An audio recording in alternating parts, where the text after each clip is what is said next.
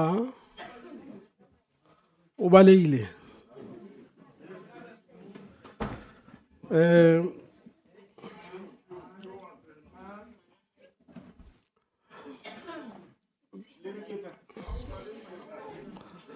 Councillor Nhlapo, I saw your hand was up. Thank you very much, Honorable Speaker. Before the adoption of the agenda, I would request that we combine item 10 and 11. Thank you. Councillor Tsoaledi.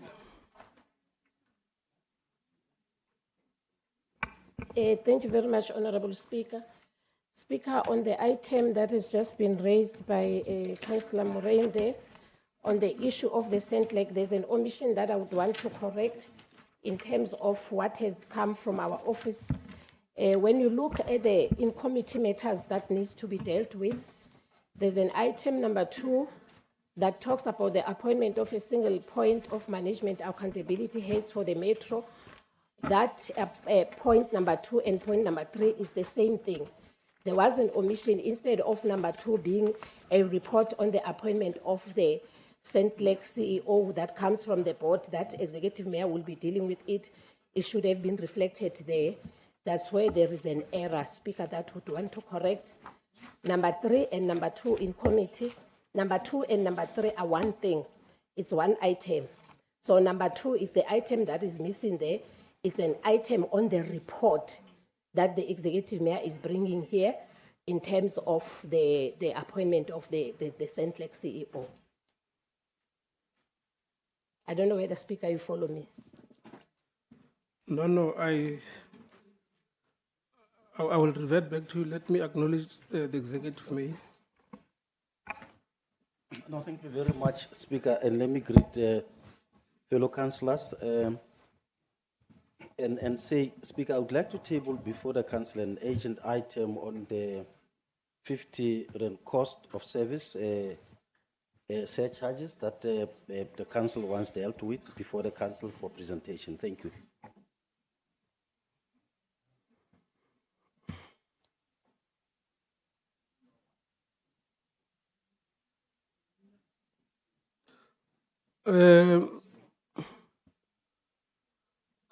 Councillor Peter. Thank you, Speaker. I was proposing that probably item 83.3 and probably 83.4. We looked at them because they do have correlation. Probably we can just combine them because they are more similar and it's more of the policy, but differences a little bit. Which item are those? 83.3 and 0.4. 83.3 and 0.4.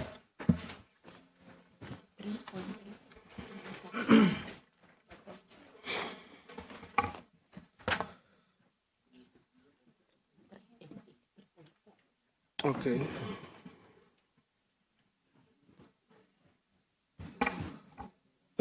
Okay.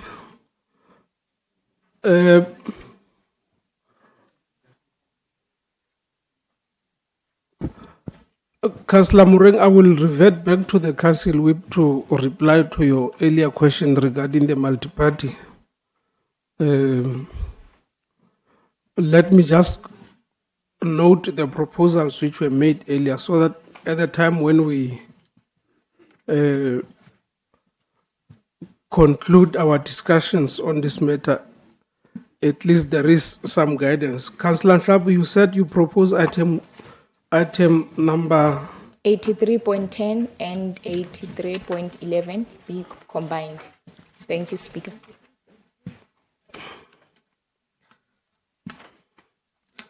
and 11, Speaker. be combined. Thank you, Speaker.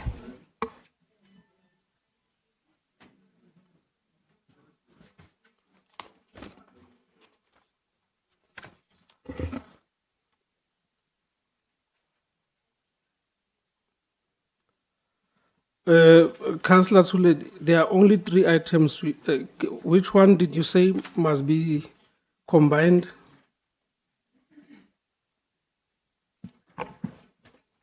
Thank you very much, Speaker. Speaker, item 2 and item 3 is the same thing. It's SPOMA that speaks on the appointment of the single point appointment of a a head of a metro business of water and sanitation. So that has been a mistake there. They made it, they broke it into points. All right, let me take a point of order. Mike, thank you, Speaker. Speaker, I think this is really unfair because if your chief whip was doing his job, then we didn't sit with these problems. Now they want to say mistake, mistake. Why didn't he never call a meeting with us as the whips? So that is unacceptable what he's doing now in council. Thank you. No, Councillor, that was not a point of order. Councillor Mogoeng has raised a concern. I am yet to allow the council whip to respond. So that was really not a point of order. Safe to say what you raise has been covered by the concern raised by Councillor Mogoeng. But let's wait until the council whip has replied to your concerns. Allow the councillor to proceed and finish. Okay, thank you very much, Speaker. Item number 3, Speaker. On Just those a minute. committee. Is that a point of order or? We can call it a point of order. Speaker, is it possible for the council whip to call a 5-minute or 10-minute whippery so that they sort this out? Because every councillor is now withdrawing and adding and combining, repeating. Can they just finalize that, come back to you, and then you can, we can carry on with the council No, that's not meeting? a point of order. I said I don't know I if am it's yet fine. to allow the council whip to address the concern that has been raised, and I'm sure he will respond and take into consideration what you have just said. Allow the councillor to first finish. We have not even voted on the item. You will be the last to speak, Council Whip, on this item so that we can have some direction. You may proceed, Councillor. Is that a point of order, Councillor? Councillor Mhlakaza. Speaker. Ungathetha Mhlakaza. All right, it was. Speaker, I'm raised on the protocol as established before this August House. I rise, Speaker, to humbly request that may we consider as the council combining item 82.1 and 82.2 because I see similarities there, Speaker. That's my humble submission. Thanks, Speaker.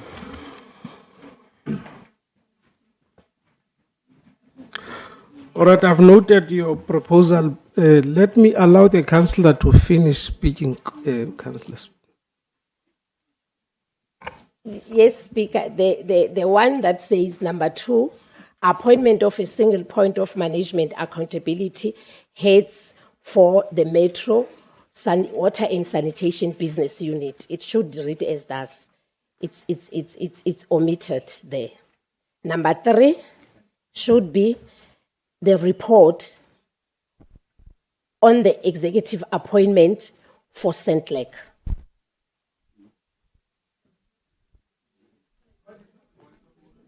Of Sentlek CEO, sorry, Sentlek CEO. It should read as thus.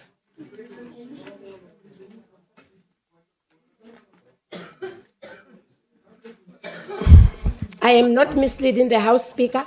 These reports that are being brought on by Executive Mayor have been compiled by corporate services.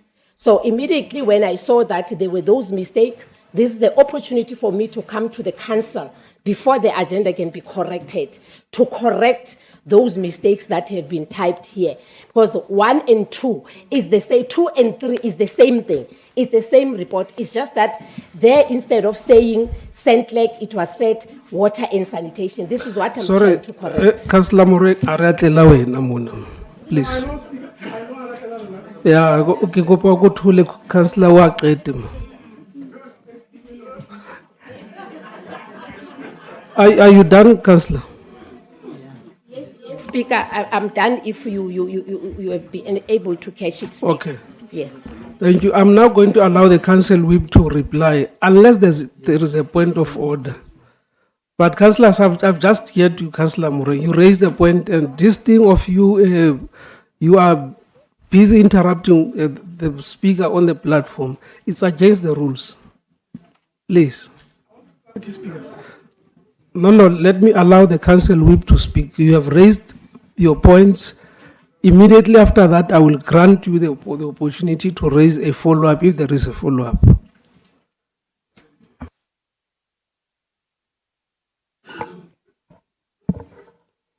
Baba. No, Honorable Speaker, thank you very much.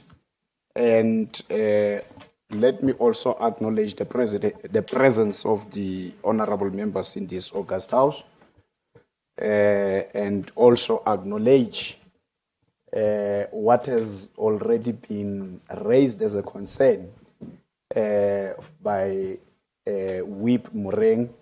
Indeed, Honorable Speaker, the multi-party could not sit as expected in preparation to this meeting, and hence perhaps maybe we see the rather smaller misunderstandings in relation to issues that's supposed to be dealt with, and I acknowledge on that particular part.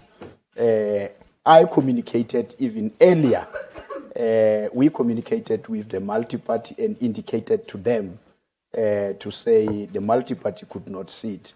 And I believe that if Councillor Mureng had another concern, he could have raised that particular matter. However, I want to indicate that I also want to align myself with what Councillor Professor has proposed, that if you allow us, Speaker, can we have a 5 minutes caucus so that we can deal with these matters? Thank you very much.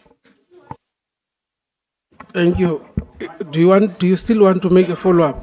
Are you fine? Thank you. I'm going to grant 5 minutes caucus of the multi-party WIPARI. It's 12:31. We will be back by 12:40. I know when you are going outside, it's going to take you another 3 minutes just to walk and reach your destination. So I'm giving you extra 5 minutes. We'll be back by 12:40.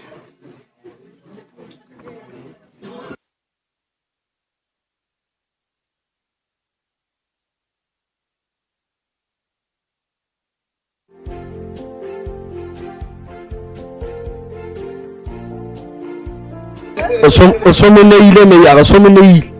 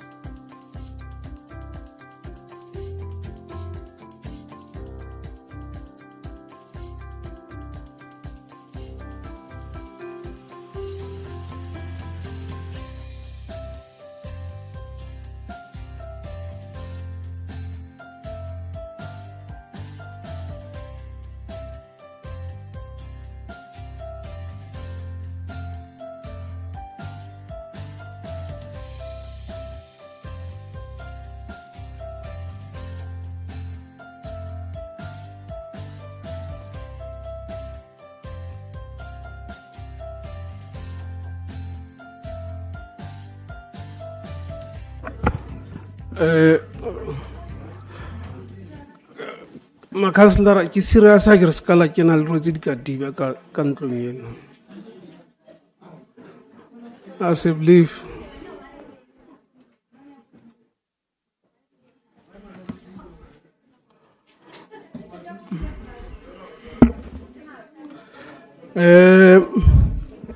If you may be seated, please, councillors.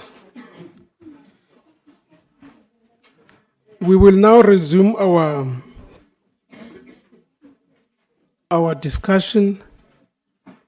May I just for record purposes indicate that we are 81 in attendance. We do have a quorum to can proceed with the business of the day. Earlier on, I forgot to announce the number of councillors in attendance. So I just want to put it on record that in attendance we are 81. I am now going to allow for both the council whip to report back, and there was also a request by the Democratic Alliance for a caucus. So I don't know who to start. Will you be the first, Council Whip, or? Okay, Councillor Amore. Thank you, Speaker. Through you to the Council Whip. Speaker, we just had a quick caucus to discuss the combination of items, of which we don't dispute some of the items that we discussed with the Whip. We just wanted to request, Whip, that item 82.1, which speaks of the progress of establishment of the Office of the City Ombudsman, 82.1, and 82.2 not be combined. The other one speaks about the terms of reference, and the other one is the progress report. Can we deal with them separately? That is my humble request. The other one, in terms of the combined items, councillors did prepare speeches, and we did agree that items for noting will be for noting, and those that we vote for will be voted for. Can we be allowed to express ourselves on those items, even though they are combined, with the manner in which we prepared? And I think the names were circulated to the Secretariat for those speeches. The last one.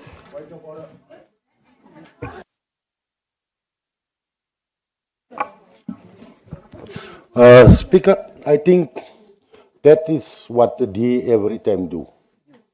When we come to agreement with a work, then it's dead. So they come and change when they have the caucuses. We cannot accept it. Thank you. Oh, thank you, Speaker. Councillor De Bruyn, sometime when you have 26 councillors, you can stand and do that. There's the two of you, so you can have a discussion. I have said we agree. I've never said we don't agree. I was saying to the Whip, what was brought to our attention was the two items. The other one is a progress report. The other one, if you check it, it deals with terms of reference. I will send you a note so you can check. The last one, Whip, that we would like to request, we deliberated that quickly in our caucus, is regarding the items of in committee that we requested you to take further.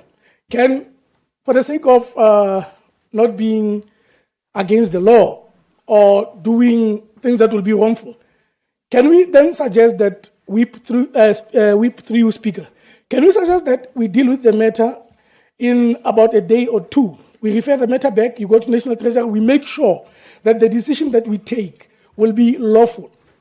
We do meet the St. Lake CEO. And if you check, you can join, Councillor. If you check the wording that is here, Speaker, the problem is one day this will gonna come and catch up with us. Because the wording here on the document will remain the same. The wording here will remain the same, Speaker. Councillors, can we respect each other? Because when you speak, we respect you. We are very concerned in the terms of the wording here, Speaker. And I will repeat this again. If this was fixed on Wednesday or Thursday, we wouldn't be here. That is my humble plea, and I do request to the Chief Whip Can he escalate the matter and we do not deal with this matter now, today, with the same wording that is here? As much as Councillor Tsuledi has tried to stipulate the errors here, but the wording remains on the documents as they are. Thank you, Speaker. No, councillors, please. Pamisa matso ke le note. Councillors Bola ono pamisa letso. Oh, Speaker ke a leboga. You know, I can say we the party whip area or a party leader, whatever, or DA. And I said this in the whip party meeting, that we speak things here, who report, whatever that is reported is rejected. And it can't be correct. This item that is talking about was discussed here before we go for, we agreed that we are going to combine. Now they went to their caucus, they come back, they want to change everything. It can't be, it's unacceptable. So they must have trust in him. Once they ask him to do the job, they must have trust in him. Every time when they have this thing, they will forever question the decision that is bringing to them. Thank you very much. Mr. Speaker. Councillor Terry Blanche.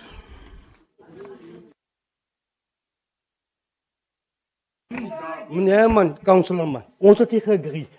We just discussed it, but we never agreed. Man, please man. Yeah man, mamela ketapili man. Yeah. It's all you said in the council. Raise your hands and background, but you said nothing. You don't know what's going on, man. No, Mr. Speaker, please. The whip. We never agree. That councillor just said to us. Yeah, we never agreed. We never raised hands and says we agree what she said. He mustn't come and says we agree about that things. No, man.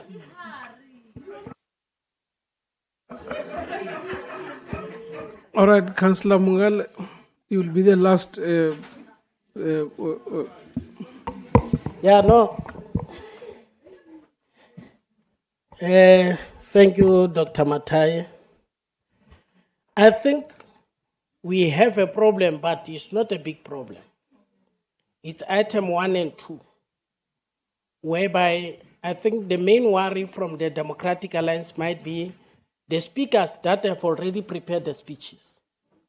That might lose out on the process of combination of items. Maybe if the speaker can be flexible enough to say, those speakers will be allowed to speak on the 2 items as if they are one. Each speaker will speak only on the item that he has prepared a speech on. If there is a speaker who has prepared a speech on the establishment of ombudsman, that speaker will speak on the item. There will be no material harm. Another one will speak on the one of, if it's 2-2, it's fine. We are here in the council, we'll be able to continue. All what we don't want to see, it's a crisis. And Councillor Sibolo is correct to say, once we go to a meeting and agree as we party whips, we must comply with that decision. I'm not a duly appointed whip of the African Alliance of Social Democrats, but once I go there, even if he can arrive here, he can't change that decision. Because I've been sent by the organization, so I'm acting on behalf of the organization. So I'll plead that we should rather have a situation whereby if we are going to the whips, we must firstly maybe, if our whips are sitting properly, my whip will not have this crisis because we would get items timeously and the parties will discuss and give their whip mandate. But for today, I don't think we will progress if we can keep on debating this matter. I would just say, use your discretion as a speaker to allow the speakers of Democratic Alliance to speak on the 2 items. And according to the way they have prepared the speech, and then the matter will be sorted out. As for the matter of in-committee, it can't be discussed now. During the in-committee, we'll engage on the matter. You, Councillor Snyman, you had your hand up. Oh, no, I wanted to give parties which were part of that whip party caucus so that at the time when I allow the council whip to speak, there's no going back and forth. Ntate Kotse. Thank you, Speaker. I just rise on Rule 37, just on self-explanation. Mr. Speaker, I think it's about 2-3 weeks ago. You as the Speaker and the Mayor did appear before SCOPA, and questions were raised by SCOPA regarding the appointment of the CEO of Centlec. So I want to raise a question. Please continue. But what if the chairperson of SCOPA or members of SCOPA were attending this meeting regarding the appointment of the CEO of Centlec? What would they have said of what's going on here? But I conclude, sorry, it's just self-explanation. We caught you out. You forgot about it. And that's why there's this confusion. Thank you. I also want to rise on a point of personal clarification. What are you talking about exactly?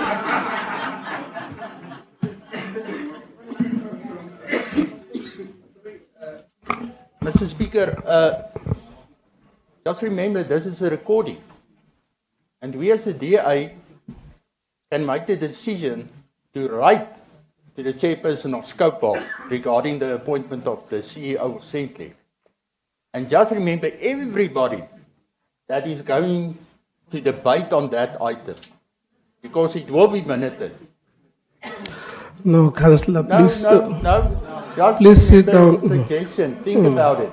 Think about it. Think about it. We caught you out. It was not on the agenda, and the council whip did not do his work. That's why. We caught you out. It was not on the agenda, and now you want to confuse us. Thank you. No, that point is out.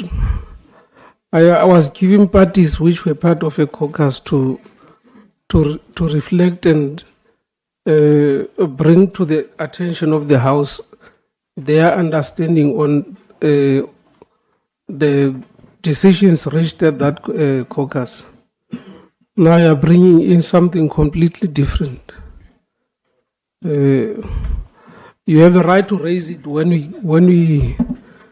we adopt the agenda to say you are against it, but the manner in which you have motivated what seemed to be your point is really not making sense.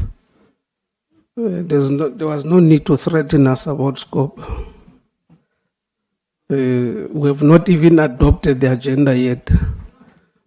So please, Chief Whip, can you please summarize so that we can get to the conclusion of the of this item specifically?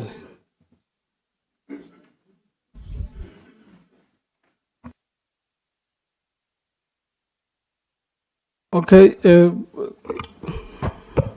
Thank you very much, Chairperson.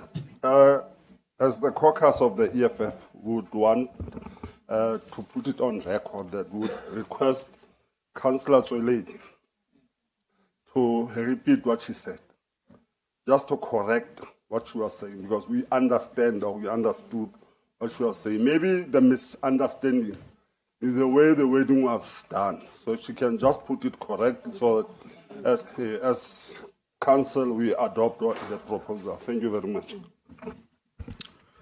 All right, I will make exception for that. You can proceed, Councillor Zweledi.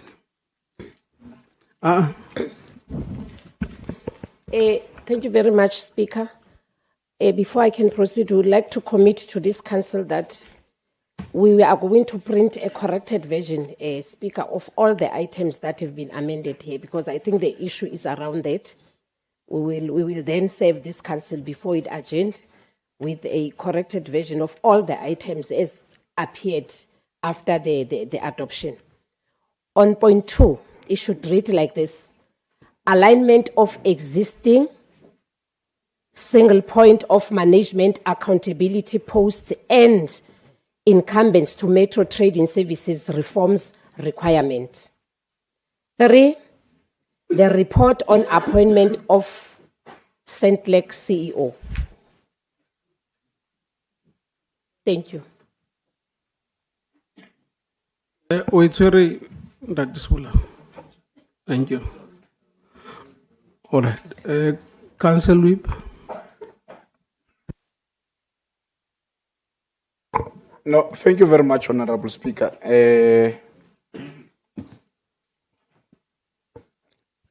I choose not to say much because if I had to say something, I was gonna borrow some words, but I don't, because when the meeting started, the first question that arises inside the house was that why the council whip did not convene the multi-party. And to make amends to that, the council whip requested a caucus of the multi-party in order to deal with the underlying issues that needed to be attended to. We went out to the multi-party, we deliberated and agreed. And I'm happy that Councillor Mureng has just indicated that he does not dispute the fact that we agreed. But subsequent to that, one would ask a question: why did the Democratic Alliance ask before that why the multi-party did not sit, if when the multi-party has sat and agreed on something, then they come back and change? What then becomes the use of specifically Democratic Alliance to be part of that meeting? Because simply you'd sit out of that meeting and come back and say, I was not part of the decision and therefore I would not align myself with. And Speaker, Councillor Mungale indicated, Councillor, my friend there, Councillor De Bruyn, also indicated that we agreed on this particular matter so that there are items that are being combined, and of which it was a report that I needed to give in this meeting. Now I no longer Speaker, but I'll also give back to that. I mean, give that back into your capable hands, but I'll indicate first on what has been agreed upon. On the items of the Speaker, we agreed, that was an agreement. Ipilea or differently.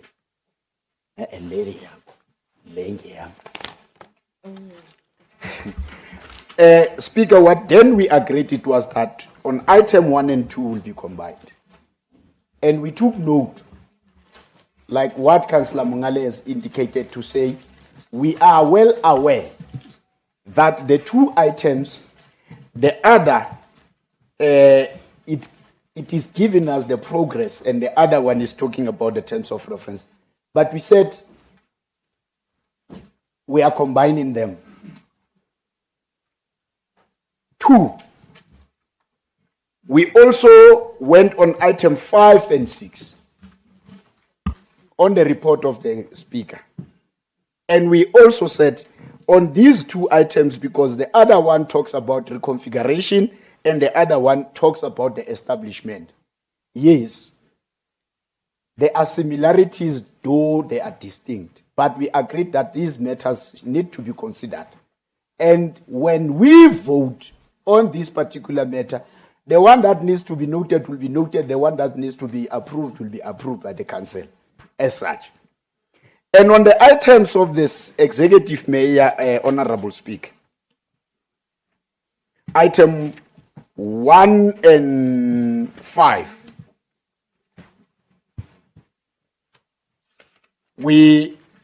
it was agreed that they should be combined.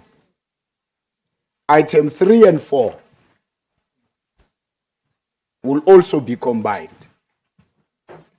Item 10 and 11, as it was already indicated.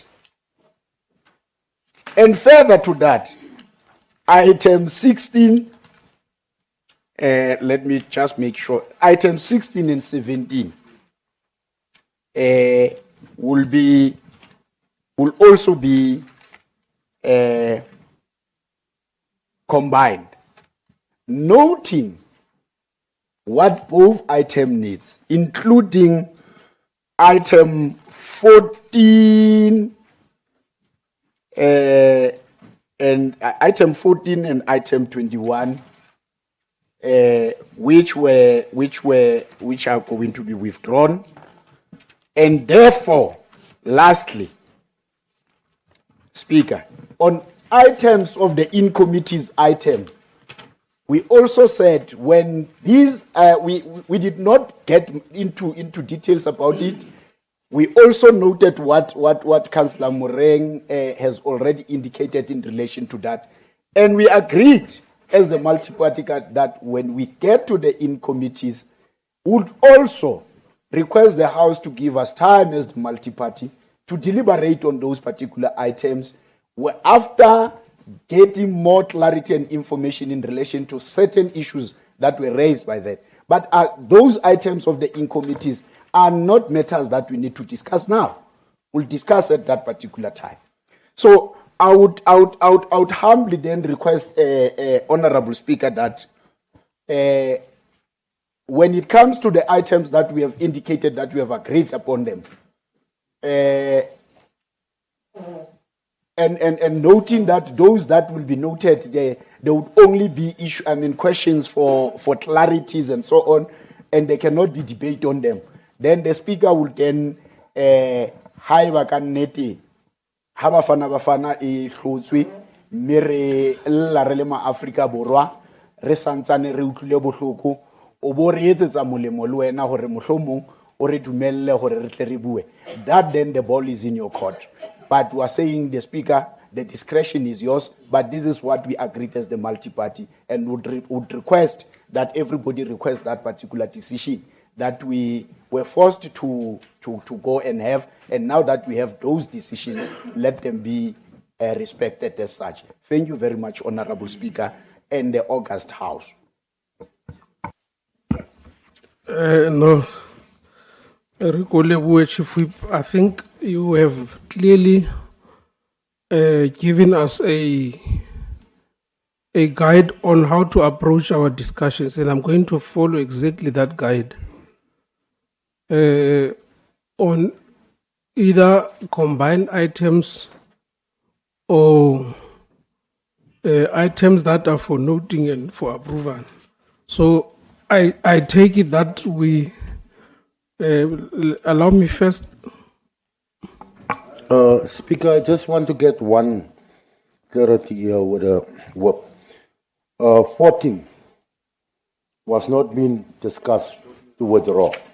It was just 21 that we was discussed to withdraw. So just get that point ready for us. Thank you. Okay, Councillor Whip. While apologizing to Honorable DeBrain, it was an omission, but when we came back, I apologize because I did not touch base with him when I was touching base with other multi-party leaders. So I will humbly apologize for not, I'll just drive and then come to you and then apologize again. But I also wanted to indicate before the adoption of the agenda, if it will be adopted, notwithstanding also the matter that the executive mayor have requested that it also be included, of which that one was not discussed because it was a special request from the executive mayor on an urgent basis. The matter of the 50 rand such as what is it? Surcharge. Na ke itse ba go thwe ke cost of service. So that also, it is also part of the issues. But that one was not the discussion of the multi-party. It was a request of the executive mayor. So you want to confirm that 14 is out? And 21.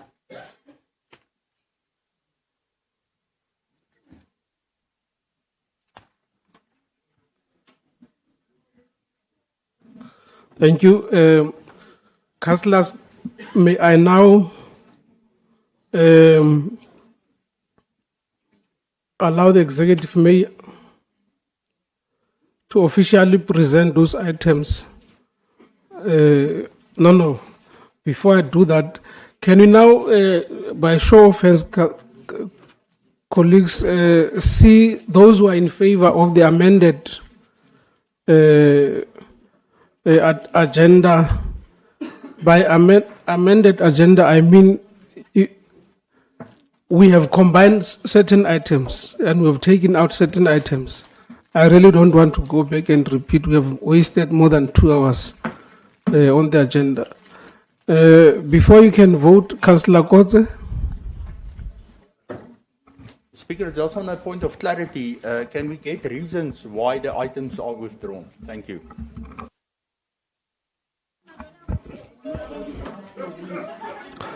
Now,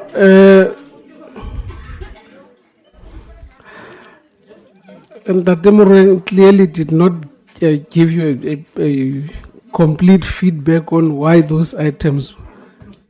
All right, no, let me allow Council Whip to directly reply to that. The direct reply, Speaker, would be the honorable councillors in the House must remember that the items that are brought in this August House are the items of the executive mayor. And therefore, as much as I agree that the multi-party on item 21, as much as when we were doing rounds again on item 14, they were briefed. But there were no reasons that were given direct to them. And Councillor Mureng, I stand in your defense when the Speaker was saying you did not report. It is just, we just indicated that the items will be withdrawn, and that is at the behest of the executive mayor to indicate because of his own, because of his own issues that the item cannot go further. And then they will come back if they come back, but that is the discretion of the executive mayor to take matters to the council and withdraw them as well. So I wanted to defend Councillor Mureng so that you cannot be viewed as somebody who did not report adequately to your caucus. I think that is also part of my work to protect all of you, including Councillor Kotze. Are you answered, Councillor?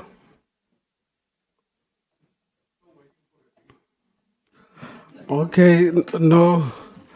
Unfortunately, you will not get those reasons today. Councillors, can I allow the executive mayor to officially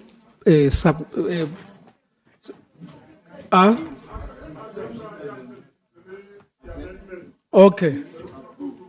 Now, can I now invite you to, by show of hands, councillors, just indicate that you accept the agenda with amendments. Before Councillor Mungale. Yeah, thank you, Dr. Matai. I think there is a slight omission, whether that item of surcharges, how should we number it? Is it number what? Good question.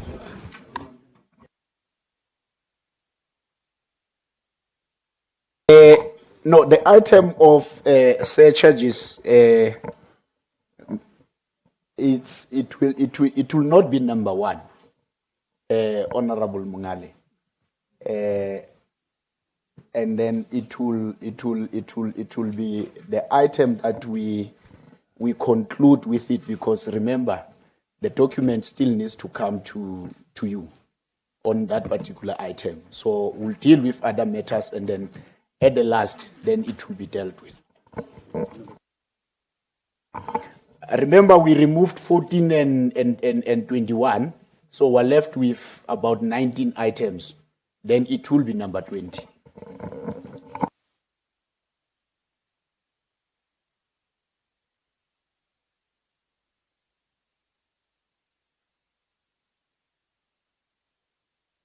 All right, by show of hands, councillors, can we now adopt the agenda?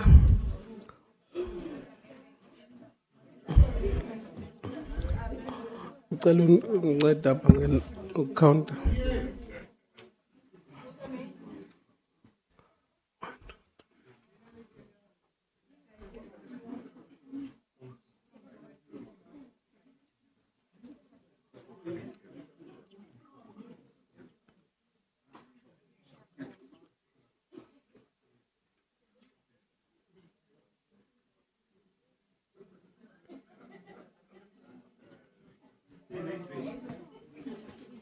Yeah. Thank you. Those against?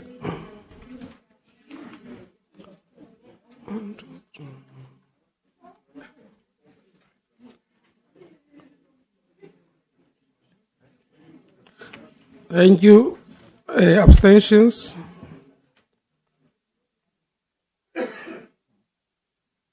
Thank you. Those in favor is 58, against is 18, and abstentions is 4. Therefore, the agenda will be carried as it is with those amendments. I will now proceed, colleagues, to the next item, which deals with announcements. Is there any announcement, colleagues, that you would? Yes, Councillor, you may proceed. Thank you, Speaker. Today I rise to announce and place on record that the Democratic Alliance has proceeded with an application for leave of appeal in the Lurie Park project matter. We do so because this municipality has allowed the standards for residents to collapse to a level that should shame every person in this chamber. The ANC-led administration now wants applause for giving people the bare minimum and calling it dignity. A piece of land is not a home. A communal tap is not a serviced neighborhood. A temporary toilet that is already blocked is not dignity. A scraped road is not development, and a promise of future services is not service delivery. Yet this municipality wants residents to believe that the Lurie Park project is progress. Let us be honest. What is being created there is not a properly established, fully serviced neighborhood. It is the same pattern we have seen across Mangaung for years. People placed on land, given the bare minimum, and then left to wait while the municipality makes promises it does not keep. There are too many examples to mention in full. In Tabanchu alone, informal settlements without proper services include Mountain View in Ward 39, Mukwena Extension and Zone 4 Second Extension in Ward 49, and Zone 1 Extension next to the Interstate Bus Depot in Ward 41. In Botshabelo, almost every section has an informal settlement with no services. This is not an accident. This is the ANC's model of failure. Create another settlement, make another promise, show up 2 hours late for another political event without inviting any local ward councillors or members of the committee who works on this. Take photos, make speeches, and then leave residents to live without the basic services they were told would follow. This is how Mangaung ended up with dozens of informal settlements, not because residents lack dignity, but because this government has treated them without dignity. Sorry, Councillor, there's a point of order.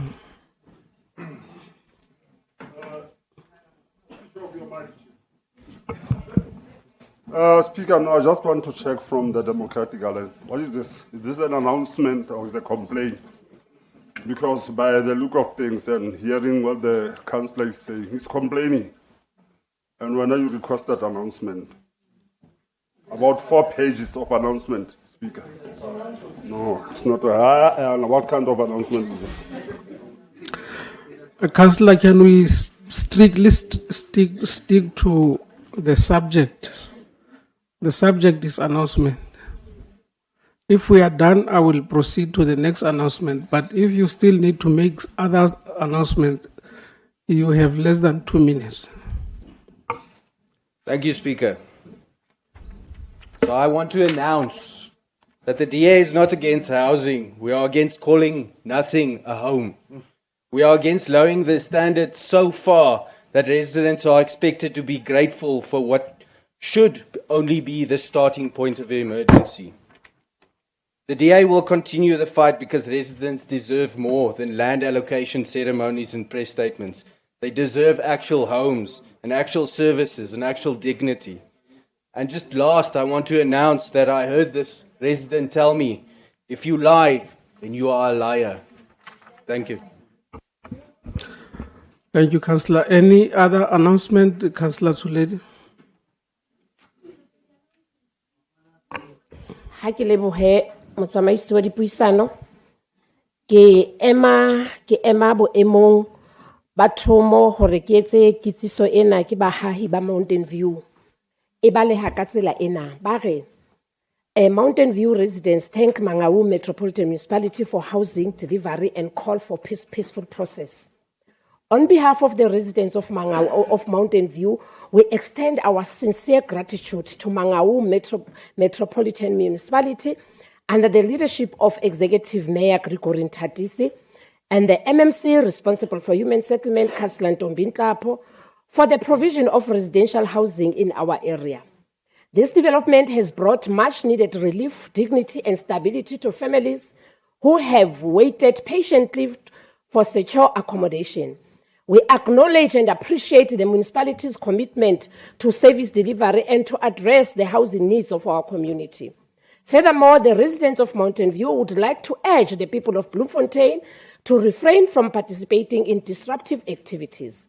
We appeal for calm and cooperation to allow municipal officials and staff to continue their work without interference. This will ensure the rightful beneficiaries who are registered in the National Housing Needs Register can be allocated the sites timelessly without delays and conflict. In conclusion, we encourage all residents of Bloemfontein to visit the relevant municipal offices to check the status of their housing application, to ensure that their details are up to date on the National Housing Register. We remain committed to working with the municipality in a spirit of partnership to build a stronger and more stable Mountain View. This is issued by the residents of Mountain View, thanking the municipality. Thank you, Municipality of Mangaung and this council for providing housing, for providing the land to the people of Mountain View. Thank you. That Daddy Brain announcement. Thank you, Honorable Speaker. Speaker, we just want to bring it under the attention of the community of Heidedal that we noted that we will come and ask for a fully report from the audit, that we just see our people in Heidedal don't have some land, but there is no people from Heidedal that side. I just see 1 or 2. But we know that the ANC used this for a campaigning tool. But we will make sure that we're going to ask for a fully audit report into that matter of all that land. We are not against the land for each and every one, but let's use transparency. I thank you. Mr. Chair. All right, and Dr. Blanche.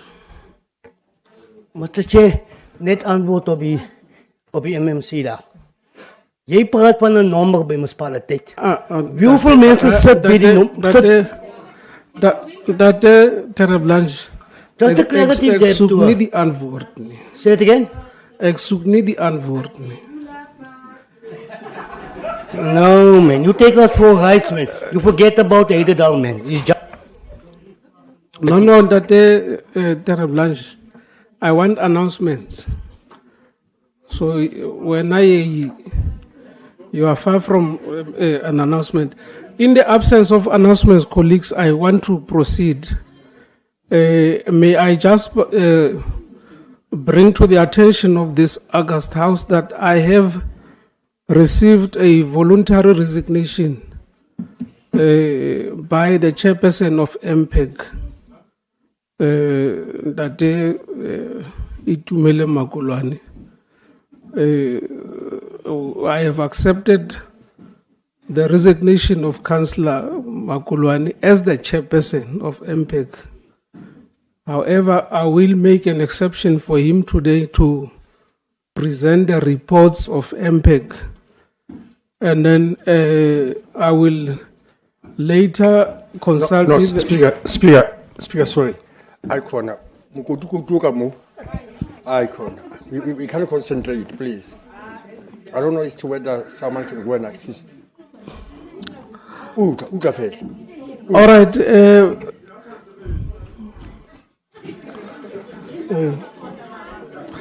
Now we will respectfully ask them to suspend what they are doing until we have concluded the business of the day. I will later consult with the council whip to establish the process going forward in terms of filling the vacancy as a result of the resignation from the chair by the chair of that committee. That I wanted to bring that announcement to the attention of the House.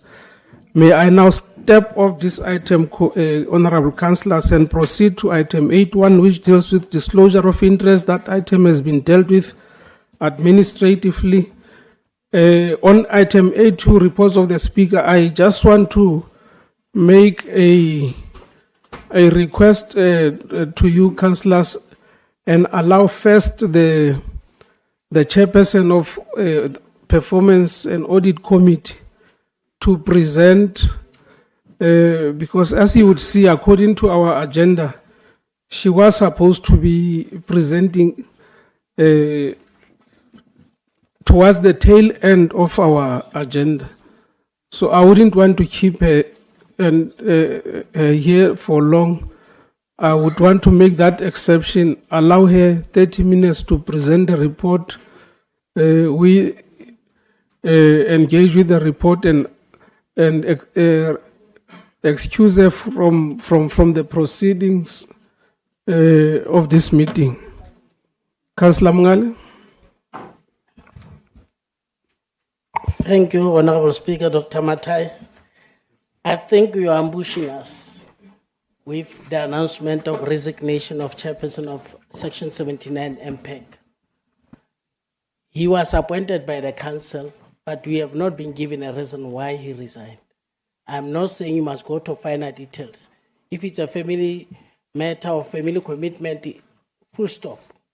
But we can't be left in the dark because we still have to go and give report back what happened with the chairperson, the current chairperson of MPEG.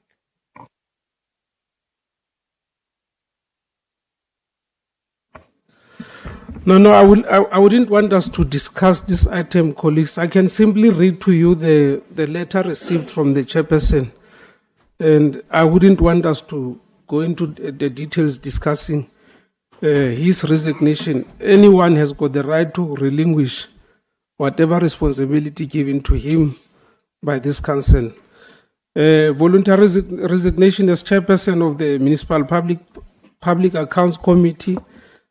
I hereby tender my voluntary resignation as chairperson of MPEG with effect from today, the 29th June 2026.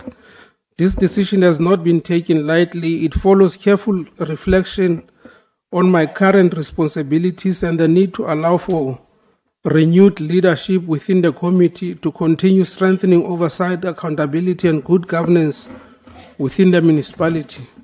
It has been a profound honor to serve in this capacity. I remain proud of the work undertaken by the committee in advancing transparency, reinforcing consequence management, and safeguarding the public interest. I wish to extend my sincere appreciation to fellow committee members, council, administration, and all stakeholders for their support and cooperation during my tenure. I remain committed to serving the municipality and its people in whatever capacity I may be called upon to do so. I trust that this resignation will be accepted and that the necessary process will be initiated to ensure a smooth transition. Yours faithfully, Honorable Councillor I.J. Makolwane. Does that, Councillor,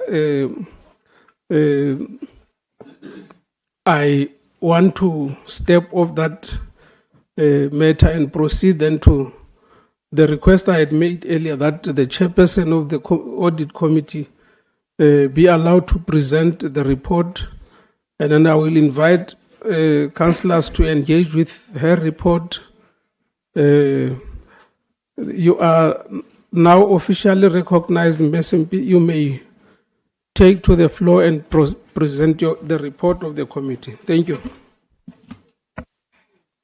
Thank you very much, Speaker. Let me first start by greeting you, the Executive Mayor, the Deputy Executive Mayor, Councillor Whip, and the Chairperson of MPEC, and all the honorable councillors in the House, the City Manager, and all the executives, and all the officials of the City of Mangaung, and the people of Mangaung that are watching virtually.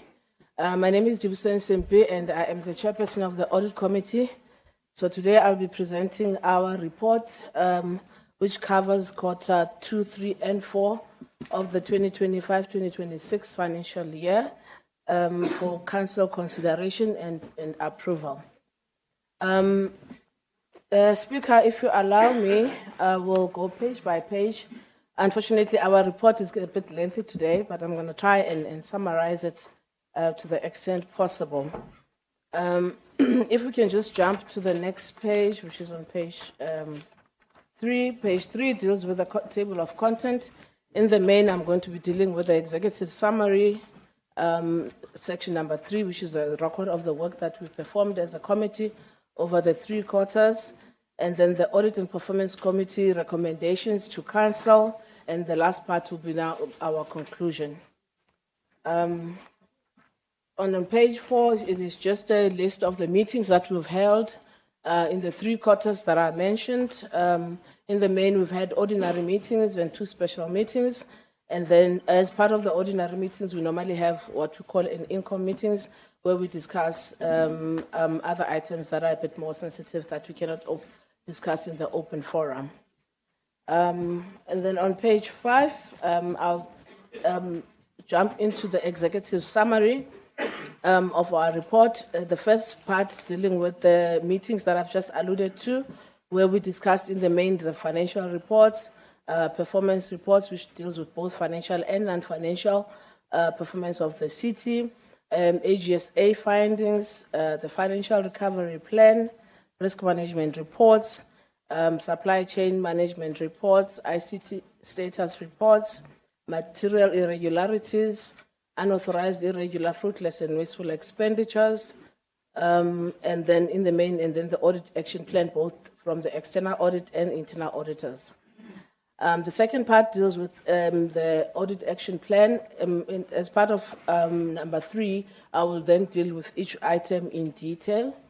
The first one being the audit action plan, and then the main concern here that we're raising as a committee is the risk of lack of implementation when it comes to the actions that management have come up with, which will then unfortunately lead to repeat findings from the AGSA. And the financial recovery plan will talk to the improvements and also the weaknesses that we as a committee have identified. Again, on the ongoing governance and SDB performance, I'll also touch on that and the impact that it has on the service delivery and the audit outcomes.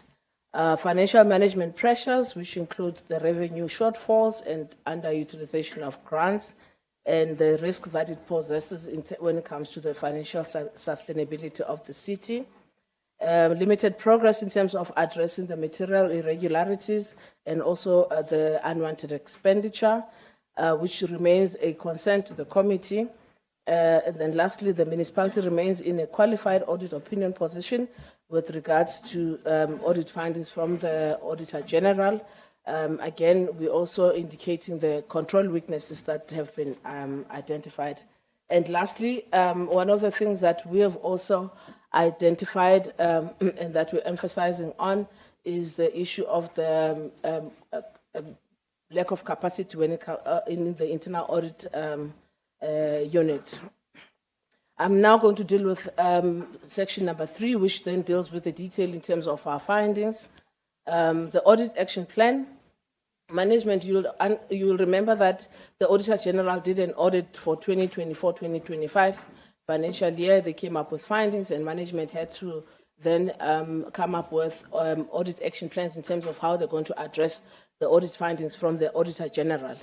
The audit action plans were identified and also captured on the National Treasury system. However, the biggest concern is the implementation of those audit action plans. You will see in the next page in terms of where the municipality was in terms of the implementation of those audit action plans. The other thing that we recommended as a committee was for the internal audit to also look at the audit action plan to see whether the audit action plan is adequate and is actually addressing the finding that has been identified by the Auditor General. And again, we as a committee, we also had a chance to also input into the audit action plan. So that process went well, very well. However, the implementation of those audit action plans was where the concern is, because there is indeed a slow progress in terms of the implementation of those audit action plans. And the unfortunate part is that once the audit action plan is not implemented, we have a risk of having repeat findings from the Auditor General. And then in the third paragraph, we also saying, as a committee, we noted weak management accountability and coordination. One of the things that we require when we have our meetings is that management must attend. Because remember, you would remember our role as an oversight committee is to advise management in terms of financial management and performance, ICT, et cetera, in terms of how they can improve the control environment of the city. And if the people that we're supposed to be advising are not there, it then poses a problem to the committee, because we are not able to get the answers to the questions that we're posing and also getting accountability from management. So we then raised a concern to say it is very important. We know that the activities of the city are quite a lot, and sometimes things crop up on an urgent basis, which then compromises the attendance of some of the key stakeholders for our meetings. But it is important that the attendance is adhered to. The committee also noted a significant number of audit actions that we have not yet started. You remember I've got 3 categories when it comes to the audit action plans. If you can just turn to page 7, we have those that are completed, those that have been started but still in progress, and those where the action has not yet started.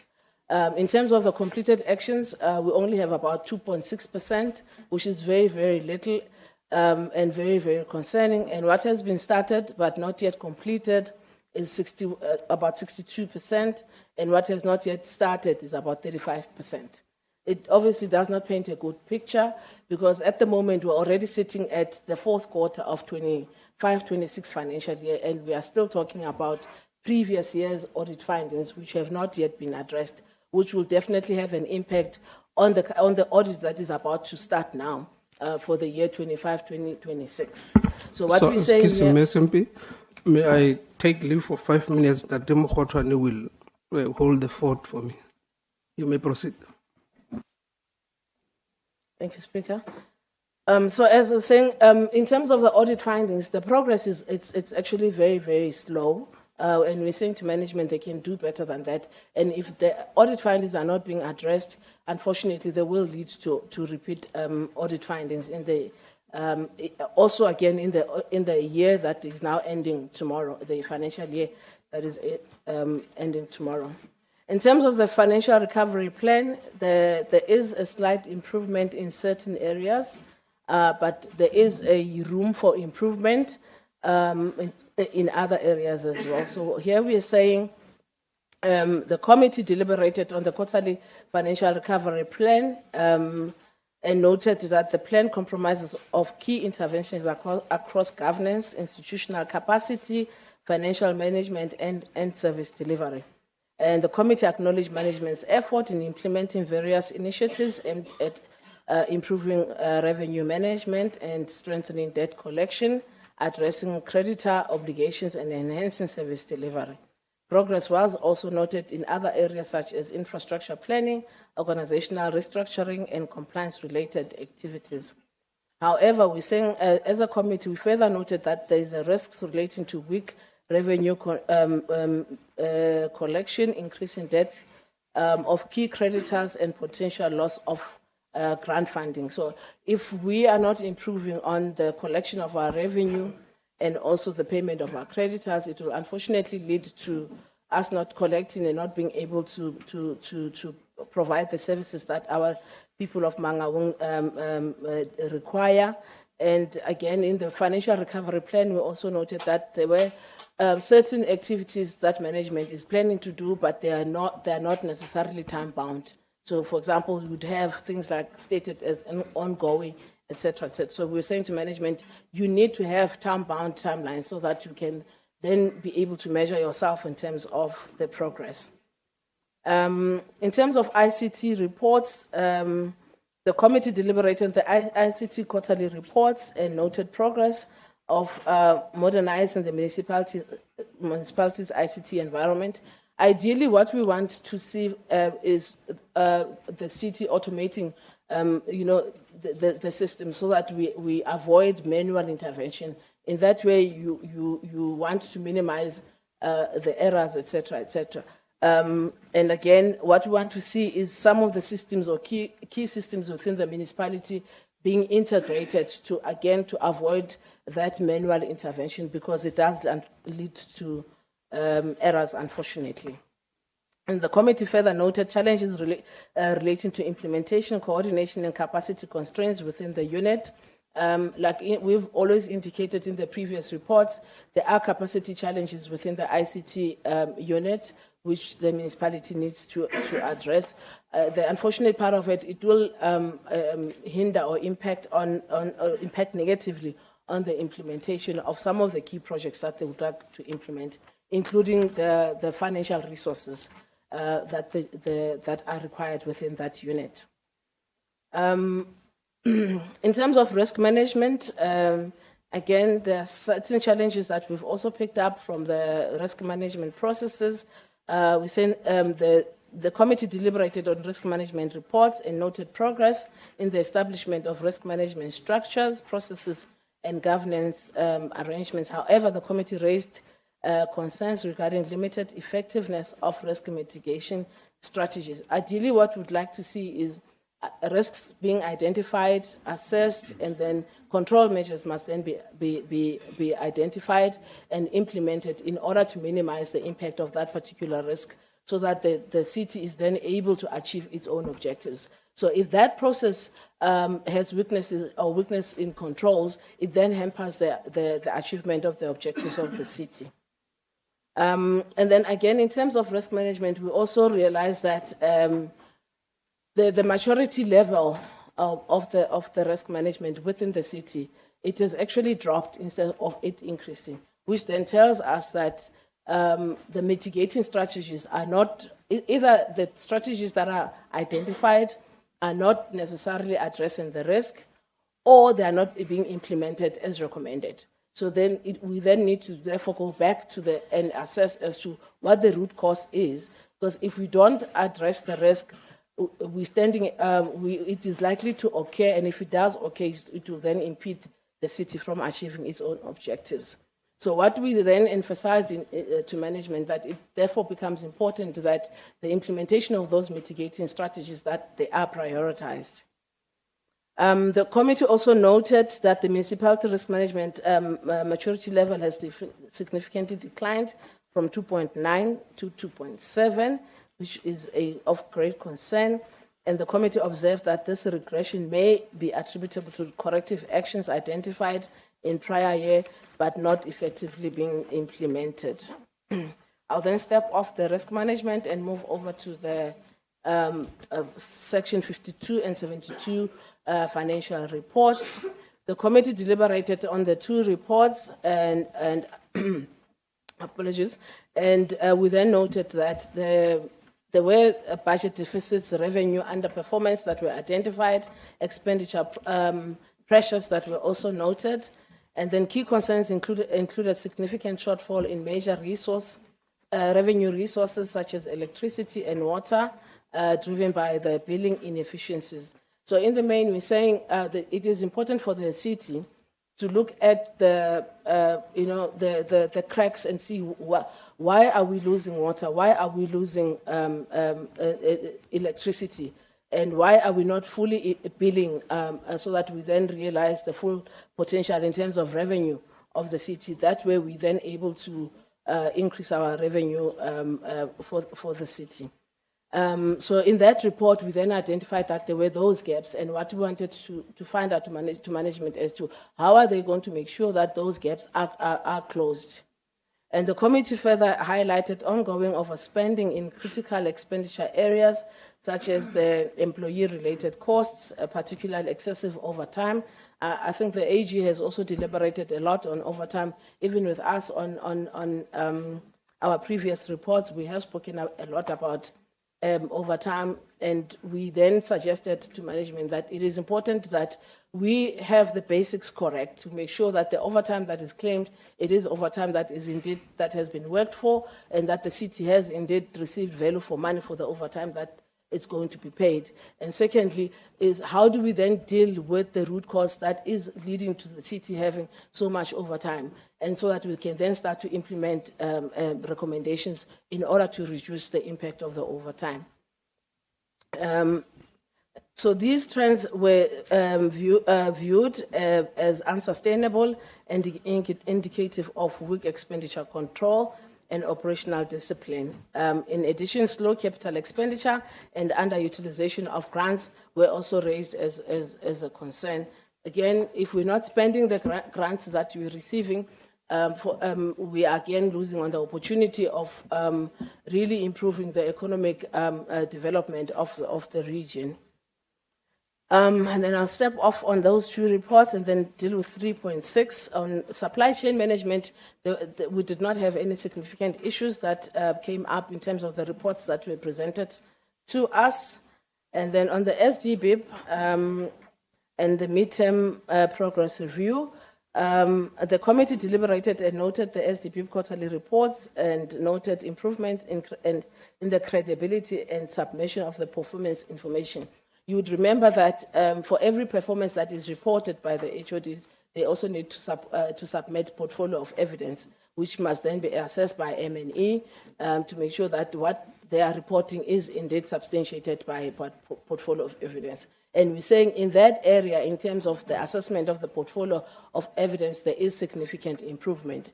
However, in terms of the performance itself, I think there is still a room for improvement.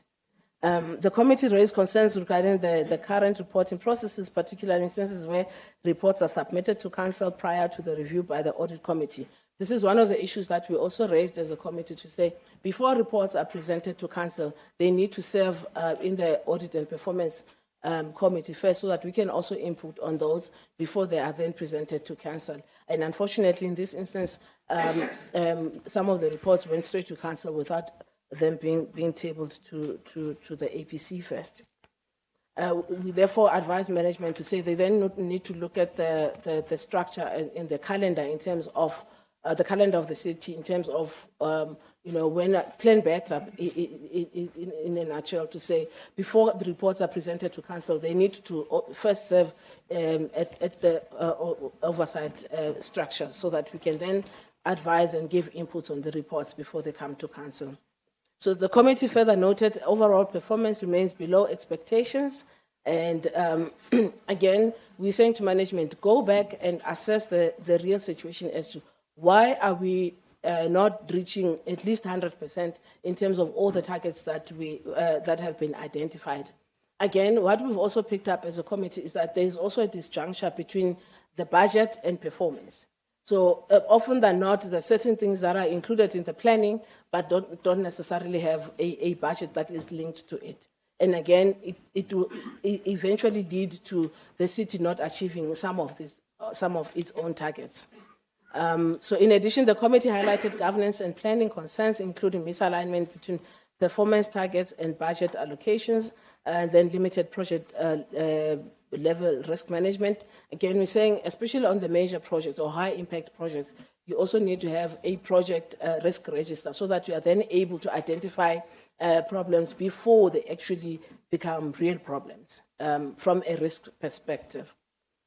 3.8, progress report on the investigations of unwanted, irregular, fruitless and wasteful expenditure. Again, as a committee, we did not receive a written report. However, we did get a verbal report, and the report was indicating a slow progress in terms of the implementation of the investigations that are supposed to be conducted in order to investigate the unwanted expenditure. The problem with the slow progress when it comes to the unwanted expenditure is that we are not then able to then isolate these expenses to say, these ones we need to take consequence management, we need to recover, these ones we did get value for money, therefore we need to then condone. So that process is moving very, very slow, and it will eventually affect the equitable share that the municipality is getting from National Treasury if we're not moving with the speed that we're supposed to. And again, where consequence management must be implemented, again, that is also, in a way, it is prolonged if investigations are not concluded on time. Material irregularities, progress report. The committee deliberated on the material irregularities progress report submitted by management, and we noted that some progress has been made in addressing some of the matters raised by the AG, including the resolutions and disclosure. So specifically with the MIs, there is a lot of information that has been submitted by management to Auditor General, but I think between the two parties, there were in certain instances where they were not finding each other in terms of, because management would submit information, but AG would then come back and say, but this information that we've submitted does not necessarily address the actual audit finding that we've come up with. So they will then return back the information. But then the disadvantage about that is that the MI will then end up being escalated. So there is quite a lot of MIs for the city. I think that we're sitting at about 27 at this stage of the MIs, where one might be, the AG is saying they might also issue a certificate of debt to the accounting officer. And again, we are trying to assist management in terms of actually addressing their root cause of these MIs, such that one, they don't reoccur, two, that we address the issue that is on the finding, and where there were transgressions, that management should be able to then implement consequence management. Where funds need to be recovered, they also need to be recovered. But first and foremost, what needs to happen is information must be submitted by management to AG in order to make sure to say, this finding, this is how we've addressed it as management. And that progress, unfortunately, as well, is also moving quite slow. And then I'm going to step off on this one and move on to the next page, which is on page 11.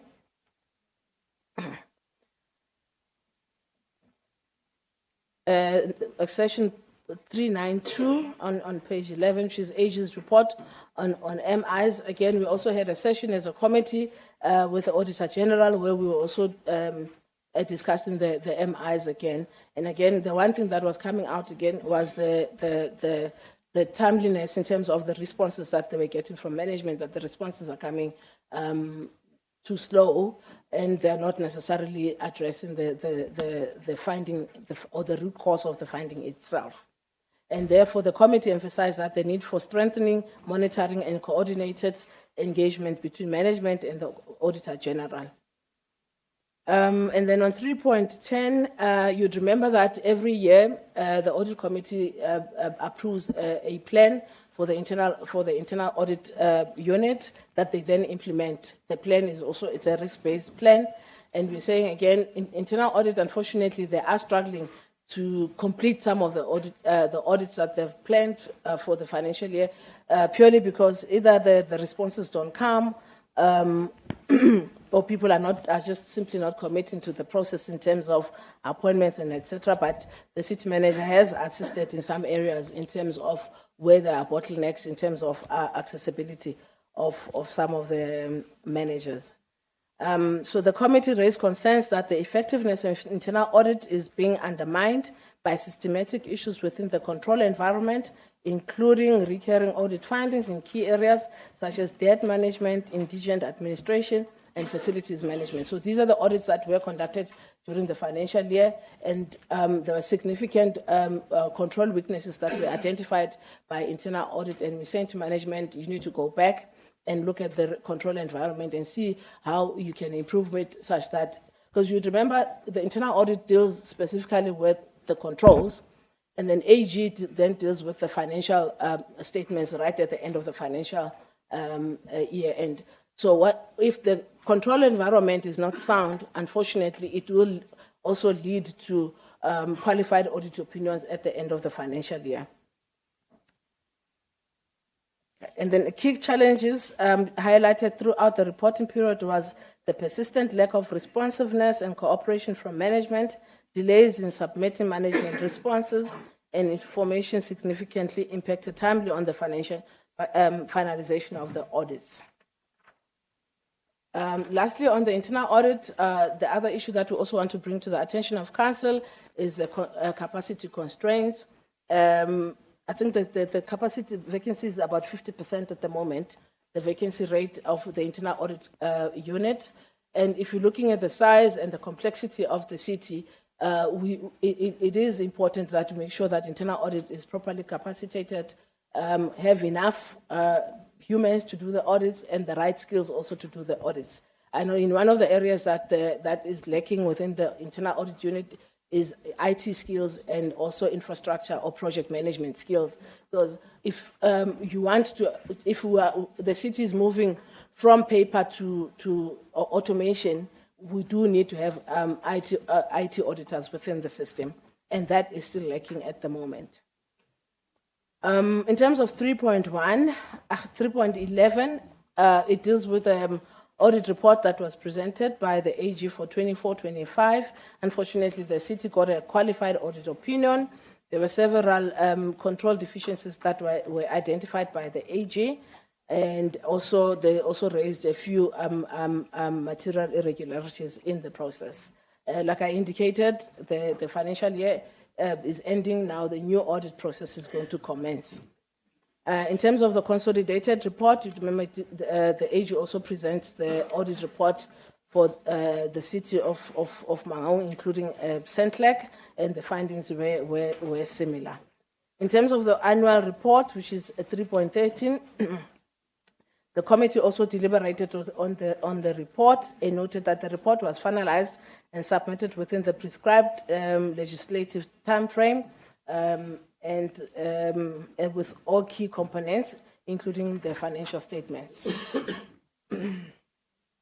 In terms of the MTEF or the budget, we also, as a committee, gave inputs in terms of the budget that was tabled to Council, and we also raised certain concerns within the budget itself. And we are saying as a committee that the budget demonstrates general compliance with the requirements of MFMA and applicable National Treasury regulations. However, the following significant concerns were raised. Firstly, the credibility of the budget, sustainability of the budget, financial viability as well were also raised as a concern, purely because we thought that the budget was a bit optimistic, especially on the revenue projections. And then again, we know that in terms of collection, our collection rate it's not where we would ideally want it to be.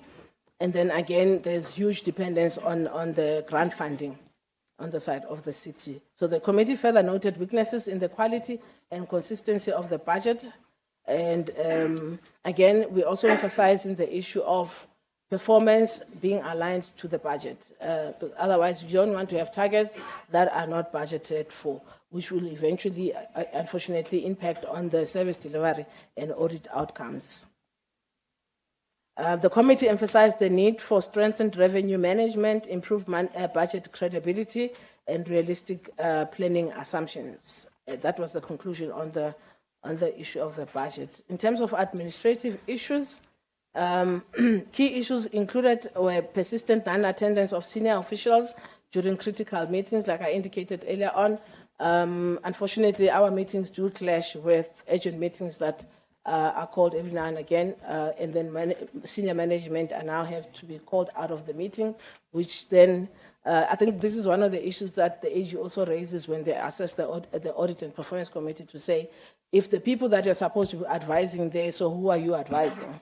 So we then said to management, it therefore becomes important that either they honor the meetings or we then reschedule, because otherwise we then become termed as dysfunctional as a committee. Again, another issue that we also want to bring to the attention of Council in terms of administrative issues is the slow progress in terms of the implementation of our resolution as a committee. And then lastly, under Section 4, what are we recommending as a committee to Council? I've already touched on some of the recommendations, but I'll just quickly summarize them. On overtime costs remains excessively high, and the committee reiterates the previous recommendations to Council that strict control measures should be implemented in order to manage the overtime. Again, on terms of revenue, it's important that we intensify the debt collection and strengthen the revenue management and the billing processes. And lastly, in terms of the grants, it's important that we improve on the planning and also the execution of conditional grants. And then on the audit action plan, we're saying we need to move with speed in terms of implementation of the audit action plans in order to avoid or have the risk of repeat findings. On the unwanted expenditure, we're saying the committee recommends that management strengthen expenditure controls, including controls over unauthorized, irregular, fruitless, and wasteful expenditure, and also ensure that consequence management is implemented where wrong has been identified. In terms of the MIs, again, if we're not addressing the MIs, unfortunately, they will be escalated by AG, and it will get to a point where certificate of debt is then issued. On the budget, the committee further recommends that management enhances the budget credibility by improving realistic assumptions. So that when the budget is put together, we must make sure that our assumptions are realistic, so that we, at the end of the day, don't find ourselves budgeting too high and yet we are not able to meet the target. Performance management and evaluation. The committee recommends that management should identify the root causes, like indicated earlier on. It's important that we go back and identify as to why are we not able to attain all the targets that we put in our plans, so that we are then able to then start to deal with the root cause so that we can then improve on that. In terms of ICT, management should ensure expedited implementation of key ICT projects to reduce reliance on outdated and semi-manual systems and improve on overall efficiency within the ICT environment. So therefore, key projects, as a city, must make sure that they are funded and they are implementable, and the issue of capacity within the ICT unit should also be looked into. Management audit action plan, we're saying urgent implementation of the approved audit action plan is very, very important in order to avoid repeat findings and also improve the control environment. So, and then on risk management, we are saying management should go back and assess the controls that have been identified. If they are not effective, you need to then come up with new ones. If they have not been implemented, that the implementation should then be improved in order to deal with the systematic issues within the system. 4.6, implementation of the internal audit and APC recommendations. Again, we are pleading again with management to say they must go back and timely implement the recommendations that are coming from internal audit and also the audit and performance committee. In terms of the MIs from AG, we say the committee remains concerned about the significant number of outstanding MIs, delays in investigations and weaknesses in coordination, reporting, and engagement with the AG. So those engagements also helps with the AG so that we're not only relying on forwarding paper, so we must actually engage with the AG so that we can then get to have a common ground with them. 4.8 is the unwanted expenditure, and we're saying the committee recommends that management urgently strengthen the investigation processes by improving coordination between MPEC, the disciplinary board, and the Office of the City Manager, and ensuring submission of regular comprehensive progress reports in order to enable oversight committees like ours. And in conclusion, this report and annexures are attached, are submitted to Council for consideration and approval. Thank you very much to the Speaker for the opportunity to present our report as the Audit and Performance Committee. Thank you very much. Thank you very much, Ms. MP, and your team for a very comprehensive report, which if we can implement, we can turn the tide around here. Are there any additions from your team, perhaps, before I open up for councillors? Thank you so much. I'm going to take hands now. Okay, let me see. Okay. Can you do like this because of time? Per political party, can I have at least 2 hands? We haven't barely touched the agenda. Perhaps you can have just 2 per political party. Really. Not acceptable.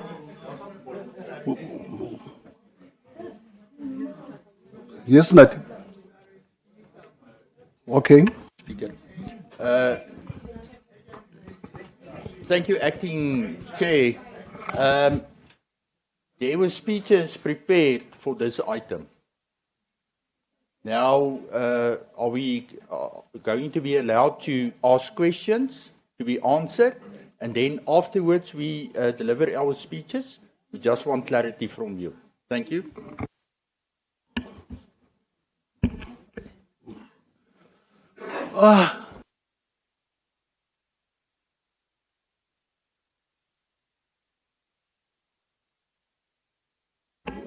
Okay. Can you please, because of time, could we please have, I know people have prepared speeches, we haven't yet touched the agenda. Per party, could we please have 2 per party? That's my decision, I think. So. Yes. Can I hear you?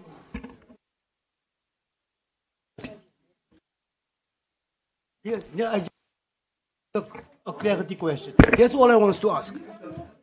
Please, no. Okay, the names. Can I have the hands up?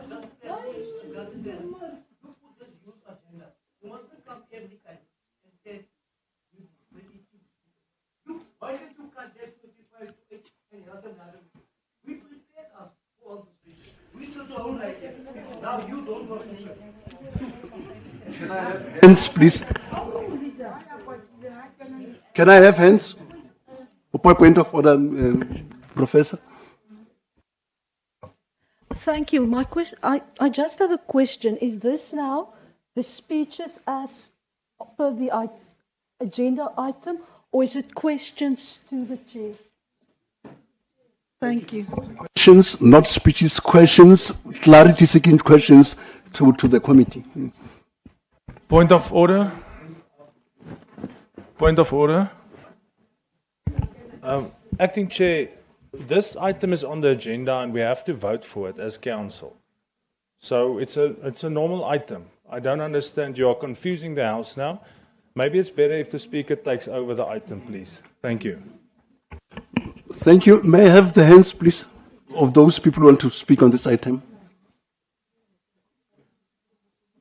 Okay. Councillor Mongale? Councillor, I don't see your name from the side. Councillor Foster? Councillor Pretorius? Councillor Kotze? Is there a hand up there? None. At the back? Councillor Musala? Okay. Those are the hands that I'll be taking in that order. Clarity, seeking questions related to the committee. Thank you. You may start, Councillor Mongale. Thank you, Chair of the House.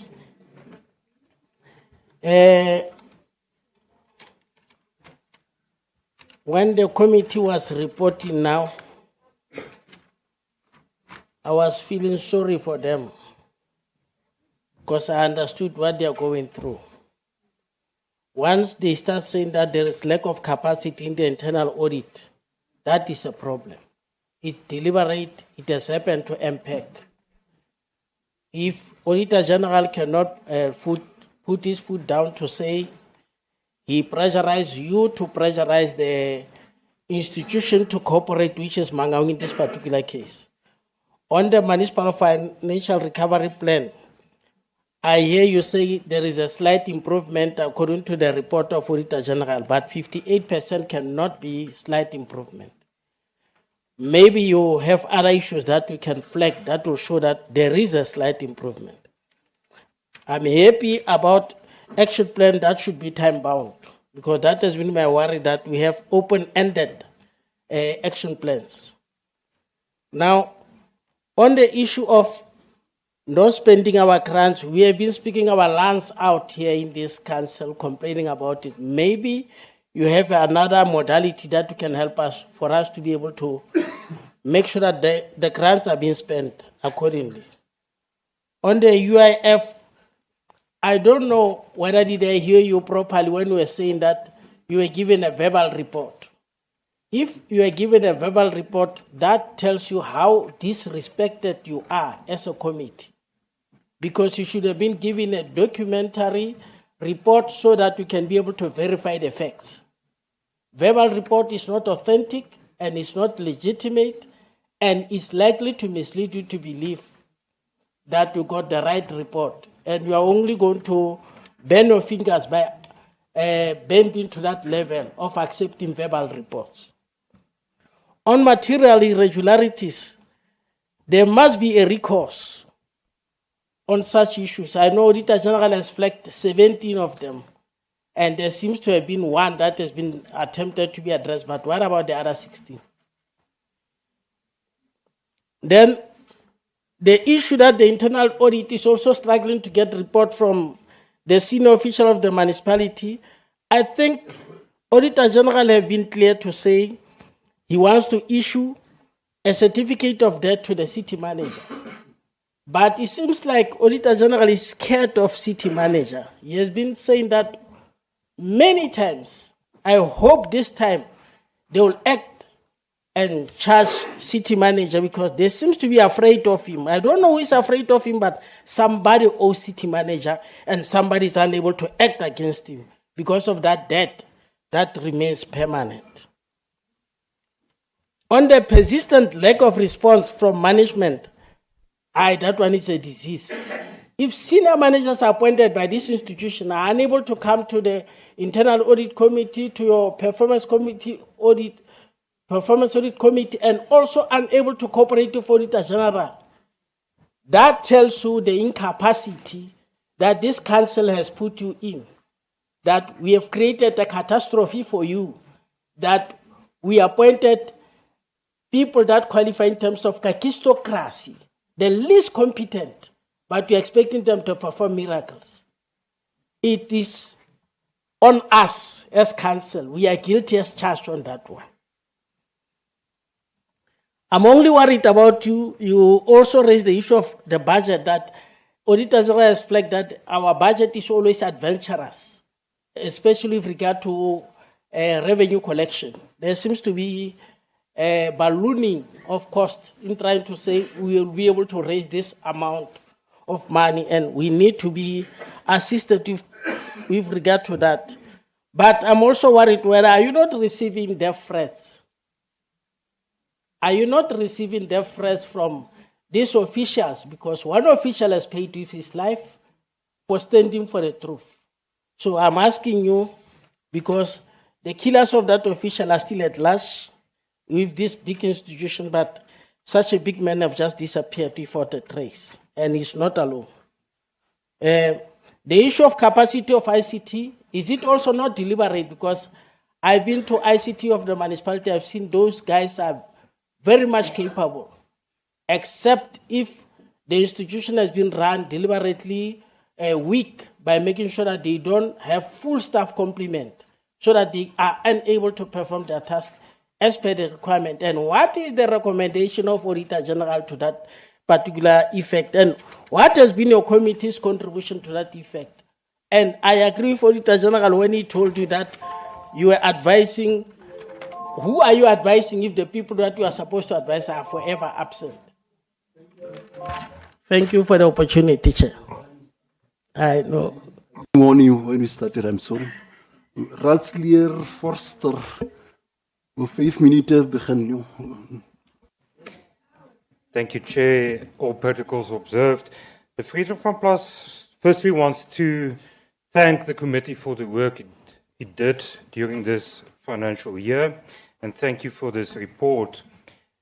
Just for clarity-seeking questions, after the committee's recommendations regarding the draft 2026-27 budget that was given to Executive Mayor on the 20th of May 2026, were there any material changes in the budget that was approved?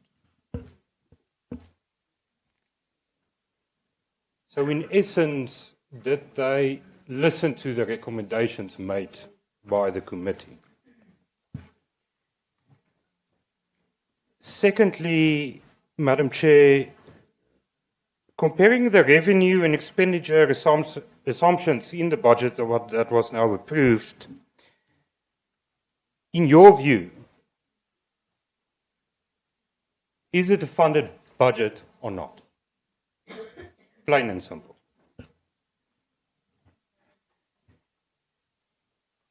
With regards to, and this is a repeated thing in this report over and over,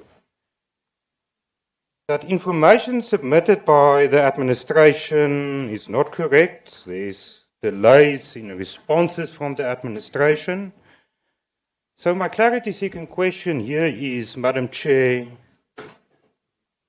can Council accept that reports served before it, it's credible?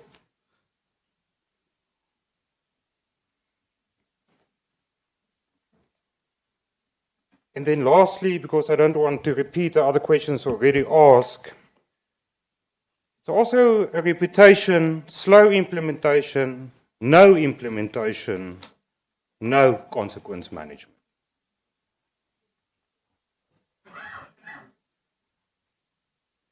And I did ask this, I think, 2 years ago, and thank you for the recommendations. But what should Council do regarding the slow implementation, the no implementation, and the consequence management? Because clearly the administration is not listening to you as an advisory committee, and it definitely does not listen to us as councillors. I thank you. Thank you, Councillor Foster. Short and sweet. Councillor Pretorius, your 5 minutes start now.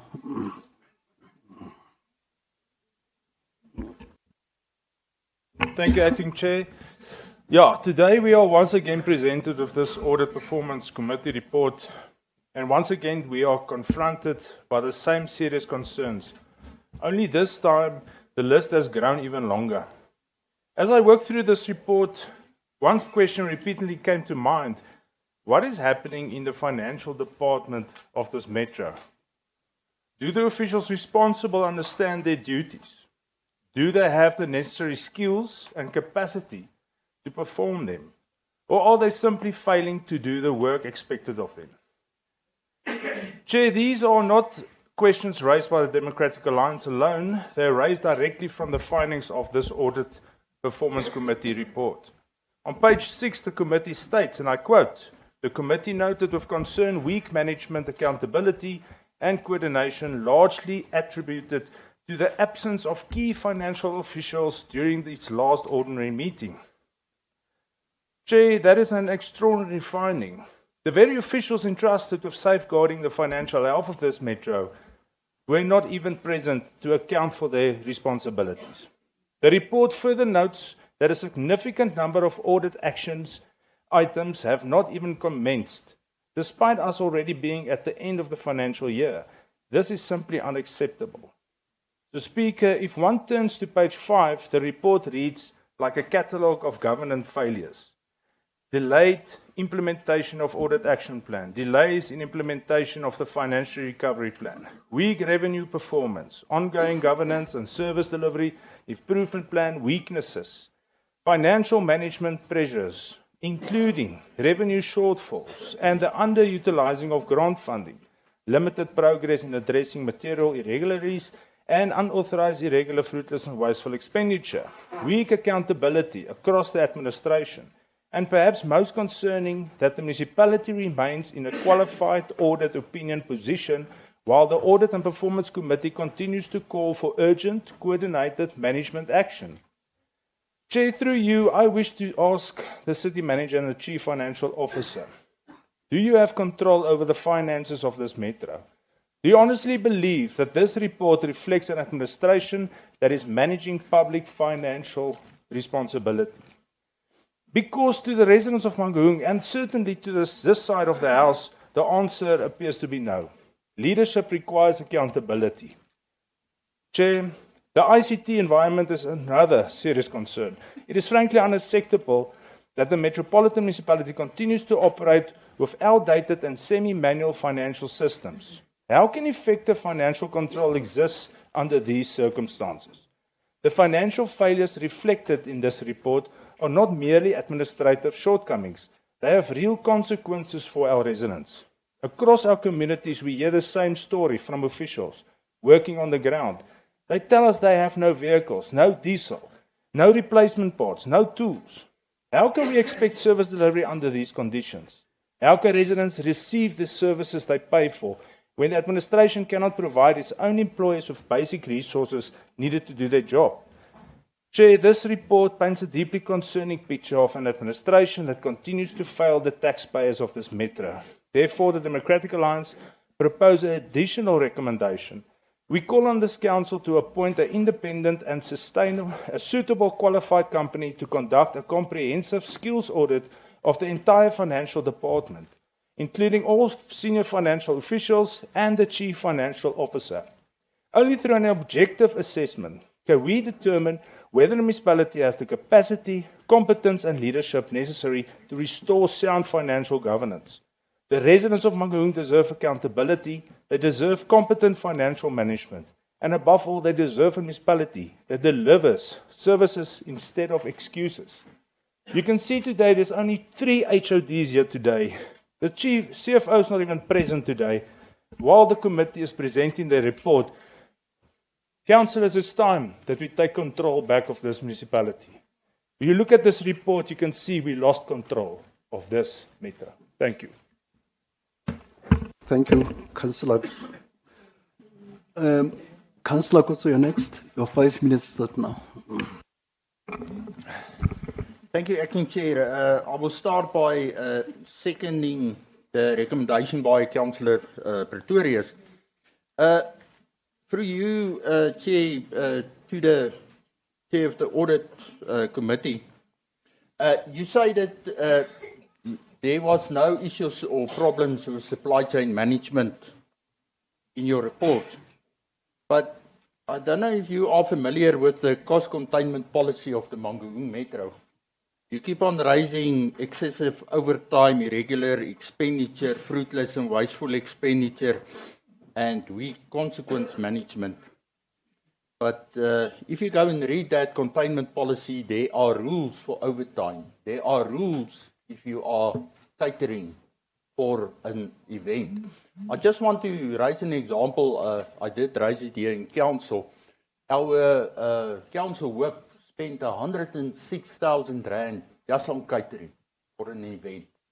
But there is no evidence of the event that was ever held. If you go and look on the Facebook page of Mangaung, if they do something, they always post photos there.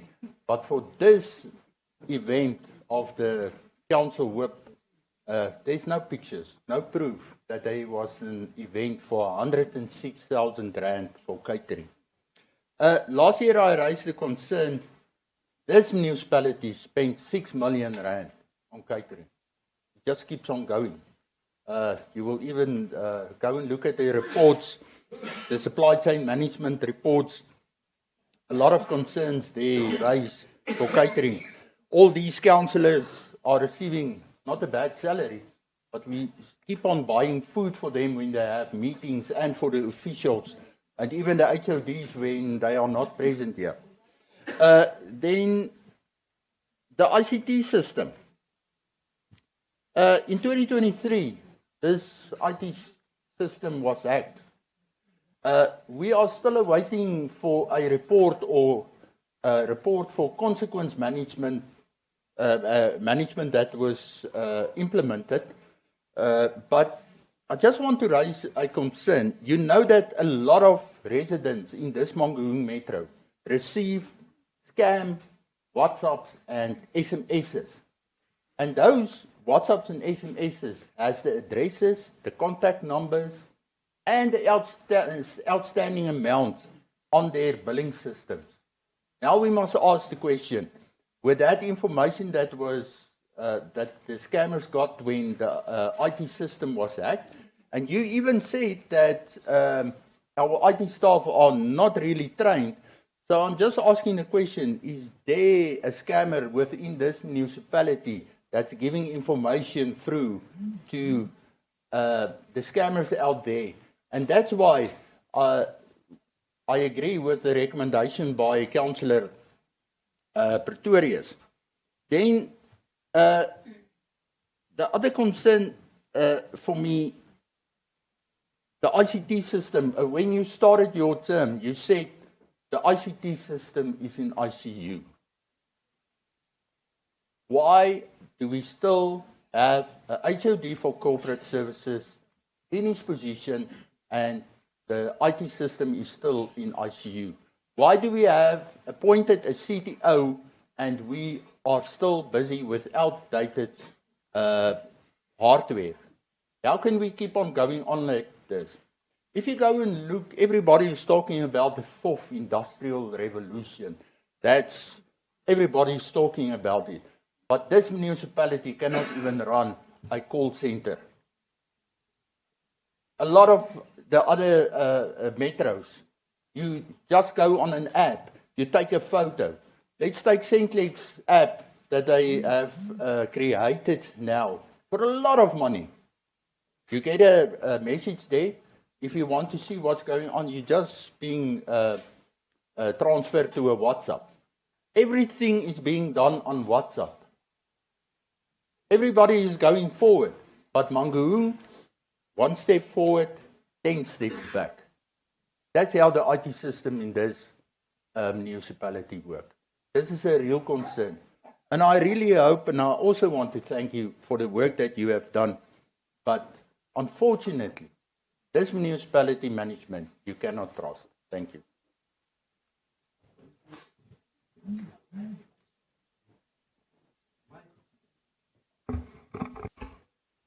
Thank you, Councillor Kotze. The last speaker here is Councillor Musala.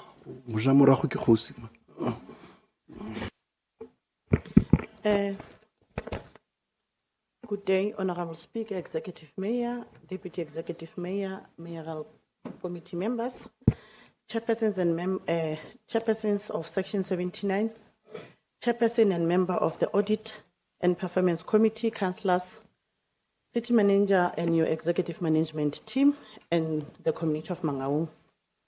Speaker, let me take this opportunity to thank you for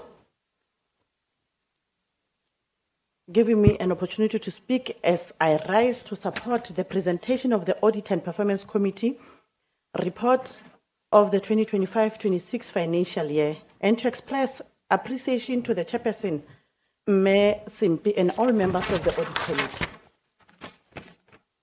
for the diligent work they have undertaken in executing their oversight responsibilities.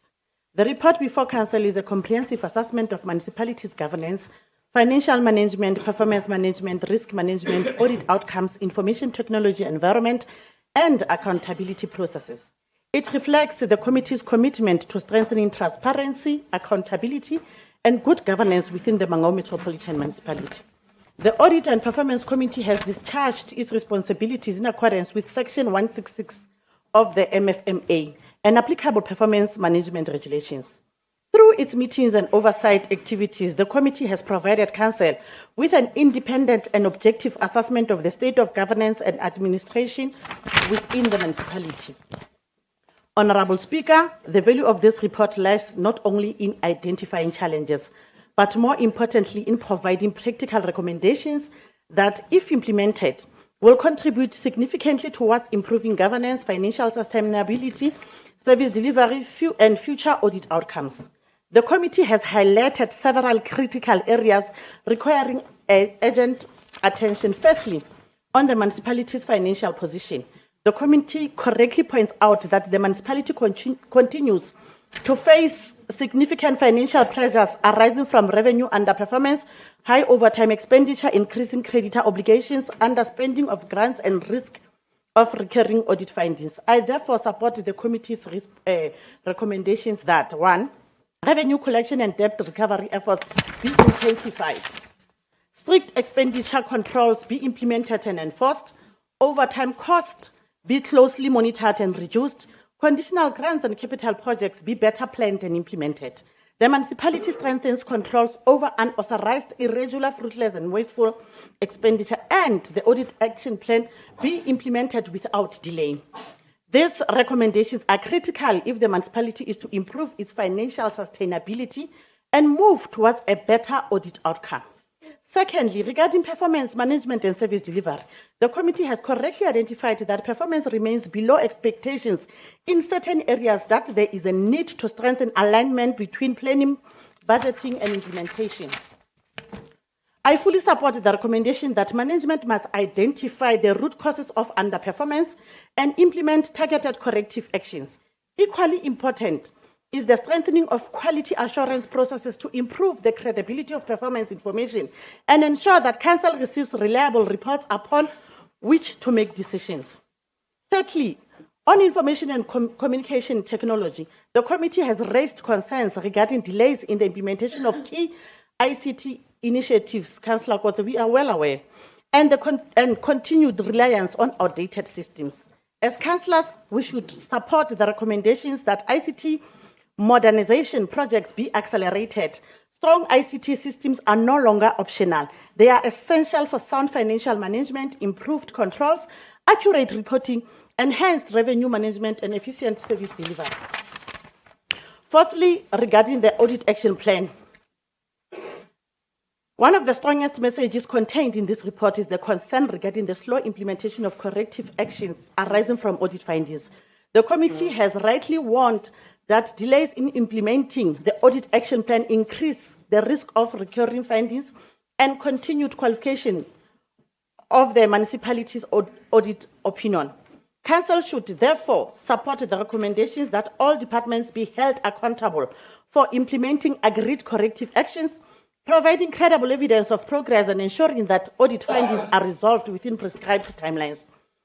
Fifthly, on the risk management, the report highlights the need to strengthen risk mitigation measures and improve accountability by risk owners. The recommendations relating to improved risk management, maturity, stronger controls, enhanced compliance, oversight, and integrated risk management practices are necessary if we are to protect the municipality against financial, legal, and reputational risk. Can't I be given extra time given the fact that I'm the only one from my organization? And I am the MMC responsible for the report.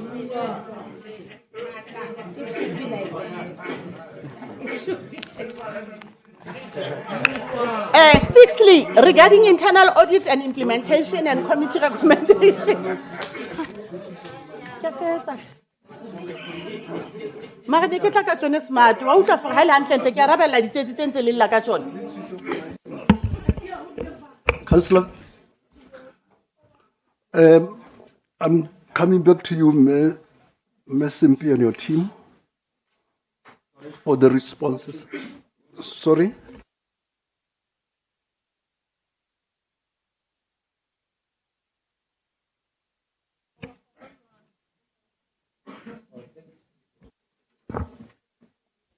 Thank you, Acting Chair. I just want a point of clarity. I hear the AG said there was a visual report that was coming from Impact. We never discussed anything that we discussed as a committee to bring a visual report here. And secondly, I just want to make you aware, Acting Chairperson, Chairperson, that there was an agreement that we didn't bring any paperwork here of any writing of that 18 contractors there that was being investigated. So please take note.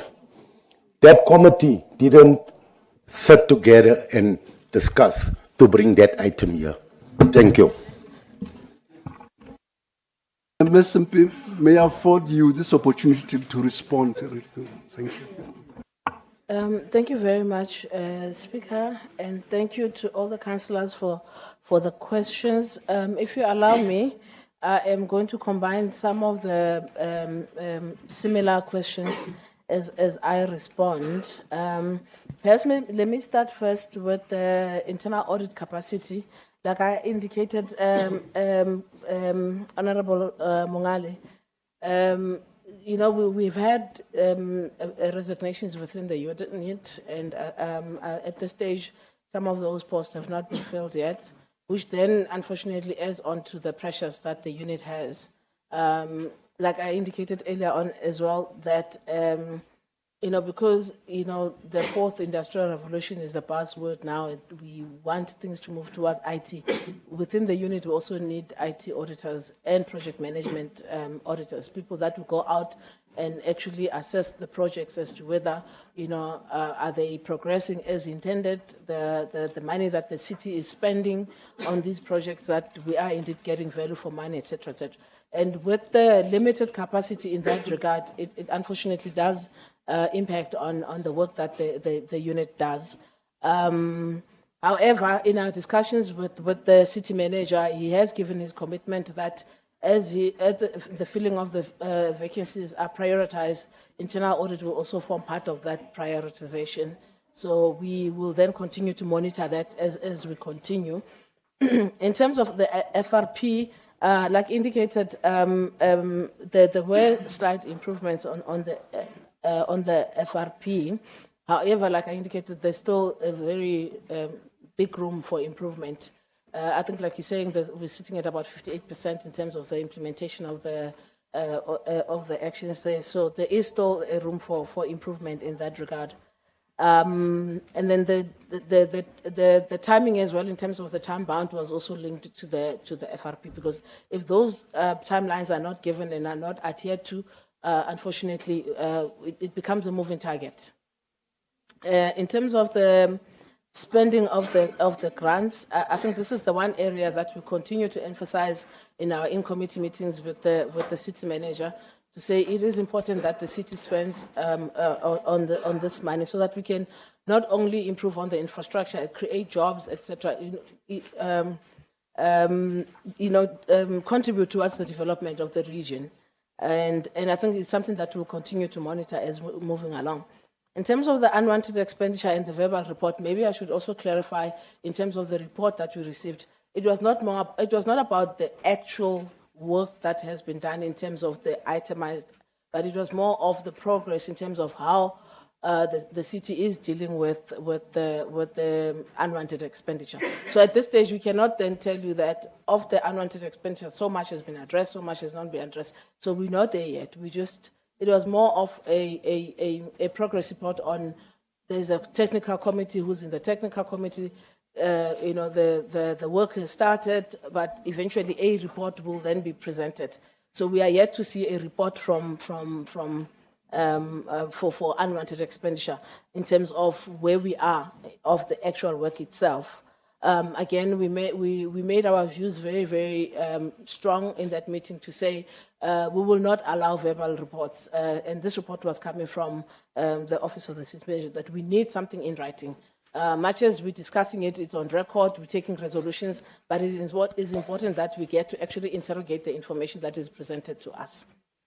In terms of the MIs, it's not 17, it's actually 27, and only one has been resolved, and then one is on the verge of issuing a certificate of debt. I always say to the city manager, the unfortunate thing about a lot of these MIs, some of them happened before his time, but because he's the accounting officer, now the stuff is sitting on his table, and he now needs to act on what is on his table.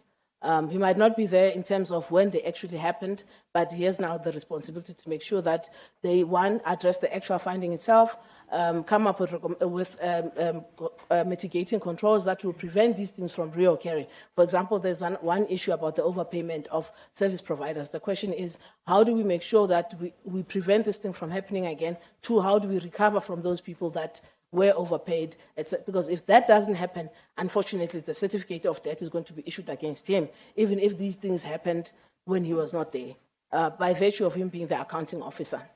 And now, I think one of the challenges that they have as the office of the city manager is that some of these things happened so long ago that tracing of information then becomes difficult. The longer you take to take action, information, unfortunately, it will disappear. Because we're working with paper. And these are then some of the things that we're saying. Those that you can address and make sure that you report timely, you provide adequate information, adequate explanations, so that these things are then removed from the table. Because I think 27 is a lot, and it is quite concerning. And there is very, very little progress in that regard. And that's what we keep emphasizing in our meetings with the city manager. In terms of lack of responses for the internal audit, I think generally, if you were to go through our report, you see in the main, almost all the assurance providers, there is always a problem in terms of getting 100% cooperation from management. Some of the, that will include internal audit, external auditors, risk management, monitoring and evaluation.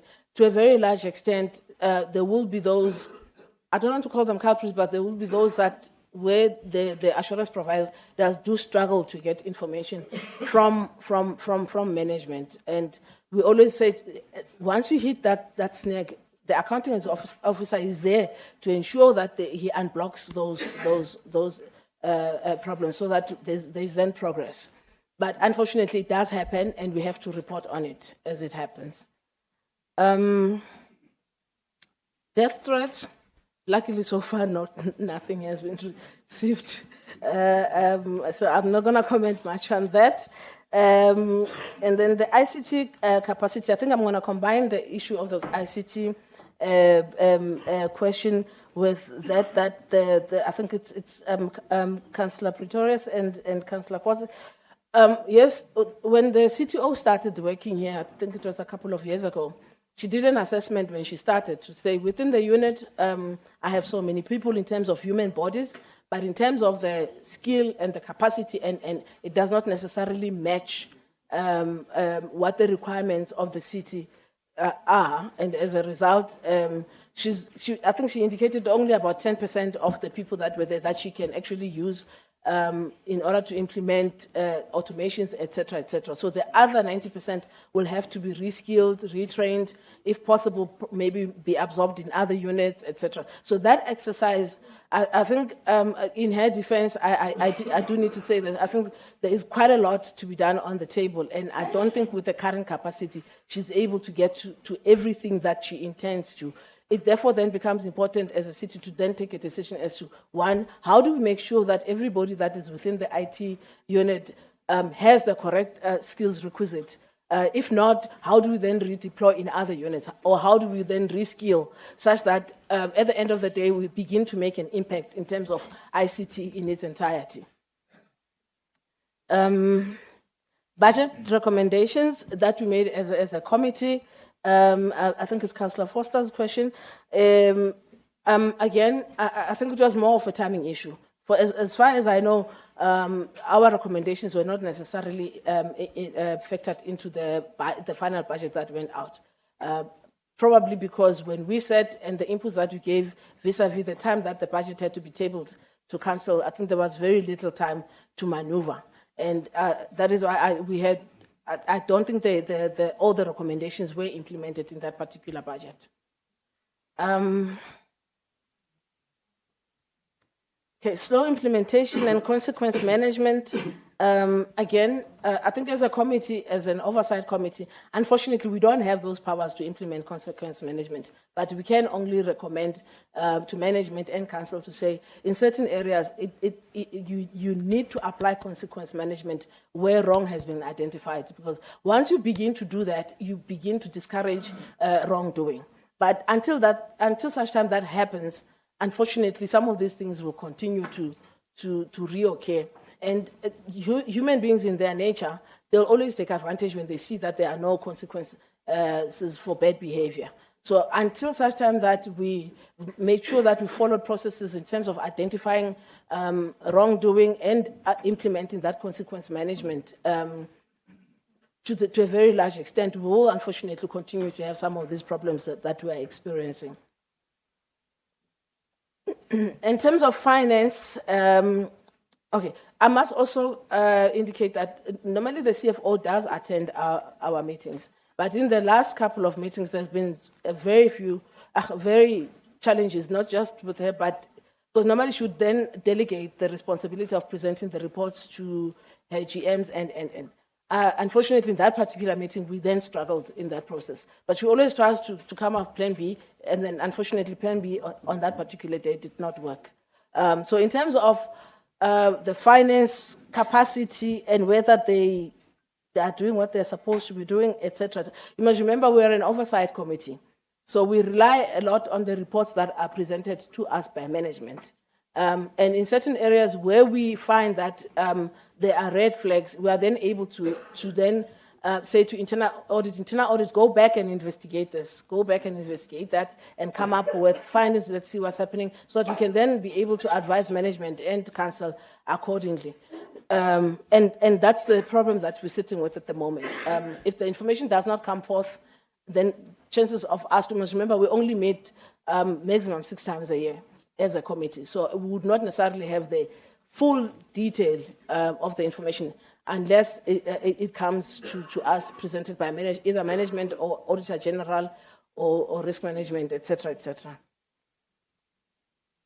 I think Councillor Masala, actually after your summary, I feel that you've actually addressed all the issues that I wanted to respond on in terms of the report itself. I think what our plea is as a committee is that, yes, we are presenting this report to council. It's not looking good, but at least it's able to give you insight in terms of what the issues are from an audit perspective. We must remember we are outsiders. We provide that oversight.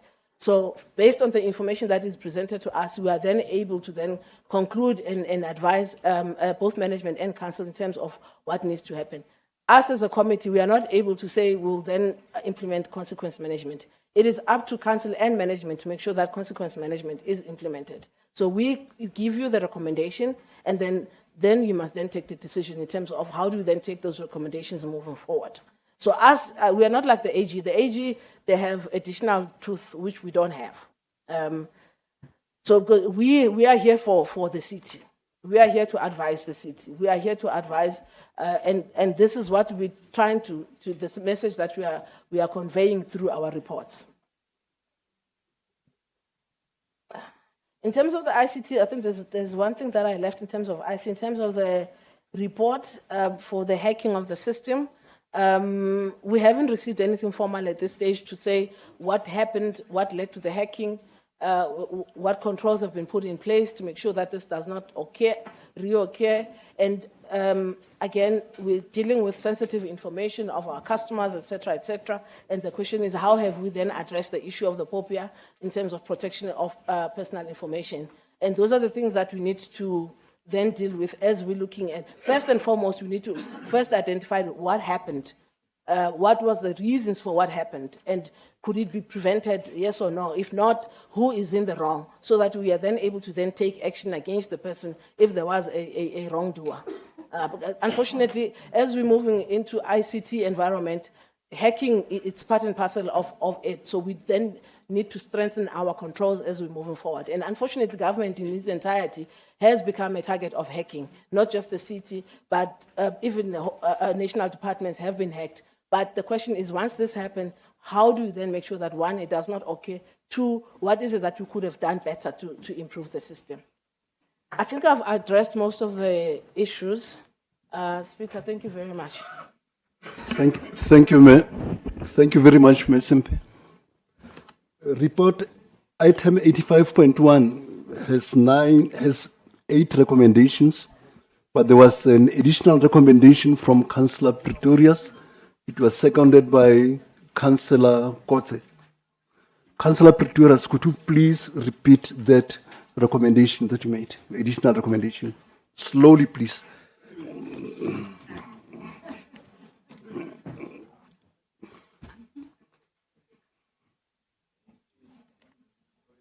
Okay, so sorry. Chair, thank you for the opportunity. The recommendation is that we need to appoint an independent and suitable qualified company to conduct a comprehensive skills audit of the entire financial department, including all senior financial officials and the CFO. Thank you, Chair. Thank you very much, Councillor Pretorius. I'm going to divide. Okay, I'm going to divide the House. Those who agree with the additional recommendation, please raise your hands.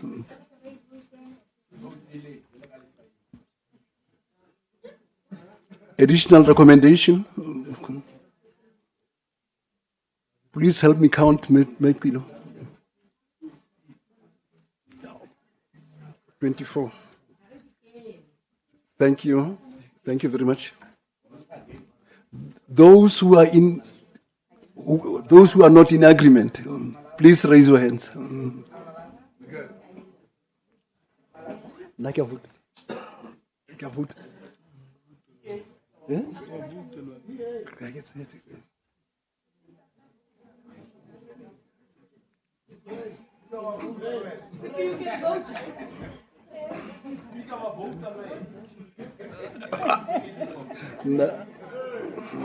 Okay, vote.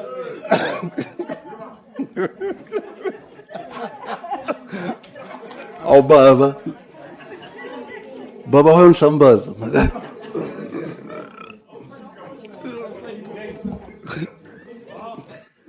44. Okay.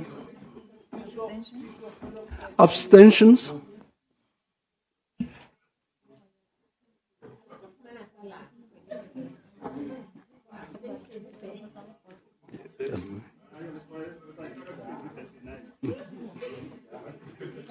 How much? 8. Voting results are as follows. 424, Against 44, abstentions 8. So the additional recommendation falls off. Thank you. Let's go to the second voting.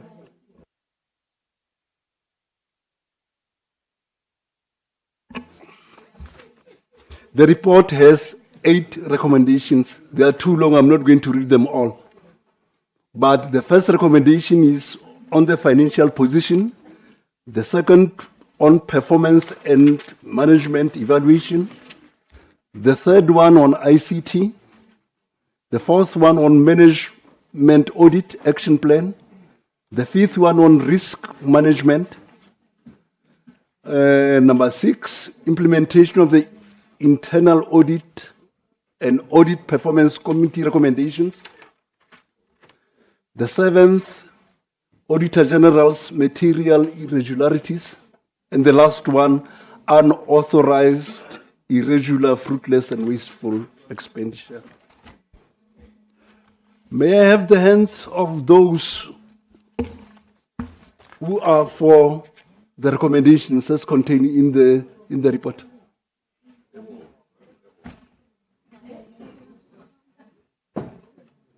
Kindly help me count. I can't see behind my back.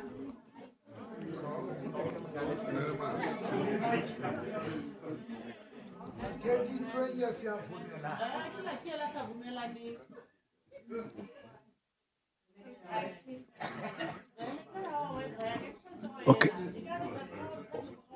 Oh.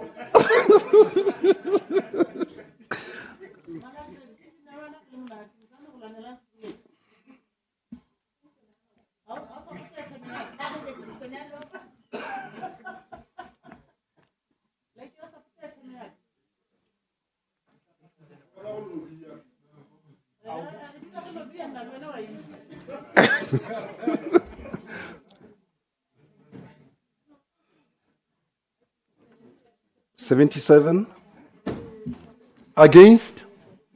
Your hands up, please.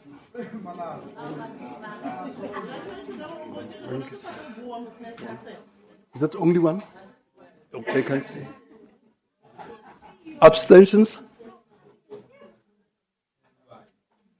0. The votes, the tallies are as follows: 477, against 1, abstentions 0.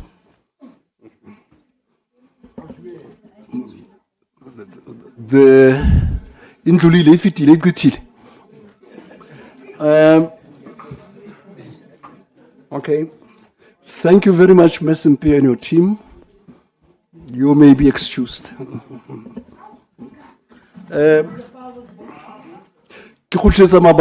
Speaker. Honorable Speaker, please.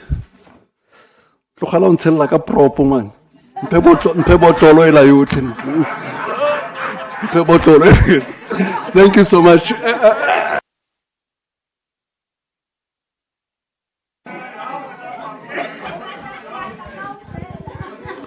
No, thank you,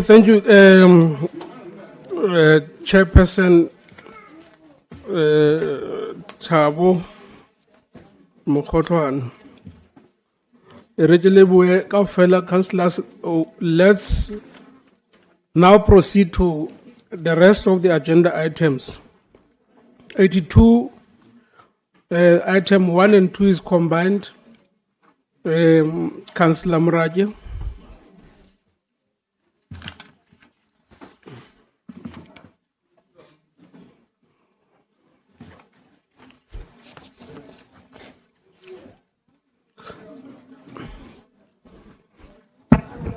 Thank you, Speaker.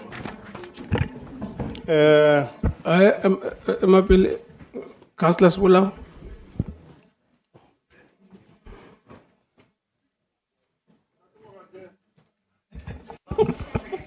Speaker, I'm lost. I thought you were going to call us to submit names for debate, or were names submitted already?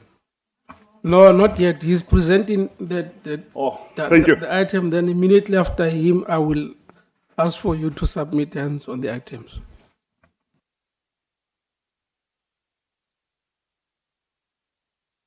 Thank you, Speaker. The Executive Mayor, the Chief Whip, Honorable Councillors, Municipal Manager, residents of Mangaung, good afternoon. My name is Mlifi Morake. I'm from Ward 30 H section, and also I was growing at Ward 29 until I went to Ward 30. So now, today, I'm going to present the report on the Ombudsman, the status report of the Office of the City of Ombudsman, and the terms of reference for the office. I think that constitutional importance of the office. The office of the Ombudsman is not an add-on. It is a direct expression of our Constitution. Section 195 of the Constitution demands public administration that is accountable, transparent, responsive to the people's needs. Section 154 says local government must ensure sustainable service delivery and promote a safe, healthy environment. Section 182 gives life to the public protector, and this office mirrors that functions of local at local level. In the metro under national intervention, we must rebuild trust between the municipality and resident. An independent ombudsman is how we show that we are serious about Batupili, about consequence management, and about the right to just administrative action in terms of Section 33. Purpose of and the function of the office is simple: to be impartial, accessible mechanism for residents to lodge complaint when there is administration failure thereof. The functions are set out in the terms of reference before you. Investigate of maladministration, poor service delivery, unfair treatment, and failure to respond. Mediate between resident department to resolve quickly and fairly. Recommend corrective action to the city manager and report systematic trends to council. Monitor compliance with service delivery standard and the turnaround time. Educate communities on their rights and how to engage the city. The office does not take over line function duties. It does not duplicate internal audit or the impact. It strengthens accountability by giving residents a last resort when the system does not work.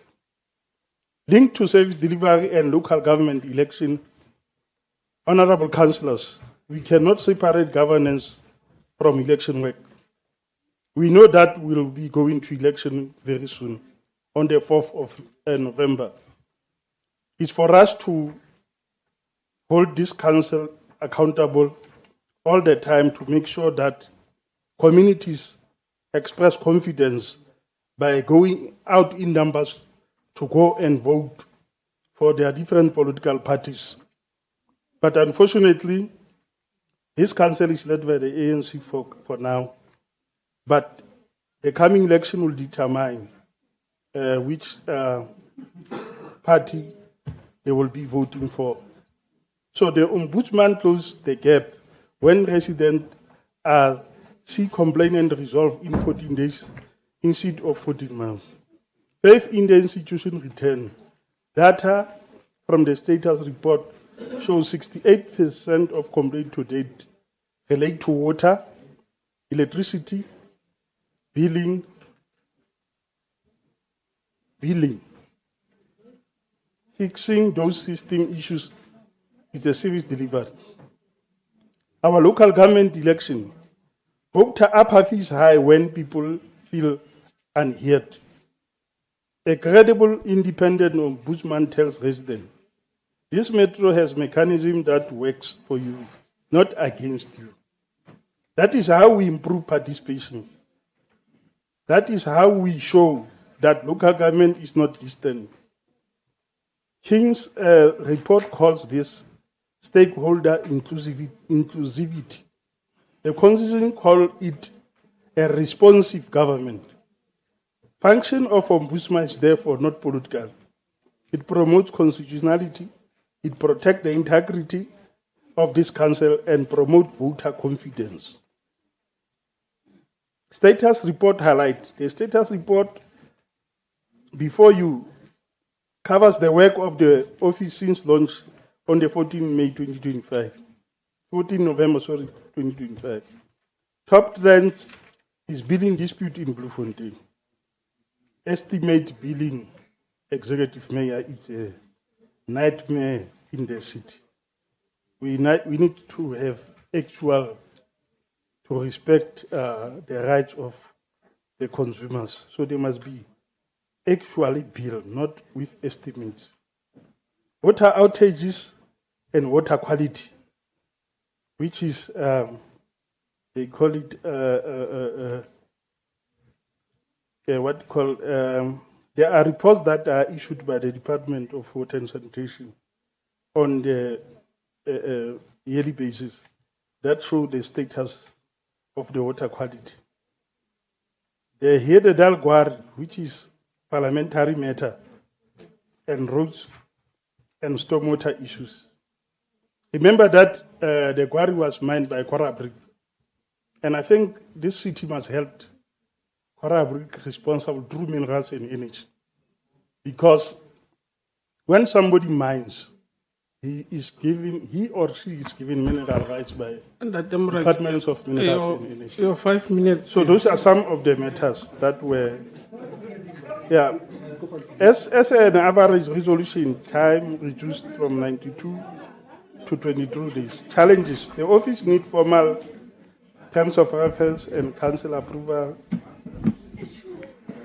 powers to subpoena information from department. Request to the speaker.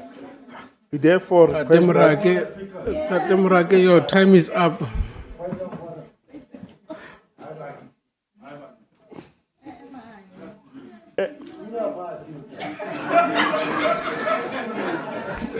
John Volugate, can you sit down? It's not here, the Dal here, it's in the council chamber. Can you sit down? Tatemrake, let me take a point of order. Speaker, I don't know did we speak about the ombudsman now or what, because now I hear about service delivery and Gwari and about Councillor Kruger. I don't know. Just tell me, yes. Yeah, no, man, for a chairperson. Hi, Bana. Yeah, no, Secretariat, your timer is not working there.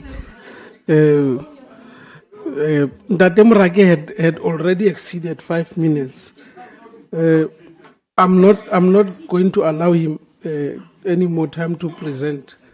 I will still note you, councillors, to make your statements on item 82.1 until 6.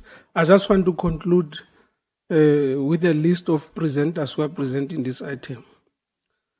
Ricky Fitis Ehudseitse Tapo Kwana Auckland Park on that present item 3 and 4. Speaker, conflicted ke tlo bua next item. Okay, table yak.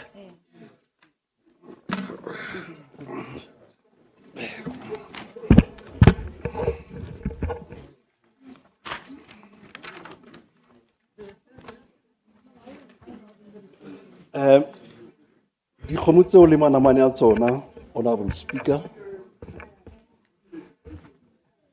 ke leboela motsotso le sebaka sa hore ke bue ka re ho ntlo ene mahlonoko. Mohlomong ho ba bang ba rona e le la ho qetela re ema ka kwana.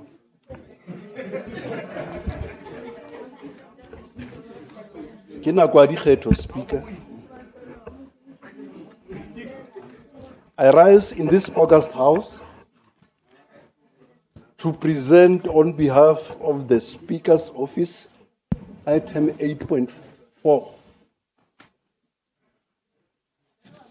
annual schedule of meetings and standard operation procedure of the Mangaung Metropolitan Municipality for 2026-2027 financial year. Speaker, if you want to cross the river, then you must start to talk about the boat or the bridge. You cannot just cross the river by talking. Otherwise, to talk about crossing the river is idle or just a pipe dream.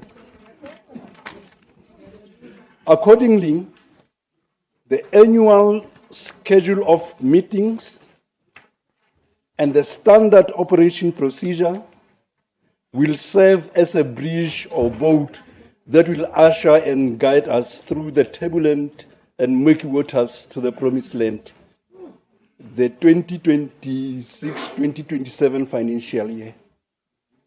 Kindly take a special note of the following annexures. Annexure A, schedule of meetings, SOM. Annexure B, schedule of each committee, SOC. Annexure C, SOP. The report has 3 recommendations, which I'm not going to read, Speaker. On behalf of my party, I so submit. Thank you. Thank you, Councillor. What is the name of the river you want to cross?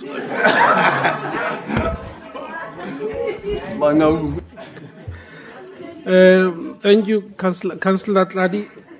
You may conclude with 3, 5, and 6, please, so that we can take those who want to speak on those items. Thank you, Honorable Speaker. Protocol has been established by my colleagues. Honorable Speaker, let me start with 8.5 first. 8.5 is to reconfiguration and establishment of Section 79 oversight model. Honorable Speaker, this proposal is to strengthen the oversight function of the Council through the amendment of Section 79 Standing Committee.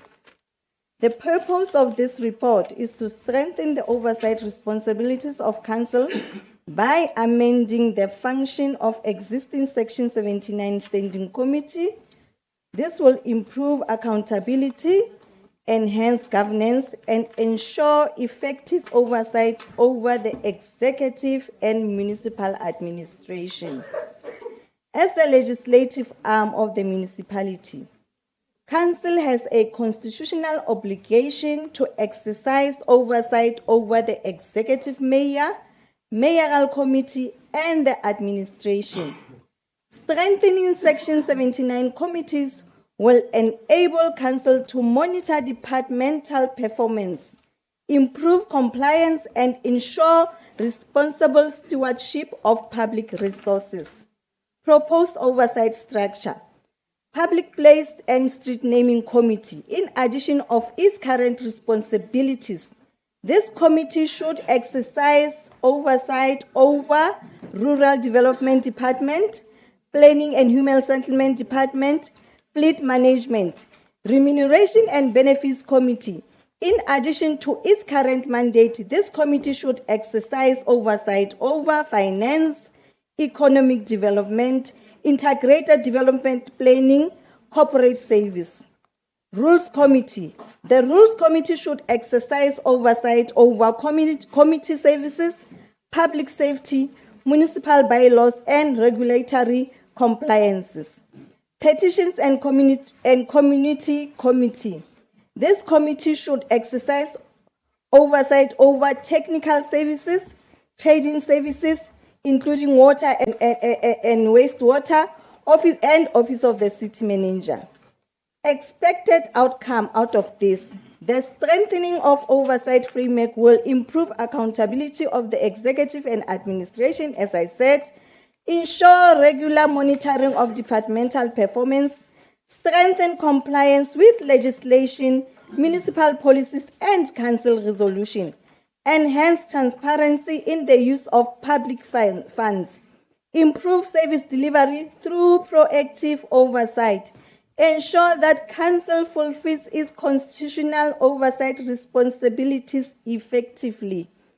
Honorable Speaker, in conclusion, the Speaker's office is introducing this strengthening oversight mechanism to build a municipality that is accountable, transparent, responsive, and committed to serving its residents responsibly. This initiative demonstrates council commitment to protecting taxpayers' money, improving governance, strengthening compliance, and accelerating the municipal exit from phase 1 of the financial recovery plan and the Sections 139 intervention.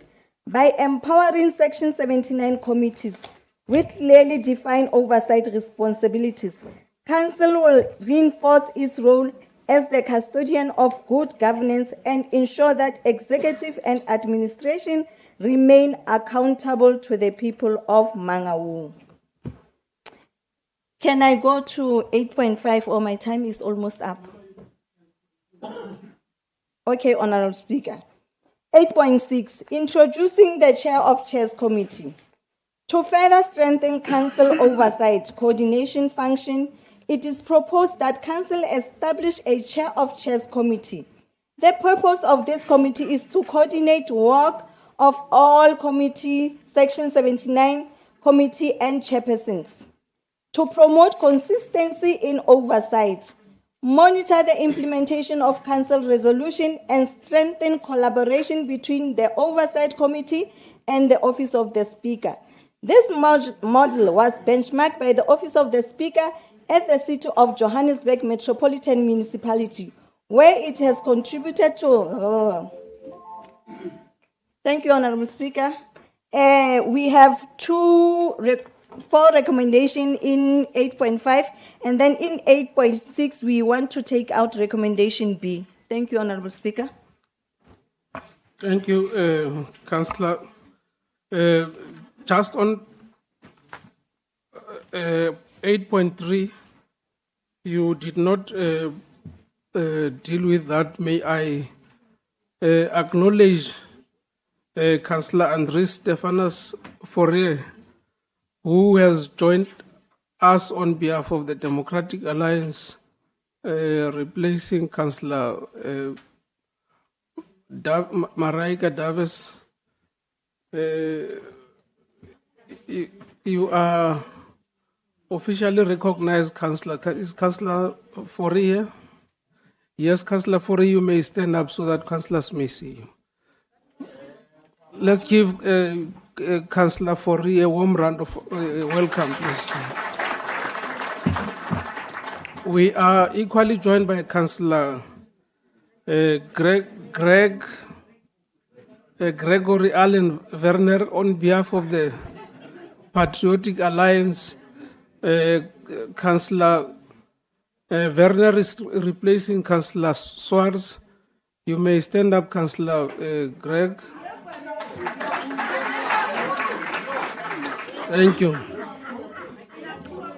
I am now officially going to take hands on all these items that were presented.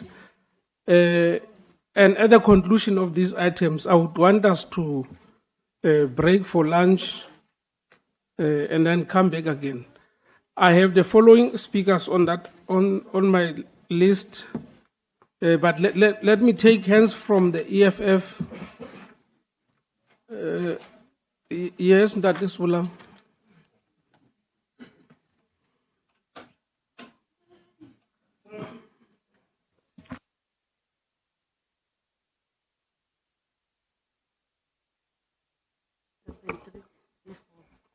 Saka.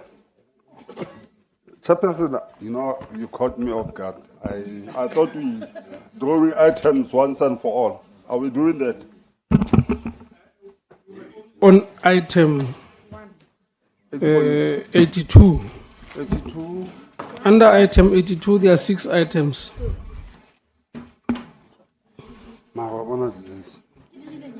All right, if you don't want to speak on these items, I am happy to pass.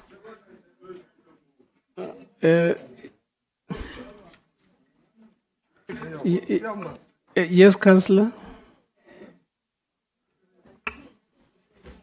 Thank you, Speaker. 82.1 and 2.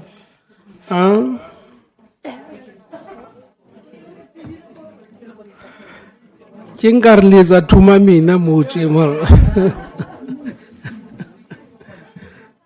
Dikopani item is otobua mang wena Councillor Sbula. 2 of us. Okay. Tinote.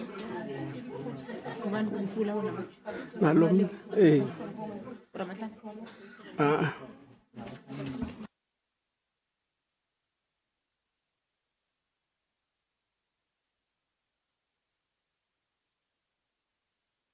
All right, on behalf of the Democratic Alliance, I have item 1, Councillor Kotze and Councillor Msakaza.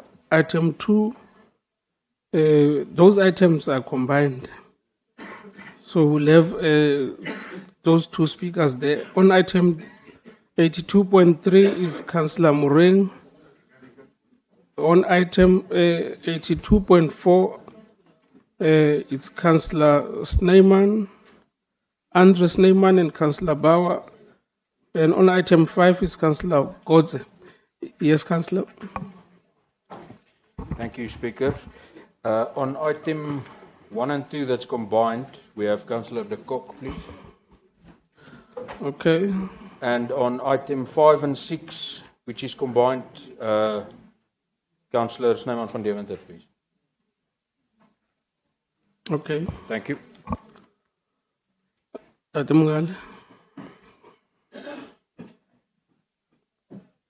Thank you, Honorable Speaker, Dr. Matai. For African Alliance of Social Democrats, it's item 1 and 2, and item 3, and the combined item 5 and 6.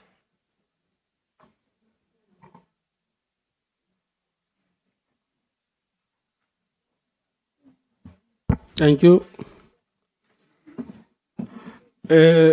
Yes, Councillor De Bruin. Yes, Speaker. 82.6, it's myself.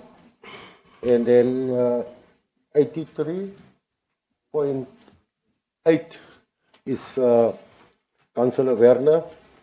Yeah. And then we are not there yet.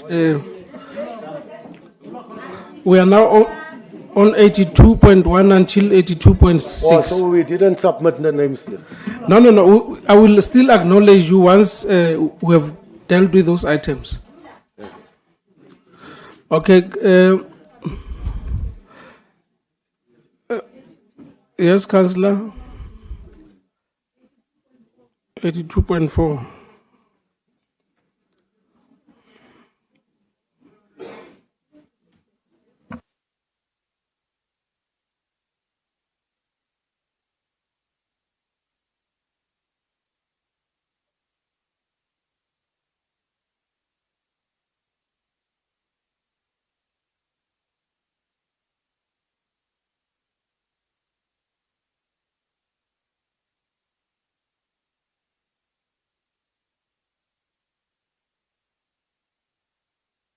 Okay. Yes, Councillor. Thank you, Honorable Speaker. I just want to check, did you enter Tate Baba and Councillor Mkhotsi for item 82.1 and 2? Okay.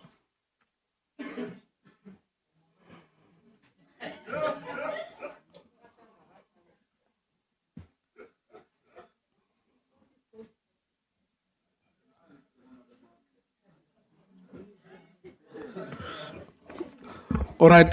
I'm now going to allow you councillors to speak. You may not necessarily speak for the whole 5 minutes. You can simply speak for 2-3 minutes.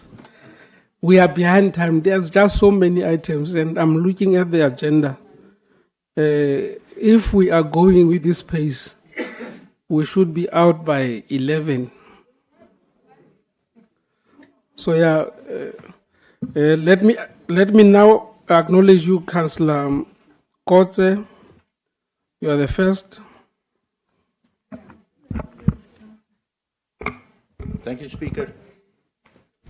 Speaker, I would like to announce first that this is a victory for the residents of Mangaung. Already in 2018, this was approved by the previous council, but it took a motion by the Democratic Alliance in 2022 for it to be approved, and it's only being established now. The Democratic Alliance rises in full support of the approval of the terms of reference. This is a critical step in strengthening accountability, restoring public trust, and ensuring that residents finally have a credible, independent mechanism to address service delivery failures. What stands out in these terms of reference is a clear and necessary authority granted to the Ombudsman. The office is empowered with unrestricted access to all municipal documents, the ability to call officials to account, conduct investigation, issue findings, and refer matters for disciplinary action. And I believe they have already created panic attacks within this municipal management. These are not excessive powers. They are essential powers. Without them, the Ombudsman would be nothing more than a symbolic structure with no real impact. Equally important is the explicit provision for independence. The Ombudsman must operate free from political interference, administrative pressure, or external influence.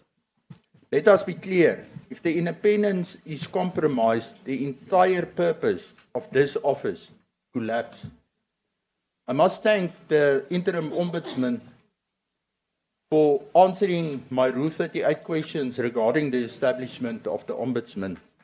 And councillors, go and look at all the answers that was provided. It was clear answers that you can understand, not like our HFDs that is trying to, let's use the Afrikaans word, de mekaar. If you go and look at the CVs, even the CVs of the people serving in that office were provided. And you can see they have a great track record. Councillors, we as public representatives, we need to protect that office. Speaker, if you go and look at the office of the Ombudsman, it needs to be independent.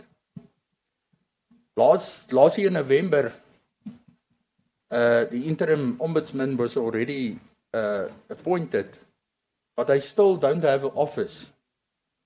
How do we know if they are really going to be independent? We call on the CFO to please look after this office because it's important. And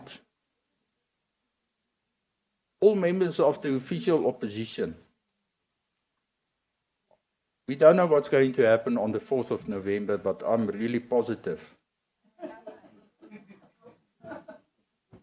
And I believe our previous MMC of Finance might return, not as a councillor, but as somebody that will be investigated, the one that's laughing, that's always looking for a tantrum toy, going around like a baby. So, colleagues, councillors, I'm going to conclude. Let's look after this office, and we approve as a DA this terms of reference. Thank you. Sure, Councillor Msakaza.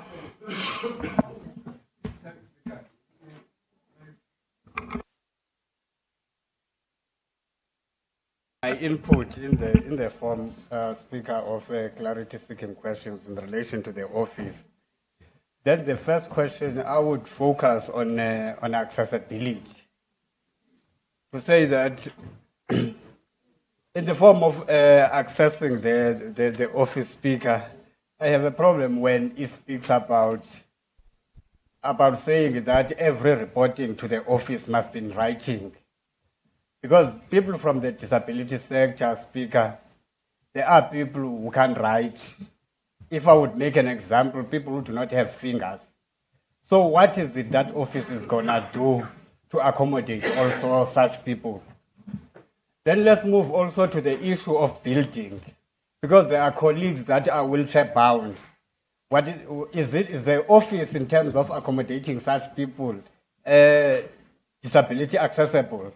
If it's not, what is it that is going to be done so that even those people can have an access in accessing the office if they wanted to lay a complaint? Then, Speaker, let me move also to the issue of satellite offices. That speaks of satellite offices. I wanted to check in relation to satellite offices. In which areas does the office has satellite offices? And also, how far is the recruitment of staff in terms of the satellite offices? And then in terms of doing the work at the satellite offices, are those satellite offices having seats on those areas, or they will be timely visited? Then, Speaker, let me move also to the issue of confidentiality, because we are allowed to make a reporting in the office confidentially. To say, Speaker, if you report your issues anonymously, and then your identity get revealed, what kind of punishment is going to be taken against the individual who has done such? And lastly, Speaker, in relation to whistleblowing, I would like to move to propose, Speaker, to say that let's consider people who were whistleblowers in relation to the office, to protect them and giving them security. And considering mostly what is happening in South Africa, if you get a report on something as a whistleblower, you end up suffering a number of issues. I would move to propose, Speaker, that may this office having a relationship with the National Prosecuting Authority, especially that component in the National Prosecuting Authority called Asset and Forfeiture Unit, where they would recover maybe money in relation to properties that have been acquired in relation to unlawful activities. To say, Speaker, whatever has been recovered from such, those whistleblowers can be considered to get something in relation to what has been recovered there, so that those people, they won't lose everything for reporting, because others, they are breadwinners. When they get killed, those children get to suffer. When also those people get killed, everything in those families suffered, of which the people have done right. So let's not allow people to suffer from doing what is right. And such, Speaker, will act as a form of motivation. Let me arrest my case, Speaker. I thank you. Sure, Councillor Swola.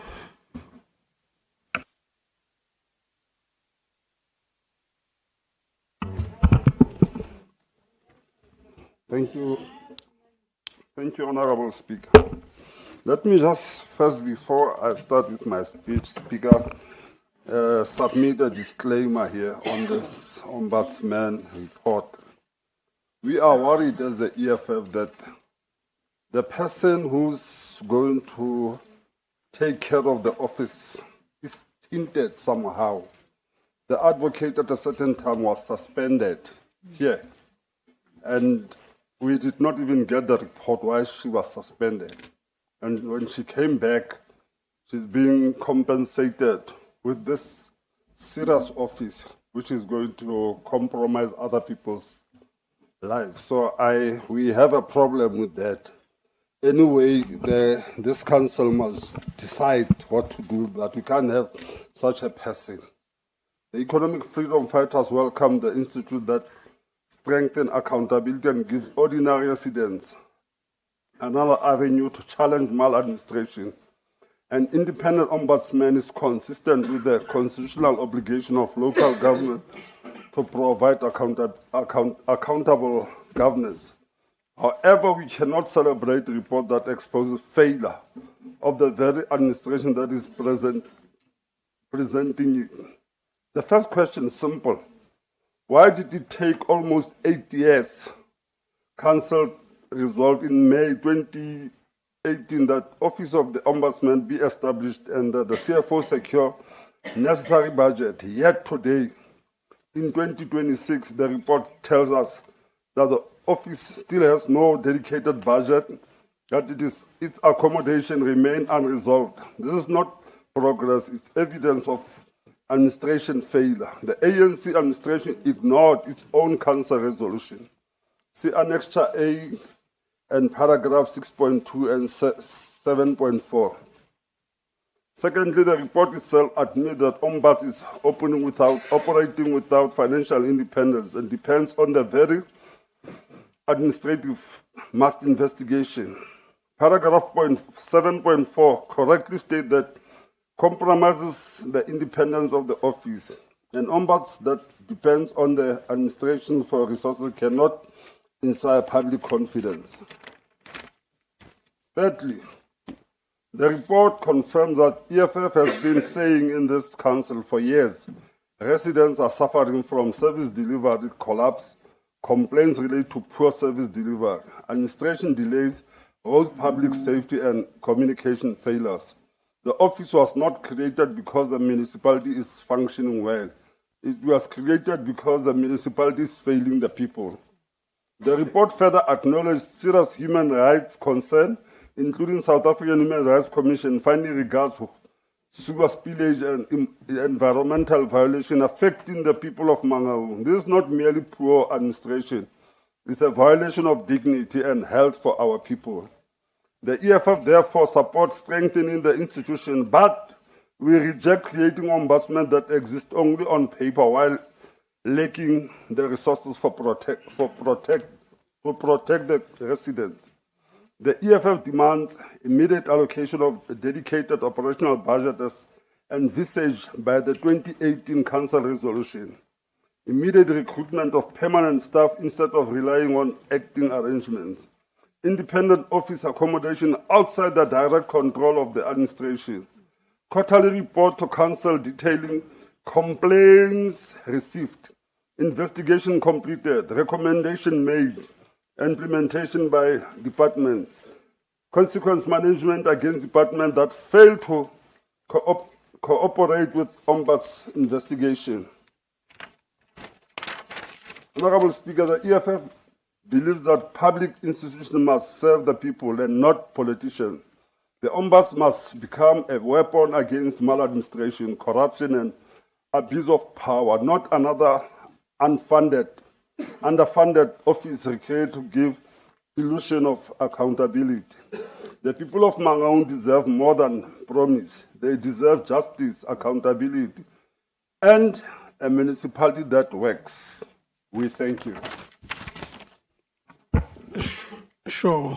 Let's allow Councillor Mokhosi. Thank you, Honorable Speaker. Fellow councillors, EFF support the institution that protect the people from abuse of power, maladministration, and poor service delivery. For that reason, we support the adoption of the terms of reference from the Office of the Ombudsman. However, our support is not a blank check. The first issue is independence. The document itself recognizes that office must be protected from the intimidation, victimization, and interference, and that council must be reaffirmed its independence. If this council is serious about accountability, then the ombudsman must investigate without fear or favor. regardless of who occupies the political office or senior management position. And control by the politician is not abandonment, and it is another department of the municipality. Secondly, these terms of the reference grant extensively investigative powers, include access to municipal records, the authority to summon officials, investigate the service delivery failures, refer misconduct for disciplinary action, and report the systematic failure directly to council. These powers must be exercised without obstruction. An official who frustrated ombudsman investment must face the consequences. No official should be about the accountability. Thirdly, the EFF welcomes the requirements that the chief financial officer establish a separate budget vote for the office. Independence without financial autonomy is meaningless. We therefore expect the municipality to implement this provision immediately and not delay it, as happened since the 2018 council resolution. We also welcome the requirement for quietly reports to council on complaints, investigation, recommendations, and referral to institutions such as Public Protector, the Human Rights Commission, and the National Prosecuting Authority. This council must be those reports to hold the administration accountable, not simply note them and move on. Honorable Speaker, the EFF is also questioned that while the terms of reference exclude certain matters, such as corruption investigation, financial misconduct, and tender disputes, because they fall under other statutory process, this must never become an excuse for Department of shift responsibility to deny justice to residents. Every complainant must reach the correct institution quickly and efficiently. The people Mangaung should never be sent from office of the office without answers. The EFF therefore support these terms of reference, but well damned. A truly independent ombudsman free from political interference, immediately implementation of separate budget vote, full cooperation by every municipal department, strictly consequence management against officials who obstruct the investigations, regular reporting to council with miserable implementation of recommendations. The EFF will continue to fight for a municipality where public official service people, not themselves. Accountability must not remain words on paper. It must be experienced by every resident of Mangaung. I thank you. Sure, Councillor Mongale.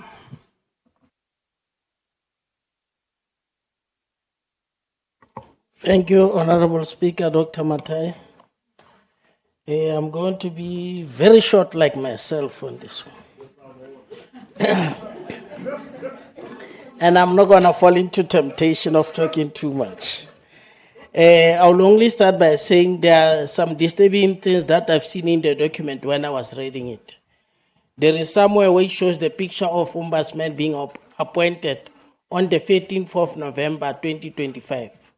But there are also somewhere where it shows that in the document that the official launch was on the 14th of November 2025.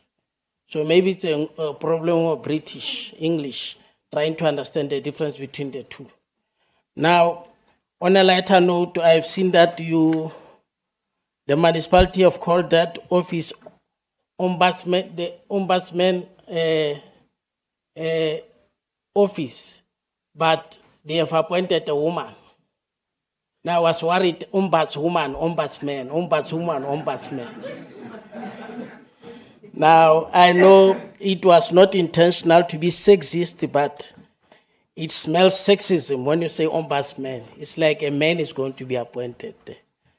And then on a serious note, we believe that council resolution is long overdue. I agree with Councillor Sebolao that it is a long-awaited resolution of 2018.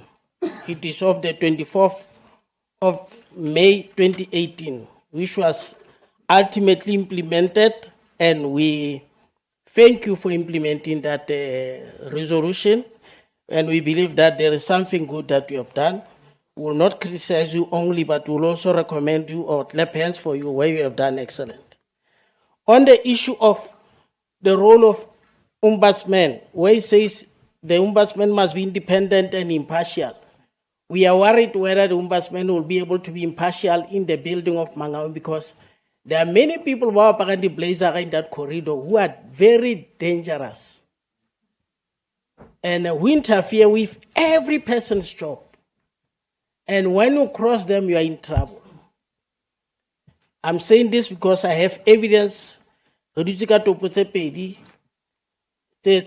a result of misunderstanding between Batu and then Babankabo Pilawamoto instead of negotiating. There was a matter that was referred to South African Women's Rights Commission that says this matter has been brought to the attention of human rights emanating from Portfolio Committee, but there seems to be, and the report went to Portfolio Committee for the report of Mangaung. There seems to be already some signs of defiance on the side of senior management of Mangaung, and it's a red flag. There is also an issue that I wanted to caution the council with, is that the office of ombudsman should not be used as a fire extinguisher. That matters that needs to be taken maybe to court or maybe to Portfolio Committee must be sent there so that ombudsman can just diffuse the tension. We should be careful about that. And we also don't have a dispute resolution mechanism with regard to ombudsman. In a case where ombudsman differs with the municipality, whether the city manager or differs with the mayor, where does the ombudsman take the matter to? There must be a dispute resolution mechanism contained in this document. In the absence of that, we are creating a vacuum where a person will be frustrated up until the person decides to resign. And any other matter I've been covered, so I'm happy, and I'll be gladly sitting down. Thank you. Councillor de Kock. Honourable Speaker, members of Council. Firstly, we want to thank the MMC for acknowledging that the municipality is led by the ANC for now. The principle of an independent office of the City Ombudsman is sound and the need is undeniable. Our residents live with daily service delivery failures, sewage spillage, collapsing infrastructure, administrative delays, and some unresponsive officials by paying ever-ending higher tariffs. A credible, independent watchdog that gives ordinary citizens a formal channel for redress is long overdue. We therefore welcome the concept of the OCO. We note that since its launch on 14 November 25, the acting ombudsman and his small team have already begun receiving and investigating real complaints. They have engaged with the public protector, the Human Rights Commission, the Auditor General, and have benchmarks against officers in eThekwini and Cape Town. Community outreach has taken place in Tabanshu, Botshabelo, and other areas. These efforts are acknowledged. However, after 7.5 years,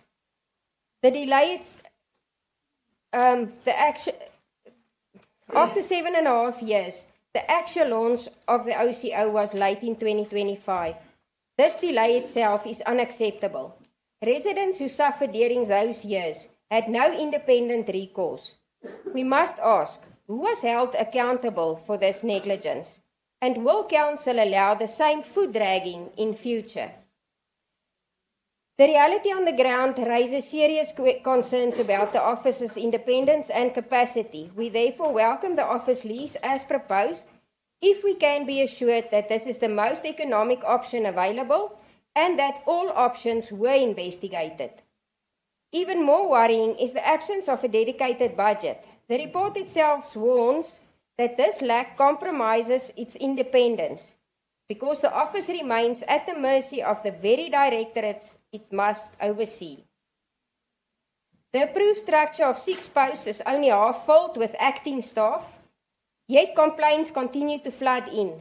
This is simply not adequate. Furthermore, many small holdings, peri-urban residents and the communities of the Wetsdorp, Wepener, Van Starensrus and Soutpan, who are paying high property rates and sanitation tariffs, receive very little services. This report makes little mention of targeted outreach to these areas. How do residents without reliable internet or easy transport lodge their complaints? Are permanent satellite offices planned? The terms of reference and enabling bylaw are still not approved. Until they are, the office operates on a 2018 resolution with limited legal teeth. Honourable members, resourcefulness is appreciated, but good intentions without proper structure, budget, staff, and legal authority will fail our people yet again. We therefore ask the Acting Ombudsman and the City Manager, by what date will all 6 approved posts be filled with permanent appointments? When will the CFO present a dedicated budget for this office to Council? What mechanisms will exist when directorates refuse cooperation? When will the draft bylaw and terms of reference be tabled for approval? And how exactly will small holding and rural residents receive meaningful access? The Freedom Front Plus will support a properly resourced, truly independent ombudsman that can hold its municipality accountable. Our residents deserve nothing less. Thank you. Thank you, councillors. That concludes our debate on this item. May I now see hands of those in favour for the approval of the 2 recommendations on 82.1 and 82.2. Thank you. The House is unanimous. May we now proceed to the next item, item 3, Councillor Mongale.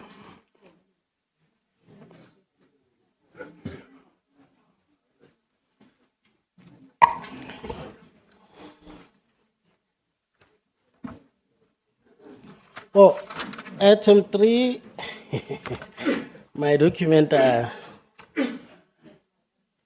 Okay. On item 3, as African Alliance of Social Democrats, and also duly requested by multiple whips, is to congratulate Andries, Mr. Andries Stephanus Fourie of Democratic Alliance and Mr. Gregory Allen Werner of Patriotic Alliance into this Mangaung Metro Council, and we wish them all the best in their remaining time, in this remaining 4 months, and we hope that they will enjoy participating in this particular council and also appreciate that Mangaung Metro is a university. Once you come here and engage in the council, when you live here, you live in a much better position than when you arrived here. And we believe that they will also make a contribution, will also learn a lot from them, and they will also impart their knowledge that from where they collected to from their previous professions, and they will share it with us, and we believe that they will also be given an opportunity to give their maiden speeches so that we can be able to hear more from them about their background and also where they are going. And as African Alliance of Social Democrats and all other political parties in this council, we congratulate both of them and wish them all the best, and also wish them good health up until the end of this term. We thank you, Speaker. Thank you, Councillor. That concludes our debate on this item. The item was only for noting. Yes, Councillor. Oh, let me recognize you, Councillor.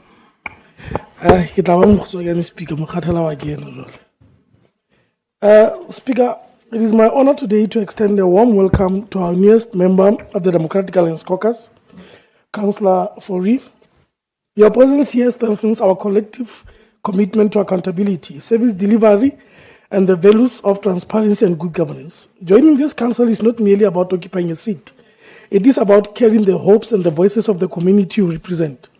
We look forward to your contributions, your fresh perspective, and your dedication to building a city that works for all its residents. As part of the Democratic Alliance, you are joining a team that believes in unity through diversity, progress through hard work, and integrity in leadership. On behalf of the caucus, I wish you a success in your new role, and may your journey in council be marked by courage, collaboration, and steadfast commitment to the people. We'll also like to welcome Councillor Werner to this council. May your journey also be prosperous in this August House. Thank you, Speaker. Thank you, Councillor. That concludes our debate on this item. Councillors, we may now proceed to the next item. Item number 4. We are only left with 3 items, Councillors. From there, we'll break for lunch. So let's conclude these items. Item number 4, Councillor. Is that Malebo? Or Councillor Mshakazan?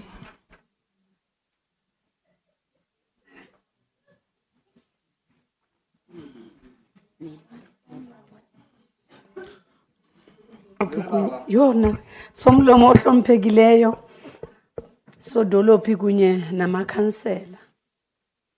Economy Freedom Fighter EFF iyakuxhasa ukwamkelwa kwesisheduli nonyaka yentlanganiso kunye nenqubo yolawulo standard operating procedure kuba zibalulekile ekucwangciseni umsebenzi kamasipala nasekuqinisekisa ukuthotyelwa kwemithetho. Nangona kunjalo EFF ikholelwa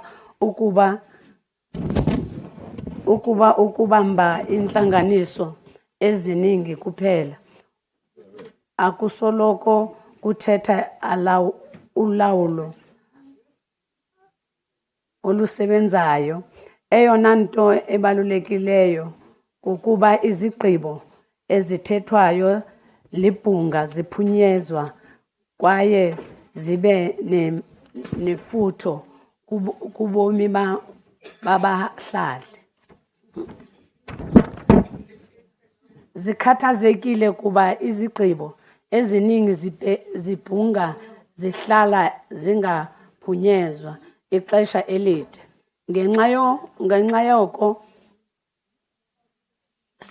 sicela ukuba kuyo yonke intlanganiso yesiqhelo yebhunga kubekho ingxelo echaza ukuba zeziphi izigqibo eziphunyezwayo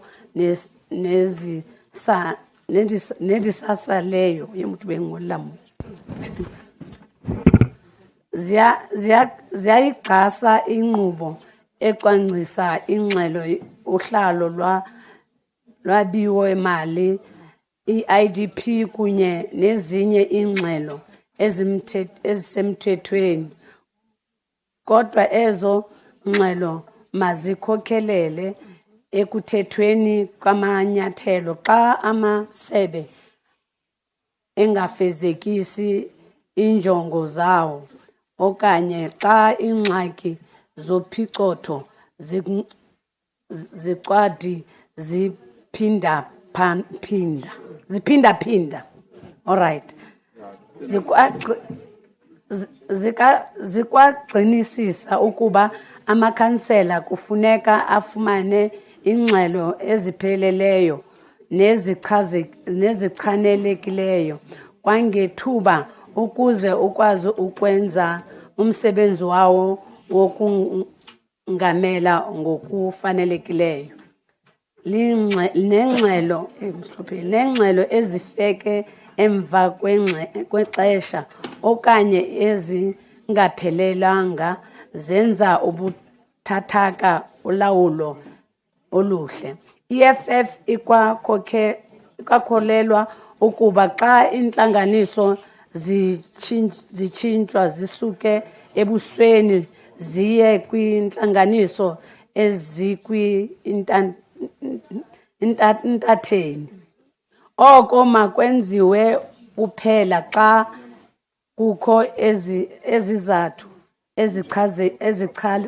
ezicacileyo kwaye uluntu kunye namakhansela baxelelwe kwangethuba ukuze kugcinwe ukungafihli into. Abantu baseMangaung abasigwebi ngenani lentlanganiso esizibambayo, basigweba ngendlela eziphucula ngayo inkonzo, ulawulo, ukuphendula kwabaphathi kunye neemeko zokuphila zoluntu. Ngiyabonga.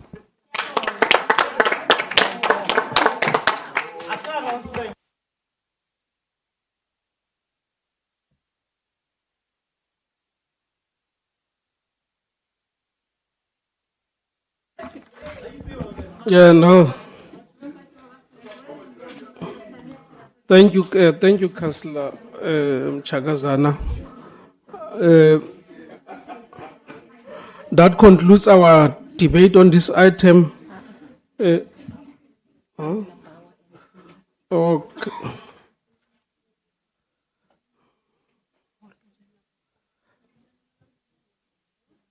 Councillor Bauer and Councillor Snyman. Thank you, Chair. Colleagues and residents of Mangaung.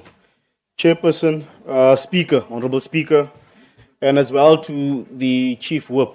We are here again to approve a council schedule, but we never adhere to the schedule itself when it comes to sitting of committees. And I so wish that my chairperson, MMC, was here, because I have raised this. Councillor Lucky has also raised this. All my other fellow councillors in different political parties has raised the same issue. Number one, a schedule is out. We're meant to sit on a specific day. The day comes, there's 2 venues booked or 1 venue booked for the same sitting at the same time. Number 3, it leaves us with another day where a number of councillors who serve in 2 different committees do not attend either or. So we've had issues before where we raised this, but it's still an ongoing concern. And Honourable Speaker, we urge your intervention this year, because I've mentioned that I've wrote to you and to the Whip, but still no correspondence, no rectification of that, and no consequence management ultimately. So we heard of a river of which the bridge must cross, where these meetings will be attended to. I don't know, are we being selective to the meetings when addressing to them? Which ones are important? And then ultimately facing another CENTLEC delay that we have to then approve just a day before the appointment. So we urge that please, this council schedule that we have here in front of us, again, that we are asked to approve as council, but it won't be adhered to. So please, Honourable Speaker, through you and Honourable our Whip, Council Whip, can we please adhere to the schedule, or rather inform us this is just a guideline for the year. Thank you. Thank you. Councillor Snyman. Thank you, Speaker. On paper, this looks good. On paper, it creates structure. On paper, it gives council, committees, the administration, and the public a clear program for the year ahead. But Mangaung's biggest problem has never been the absence of paper. Mangaung's biggest problem is the absence of consequence. Mangaung's problem is the absence of implementation. And Mangaung's problem is the absence of paperwork that carries true substance, complete information, and enforceable accountability. The report before us shows clearly why this municipality is failing. Section 79 committee sat only 33 times in the previous financial year. That means that across 5 oversight committees, we barely managed just over half of the basic minimum standard of 1 meeting per month per committee. In simple terms, these committees do not even meet once a month. How can oversight be meaningful when the structure responsible for oversight barely sit? These committees are not decorations. They are not political ornaments. They exist to interrogate reports. They exist to conduct oversight. They exist to hold this executive accountable.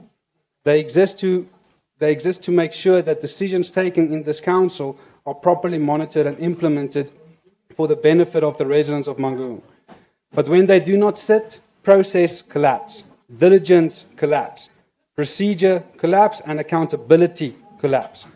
And now we are expected to believe that committees already failing their own mandate will suddenly strengthen oversight over the rest of the system.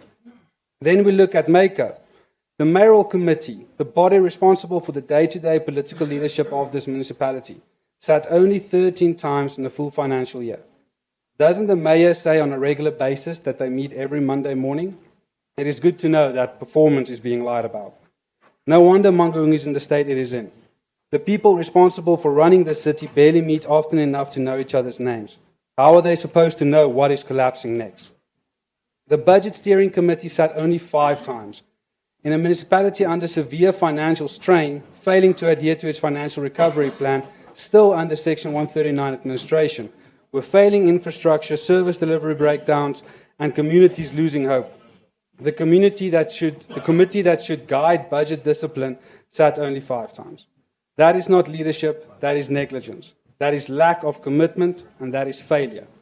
Section 80 committees, of which there are 10, sat only 30 times.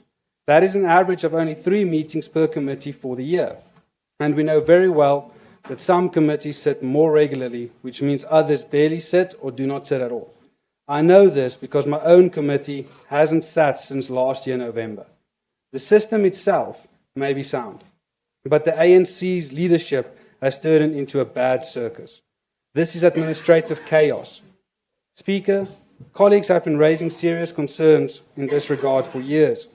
Written submissions are made and no responses are received. Items go to committee and never reach council. This is exactly how matters such as the Law Enforcement Progress Report for SAPS got stuck in limbo, bounced between structures while communities are left without answers. Other items come to council without proper committee processing, like the item of the Solid Waste Management Plan that is on the agenda today. This points to one conclusion. The mayor and the speaker do not have their houses in order. A schedule without enforcement is just a calendar. A committee without meetings is just a name. Oversight without consequence is just theatre. The DA will vote in favour of this item because Mangaung needs a proper schedule. We need committees to sit, we need agendas to move, and we need reports to be processed. We need council to function. But let us be clear, our vote in favour does not absolve the mayor, the speaker, or the ANC from their failures. It is a demand that this schedule must be implemented, monitored, and enforced. If committees do not sit, there must be consequences. If reports do not move, there must be accountability. If chairpersons fail to perform, council must be told. If the executive fails to attend or process items, the public must know. Because residents do not suffer because we lack meeting dates. Residents suffer because the ANC-led government has normalized failure, incompetence, and non-performance. So yes, approve the schedule. But this council must also send a clear message today. Mangaung cannot be rescued by paperwork. It can only be rescued by discipline, oversight, accountability, and consequences. The DA will not support another year of empty calendars, absent committees, missing reports, and failed leadership. Thank you. Thank you. I think that concludes, colleagues, our debate on this item. Councillor Shine Banyan, award Udisea. Wa hlaka hore ke ne moropotsonyana wa hanisa keng wena.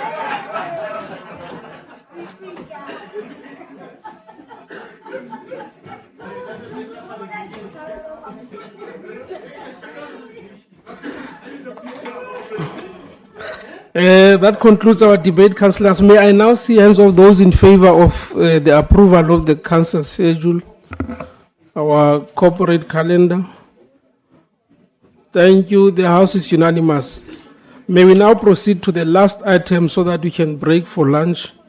Is the combined item 5 and 6.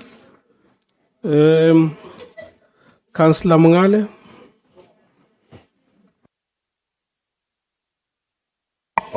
Thank you, Honorable Speaker, Dr. Matai. On this item, we are happy that the committees are going to be resuscitated because we were worried that the Section 79 committees are limping. There are those that are performing well, and there are those that are dismally failing. I think some of the chair of Section 7, they even forgot what is their portfolio because they have never said, and they think they're in this council only to come and collect the salary of a chair. They are not aware that there is a particular mandate that needs to be served in favor of the public because they are part of legislature, but they are not aware of the significance of the position they are holding, that it is them that are standing between us and the public. Once they are functioning well, there will be no protest. There will be no disillusionment from the people because there are structures that will be able to take their matters. And this council will function very well because all the issues that deals with governance, they are also within their power, and also issues that needs to respond to issues of community, they are within their power. But I'm shocked that some of them have not even called a meeting in the past 6 months, and which is very disturbing. But I'm happy that there is a new position of chair, whereby I think that it will also not be abused to be given to one of the councillors who are from the ANC or its coalition partners, who would undermine the position and turn it into being a lame duck chairperson instead of being a chairperson with tooth to bite. Like right now, we have been told by Councillor of 1 Section 79, Councillor Morake, that this ANC-led council and the coalition partners were very quiet because they have accepted that they are not here, even though they have assisted in terms of numbers to make ANC coalition to have a majority. These are the things that we need so that we can move forward, and people should stop sleeping on duty. At least Chair will help us to get direction, and we appreciate it, and we believe that it's a step in the right direction. Thank you very much, Speaker, for the opportunity. Thank you, Ntate Mngale. Councillor Snyman.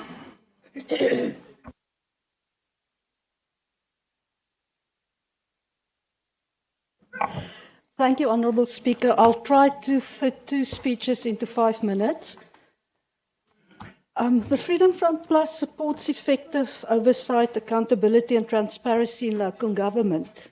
In fact, strong oversight is one of the most important responsibilities of local government and any municipal council. For that reason, the Freedom Front Plus welcomes the acknowledgement in this report that the current oversight model in Mangaung is not functioning and that council's ability to hold the executive accountable has been weakened. However, while the Freedom Front Plus supports stronger oversight, we have serious concerns regarding the proposed reconfiguration of the Section 79 committee structure. The first concern relates to something very simple, the naming of the proposed committees. Honourable Speaker, one has to ask whether the names of these committees were chosen to improve governance or to confuse councillors and residents alike. The problem is that the names bear very little relation to the functions these committees will perform. For example, the Street Naming, Renaming and Oversight Committee will apparently oversee planning, human settlement, agriculture, rural development and fleet management. What does street naming have to do with human settlement, agriculture or fleet management? Similarly, the Rules, Standing Orders and Oversight Committee will oversee community service, public safety and municipal bylaws. Again, the name does not reflect the actual work of the committee. In fact, in the report itself, it is acknowledged this problem is a problem specifically, and that Council must review and rationalise the names of these committees. We agree with this entirely. The names should reflect what they do and what their responsibilities are. Oversight structures must be understandable to councillors, officials and the public. Our second concern relates to the role of MPAC. Will these committees assist impact, strengthen impact? Will their findings be formally referred to impact, or are we creating parallel oversight structures? I'm now going to skip so that I can finish in time. Mangaung does not suffer from a shortage of structures. It suffers from a shortage of accountability. We do not need more committees that just meet, or most often do not meet. We need committees that produce results, committees that hold officials accountable. So let me move on to the next one. We looked at this proposal to establish a chair of chairs committee, and the report argues that this structure will strengthen coordination, improve oversight, enhance accountability, and ensure better monitoring of council resolutions. This is nice, and we need that. However, before we approve this, we must just make sure of the structure, and we need to look at a few questions. The first is, the report itself acknowledged that there are significant financial implications. Specifically, a full-time chairperson of chairperson's committee, the appointment of a Section 79 coordinator, a legal and compliance secretary, as well as office accommodation, furniture, information technology requirements, etc. The question, therefore, is, what will be the total annual cost of this new structure to this already financially strained Mangaung Metro? Has a detailed costing exercise been completed? How much will be spent on salaries, benefits, office space, equipment, etc.? Can Council be provided with a clear budget breakdown before being asked to approve this proposal? Our residents are already experiencing serious challenges with service delivery, infrastructure maintenance, and financial sustainability. Our residents are facing increases in their rates and taxes yearly, and now they must pay for this new thing. And, well, basically, now Council is asked to approve the establishment and funding of a new office to do the work that should be done by the Speaker and his office, the Executive Mayor and his office, and the City Mayor and his office. Then the report refers to benchmarking and Joburg. What about the city of Tshwane? Okay, I just need to finish my second speech. What measurable improvements were achieved there? Did oversight outcomes improved? Did audit findings decrease? Was service delivery strengthened? We need to look at all these aspects. Finally, the Freedom Front Plus requests clear answers regarding the financial implications, expected outcomes, and measurable performance indicators associated with this proposal before final decision is taken. Thank you, Honourable Speaker. Thank you. Councillor Kotze. Thank you, Speaker. Speaker, fellow councillors, we are asked today to consider the report titled Reconfiguration and Establishment of Section 79 Oversight Model. This report proposes, of course, the restructuring of how oversight is exercised in this municipality and empowering the standing committees. Let me state from the outset, the DA supports stronger oversight. We have consistently argued in this council that weak oversight lies at the heart of many of Mangaung's problems, from collapsing services and deteriorating finances and the absence of accountability. However, supporting oversight in principle does not mean endorsing a proposal that is incomplete, procedurally flawed, and unlikely to achieve the intended outcome. The report itself makes a significant admission. It acknowledges that the current oversight model is weak, overly concentrated, and that as a result, the executive is effectively overseeing itself. When a system reaches the point the executive oversees itself, that is not oversight, that is simply marking your own homework and congratulating yourself for a job well done.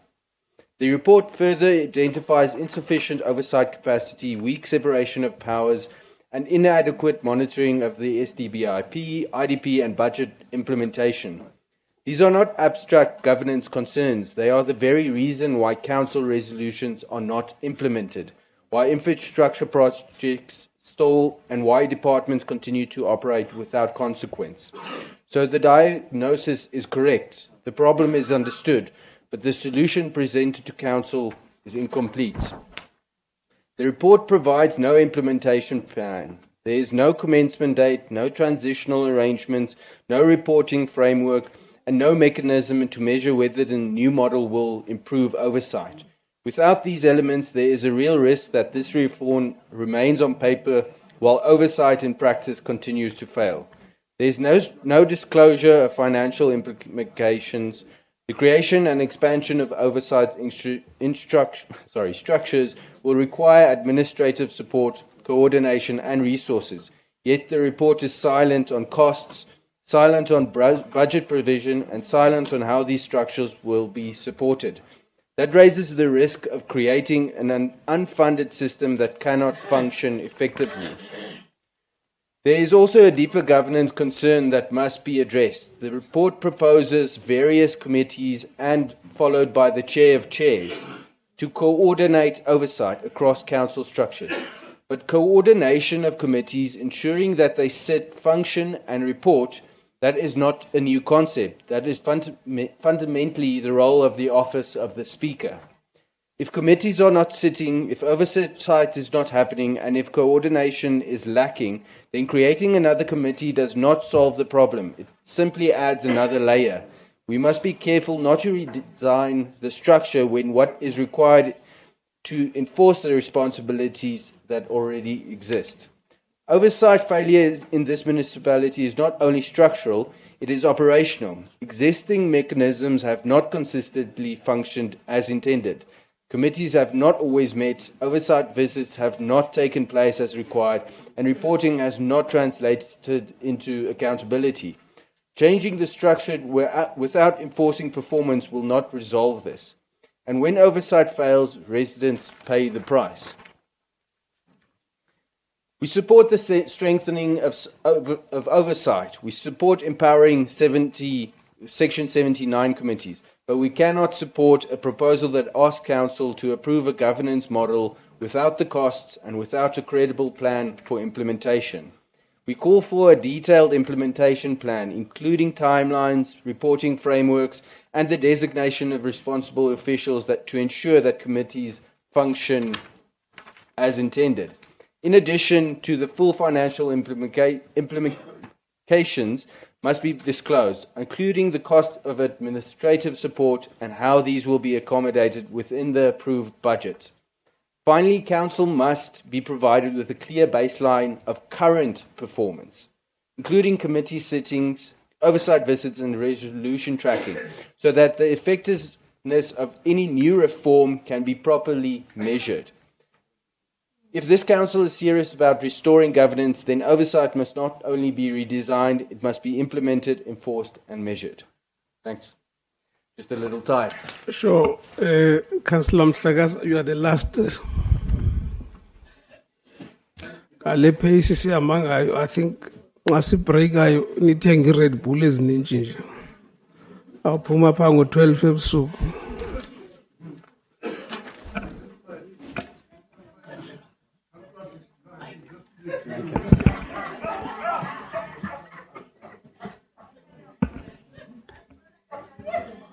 Speaker, thanks, Speaker, for the opportunity. I rise to speak on 82.6, Speaker, that is the establishment of the Office of Chair of Chairs. Speaker, I would say first that as the Democratic Alliance, we are not going to support that item. To show that we are not playing politics for not supporting that establishment of that office, let's place our reasons for the community of Mangaung. Firstly, that office is not part of the organogram of this institution. Also, it has an implications in terms of the finances of this city that are not stable and that are not in good condition. And we can't support something that has nothing to do with improving the conditions of the people. Because we are not in a business of dishing out positions for the people. Because if this position was really needed, why it has waited from 2021, it can only be seen to be established when we are left only with 4 months in the office, if it's really needed, the position. And also, Speaker, in looking for that, we see this not as a form of enhancing oversight. Because, Speaker, whatever the duties that I've mentioned there that are going and the role that would be played by such an office of chair of chairs, that's the same duties that the Speaker is doing in terms of Municipal Structures Act 117 of 1998 and also the Constitution of this country, Act 108 of 1996, as amended. It's just a duplication of duties, Speaker, if we are saying another office must be established that is going to do the same work that is already existing, unless you would come with a different argument to say we are raising a vote of no confidence against the Speaker. We can only be considering to support that. But in the absence of that, there's really no need for such office. It's just a creation, Speaker, for the positions of the people to say that, can you move from this position? I will create a position for you. And our suspicion, Speaker, is that since the chair of the MPEG has resigned, maybe that position will be catered for him. I thank you, Speaker. No, thanks. I think, colleagues, that concludes our debate. I'm going to ask either one of the chairs to reply to questions raised, and then we will vote on this item. Thank you. Thank you, Honorable Speaker. Let me respond to 8.5 and 8.6 combined. Honorable Speaker, as the legislative, we are saying to the council, we are not going to implement the reconfiguration today. This is a working document for us to make sure that everything that is legislative happens. This report is going to go back to the committees of Section 79. And committees of Section 79 include all the political parties. We are going to make sure that legal of this institution implement the terms of reference that is in line with the name of the committee, because we are going to come up with the name of the committee. It will no longer be called Remuneration and Benefits or any other committee. We are going to change the name of it to be in line with what we want to propose. And then after that, we are going to make sure that there's adequate budget to check if there's enough budget.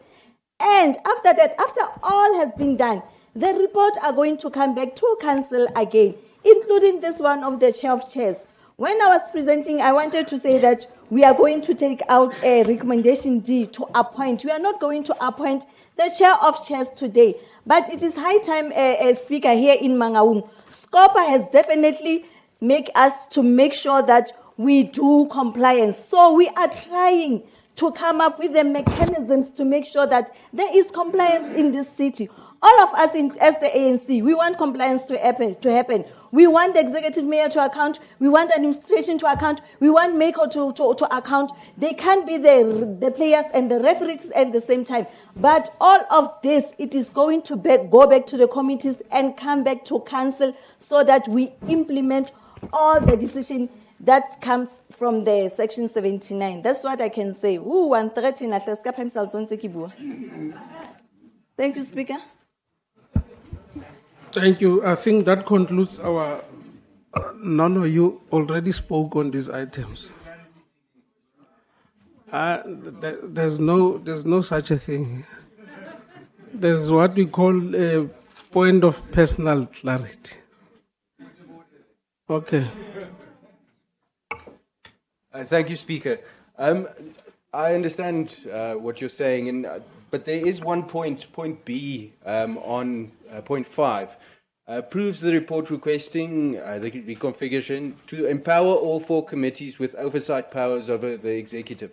Wouldn't that point maybe have to be removed and then come at a later stage when we have done that process as you suggested there? You can. reply, Councillor. Thank you, Honorable Speaker. Councillor, can you please check recommendation C at the end of it? Everything is going to come back to council after it went back to the section 79 for everything that is we should approve today. Today we just want to approve the model so that the committees must make sure that they sit so that when we come back to council, everything that councillors advise us to do. Here are the reports of other committee councillors so that we are going to go back so that when we come back to make sure that everything is included when we come back to councillors. That is all. Thank you, Speaker. Out of the recommendations as amended, I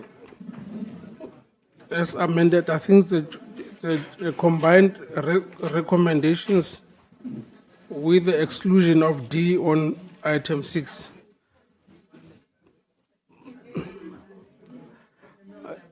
Can I see hands of those in favor of this item?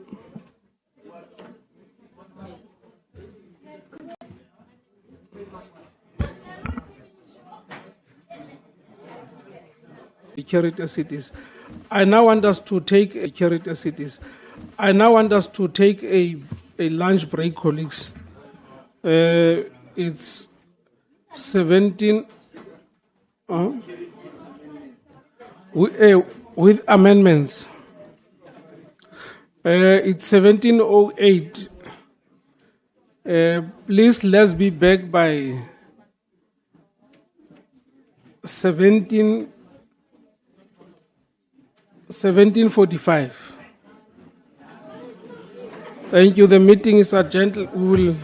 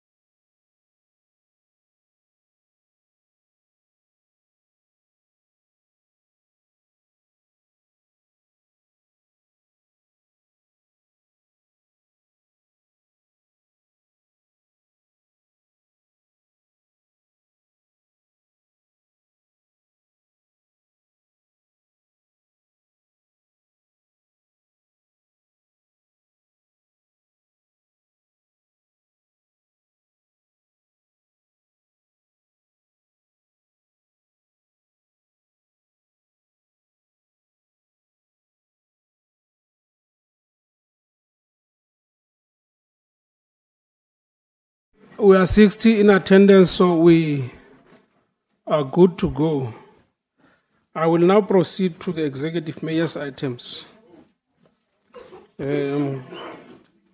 Majoro. Thank you very much, Speaker. I want to echo your sentiments that 2 a.m. is the target time that we must be leaving the council. Yes. Well, subject to if we will all conduct ourselves in such a way that it would accommodate debate and understanding on the issues that will be tabled before you. Speaker, as we were adopting the agenda, we were able to identify items that will flow from those that I'll be putting before the council. And we're also able to combine items. So we took 2 items out, which is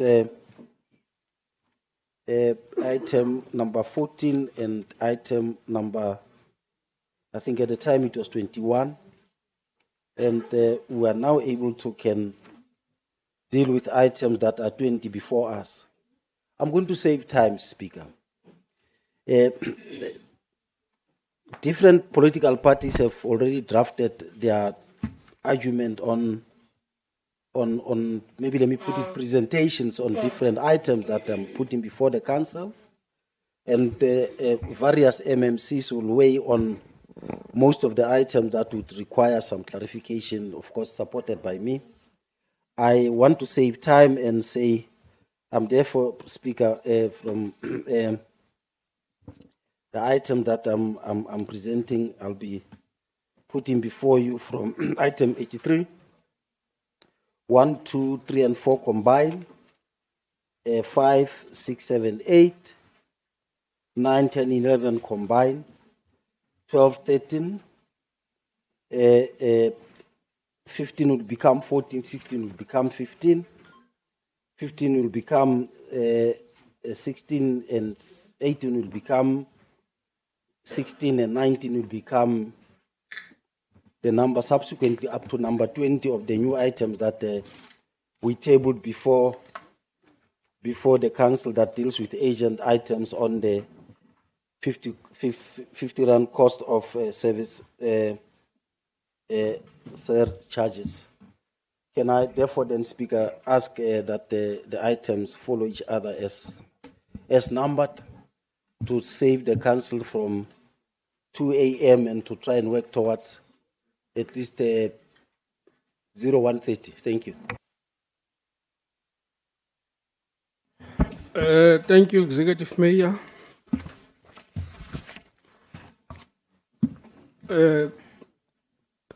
May I now see hands of those who would want to speak on those items that have been presented before us.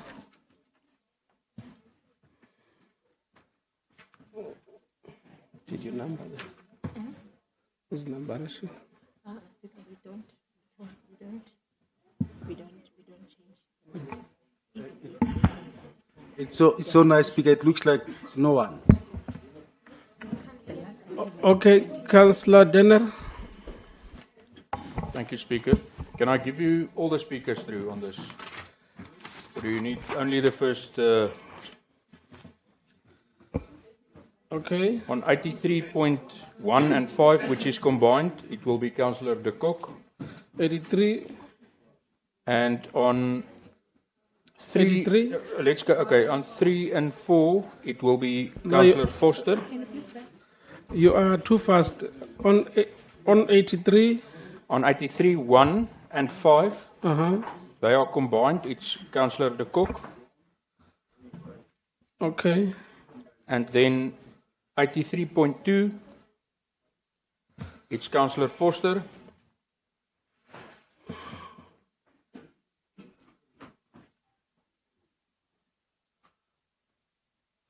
On 83.3 and 4, which is combined, is Councillor Foster again. Okay.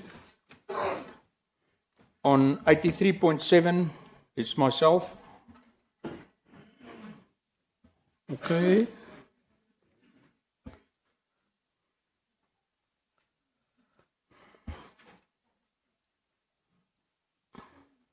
.8, myself. 83.9, Foster. 10 and 11 is combined. Okay, we can pause that one. On 83.12, it's Councillor Snyman van Deventer and Foster.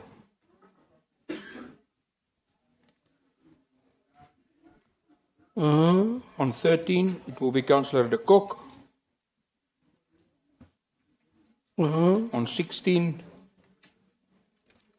and 17, it will be myself. 18, Foster.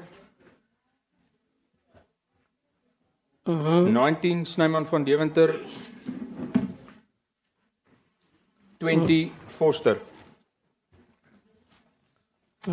Thank you, Speaker. Thank you. DA.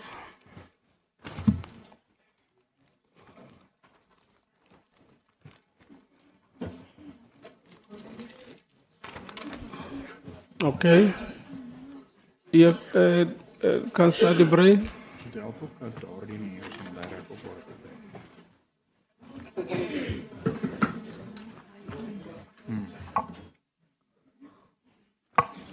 Speaker on 82.8. What point? Yeah, 83.8. Werner. And then 84.1. Werner again. Thank you.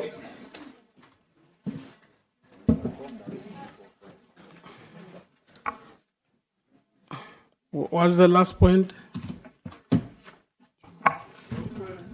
84.1. 84.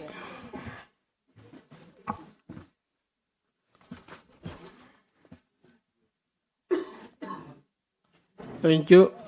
EFF.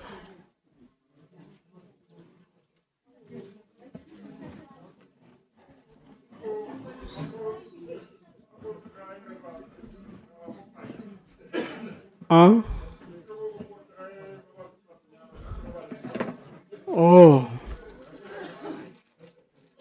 Councillor Bauer.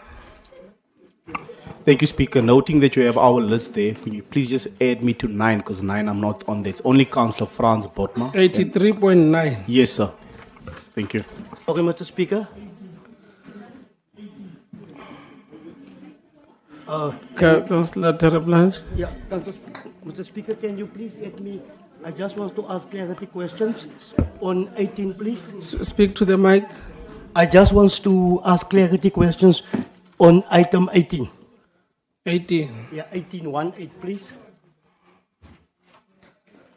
And I'm on 1. You got, yeah.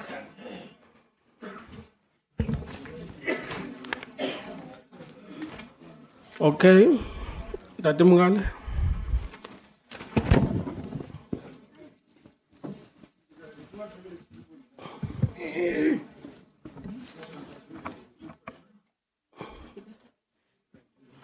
Oh, thank you, Honorable Speaker, Dr. Matai. I'm going to speak on 83.1 and 5, each combined item. Then I'm also going to speak on 83.3, which is a combined item with 83.4. And then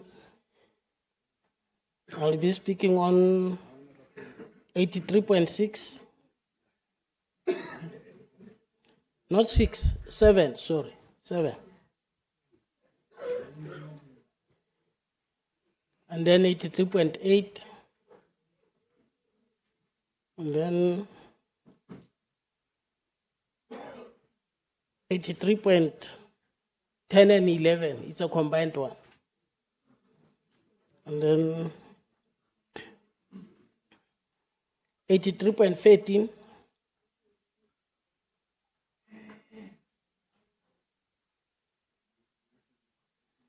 And then 83.16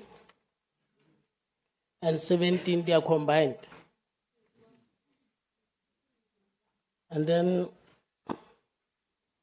83.18,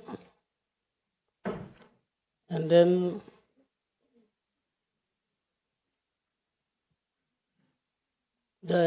I think the last one is 83.20, the one that have been added, the one that deals with surcharges. And then that will be it on MPEC. I'm not going to speak.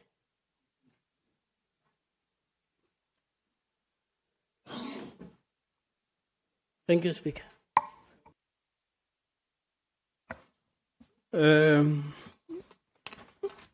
Now, let's go.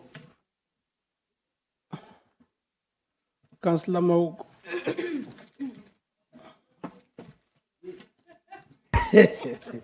Sorry, Speaker. No, I withdraw 83.1, 83.5.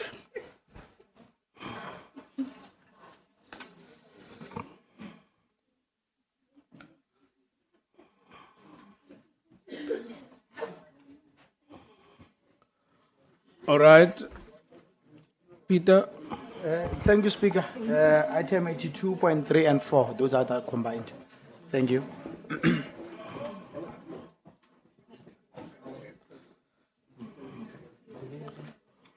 Okay, Councillor Lekgetho or Deputy Executive Mayor.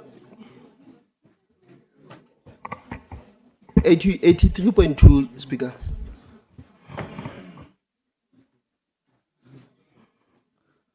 Uh-huh.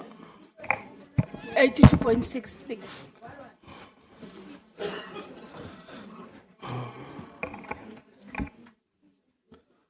Okay. Councillor Mabel. 83.9 and 12.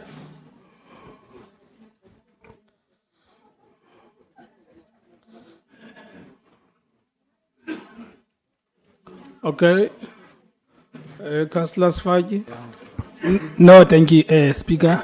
Item 83.18.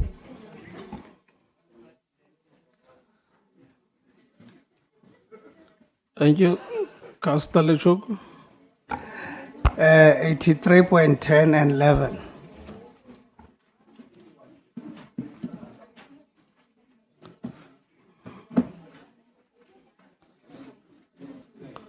Okay. Zamin. Speaker, 83.13. Uh-huh. And 83.16 and 17 as they are combined.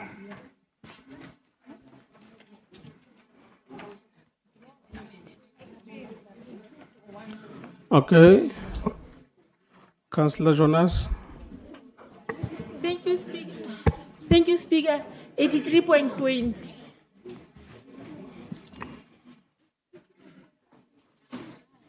Okay.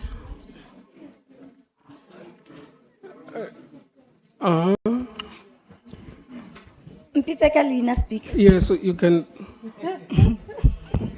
Okabua. No, thank you, Speaker. 83.20. 20. Yes.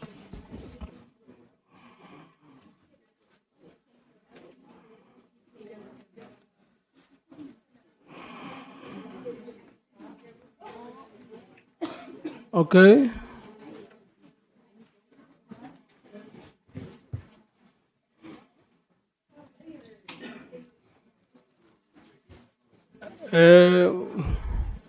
Councillor Malebu. 83.3 ke Councillor Sibolao. 83. Amabeli 83.3.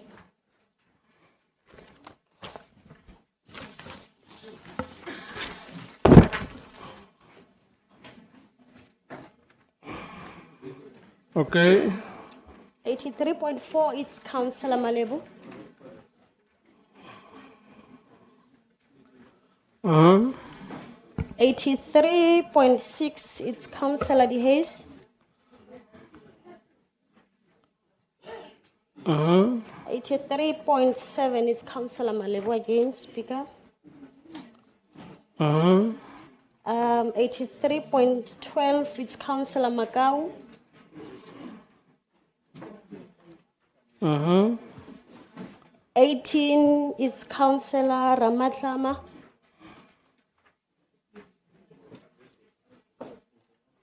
Uh-huh. And 19 is Councillor Macau again. Uh-huh. Siyabulela, Speaker. Thank you. Councillor Logan. 83.19. Okay.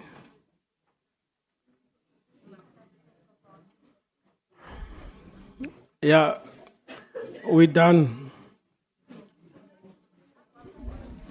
All right. Let's go back to our items.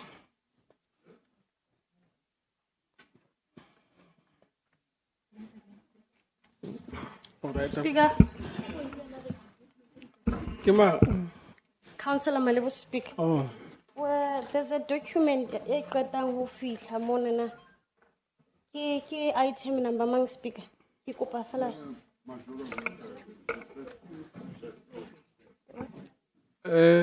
Ingotsweng. Ile sentle ke deferral. Oh, ke 83.22.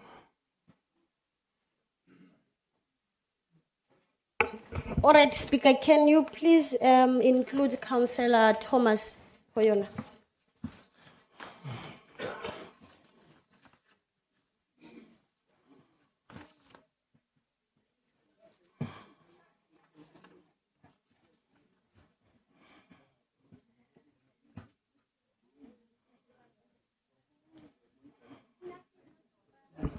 Speaker. Okay. Okay. No, thanks, Speaker. I just want to check if I've heard correctly. Executive Mayor, when he was presenting items, he said he is withdrawing at 83.6. If I have heard correctly. Oh, maybe. Thank you.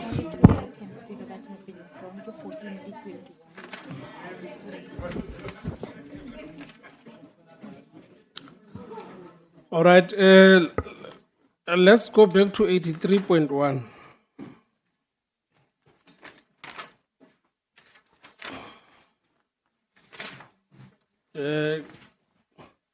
Councillor Bothma.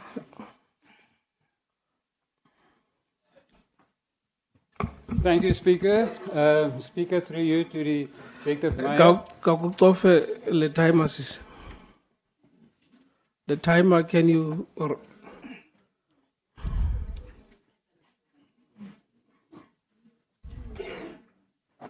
Okay. Thank you, Speaker. From the outset, the Democratic Alliance reaffirms its support for genuine indigenous support measures. Local government has a constitutional responsibility to assist vulnerable households and ensure access to basic services for those who genuinely cannot afford it.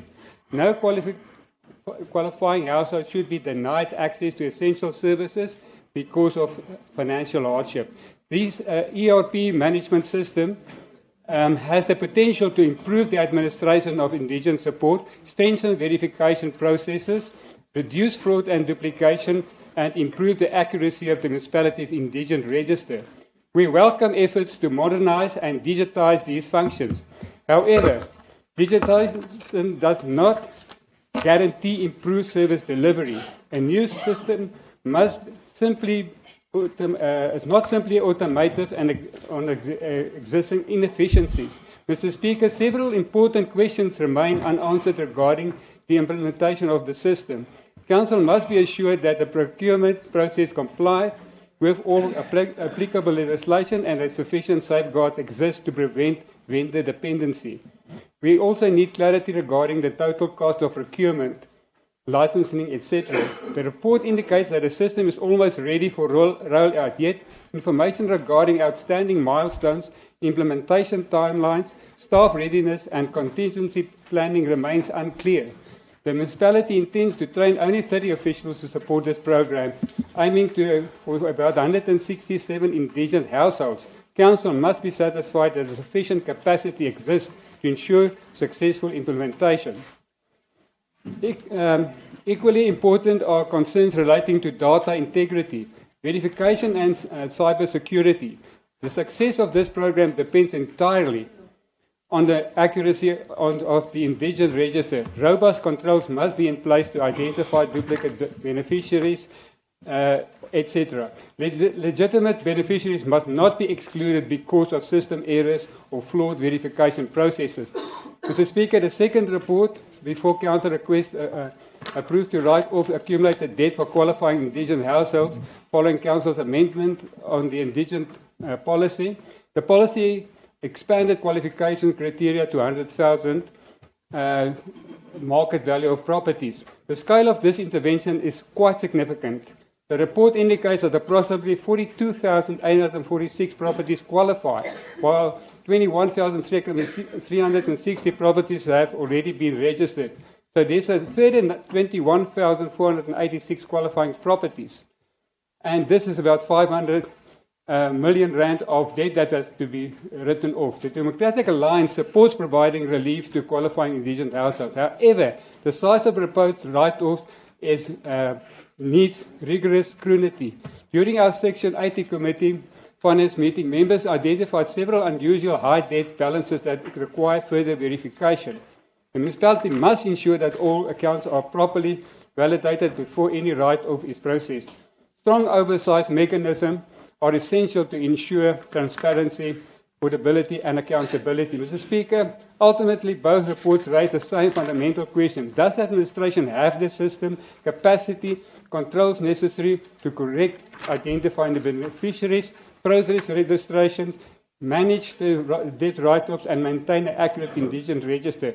If implementation is poor, the municipality risks audit findings, billing disputes, financial losses, and public dissatisfaction.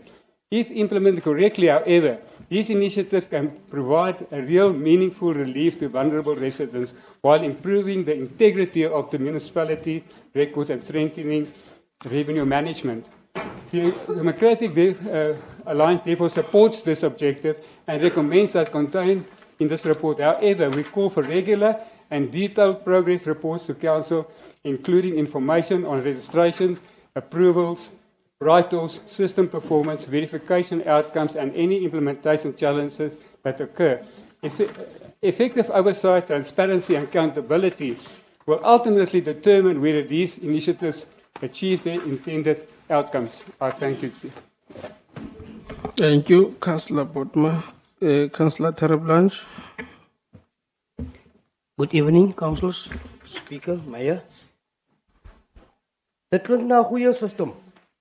Hoop dit gaan werk soos die budget wat goed lyk op papier en niks gebeur. As daardie 30 mense wat aangestel reg opgelei, weet hulle wat aangaan en moet doen as daardie poste geadverteer en waar. Of dit weer keide aanstelling. Geen mango maar tot die target reach as daardie mense genoeg om al die indigent te kan registreer. Soos my fellow councillor gesê het, is baie indigents by Junie. As daar staff members by die mense gaan besoek. Elke keer as die indigent persoon afsterf en as daar vir die mense gebudget vir die om die werk te gaan doen. Hoekom is daar nie formele kommunikasie oor die protes, oor die proses nie? Hoekom word inwoners en raadslede in die donker gehou oor die stand van sake? Hoekom word daar versankel gesê inwoners kan hulle strokies in waterboksel plaas, dan word hulle water nie afgesit nie, afgesny nie. Terwyl tientallen mense wat strokies het verplig was om 500 aansluitingsfooie te betaal. Die 500 is maandeliks of net as jou water afgesny is. Mr. Speaker, what a joke. Mr. Speaker, wanneer kan mense weer aansoek doen vir indigent? Is it an ongoing thing of is it klaar? Wanneer gaan councillors verduidelik word hoe werk die program? I thank you, Mr. Speaker. Thank you, Councillor Mungale.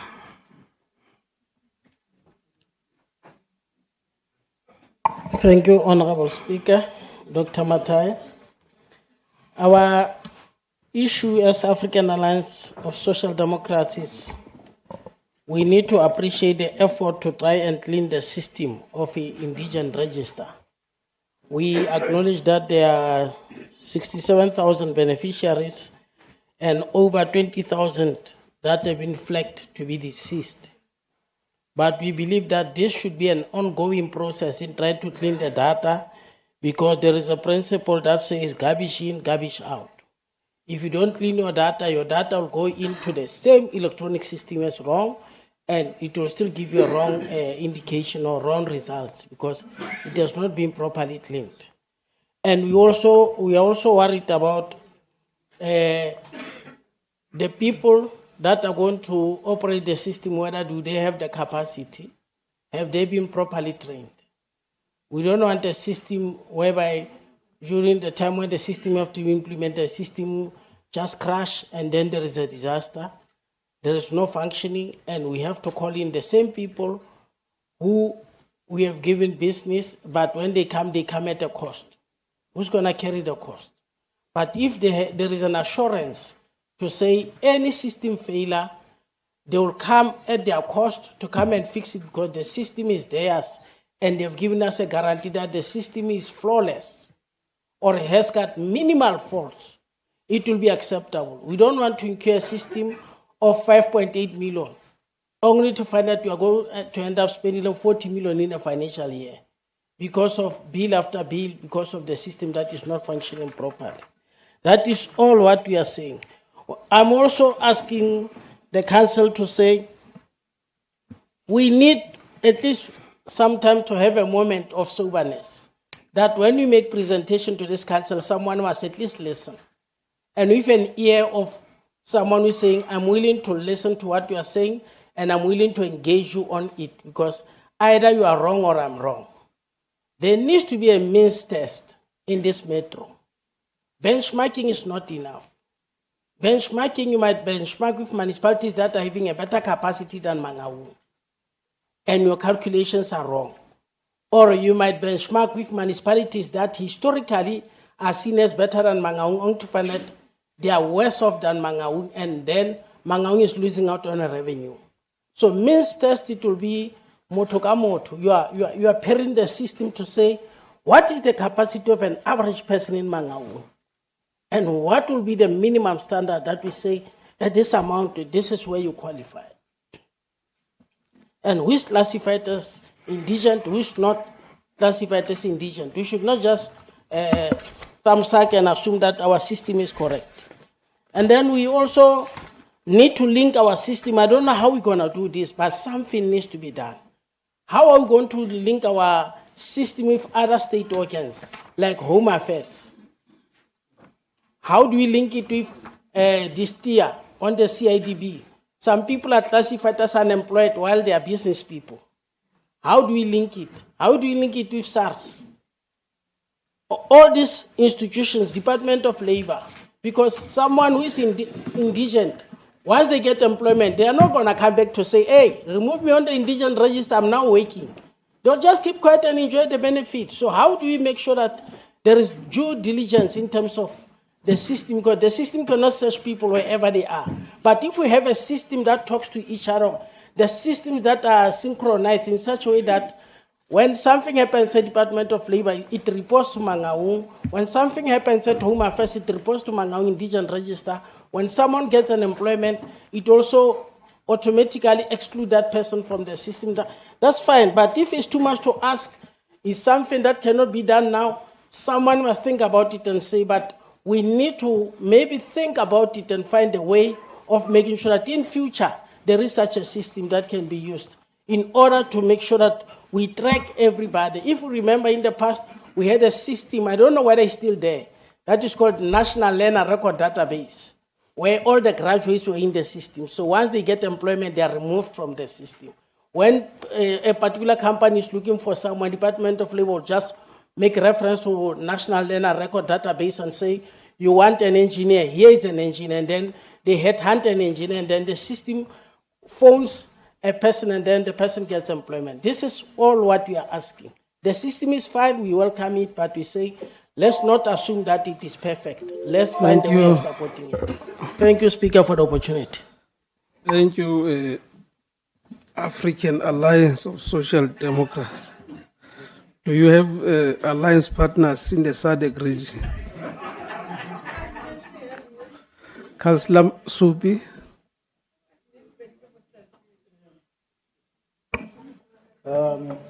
Speaker, thanks very much. I've noted the contribution of Councillor Mongali. Yes, indeed. The system has verification method. We've kept 1 to 10 addressing all issues raised by both councillors. Speaker, the item presents the progress made with regards to the acquisition of an electronic system for indigent application and verification as approval. Since Q1 of the current financial year, the Finance Committee have recommended any indigent application for approval. Also, with the recognition of the adjustment budget, the progress has made a substantial move just to indicate the process towards the go-live date on the system. The policy too was amended, giving the power to accounting officer to approve applications and council to approve the write-off. Speaker, the report gives progress to date and it is for noting. Thanks. Sure.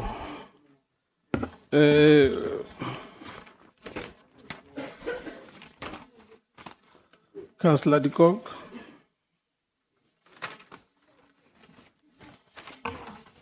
Thank you, Speaker. The Freedom Front Plus recognizes the strong rationale for moving to a modern electronic management system.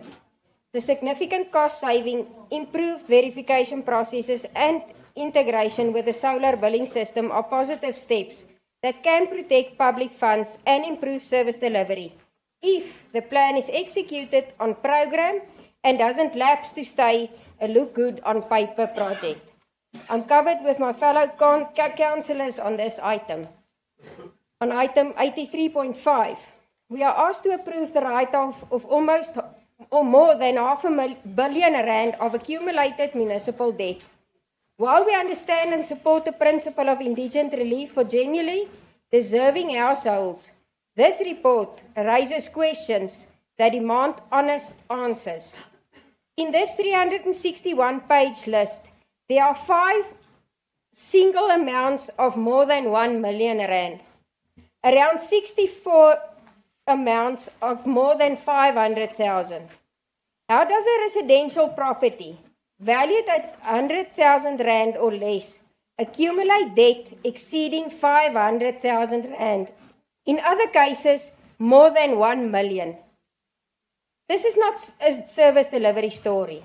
This is a financial management failure. Somewhere along the line, the municipality billed accounts, watched the debt grow to extraordinary levels and did nothing.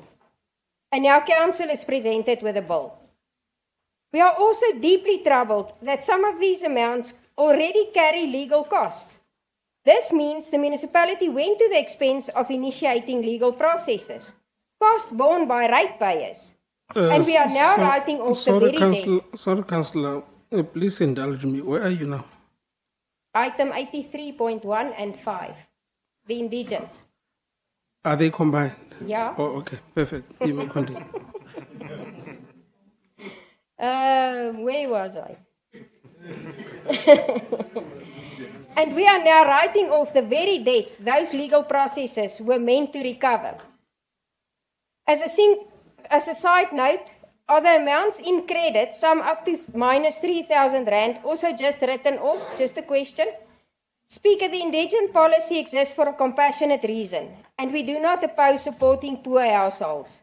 But compassion without accountability is simply negligence dressed in good intentions.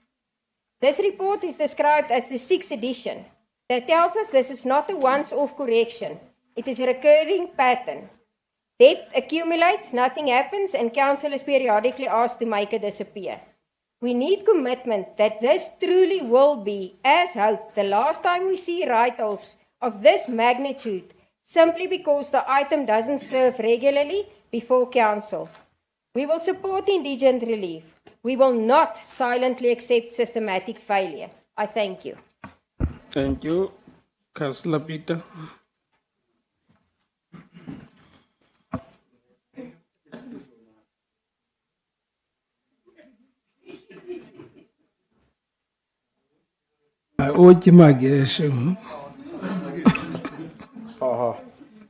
Thank you, Speaker. Your mic was on. Speaker, quickly, what Councillor Valerie raised is very key. But Councillor Valerie, the issue of those accruing debts of those households that are 100,000 and below property probably to be addressed by that item of 83.3, because I think that's where the Auditor General, also involving our compliance office, picked up that some of those things do happen in between. So that item will precisely be able to address that. So maybe you'll have a chance to go through it at some point. Quickly, Speaker, thank you very much. The city prepares the annual financial statements in accordance with the general recognized accounting practice, which is GRAP, as such to improve the internal controls policies. And then policies must be developed to ensure that the treatment and disclosure are handled in a standardized and consistent manner. In actual sense, Speaker, I'm trying to respond to that as well, to the issue that was raised by Councillor Valeri. It is for this reason that this policy is presented for the approval. One is to indicate the reason we are saying that the Auditor General said in some cases we wait for the situation to get worse, and then it's only then we want to try to remedy that situation. So based on these two GRAP standards, 104 and 108, they're saying at least do some assessment before you do that, or in between do that, so that you are able to manage your debts, including your debtors book. So that's the main reason behind that particular item, Honorable Speaker. And then I think it needs council approval, that particular item, because we'll have to do that. I think Councillor Bofma will agree with me that it's going to form part of our AFS when we present them. So it's very necessary for us to improve that policy, because on the basis of that, it will be easy for Auditor General, when they're assessing us regularly, we're able to at least to provide feedback and reports in relation to that.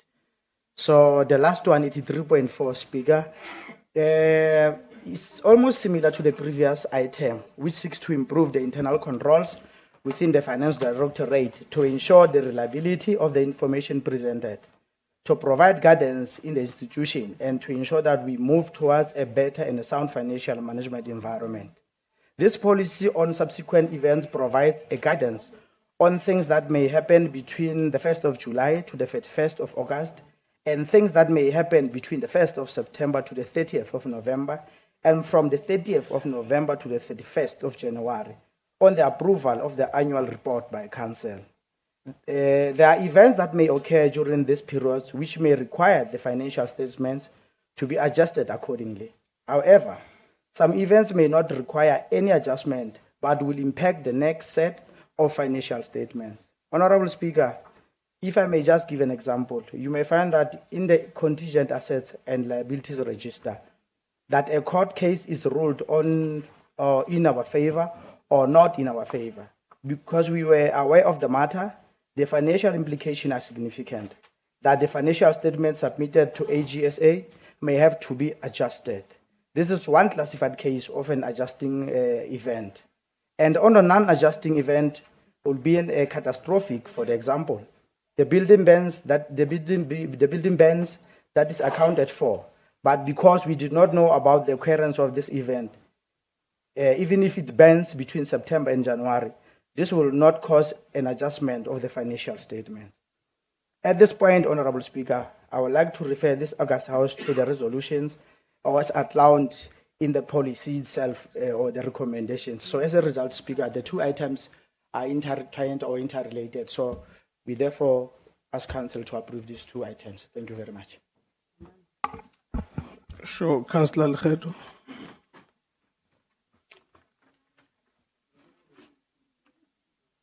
Lekgetho.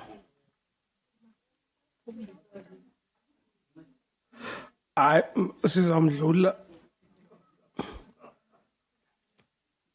Noma Smiyeke. Councillor Malebu.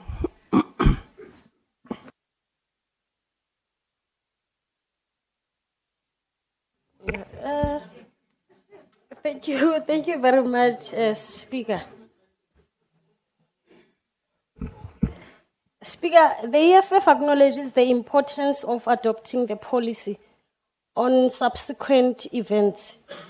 In accordance with GREP 14, the municipality has a responsibility to prepare financial statements that fairly present its financial position And this policy provides guidance on how events occurring after their reporting date should be identified, assessed, recognized, and disclosed before the financial statements are authorized for issue.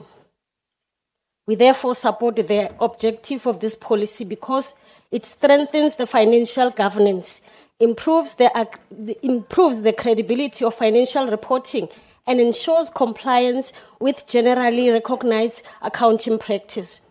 Public confidence in municipal finance depends on financial statements that accurately reflect all material information available before they are finalized.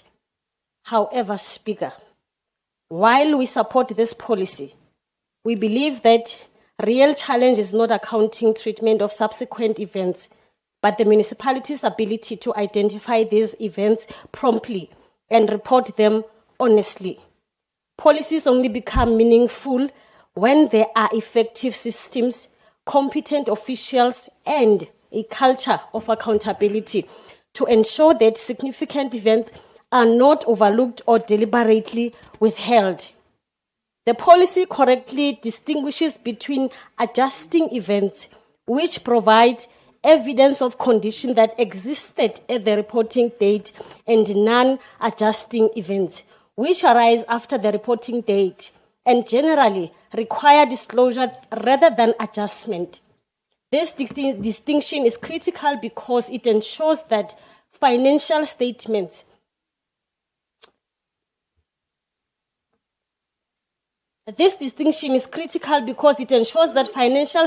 reflect the true financial position of the municipality without distorting financial performance through events that occurred after year-end. Honorable Speaker, the policy also places responsibility on various departments to identify significant events after the reporting date. These include legal matters, insurance claims, contracts, management decisions, and other developments that could affect the municipality's financial statements. While these procedures are comprehensive, they require active cooperation across departments.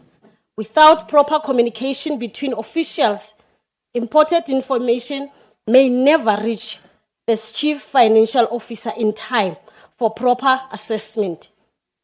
The EFF welcomes the requirement that legal matters, pending court cases, insurance claims, and contractual obligations should be reviewed as part of identifying subsequent events. This strengthens transparency and helps ensure that liabilities and contingent obligations are properly reflected in the municipality's financial statements rather than emerging unexpectedly in future financial years. We also note that the policy requires financial statements to be adjusted where subsequent events provide evidence that conditions already existed at the reporting date. For example, Speaker, the settlement of a court case, the insolvency of a debtor, or the discovery of fraud after year-end may require adjustment because they confirm circumstances that are already existed. This requirement promotes accurate and reliable financial reporting. Somlomo, the policy further recognizes that certain events occurring after the reporting date should not result in adjustment but must still be disclosed if they are material. Major asset disposals, restructuring natural disasters, significant changes in assets value, or other important developments may not affect the figures reported at year-end, but they remain important for council and the public to understand the municipality's financial position. Proper disclosure, therefore, supports transparency and informed decision-making.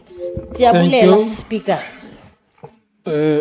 By 10 o'clock, with powers vested in me, if we are not done, I shall have to make a ruling whether we proceed with the business of the day or we reschedule. I'm just trying to invite your attention, colleagues, to the fact that you are delivering long-winded speeches, honestly, even on items which do not require us to vote. It's your right to do so, but we are really behind time. With speakers left yet to speak, I doubt by 10 will be finished. But you are recognized, Councillor Foster. Honourable Speaker, just for clarity, because we don't know where we are now. Items 1 and 5 was combined. The previous two speakers spoke on 4.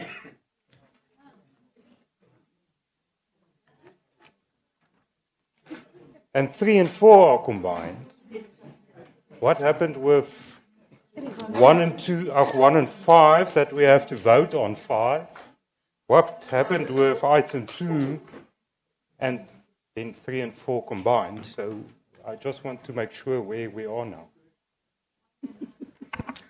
No, I specifically asked your neighbor to indulge me because she was on item 83.5. And I was lost. I said, if we are on item 83.5, what happened to 81.83.1 and 2? 1 and 5 was combined. Councillor Valerie de Kock spoke on item 1 and on item 5 that was combined. Mm-hmm. That was the end. That was an item. That was one item. She spoke on 1 and 5. That was combined. Everyone spoke on 1 and 5, and then suddenly they started speaking on 4 as well. That can't be. Yeah, because I was under the impression that item 83.1 and up to 83.5 are all combined. Okay. If that is not the case, let's conclude our discussion. I now want us to vote on the item 83.1 and 83.5. And then we'll revert back to 83.2. Yes. Do you still want to speak, Major, on? Okay. Councillors, can I now draw your attention to the recommendations on 83.1? That item is for noting. 83.5 is for approval. Can I now see hands of those who approves the recommendations listed under item 3.5? Thank you very much. The House is unanimous. Thank you. Then let's go back to 83.2. Yes, 83.2.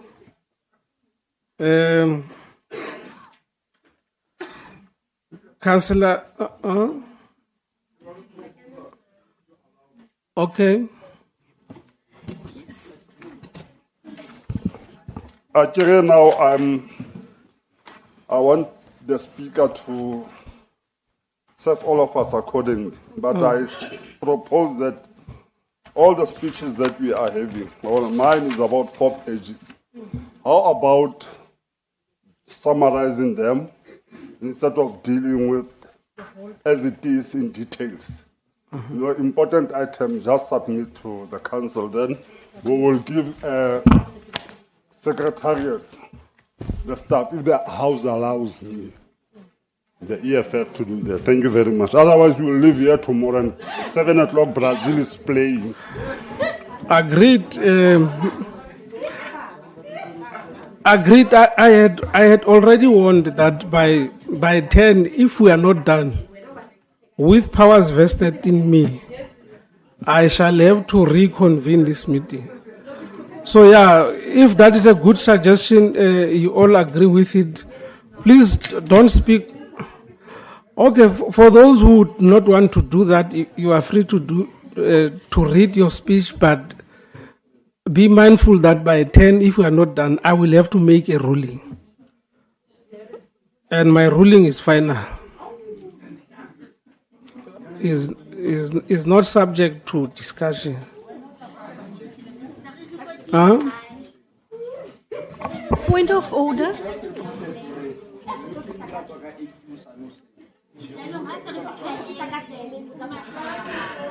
North Alokempan somewhere. Tell Lausa. Okay, Councillor. Honourable Speaker, this is very troubling. We are here to serve our communities. We are not here to look at our watches and run out at 10 o'clock. That is not acceptable. And none of us are afraid of being chased away tomorrow. So if we have to sit here till tomorrow morning, 10 o'clock, we are here to serve our communities. And if we then shorten debate, shorten inputs, just because we are watching the time, we are not giving the people of Mangaung, the residents, what they voted us in for. Thank you, Honourable Speaker. Your point is noted, Councillor. Unfortunately, I am guided by the rules of the House. Those rules empowers me to direct our discussions mindful of time allocations. So you are free to read your whole speech as it is. But I also have the right to adjourn the meeting and convene it at a convenient time. And other councillors are free to summarize their speech and conclude their speech in less than 5 minutes. Whichever option you choose, you have the right to do so. I'm not really going to deny you that opportunity, Councillor Snyman. May we then revert back to 83.2. 83.2, Councillor Lekgetho.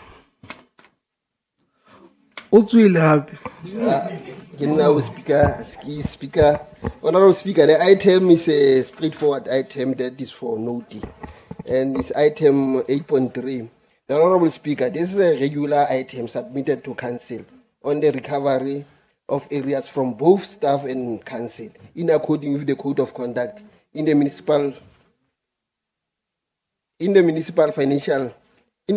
System Act, and also part of our financial recovery plan. Now, because this is for noting, Speaker, I will end there. Thank you. Thank you, Councillor Foster. Thank you, Honourable Speaker. All protocols observed. Just for time essence, it's just 2-3 clarity-seeking questions. Can the Finance Department please explain why the debt consistently resets to a higher amount at the beginning of each quarter? And does this mean that new debt is being allowed to occur faster than the 1.2 million monthly average deductions can clear the outstanding debt?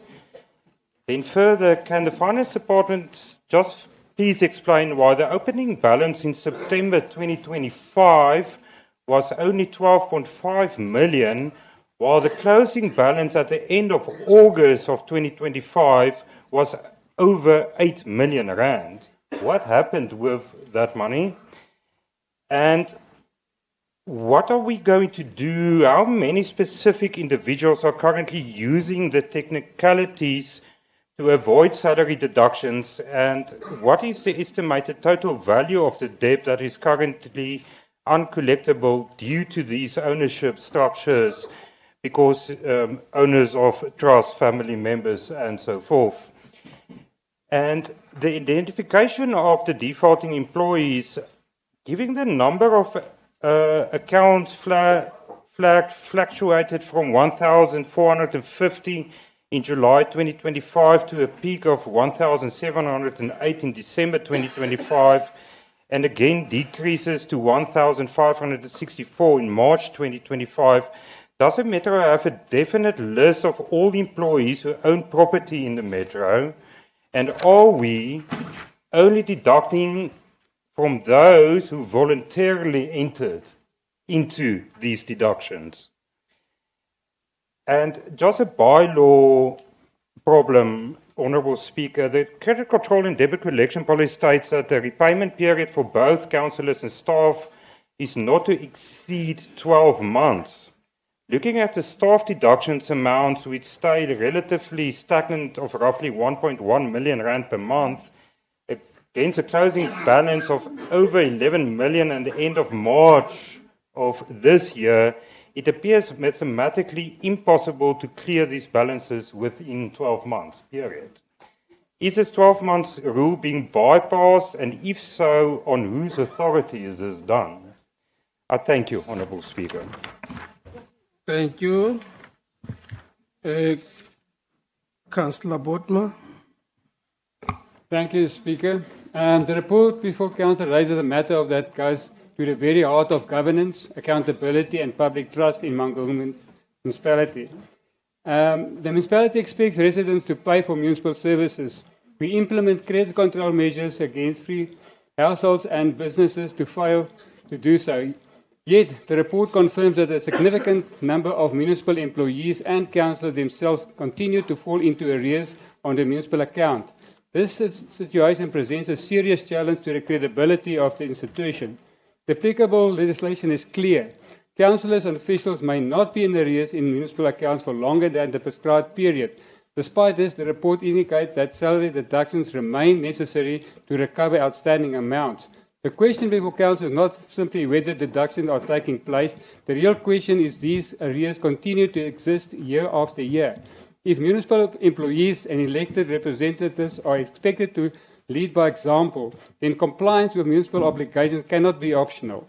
Residents are entitled to ask why they should prioritize payments when some of those responsible for governing the municipality have failed to do so themselves. The Democratic Alliance is concerned that the outstanding balances remain substantially despite monthly deductions being implemented. This raises questions regarding the effectiveness of the current debt recovery mechanisms and whether repayment arrangements are achieving their intended purpose. Equally concerning is the indication that some councillors and employees may not have municipal accounts registered in their own names. While there may be legitimate circumstances in certain cases, Council must be satisfied that municipal accounts are not being structured in a manner to allow individuals to avoid accountability for payment obligations. The municipality must ensure that there are adequate verification processes. Mr. Speaker, this matter has direct financial implications. Mangaung continues to face significant cash flow constraints and financial pressures. Every rand owed by the municipality affects its ability to maintain infrastructure, deliveries, services and meet its obligations to residents. Council must therefore understand the full extent of internal arrears and whether stronger measures are required to ensure that all councillors and employees remain fully compliant with the municipal accounts. Furthermore, we must honestly assess why this issue has persisted for so many years. If quarterly reports continue to come before Council while the problem remains unresolved, then we must ask whether sufficient corrective action has been taken. The DA believes there cannot be one set of rules for ordinary residents and another for councillors and municipal employees. Fairness demands consistent application of municipal policies regardless of a person's position. Therefore, we call on the administration to strengthen enforcement measures, ensure strict compliance with applicable legislation and municipal policy, close any loopholes that may enable avoidability of responsibility, and provide Council with clear timelines for reducing and ultimately eliminating this internal arrears. Mr. Speaker, accountability begins at home. If we expect a culture of payment among residents, we must first establish a culture of compliance among those who govern and administer this municipality. I thank you. Thank you, Councillor. Councillor Peter Osafono Paul. All right. I'm sorry, Speaker, except I was saying the questions that were raised by Honorable Councillor Bram Foster. I'll request that probably because he's serving the Section 8. Can we please reply to them in terms of Rule 38? It will be much easier for us. Thank you very much. Thank you. That concludes our debate on this item. The item was for noting. We will therefore proceed to the next item, which is 83.3 combined with 83.4. Okay, let me acknowledge Councillor Mungale. Thank you, Honorable Speaker, Dr. Matai.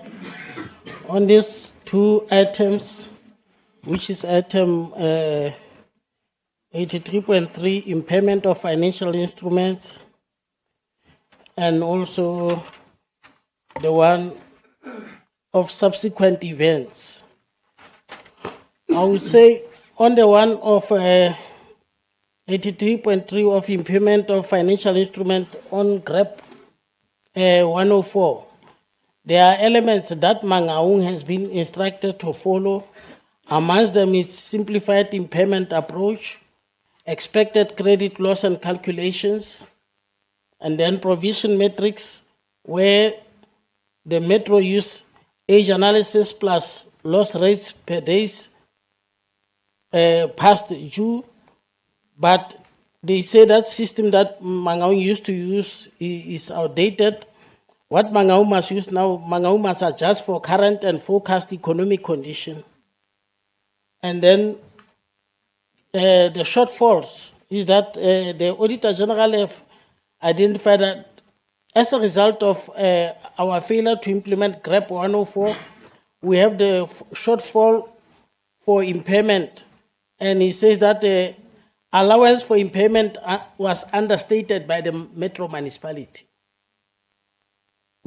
at a value of 111 million. And then in receivable from exchange transactions. He also says further to say the cause of that because Mangaung didn't apply approved methodology and impairment calculations per GREP 104. GREP is generally recognized accounting practice. And then the impact of that impairment deficit plus accumulated surplus all were understated from this report. And the interest, he says Mangaung didn't charge interest on long outstanding consumer accounts contrary to the policy. It means Mangaung had a policy but they didn't apply their own policy. And then on statutory receivable on GREP 108, it says receivable from non-exchange transactions arising from legislation. Some of them is property rates, fines, traffic fines, government grants, and others. But it says what GREP 108 requires from Mangaung is that Mangaung must have a separate disclosure, impairment specific disclosure, which is effective from the 1st of April 2019. And then it also goes further to say some of the shortfalls that are common in municipalities, but I'm not going to go to those ones. I will only focus on Mangaung. When we look at GREP 108, it also talks about separate no disclosure for statutory receivable, versus exchange rates, documentary impairment indicators, whereby we indicate where there was a delay in payment, waiver, or derecognition of a payment. On subsequent events, which is GREP 14, he says that Auditor General drew attention only on two things. The first one is security breach, which occurred 2 months after Mangaung Financial Recovery Plan, which was in August. And this matter happened in October 2023, after the reporting period affecting group network and daily operations. And then the other one is Auditor General have also stated that our opinion is not modified in respect of these matters. When we go to GREP 14, it says that we must adjust events after the reporting date and also non-adjusting events after the reporting date. So we must adjust both. We must report any adjustment that has happened out of the two processes. And then the shortfalls, Auditor General have identified that, and SCOPA have also identified them, that Mangaung is weak in terms of governance and financial control, and that affects how subsequent events are handled. It also goes further to say the audit outcomes in Mangaung have not changed in the past 3 years, and Municipal Financial Recovery Plan, which is standing at 58% at rescue phase, it took almost nearly 2 years, but now, as we are talking, it's almost nearly 3 years.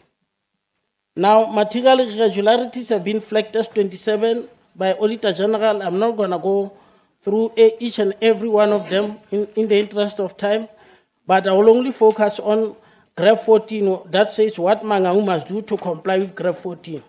It says that it must identify all events, adjust AFS and disclosure and non-disclosure Thank you. events, and then that is all. Thank you for the opportunity, Speaker. Thank you, Councillor Sibula.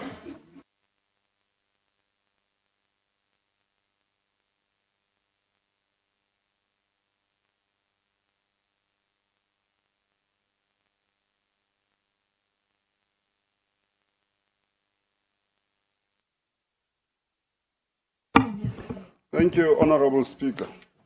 The Economic Freedom Fighters acknowledge the importance of adopting a policy on the impairment of financial instrument and statutory receivable in line with the GRAP 104 and GRAP 108.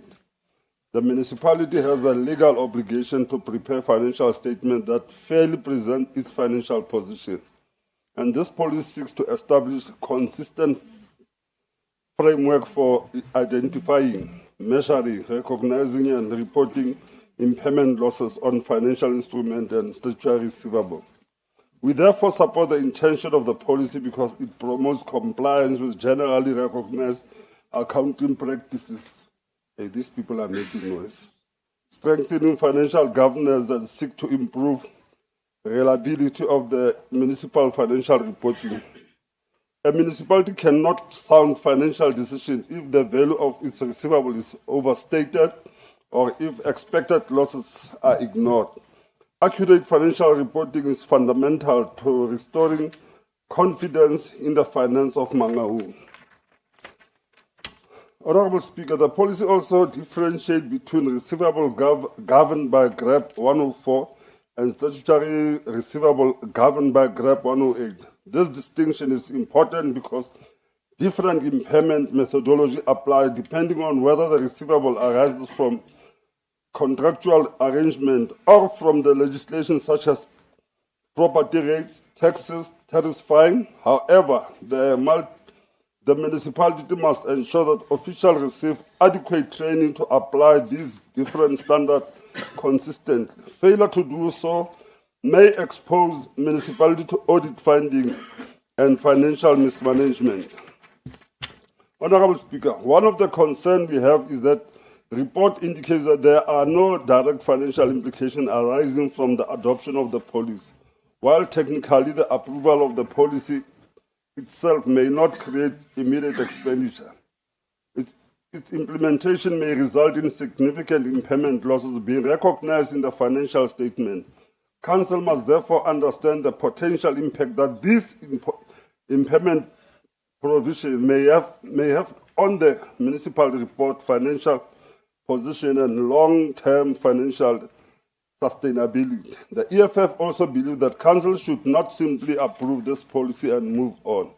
Regular reports should be submitted to Council indicating the value of impairment receivable, the reason for the impairment, trends in debt recovered, and the effectiveness of measures implemented to reduce the non-payment. Oversight should extend beyond compliance and focus on improving the municipality's financial health. Lastly, for the reason the Economic Freedom Fighters support the adoption of the policy on the impairment of financial instruments and statutory receivable. However, we call upon the administration to strengthen debt collection, improve billing accuracy, enhance revenue management system, and provide Council with regular reports on the implementation and effectiveness of the policy. Compliance with GRAP must be accompanied by improved financial discipline and strong accountability. Thank you very much, Speaker. Thank you, Councillor Foster. Thank you, Honourable Speaker. All protocols observed. The Freedom from Plus supports sound financial management and compliance with the law. Municipalities are required to prepare their financial statements in accordance with generally recognized accounting practices. However, compliance with accounting standards must never become an excuse for weak debt collection. The purpose of impairment is to prevent a realistic value of debtors in the financial statements. It is an accounting exercise that estimates how much debt may ultimately not be recovered. It is not intended to forgive debt, reward non-payment, or conceal failures in our credit control system. This distinction is critically important. An impairment provision merely recognizes that there is uncertainty regarding collection. It does not automatically extinguish a legal debt owed to the Metro, unless debt is lawfully written off through the prescribed approval processes. The Metro retains every legal right and indeed the obligation to continue collecting that debt. The expected credit loss model under GRAP 104 requires significant management judgment. Where historical information is incomplete or unrealistic, officials must rely on assumptions and estimates. While professional judgment is necessary, it also creates a risk of inconsistency or abuse of power if oversight is lacking. There is therefore a real danger that debt which remains legally recoverable could be classified as aggressively as impaired. If that happens, several risks arise. Management may lose the incentive to pursue outstanding debt aggressively because impaired debt is perceived as already lost. Ratepayers who consistently honour their obligations may ultimately be forced to subsidise those who deliberately refuse to pay. This Council must never allow an impairment accounting to become a mechanism for quietly writing off collectible debt. Even when the paper delegations, full audit trails and transparent reporting to Council is necessary. The financial sustainability of Mangaung depends not only on the preparing of GRAP-compliant financial statements, but also on collecting the revenue that legally due to the Metro.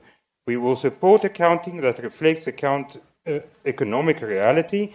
We will, however, not support accounting practices that become a substitute for effective debt collection or that unfairly burden compliant ratepayers. Regarding GRAP 14, from an accounting perspective, the policy is largely aligned with the requirements of GRAP 14. However, Honourable Speaker, compliance on paper does not necessarily translate into compliance in practice. The Freedom from Applause believes that the greatest weakness of this policy is not the accounting principles, but its implementation. The policy relies heavily on heads of department to identify and report significant events to the Chief Financial Officer. If a department fails to report litigation, asset damage, fraud, environmental liabilities, contractual disputes, or other material matters, the financial statements may not reflect the Metro's true financial position. The Freedom from Applause is equally concerned that the policy could unintentionally be misused to delay reporting. If officials continuously deny new subsequent events close to reporting dates, it creates opportunities to postpone the financial and annual financial statements or to repeatedly reopen completed work. Every head of department should be required to submit formal written declarations confirming whether any reportable subsequent events have occurred within the area of responsibility. Financial transparency is not achieved merely by adopting policies. It is achieved through ethical leadership, proper internal controls, and a culture of accountability. The Freedom from Applause therefore supports the adoption of this policy, provided that it is implemented rigorously, monitored continuously, and never used as an excuse for delaying financial reporting or withholding information from Council, the Auditor General, or the residents of Mangaung. Our residents deserve financial statements that are accurate, complete, transparent, and submitted on time. I thank you, Honourable Speaker. Thank you, Councillor Malebu.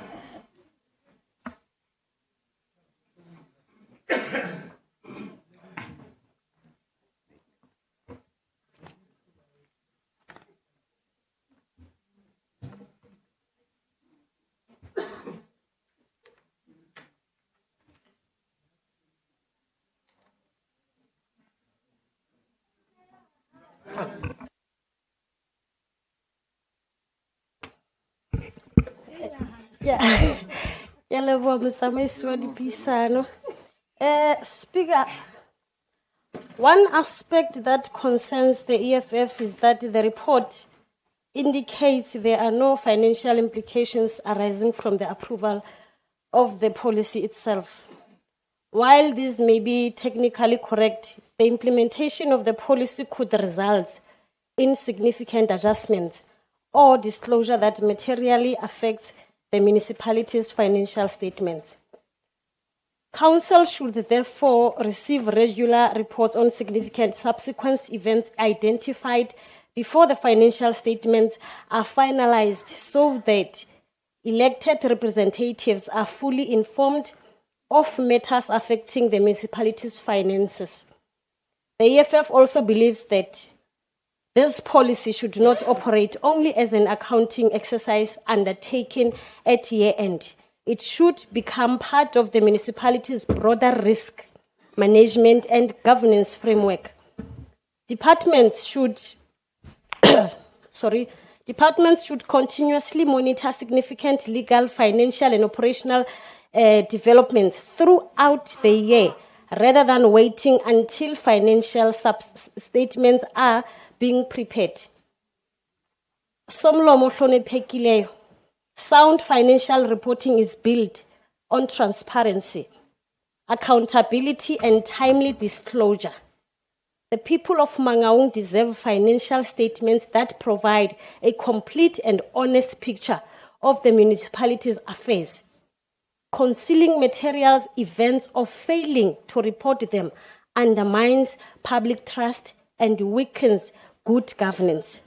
For these reasons, Speaker, the EFF supports the adoption of the policy on subsequent events. However, we call upon the administration to strengthen internal reporting mechanisms, improve coordination between departments, ensure that all material subsequent events are reported promptly, and provide Council with regular updates on significant events that may affect the municipality's financial position. Compliance with GREP must also be accompanied by transparency, accountability, and responsible financial management. Speaker, I thank you. Thank you. That concludes our debate on this item. Sorry, Speaker, I think you missed me. Come again? On combined item 8.3 and 8.4, we indicated at VA that I will have a chance to give my speech.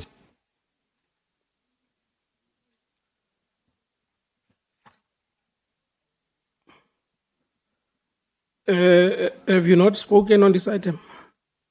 Now, the last item I spoke is 8.2. Okay, you may address us, Councillor. Thank you, Speaker. On the outset, the Democratic Alliance supports both policies and the recommendations contained in the report. These policies may appear technical in nature, but they are fundamentally important to the municipality's financial governance framework. More importantly, they form part of the foundation upon which credible, transparent, and auditable financial reporting is built.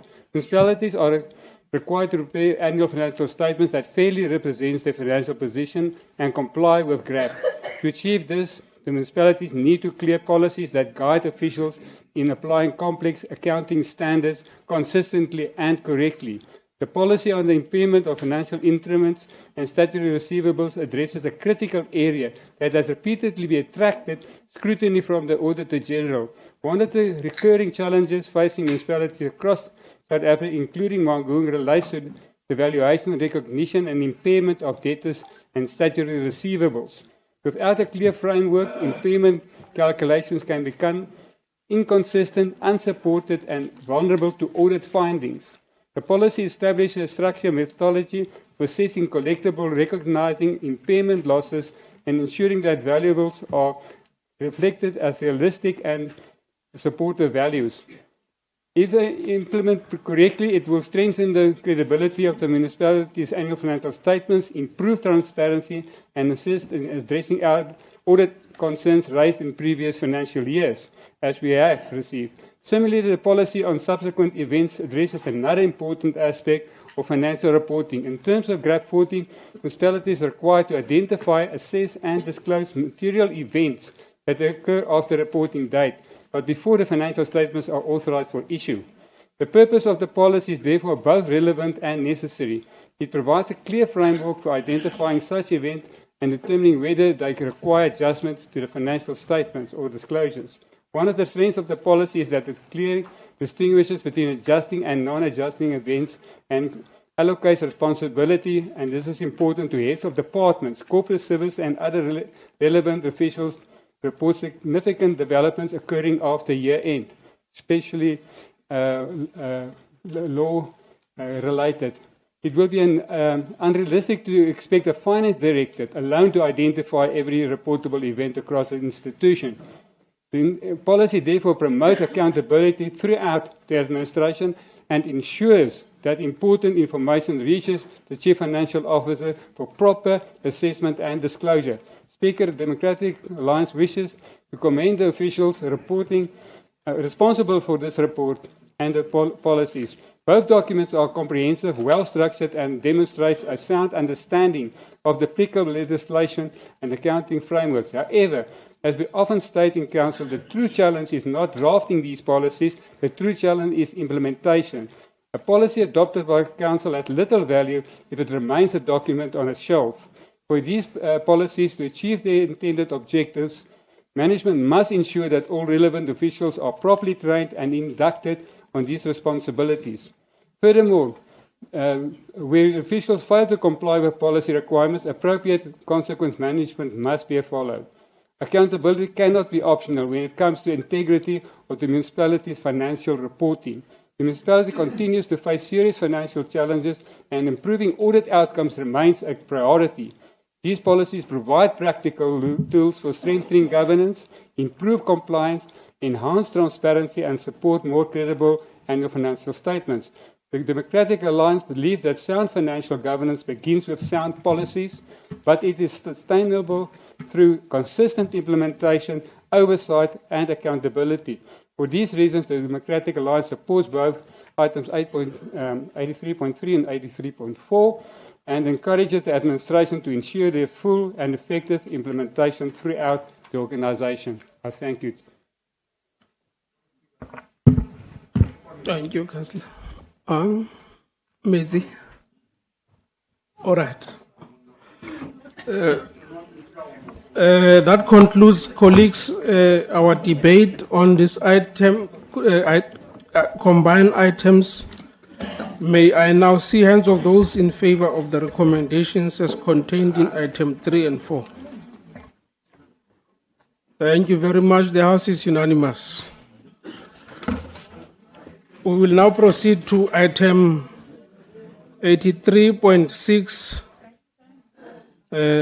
Deputy Executive Mayor. Thank you very much, Honorable Speaker. Honorable Speaker, this item seeks to request Council pardon on the error committed in the approved budget where the senior citizen rebates of 170,000 was referenced as 200,000. The rates policy of the municipality as approved with the budget indicates that all resident properties will qualify for exception of 180,000 of their properties' market value, and the senior citizen will qualify for a further 170, not 200,000. The correction is to align the budget annexure and the policy. The recommendation is quite clear, councillors, on section 2 of the report. We apologize to the council for the mistake that happened according to the errors, but we are aligning this correction with the policy that has been approved by this council. Thank you very much, Honourable Speaker. Thank you. Councillor Diaz.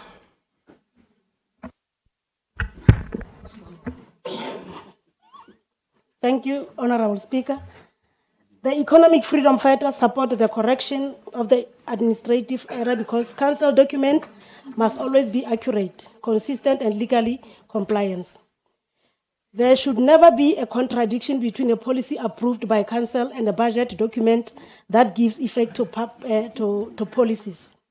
In this instance, the approved municipal rate policy provides for additional redebate of 170,000 for qualifying senior citizens and persons with disability, whereas the budget Annexure 1 incorrectly reflects as 200,000 like the Honourable Deputy Mayor has alluded.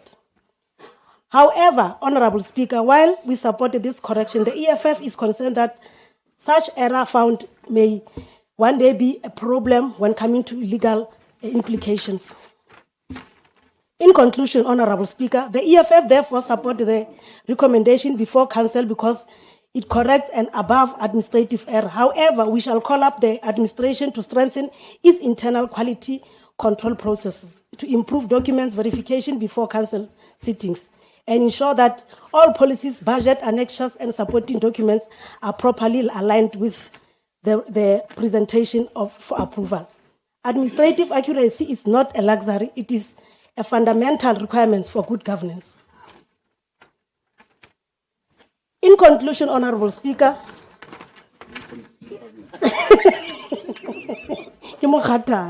in conclusion, Honourable Speaker, the people of Mangaung expect the people of Mangaung expect a municipality that is professional, accountable, and take responsibility for its action. I thank you, Honourable Speaker. That concludes our debate on this item. May I now see hands of those in favor of the recommendation to approve? Sorry, you muted me again.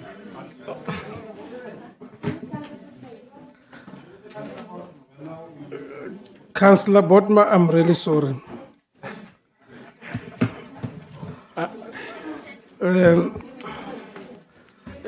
I'm really sorry for that error. Can I now recognize you? Thank you, Speaker. Yes, it's something that's dear to my heart, this one. We did approve the policy during our MTRF budget process, but the policy is clear. It provides an additional 170,000 rand for qualifying senior citizens aged 60 years and older, as well as persons living with disabilities. This rebate is granted in addition to the general residential rebate of 180,000. It's further evident from the report, Council, that the administration correctly applied the approved rebate of 117 when calculated projections were done on the revenue and revenue foregone. That's why we will support it. The financial modelling and budget assumption were therefore based on the approved policy position. The error arose with Annexure A1, where it actually indicated 200,000. From a governance perspective, the Democratic Alliance understand the need to correct inconsistencies between approved policy and supporting budget documentation. We cannot have conflicting figures appearing on official municipal documents, and it is appropriate that Council clarify that the approved budget rate policy takes precedence. However, Mr. Speaker, while we understand that administrative is necessary of correcting the error, we must also acknowledge the practical impact that has on our residents. Many senior citizens and persons living with disability may have read the budget document and reasonably included the additional rebate amount to 200,000. Now, effectively being informed that the figure reflected in the budget document was incorrect and the rebate remains 170. The reality is that the rebate indeed being 200,000, it would have provided meaningful additional relief to some of the most financially vulnerable residents in our city.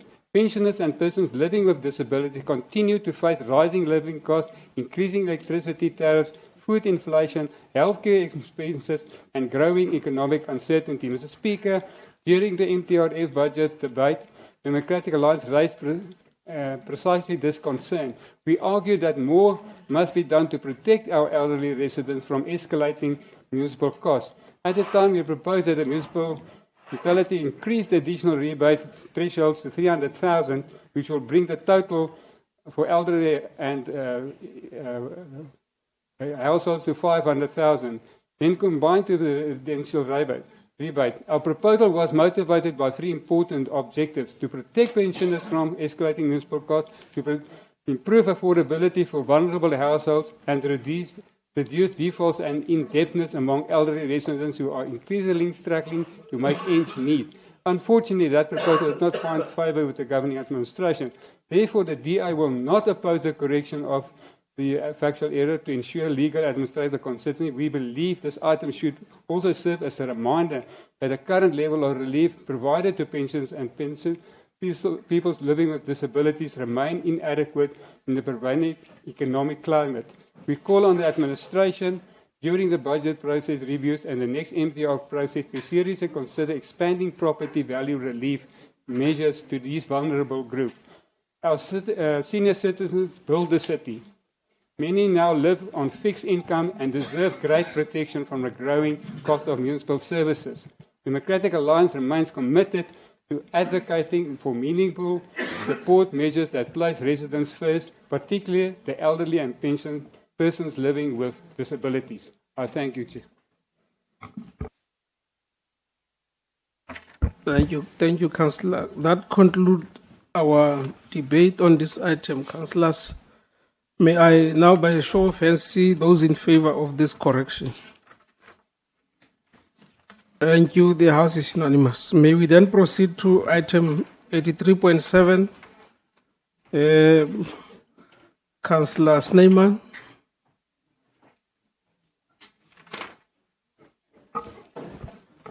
Thank you, Speaker. This Council is once again being asked to approve a policy that looks compliant on paper, but in reality it is hollow, incomplete, and dangerous for the governance of this city. This is not a governance tool, it's a liability document. Firstly, accountability. The policy simply points to the city manager as the responsible authority. That is not accountability, that is avoidance. There are no systems, no reporting lines, no measurable controls, no oversight mechanisms. Just a name on a page. Speaker, when everyone is responsible, no one is accountable. Secondly, Mangaung has already experienced confirmed breaches within its systems. Yet despite this, there are no standard operating procedures in this policy. Not for access control, not for record handling, not for breach response. So I ask, when the next breach happens, and it will, who will be held accountable and on what grounds? Third, the policy is fundamentally incomplete. There is no consequence management framework, no SOPs, no access control register, no training requirements for officials handling sensitive records. Record management is not clerical work. It is a specialized governance function. Yet this policy assumes competence without ensuring it. That is reckless and exposes the municipality to unnecessary risk. Fourth, history. The legislation requiring proper record keeping has been in place since 1999. For over 2 decades, this municipality has failed to produce a complete and functional policy. After all this time, Mangaung still cannot do something as basic as keeping proper records. That is not a capacity issue. This is a deliberate institutional failure, creating conditions where records cannot be trusted. Fifth, the policy lacks operational clarity. On unauthorized deletion of records, it simply states that a records keeper must ensure it does not happen during and after working hours. But how? With what systems? With what controls? With what audit trails? Speaker, a policy that does not explain how is not a policy but merely a suggestion. Seventh, as usual, the document contains material contradictions. We are told records will be stored at the Mangaung Civic Theatre. Backups must be stored off-site, yet according to the policy, those backups will also be stored at the same Civic Theatre. That is not redundancy. This demonstrates a complete failure to understand basic risk management in the digital environment. We are told only digital records are kept, yet hard copies are also stored for safekeeping. These are not minor drafting errors. They are systemic inconsistencies that will crumble under audit scrutiny. Lastly, Speaker, we must speak about accountability at the top. Speaker, it is your responsibility to ensure that a policy of this poor standard does not reach Council. It is the responsibility of the mayoral committee to ensure that all policies adhere to basic governance principles. And most importantly, how will the city manager be held accountable? Not only for the integrity of the municipality's records, but for bringing a policy of this standard before Council. Or is this just another failure that Mangaung will quietly absorb while the city manager rewards himself with an increase of 700,000 rand? In closing, Speaker, even if the ANC chooses to, this Council must not approve incompetence. The DA will not approve a policy that exposes this municipality to risk, to manipulation, and to further governance collapse. This policy must be rejected and rebuilt from the ground up with clear SOPs, defined accountability mechanisms, and full compliance with national legislation. Anything less is a betrayal to the people of Mangaung, and while the ANC may accept that standard, the DA will not. Thank you. Councillor Kotze. Thank you, Mr. Speaker. I'm covered. Thank you. Thank you. Councillor Mongale.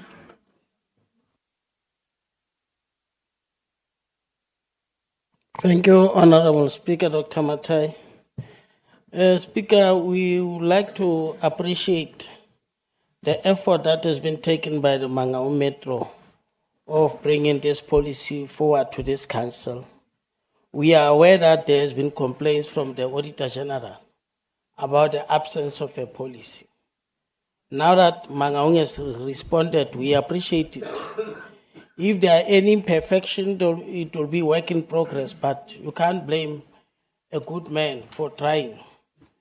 In an environment where someone is trying to pick up or correct their errors, that person should be given an encouragement. The only person that must be punished is the person who does nothing, even when they are being warned that what we have done is not acceptable. One little step forward, it should be appreciated in this particular regard. And Auditor General has reflected a lot of issues, but I will just cite some few in the interest of time because I don't want to finish my entire time speaking.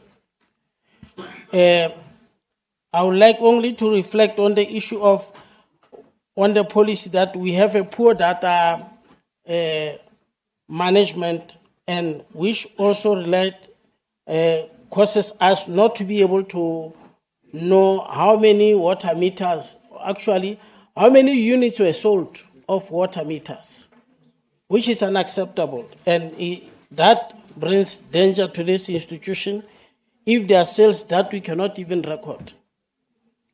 On the employee overtime, it is also another challenge that Auditor General have raised to say Auditor General could not verify because municipality didn't come to the party and support Auditor General in terms of documentation. And we believe that it has been a problem that has been caused by the directorates because they had no culture of performing internal controls. And it has also been reflected by Auditor General that there is no commitment in terms of internal control by the municipality. There is no effective implementation of policies, and there is also no intention or even our oversight role. It says that it is also questionable as a result of this. And then Auditor General have even went further to say, with regard to governance and compliance, there has been material irregularities of about 27 flagged matters, but the city manager is not taking appropriate action, and that remains a problem. And I think city manager should start taking his job serious or taking himself serious. He can't fail to take appropriate action, especially when these matters have been raised by the Auditor General. But at least the policy shows a step in the right direction, and we appreciate it. And we believe that it is something that we can support. And as African Alliance of Social Democrats, we agree that there are challenges, there are bottlenecks, but it is something that is worth being supported based on the effort that has been done by the municipality, and we appreciate it, that effort. Thank you, Speaker. Thank you, Councillor Denner. Speaker, thank you. I'm covered. Thank you, Councillor Malebu. Covered. Thank you. I think that concludes our. Okay. Now you can proceed. Thank you very much, Honorable Speaker. Let me appreciate Councillor Mongalo, your appreciation for the work that has been done. And then maybe to say, Councillor Snyman of the DA, I know we have two Councillor Snymans here. I just want to be specific which one that I have to respond to. Councillor Snyman, what we are, the document that we are talking about here, I think, let me correct you. The legislation that primarily assists us in terms of coming together with the record-keeping policy is not from 1999. It's the South African Act number 43 of 1996 that we called the National Archives and Record Services in South Africa. So I wanted to correct that and not leave it as it is. Secondly, also I want to correct, Speaker, that we have been having the policy in this institution of the record keeping and so on. It's not the first policy. What we are bringing here is an alignment that has been flagged by Auditor General in terms of us failing to align when new legislations that are around information and so on, when they come in, we could not at that stage come to the council and correct that the policy or amend the policy. For example, we have the POPIA Act that was passed by the Parliament of South Africa. Our policy was not aligned to it. Secondly, the PAIA Act also. When you look at our policy, it was not aligned on it. So we are seeking to align what is in existence here in the institution. It's not right to say we did not have the record-keeping policy. And I'm even wondering whether the honorable councillors know that we have a state-of-art floor 3 where we are keeping our records. I am inviting them because those who are in the committee, we had an oversight going to the archives. You failed, you did not come. Honorable Kotse, you did not come to the oversight that we took because we wanted to show the councillors that in the same building as Mangaung, we have a state-of-art record-keeping archival system that we are having. Some of the things that we are saying, councillors, we really need to say them with evidence because we are misleading the people of Mangaung. I'm inviting you again. Go to the archival system and see the archival system that we are having here in Mangaung is the best. Even Auditor General herself or himself, I don't know whether it's a man or it's a woman, he also said the same thing, that we are doing a little bit well in terms of how we archive our documents. So I'm inviting you to that. Like I said, Honorable Speaker, what we are just saying here is for us to align these important pieces of legislation that were leaking into our policies. Lastly, the last part of education to Honorable Snyman. Honorable Snyman, when you do the policy, you will not have the standard operation procedures contained into the policy. You don't. So it can't be correct that you want us as Mangaung to do something that is not done like that. You can't have the standard operational procedures. The policy informs you on how to develop those standard operating procedures into making sure that you implement the policy correctly. I thank you, Speaker. Thank you. Mr. Speaker, just on Rule 37. Okay. Thank you, Mr. Speaker. I just want to give clarity. I did make an excuse for not attending the oversight. And, Mr. Speaker, earlier, the Audit Committee chairperson was sitting there. She said that we have outdated IT systems. But we say we have this great archive system.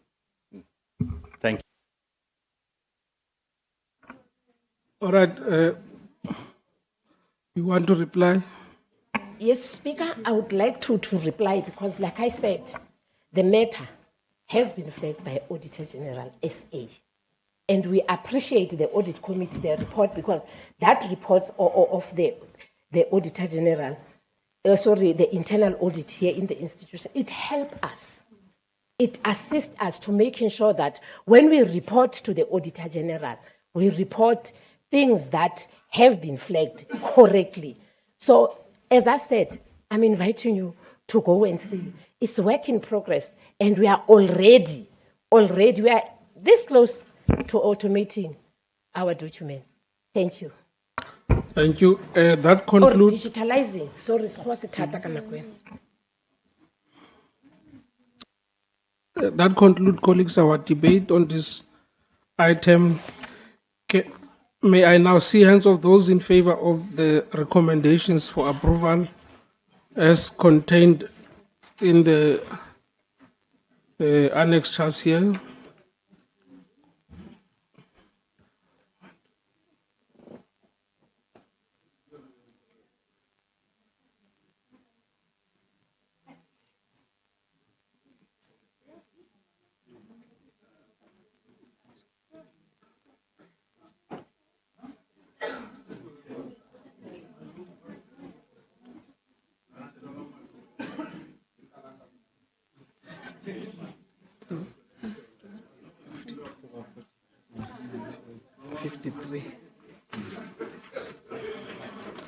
Thank you. Those against?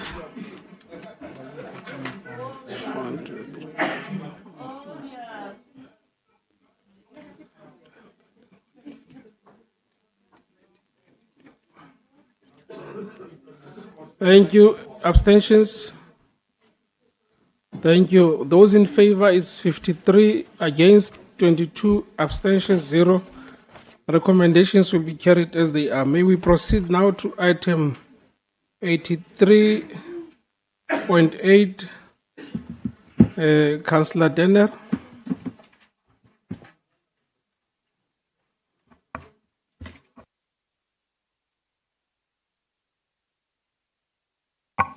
Thank you, Speaker. Speaker, at first glance, I must acknowledge that the document before us appears highly professional. It's clear that a significant amount of work has gone into verifying posts, adjusting designations, and attempting to align our organizational sections with operational requirements.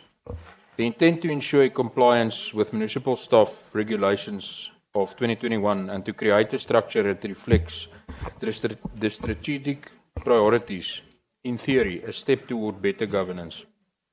However, while the structure looks professional on paper, the financial reality hidden within these pages are deeply worrying. As a councillor, my primary duty is to ask, can we afford this? Let's look at the massive scale of the expenditure. The summary of costing reveals a total cost of this structure of 3.9 billion. Most alarmingly, while our current filled positions cost 1.83 billion, the cost of vacant positions in this fine-tuned structure exceeds 2 billion. We've been asked to approve a plan where the cost of empty desks is higher than the cost of our entire active workforce. The extra expenditure in specific departments is staggering. Where's the budget for these positions? Consider these examples of this massive expansion proposed. Water and sanitation, this BU, this business unit alone is projected to have a total of 1,748 posts. Public safety and transport, this directorate has a total projected cost of 923 million, with nearly 638 million of that allocated to vacant posts. Technical services, we see a total cost of 816 million, yet R500 million of that is tied to positions that are not yet filled. Is this fine-tuning or is this bloating?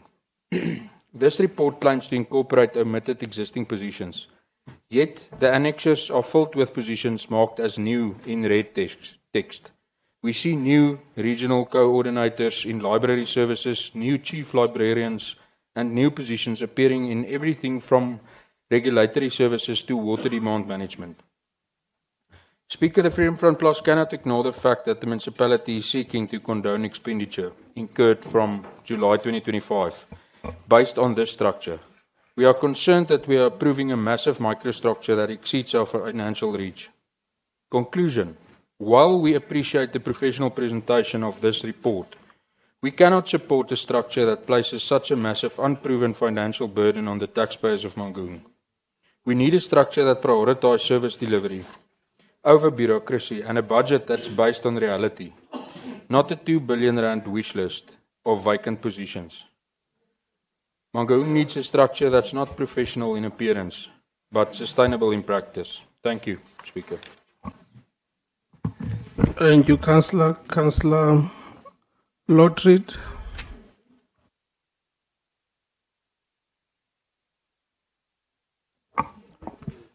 Thank you, Speaker. Honourable Speaker. The Democratic Alliance welcomes this report and will support the proposed revision of the municipal microstructure. Every organisation should periodically review its organisational structure to ensure that it reflects its operational requirements. In that regard, we support the correction of omission, the alignment of the reporting lines, and the refinement of the structure to better serve the municipality's operational needs. And let me first say, let me just add there, that it is sort of a prerogative of the municipality is to see what do I need to get where I want to be. And one should leave a bit of leverage there for them to maneuver in, but they must deliver. However, we believe this report only tells part of the story. An organizational structure is not simply an organizational chart. It is a strategic management tool. The success of this structure will not be determined by the number of boxes on the paper, but by the municipality's ability to implement, manage, and sustain it.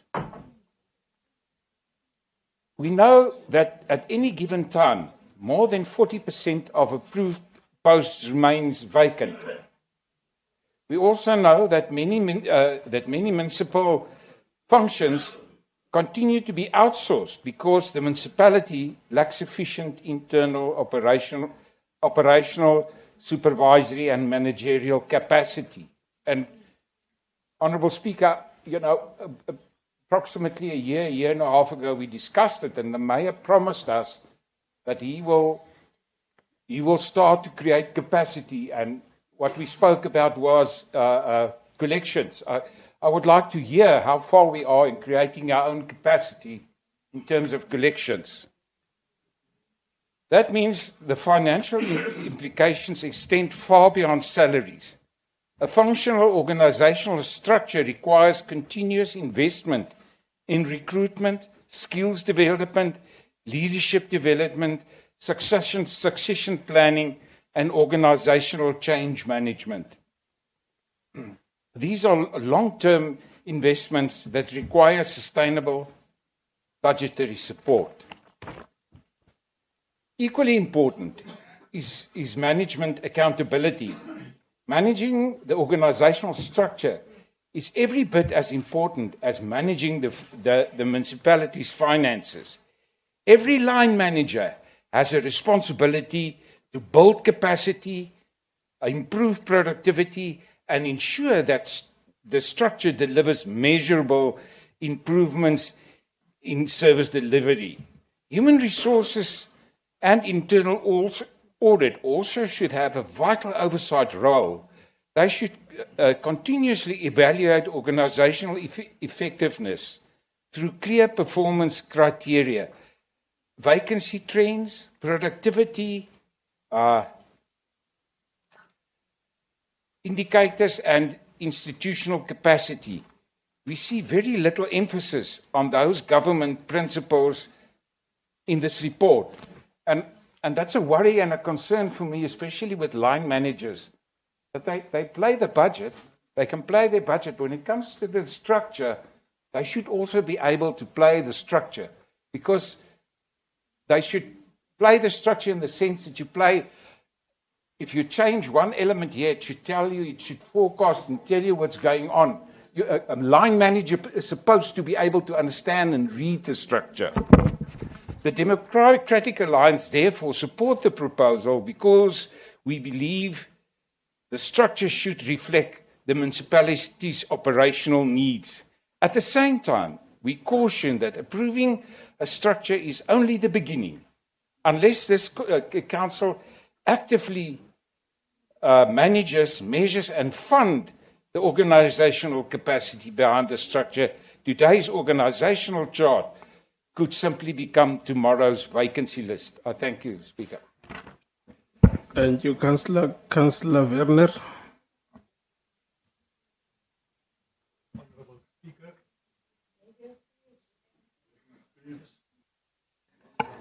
Honorable Speaker, all protocol observed. Thank you for the warm welcoming messages received earlier. It's well noted. This is by no means a maiden speech, but it's an item that the Patriotic Alliance couldn't just scroll by. But Speaker, let us unpack the true meaning of item 8. The administration is using comfortable, sterile words like fine-tuning and alignment to dress up a massive failure in fiscal control. The Patriotic Alliance has no issue with fixing structural errors or noting operational requirements. However, item C is where we draw the hard line in the sand. The administration is asking the council to retrospectively condone unbudgeted, unauthorized expenditure on omitted personnel positions that have been running unchecked since 1 July 2025. For an entire year, millions have flowed out of the municipality's accounts outside of proper regulatory oversight. The Audit and Performance Committee report sitting right here on our desk explicitly warns us that expenditure controls are weak and that consequent management must be enforced to prevent further financial losses. If we vote to condone this today, we are doing exactly the opposite of consequence management, meaning that we are rubber stamping institutional lawlessness. How do we look at our communities in Freedom Square and in the township wards where families go days without clean water and raw sewage overflows into the streets? Councillors, please, can we allow the councillor to... Okay. And tell them that we have no money for maintenance, but we have millions to retrospectively cover up unauthorized administrative posts. The Patriotic Alliance rejects item C outright. We do not condone, nor do we regularize, and we demand that the municipal manager instantly implement strict legislative compliance as per item D, rather than enforcing the taxpayers to pay for administrative negligence. Thank you, Speaker. Thank you. Thank you, Radslet. Ek is regtig baie bekommerd. Hy spoeg vuur. No, thank you, Councillor. We acknowledge Councillor Mongale.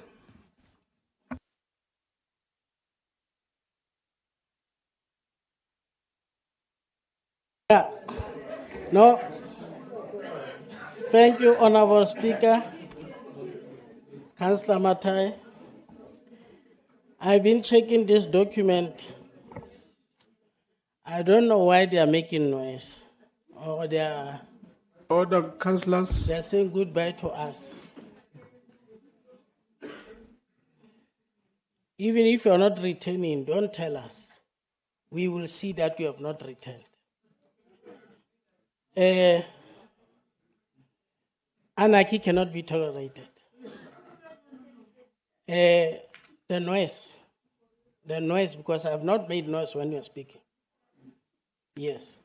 The issue I was saying is that this organogram, I don't think it has satisfied all the processes. I've checked one position under sports, still reflect that someone who is a manager under arts and culture is a librarian. It means the document, the positions of people have not yet been aligned. Someone is still called a librarian, even though it's under arts and culture. Oh, all these other issues. But to take a librarian, Maro Hengela Tabateri sensitive. Now, the issue I'm saying is that it is unacceptable to bring the document that is not complete here. And also, it is unacceptable to bring the document here.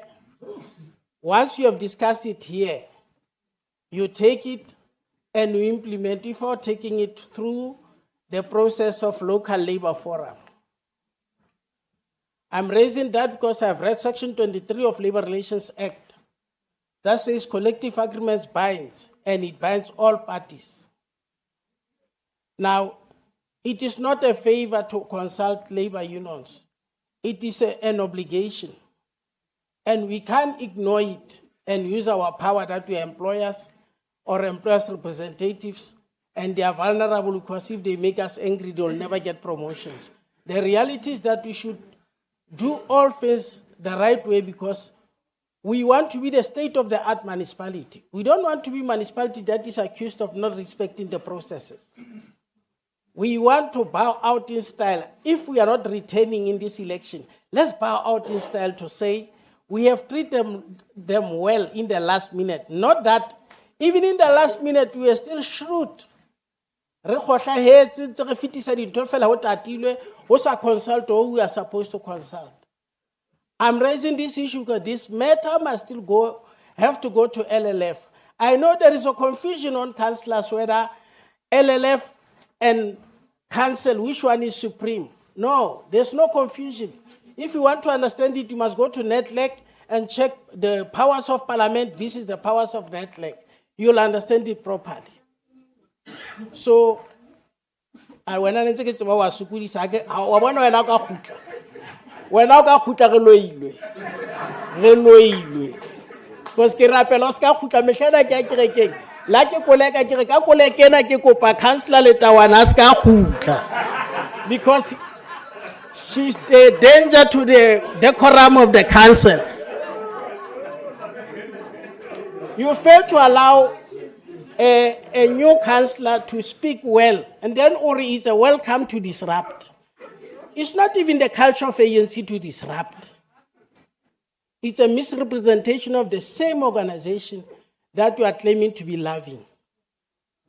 There must be something that needs to be done about the integrity of the ANC and any other party that is in this council. If you want to raise the flag, respect the organization that have sent you here. Make sure that there's no member of public that says it is associated with anarchy, rowdiness, and lawlessness. Let the people respect the organization because of your presence. You are not doing it a favor. It's a moral obligation. Someone else could have been chosen. The organization chose you. They were not aware of the danger you were going to become. So I'm raising that issue. So this document is not yet final. I'm asking this with all humility to say, let it also go back and be cleaned, and after being cleaned, it must be brought back to this council. We will support it. We want to support it. Thank you very much, Speaker. Thank you. Thank you, councillors. That concludes our debate. Okay, you can wrap up. Thank you, Honorable Speaker.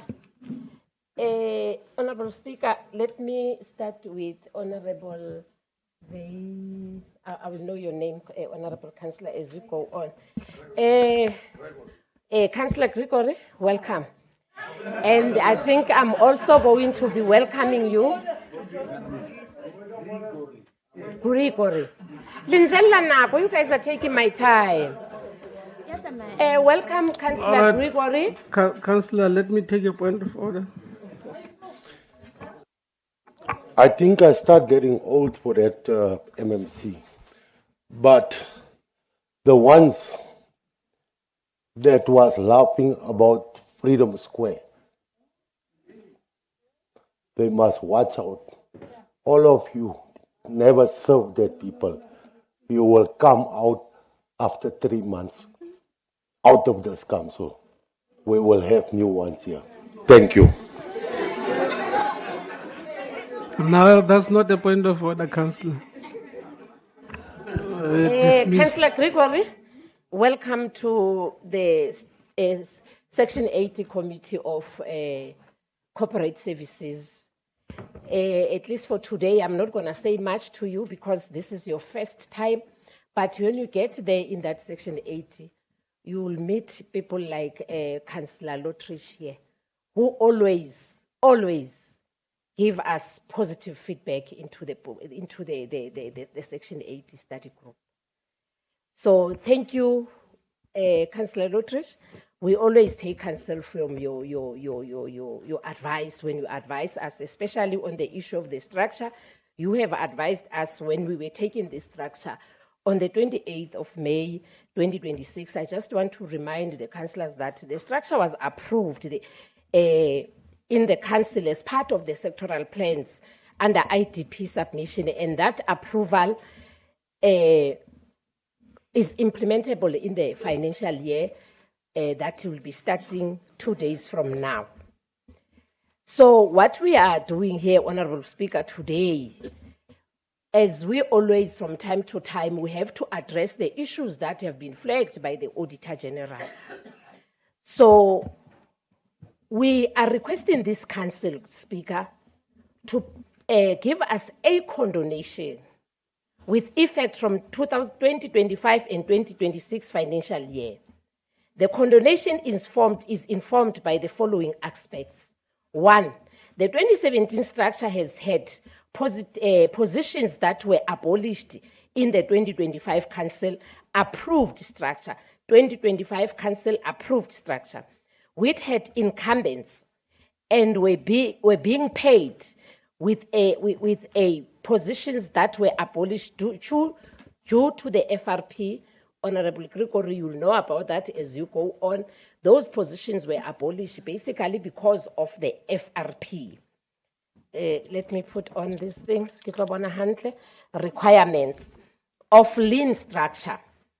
These positions are classified as personnel to the incumbents, PTI, and will further be abolished when they exit the system. Honorable Mongalo. Some of them, we want to change the names, but unfortunately, we can't change those positions until the incumbent exits the system, either Kalifu or retirement. Speaker, the council must note that the condonation is important because the salaries of those incumbents, the salaries that were paid to those incumbents, will increase irregular expenditure if not clearly recognized in the reviewed structure in line with the municipal staff regulation. We are not coming here to seek to add what is already here. The positions are the positions that this council has adopted in line with the sectoral plan. But issues were highlighted for us in order to have a clean governance. Those issues that have been highlighted by the Auditor General, we are seeking to correct those issues so that we make sure that when we implement the structure fully, we don't have issues that are still lagging behind. We also appreciate those positions that you, Honorable Mongalo, you are bringing forth to us that we must look at them. We are going to the work study and say to the work study, these are the issues that have been flagged on by the councillors. Let's look on them. The structure is a document that you review from time to time. It's not a casting stone in a document. From time to time, we will come here and review this. Honorable Mongalo, the LLF has been sitting. I'm challenging you that you must go to the organizations that are part of the organized labor. We adopted a program in January. And that program, we made it a point that we are coming to meetings every month. That program says LLF must sit every month, and it has been sitting every month, the LLF. We have been discussing issues, and we are now proud to say we have a cordial relationship, working relationship with both organized labor parties that are here. We have already again brought to this council as part of that package, if you look at it, where it adopts all the committee programs that are going to be happening in this financial year. LLF is included there. We have already done that. We adopted it in the LLF, the schedule of our meeting. So we are in line. We are doing well with the LLF. Thank you, Speaker. All right. That concludes our discussion on this item. Can I now see hands of those in... am I leaving out anyone who had his hand up? Okay. Can I see hands of those in favor of the recommendations, colleagues?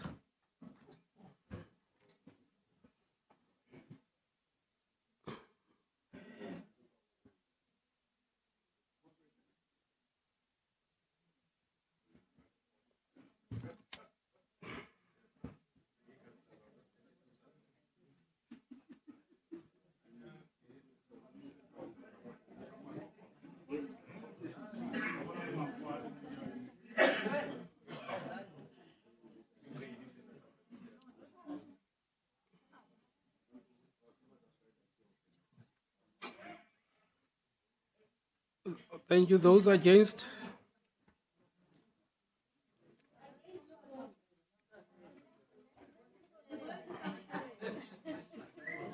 Thank you. Abstentions? Thank you. Those in favor is 64, against 6, abstentions 0. The items will be carried as they are. Can we then proceed to item 9? Councillor Foster.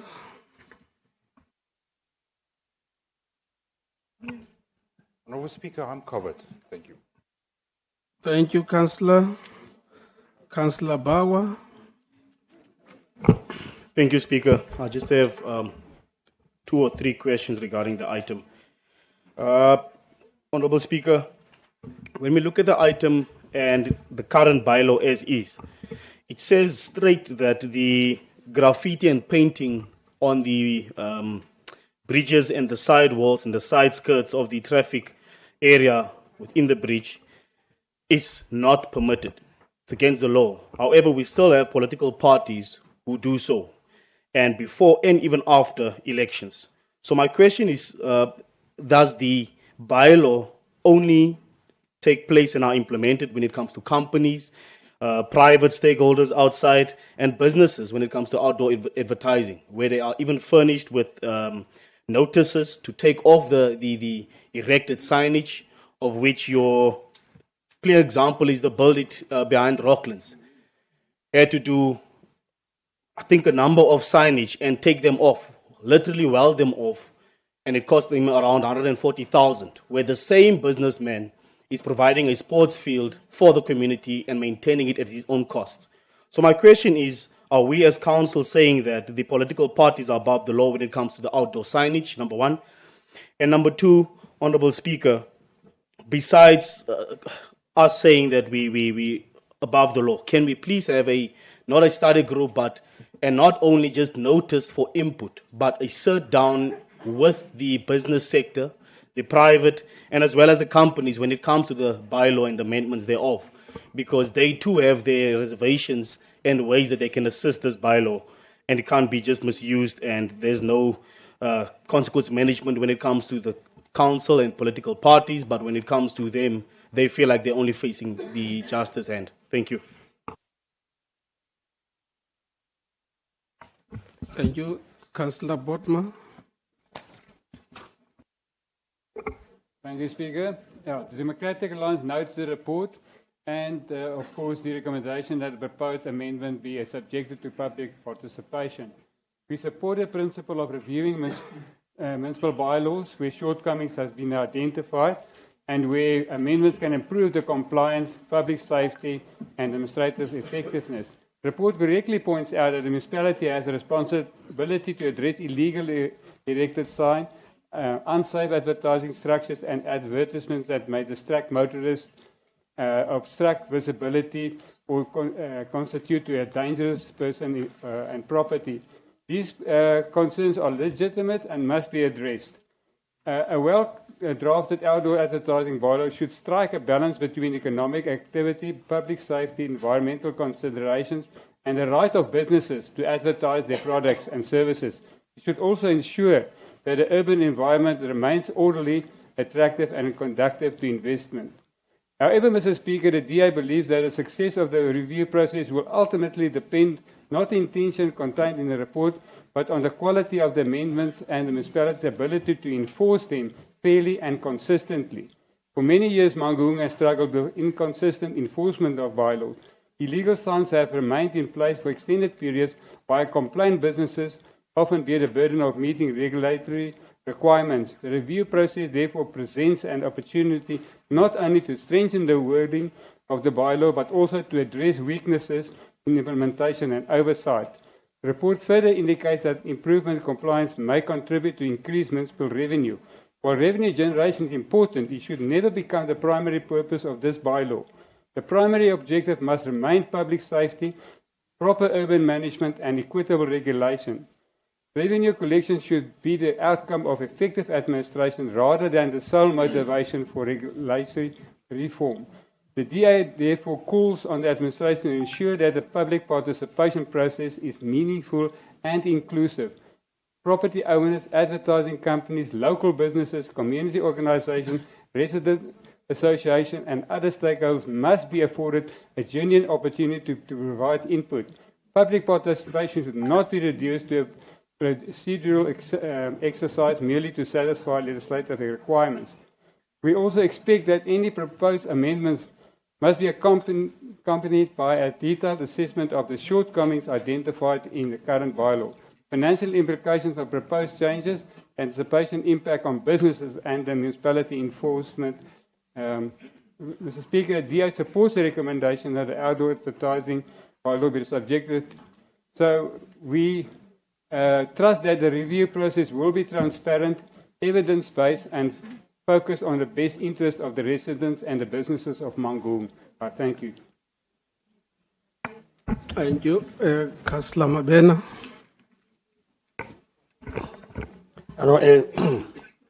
Thank you very much.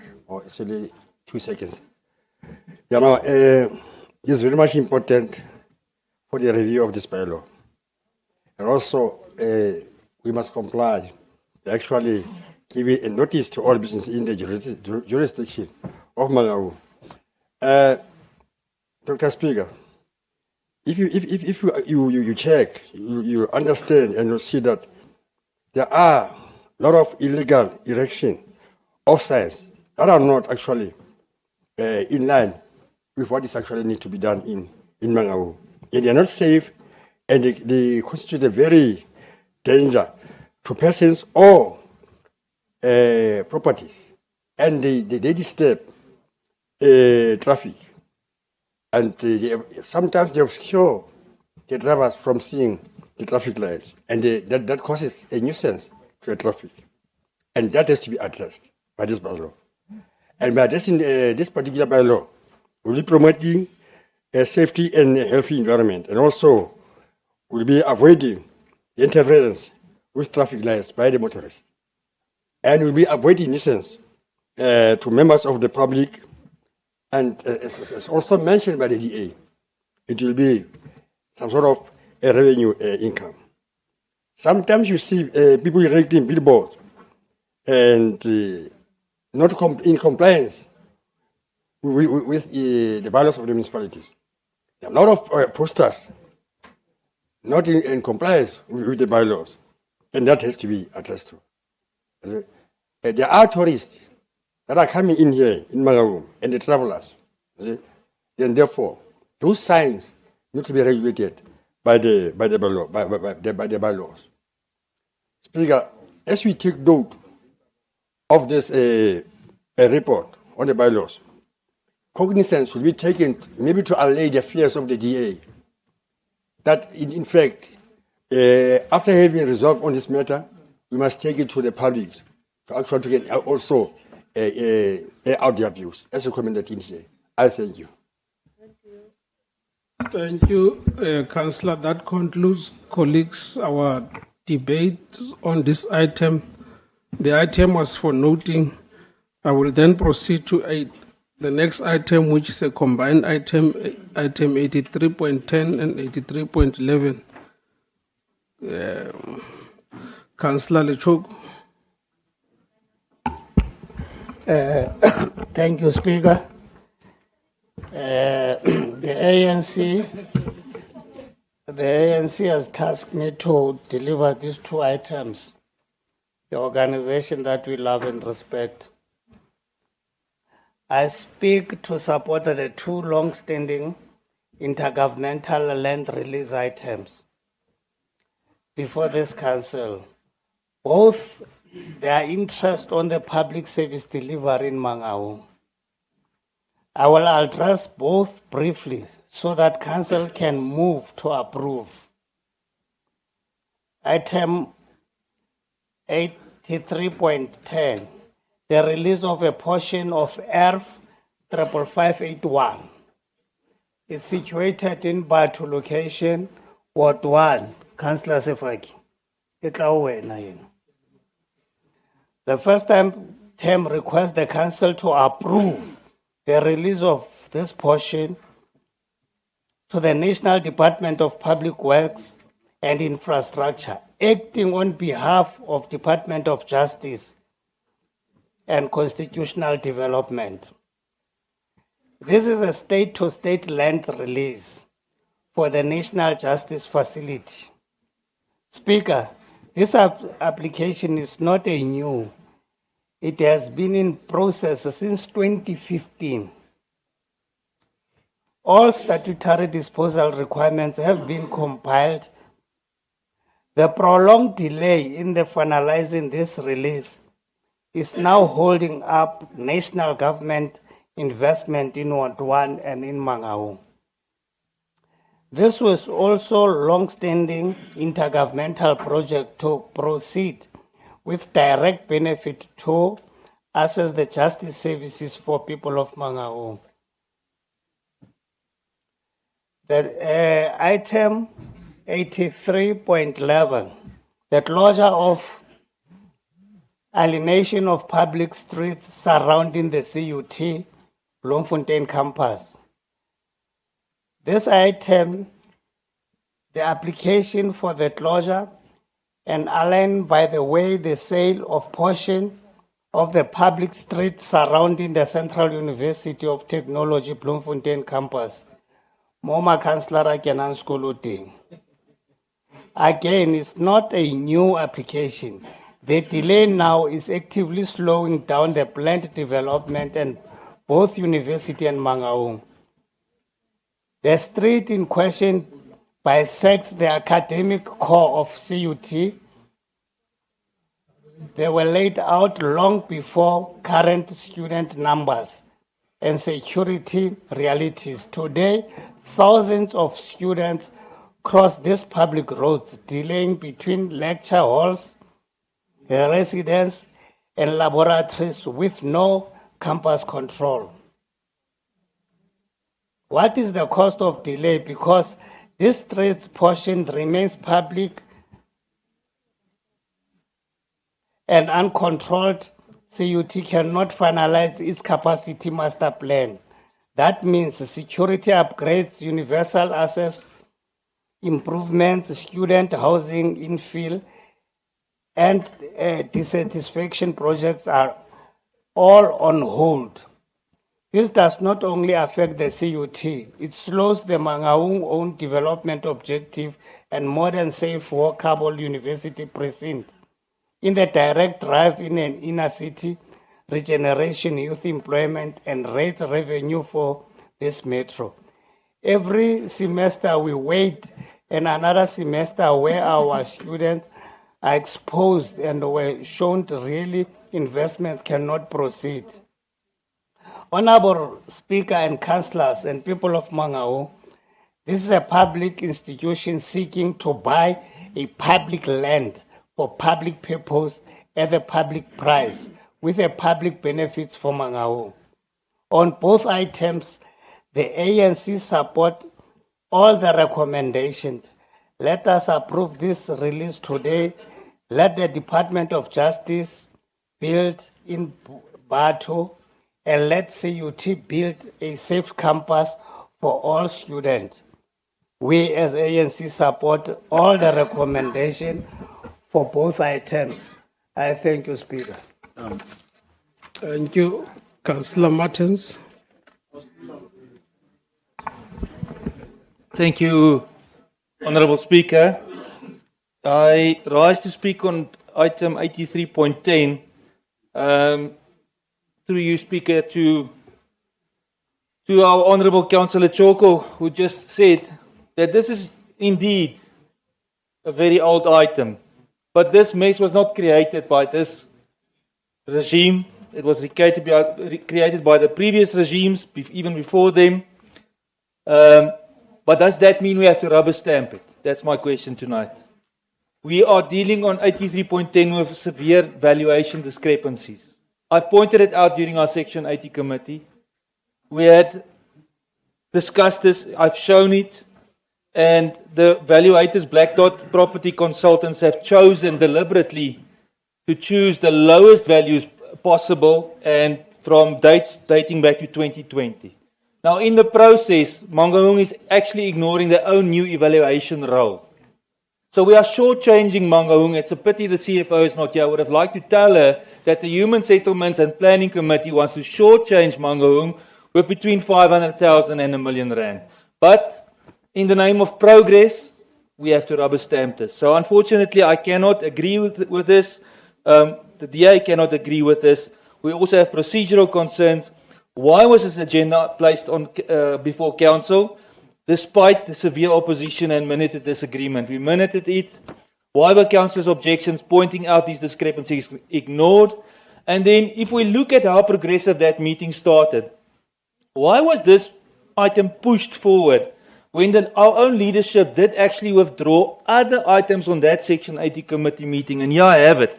We had 72.2 and 3, which they withdrawn because they said the documents it needed work. It wasn't complete. So that is the humble plea we had with this document as well. Why do we need to rush with this when these calculations are incorrect? So, Honourable Speaker, this is not about obstructing development.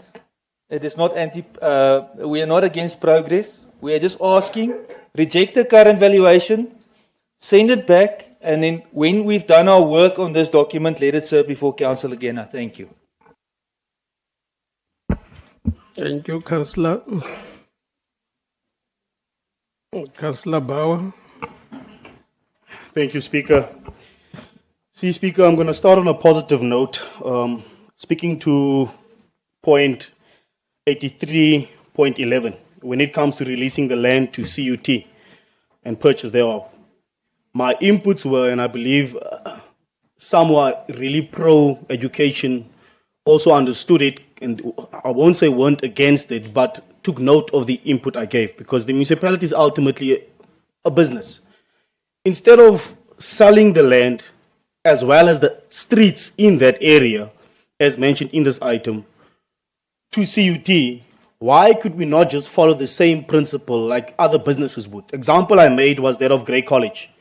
Part of Grey College still owns the land of yours.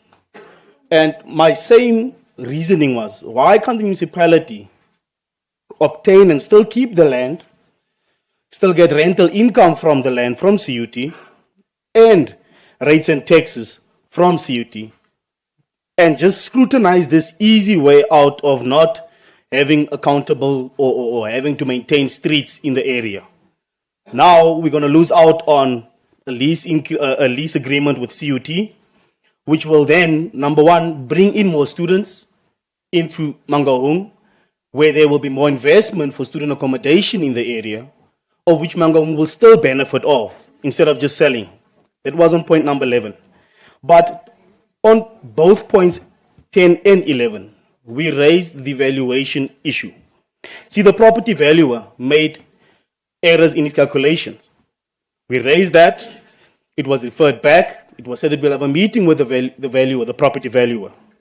On the said day, we sat down a virtual meeting, of which your HOD also attended another meeting, of which we took note and we didn't delay any process or any progress for that current meeting that had to take place. But to date, Honorable Speaker, the valuer hasn't had a meeting with us explaining its calculation errors. So now we're again forced to decide which one is the correct one, which one's the wrong one, where ultimately the property valuer is the same valuer for items 10 and 11 who made the errors. So I can't find the understanding, Councillor Lichuko, of why would we disagree now in council when in our committee meeting we waited on the correct calculations from the valuer. Thank you, Honourable Speaker. Sure. Councillor Mongale.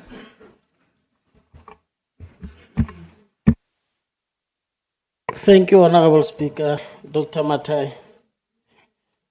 I want to concur with what Councillor Bauer said, that in the committee we agreed that there has not been proper calculation. I know I was sweating blood in trying to make the committee aware that this matter emanates from 2015, 2016. And then there has been calculation that was made at that time. And the property value at that time is not the same property value today. And the calculation that were made, we don't know whether it was conniving of state organs to say, keep the price low so that we can be able to access the land. But there should be no state organ that plans to impoverish another state organ, except if someone can justify that this thing is an act of necessity.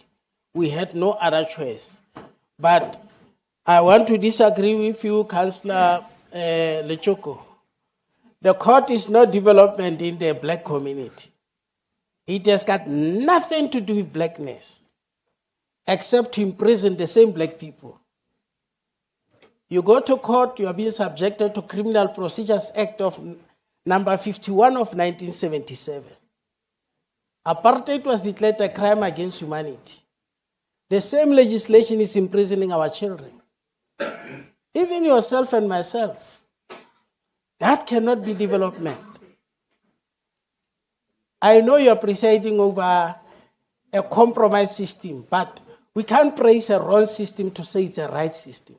The courts will never be development in the black community. Where people are poor, you must know when the court is go there, it's going to sentence them.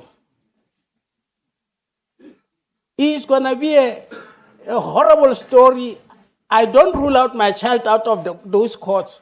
I always fear for my children because I know the courts are messy, ruthless when it comes to sentencing children. And we don't have a voice, especially when you come from poor people. You don't have a voice. You don't enjoy the privilege of Wontatera Maposa, where they can appeal and that is.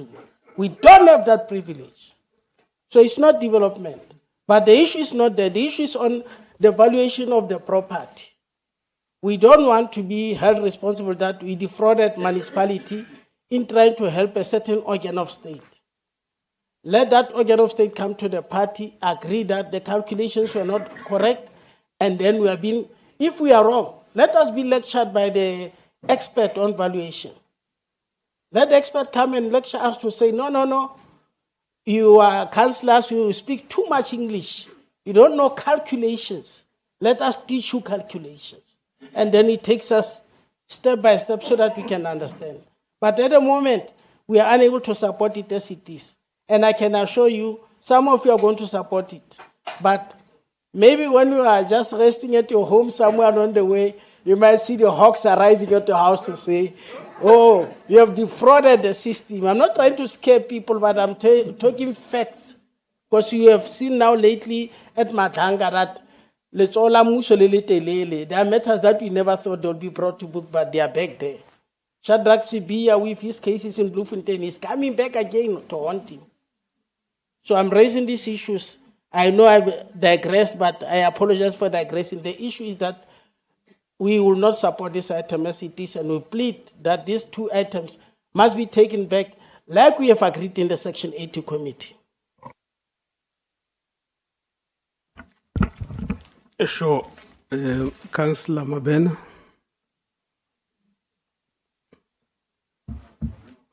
Obuilemo. All right. Speaker. Councillor Nhlapo.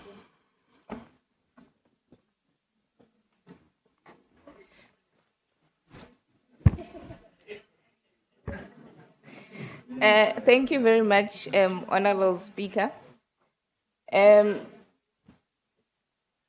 Speaker, I think Councillor Luchoko was very correct in terms of the objective of the item.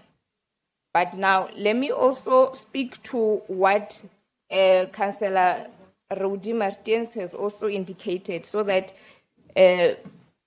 Council doesn't take as if like the evaluation that is sitting on both items was done in 2020. What has transpired is when a person values a property, Speaker, they have a liberty to use what has been sold around the area, which can be 3 years before. So in other words, the comparison that was used by the current valuer, he used comparisons of 2021 and 2020. But the evaluation of the property we're speaking of is signed for 2024. So that it's not as if the valuation was done in 2020 and done because land is something that appreciates. It's not like a car that depreciates. Now, the valuation that is on both items is valuation that is of 2024. Now, honorable councillors, at that time, the understanding was we were asking ourselves, how is it that it's 2020 and that we are in 2026, how can we use the same amount? So they had the liberty to go 2 years or 3 years back to do a comparison. They didn't have one in Batu location, hence you saw they used Shelleyvale, they used Lilyvale. They have an option to do that. So I wanted to lay affairs in terms of what has been raised as if like now we are going to Madlanga Commission in that instance. And you will see also in the valuation report, there's also a time adjustment, which indicates that they didn't use just the amounts of the comparison. They adjusted towards what the property would be in 2024. So I wanted to lay that to rest to say in that instance, because those were the questions that were asked by honorable councillors. And if the information was that the valuation was done in 2021, it would be a great concern. But if ourselves, we want to now go and do another valuation on the very same property, which I say the valuation was done in 2024, that is another wasteful expenditure for ourselves.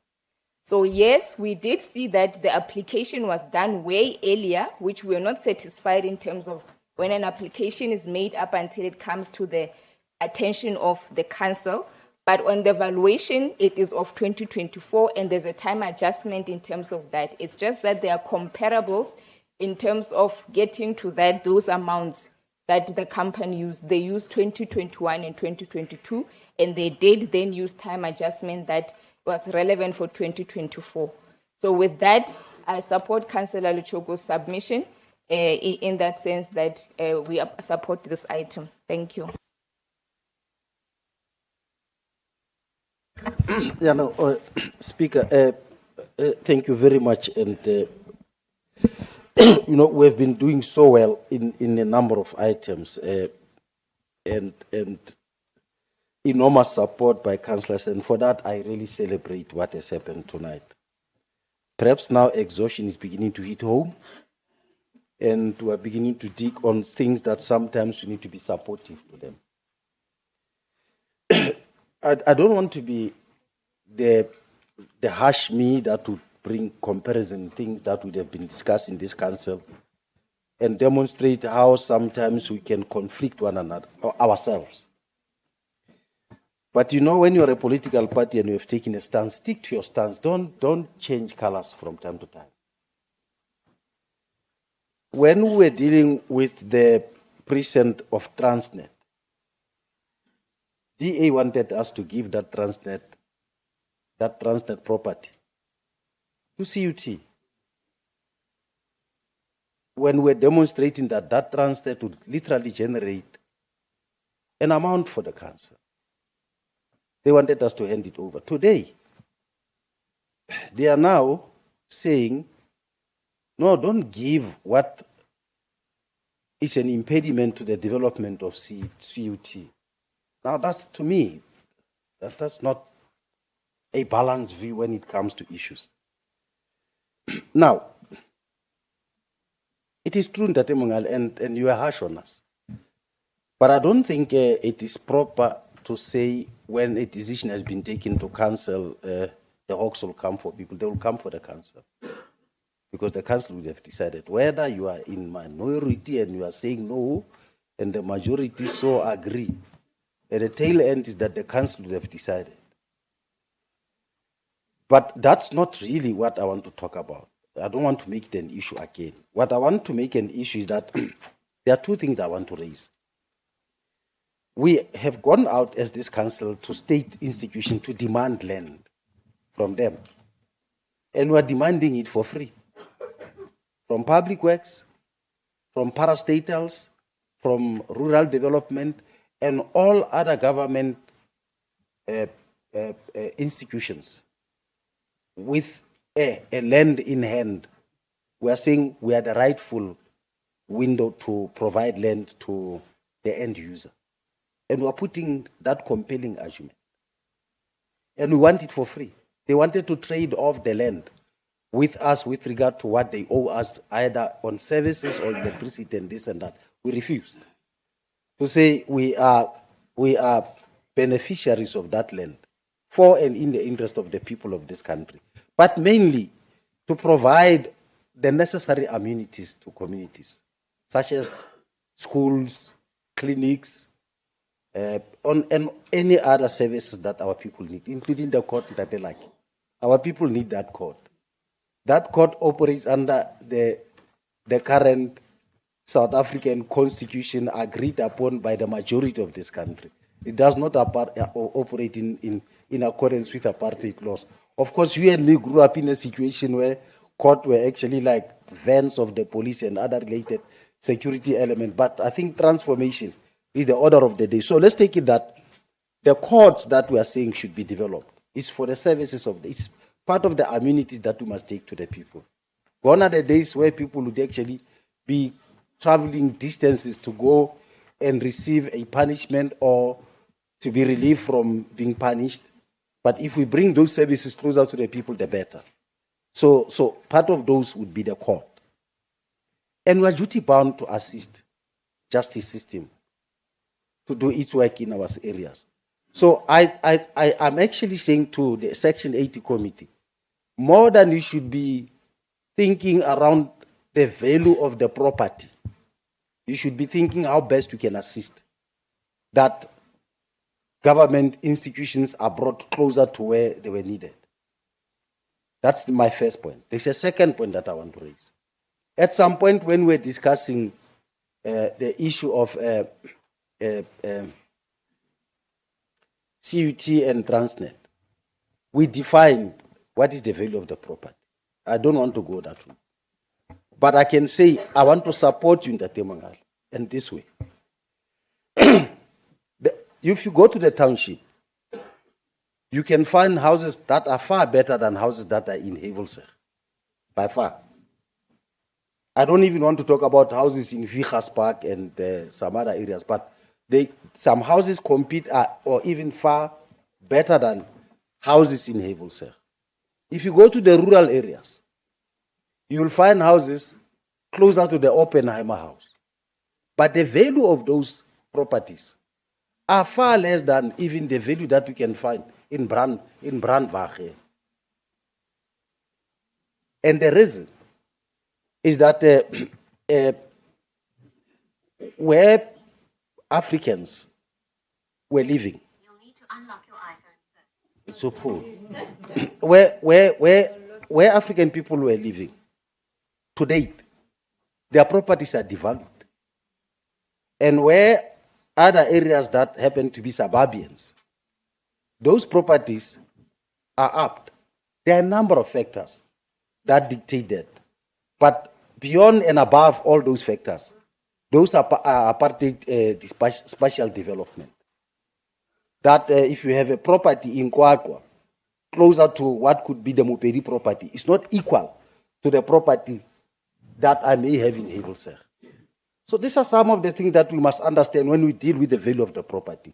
So I don't want us to be timid and to be dogmatic and arrive at how would be judged in terms of determining the value. As a council, if a recommendation comes here and the council endorses that recommendation, it would be based on some serious political assessment and imbalances of the past. You are transformers here more than you should see yourself as timid people dealing with figures. You need to transform the atmosphere and to make sure that things do happen. I don't want to go into the value of the property. I don't even want to go into who should come and give figures. But when you are sitting there as lawmakers, some of the imbalances of the past must always dictate how you must have your outlook in terms of determining what is the value of that property. But in anything above all is that we need to know that we must assist. In fact, if the matter had come to me, I would have said we must give that land for free. That concludes our debate. Honourable Speaker, Rule 37.1B, can I please rise on that? Come again? Rule 37.1B. Okay. Honourable Speaker, this is not just about the valuation, and I said it. It's about the methodology used by the valuer, which we all seek clarity. Because on the one, when it comes to 83.10, the methodology seems to be correct.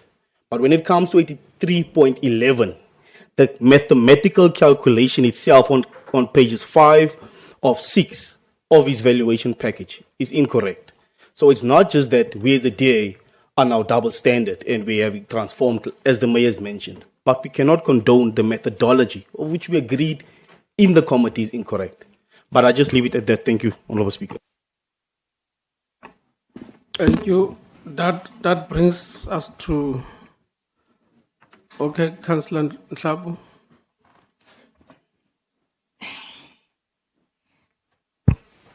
Speaker, I think I have explained the methodology, because you see there are two items that were done by the same valuer, but there was support for one item and no support for the other.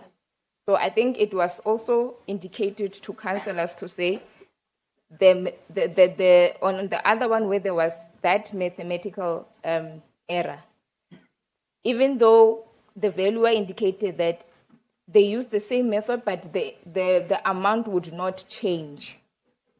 Hence, that is what I indicated to, also HOD indicated to the team. So I've went extensively to indicate the 2020, the type of method he has used for both items, because there was support for one item and no support for the other, but it was the same valuer using the same methodology, which there was a slight error, but it is still the same methodology that was used. So councillors can choose then on that one, but it was clarified to say even if the valuer comes and explains, it is on his methodology, but the value will still remain the same.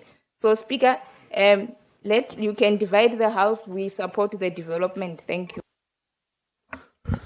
That concludes our debates on these two items. We are 1 hour 15 minutes away from that resounding decision that I'm about to make. Can I now see hands of those who are in favor of the recommendations contained on the annexure with regard to the two combined items, 10 and 11.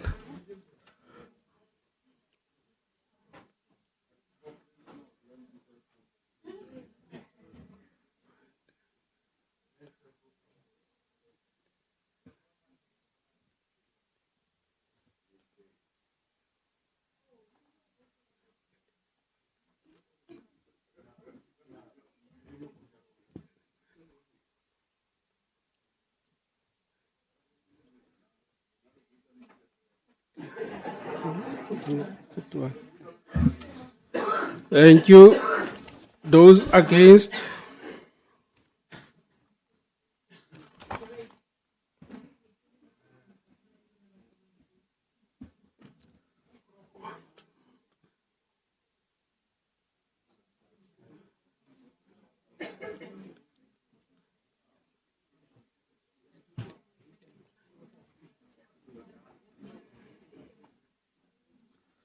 Thank you. Abstentions? Thank you. Those in favor is 51. Those against is 23. Abstentions 0. The items will be carried as it is. May we then proceed to Speaker. Okay, Councillor. I'm raising on Rule 13.12. I just want it to be noted that we voted against the item. Please. Thank you. That will be done accordingly. We will now proceed to item. Councillor Mungale. Thank you, Honourable Speaker. We also wanted to be noted that we voted against the two items. Thank you. That will be noted accordingly. Alwana Lewalia di Hoxi. We will now proceed to item 12. I have the following speakers on this item: Councillor Snyman, Councillor Foster, Councillor Bauer, Councillor Kotze, Councillor Makau, and Councillor Mabena. In that order. Councillor Snyman. Thank you, Honourable Speaker. The Freedom Front Plus has carefully considered this application for consent to construct the road over portions 137 and 423 of the farm Bloemfontein 654 to provide access to a proposed mixed-use development on portion 1 and the remainder of R22011. At the outset, the Freedom Front Plus wishes to state clearly that we support responsible economic development, investment and job creation. The proposed development includes office space, hotel, hospital facilities, doctor consulting rooms, retail and shopping opportunities, residential development, etc. Such investment has the potential to stimulate economic growth, create employment opportunities, and expand the rates and tax base of the Mangaung Metro. We also note that the report indicates that the construction of the road and related infrastructure will be funded entirely by the developer and that the municipality will retain ownership of the affected land. These are positive aspects that deserve support. However, Honourable Speaker, economic development should never come at the expense of our history and heritage. This application concerns an area of immense historical significance to Mangaung and to South Africa. Many residents know this area because of the Bron van Herinnering and the Dam van Trane. These are not merely landmarks on a map. They are places that tell the story of one of the darkest chapters in our country's history. Die Dam van Trane vorm deel van die geskiedenis van die Bloemfonteinse konsentrasiekamp gedurende die Anglo-Boereoorlog. Duisende vrouens en kinders, wit en swart, het in hierdie kamp regtig swaar gekry en baie het hulle lewens verloor. The dam was used for washing clothes and was called the Dam of Tears because the women sat and cried there while doing their washing.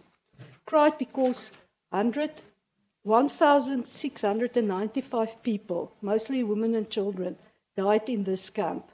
The concentration camps were not only for whites, but also black people were held in the camps. Please visit the Anglo-Boer War Museum to see what was done to all South Africans. Likewise, the Bron van Herinnering serves as a place of remembrance and reflection. These sites are not merely important to the descendants of those who suffered there. They form part of the shared heritage of all South Africans. In fact, these heritage sites hold significant tourism potential. The municipality should be looking at ways to link these sites to other heritage attractions, such as the Anglo-Boer War and other historic destinations within Mangaung.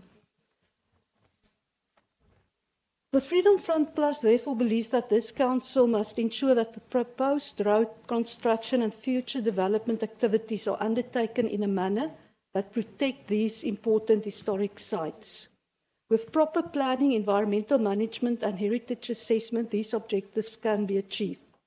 For this reason, the Freedom Front Plus supports the application, subject to the conditions and recommendations already contained in the report, but we propose the addition of a further recommendation, namely, that the construction of the proposed road and all related infrastructure shall not destroy, damage, negatively impact or compromise any historic or heritage areas, including but not limited to the Dam van Trane and the Bron van Herinnering, and that all necessary heritage protection measures be implemented before and during construction. Honourable Speaker, growth and development are important. Jobs are important. Investment is important. But preserving the memories of those who came before us is equally important. The Freedom Front Plus therefore supports development that respects our history, protects our heritage, and contribute to the future prosperity of Mangaung. Thank you. Thank you, Councillor Foster.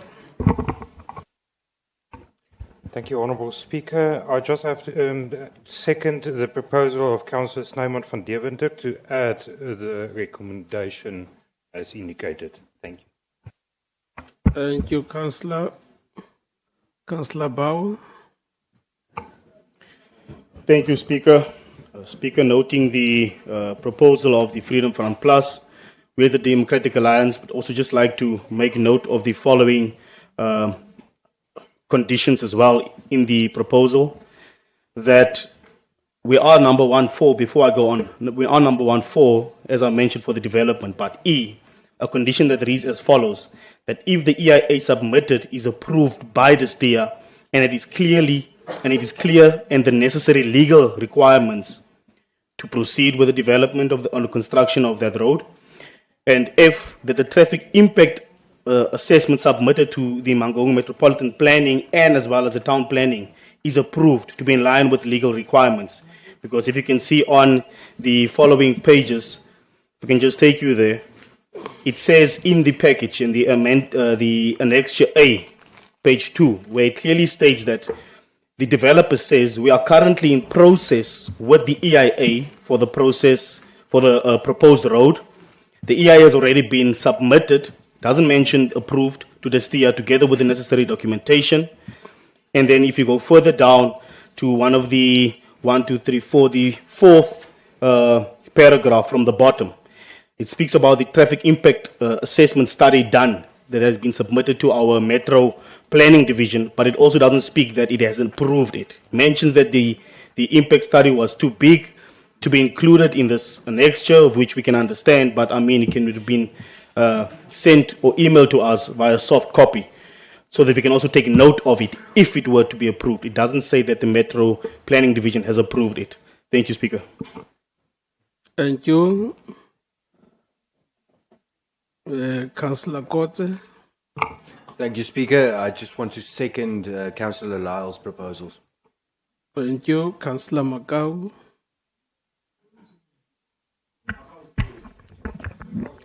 Thank you, Speaker. The economic freedom fighters support the development that contribute in economic growth. It creates employment opportunities and expand the revenue base on the municipality. The proposed development, which includes commercial, retail, residential, and healthcare facilities, has the potential to stimulate economic activities in Mangaung, to improve access of the area through the construction of the new public road. However, the EFF wishes to emphasize that development must always place the interest of the people before the interest of the private developers. Economic development cannot come at the expenses of transparency. Proper planning complies with the law.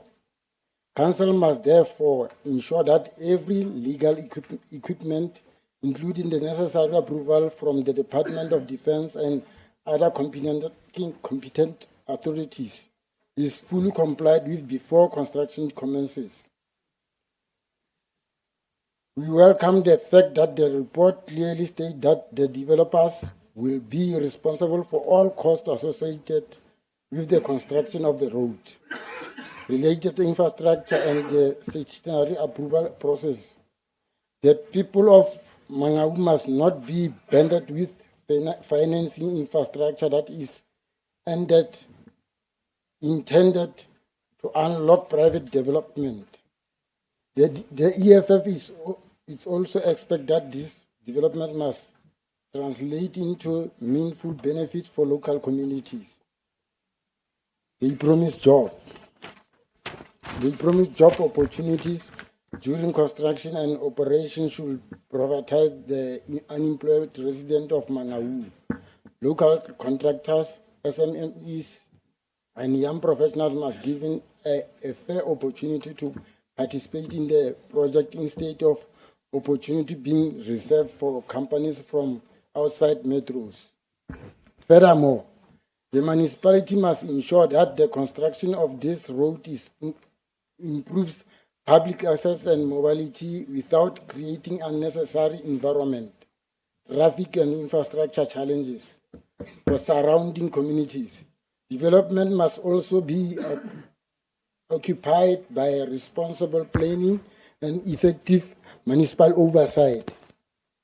For this reason, the economic freedom fighters support this application, subject to strictly compliance with all legal requirements, protection of public interest, local economic participation, and continuously oversight by council. Development must be benefit the people of Mangaung first before it benefits private capital. Arlewe, Councillor Makau, a veteran, Mabena. No, thank you very much. Speaker, the ANC is very much happy to hear that other councillors from other political organizations support this move. As contained in the manifesto of the African National Congress, it says also private sectors should assist in job creation. This is what is happening. And then therefore, I'm happy that all other parties in here support that. Now the council is going to give a consent. It's an application to construct a road over the mentioned properties as contained and in our documents to provide an access and egress. Exit, you see. If you check there, that particular area is going to have multifaceted development in that regard. And the road to be constructed there will enable practical access and exit to the proposed development. Very much important to understand that. And if you check, after the road has been constructed, it will be handed over to the municipality, and that will be a public road. And as everyone spoke of revenue, yes, indeed, municipalities are going to accumulate a revenue through rates and taxes, including other related municipal services. Then, therefore, as African National Congress, we move for the adoption or the approval of the recommendations that's set in here. And thank you very much. Thank you, Councillor. That concludes our discussion on this item. May I now see hands of those in favor of the recommendations as contained in that annexure? By a show of hands. Honourable Speaker, sorry, there's two proposals that were made. Sorry for that. Let's first start with the amendments. The Councillor has made two amendments. We will start first with the amendments as proposed earlier by Councillor Snyman van Deventer. Must I just repeat them? Yes, please. That the construction of the proposed road and all related infrastructure shall not destroy, damage, negatively impact or compromise any historic or heritage areas, including but not limited to the Dam van Drane and the Bron van Herinnering, and that all necessary heritage protection measures be implemented before and during construction. I may not necessarily repeat that.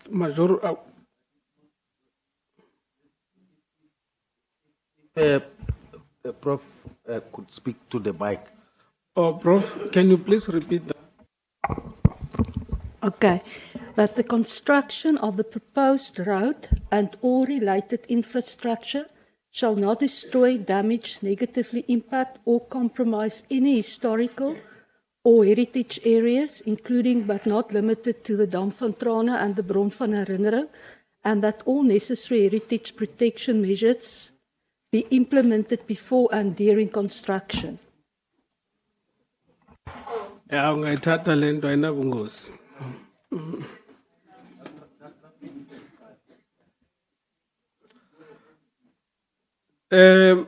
Can I now see hands of those who are in favor of the inclusion of this proposal by Councillor's name? Sorry, Honourable Speaker. No, it's the same thing, but what I said was E, which will include what our honourable member said.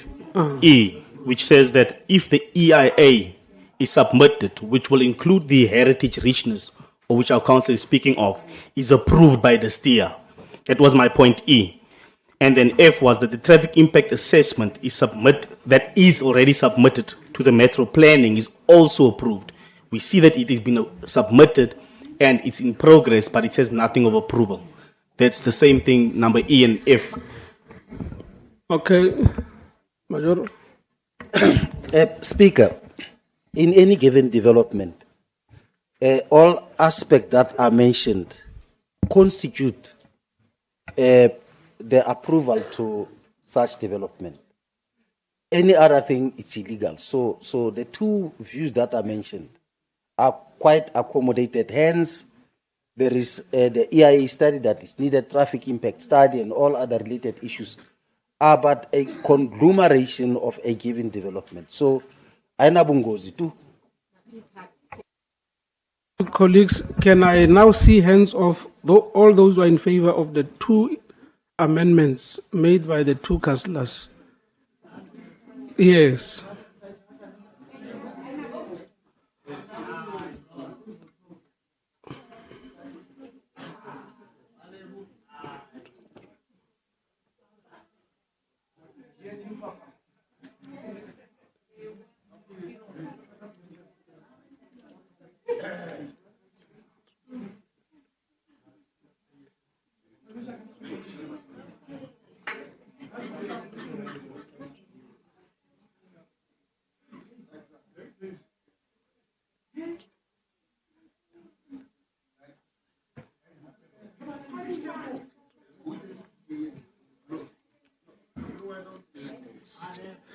Thank you.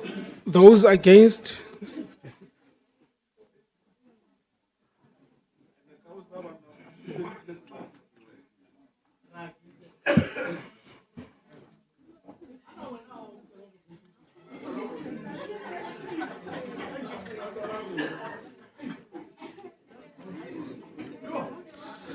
Thank you. Abstentions?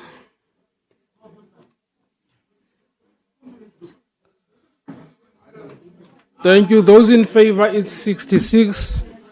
Those against 8, abstentions 2. So the recommendations will be carried as they are, together with the additional recommendations made by Councillor Snyman and Councillor Bauer. I will now step off this item and proceed to the next item, which is 13. I would now like to request Councillor Mokotwani to hold the fort while I take leave. Thank you once more, Speaker. Beware of the power of the tongue. Whatever you ask for, so shall it be given. Item 13, on the report of the Executive Mayor, proposed extension of the existing contracts beyond 3 years. On my speaker list, the first one to go is Councillor Dikok. Your 5 minutes start now.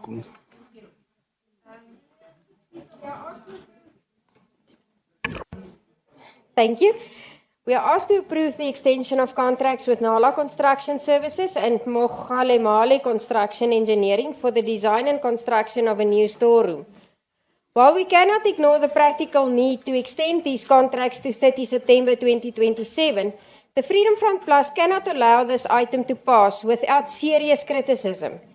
This situation is a clear example of poor project management and bad governance.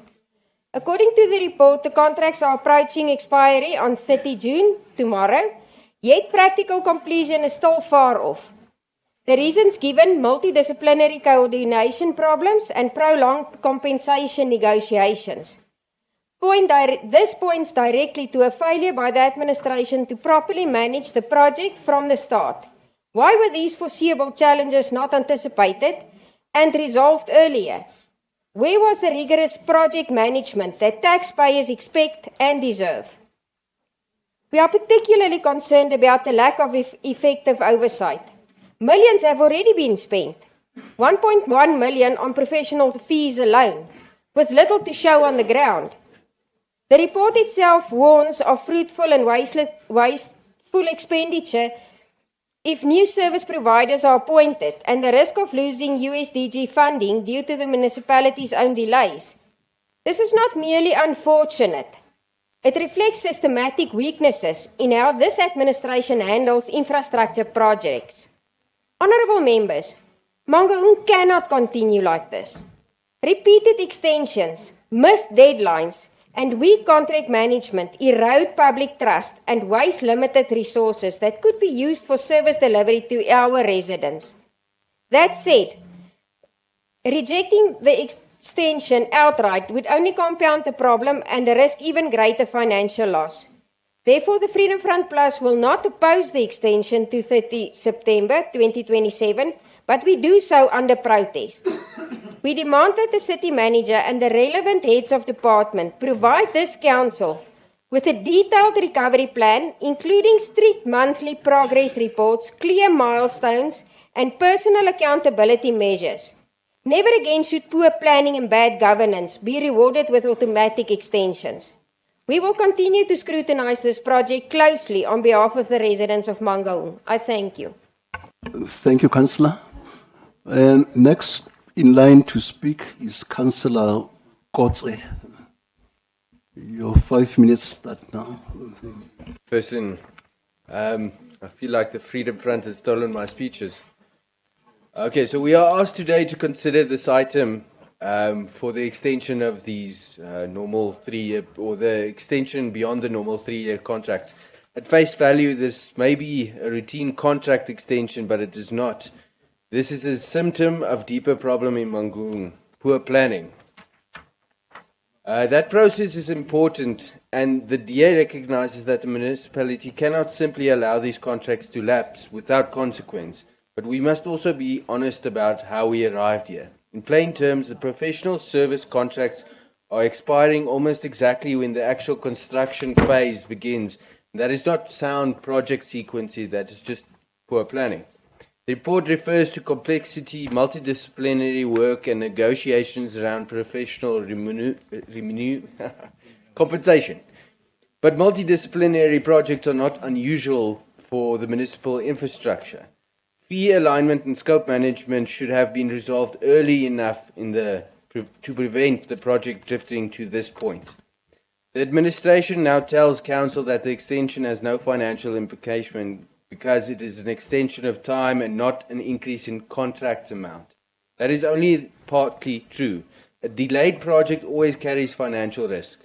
Time extension carries administrative costs, create exposure to inefficiency, and place pressure on grant-funded delivery. The report itself warns of possible fruitless and wasteful expenditure if new professional service providers have to be appointed, and it further warns of risks linked to USDG findings.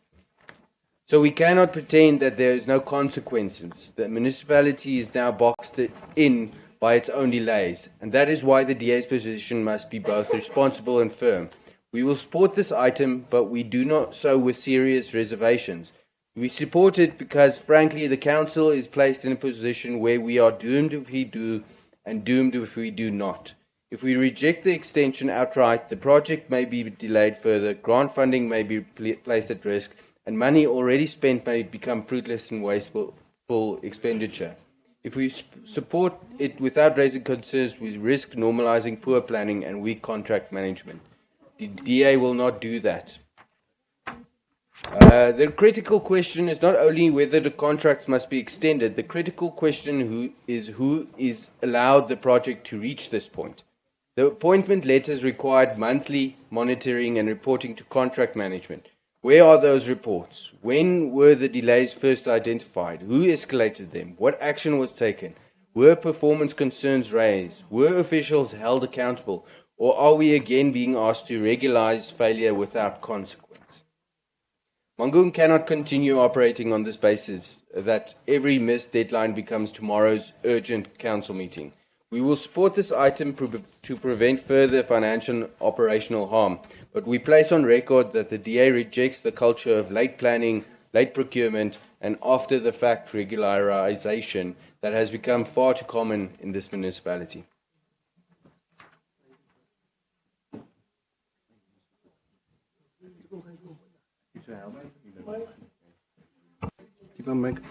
Thank you, Councillor. Next in line to speak is Councillor Moring. Your time starts now.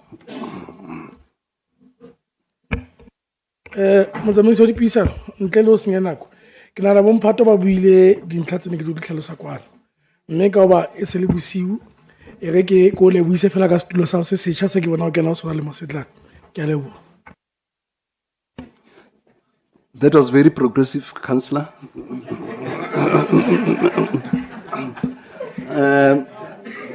Councillor Mongale, the time is yours. The floor is yours. Thank you so much. Yeah, I wanted to join the queue also in congratulating you. But I also want to raise the matter to say National Treasury raised caution on extension of contracts, saying that any contract that goes beyond its lifespan is problematic. And Auditor General also raised concern over that matter to say it eliminates competition to the bidders because this person is being extended beyond the time frame that the person was given. It also causes budget risks because it overlaps to the new financial year and implicates the new financial year. With this particular case, we are also causing a crisis for incoming councillors. If all of us are not here in the next term, but we would have implicated them with the decision that we would have taken of extending the contract beyond its lifespan. And I would not repeat what my colleagues in the Freedom Front and they have said in terms of poor performance and all that. They have said a mouthful. The only thing that I will also flag is that Auditor General have said this matter also causes irregular expenditure. So these are things that needs to be avoided at all costs. And then I want to understand whether do we have an extension clause in the original tender?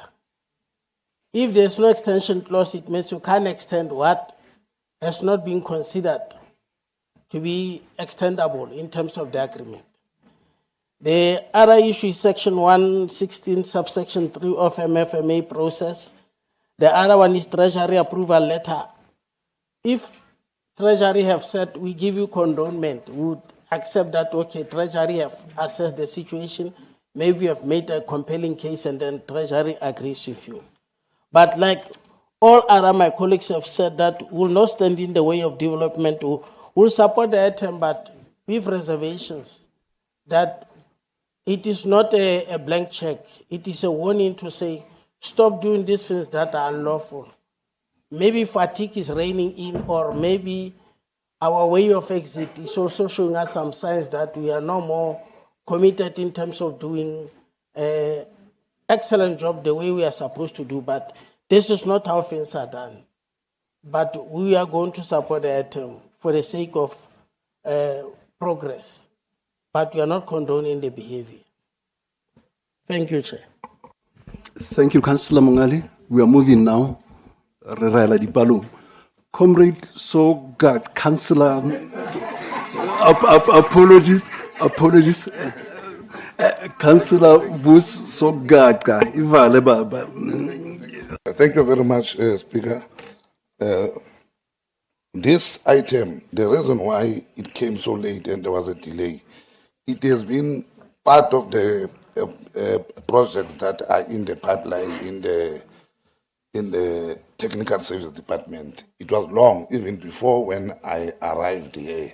It was there, but there was no funds for it. Now, because there was a growing complaints around the storage of meters, we had to make sure that in the adjustment we include, because it's important that when you remove the meter of somebody, you must place it in the safe place, so that when that person can object tomorrow, you are able to go back to those readings. Now, this contract is started now in the adjustment because we saw the need. But proactively, we have already started advertising for construction because these are professional engineers. That is a delay we accept. And from our part, we're trying to push it that it must be done by hook or crook.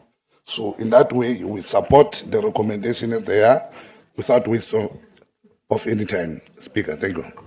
Thank you, Councillor Sogaka. This brings us to the end of the debates on this item. I'm going to split the House now. On our amended agenda, on page 19, the recommendations are entailed in there. I'm not going to read them in the interest of time. Those who are in favor for the recommendations as they appear on page 19, please raise your hands.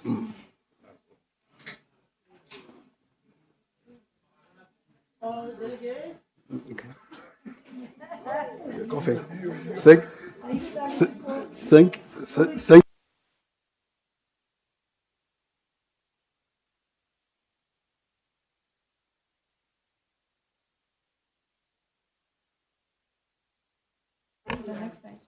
Next item.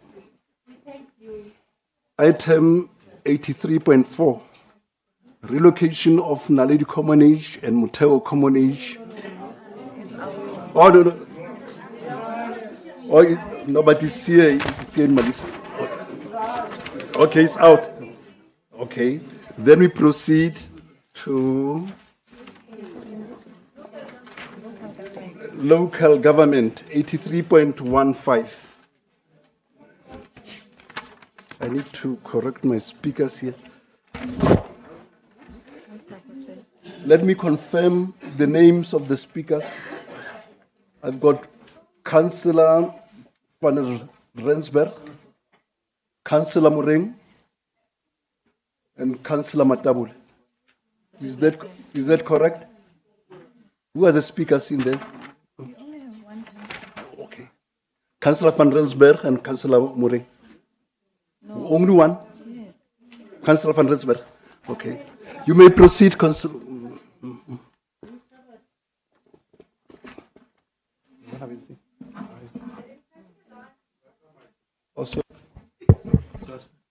Is it working now? Better. The Democratic Alliance rises in support of election preparedness for the 2026 local government elections. Free, fair and credible elections are in the interest of every resident in Mangaung, regardless of political affiliation. We acknowledge that the process before Council today is lawful, standard, practice ahead of any election cycle. However, Speaker, it is precisely because we respect the integrity of this process that we place certain concerns on record. When we examined the CVs of the two nominated officials, we noted with concern that both candidates carry visible ANC political affiliation. One completed training at the O.R. Tambo School of Leadership, an ANC political institution. The other served in ANC structures in Mateo region and is currently occupying a political sensitive office within the municipality. Speaker, we are not questioning their personal integrity. We are questioning whether sufficient impartiality screening was applied before these names came to Council. Electoral administration must not only be independent, it must be seen to be independent. We formally ask what conflict of interest safeguards will be put in place. The DA supports free advertising spaces for all parties, but equal access must be strictly enforced and municipal bylaws must apply to every party without exception, including the governing party. Speaker, free and fair elections are not a favour granted by those in power. They are the right of every South African citizen, and this Council has a duty to protect that right. Mic off, please. Okay. Thank you, Councillor van Rensburg.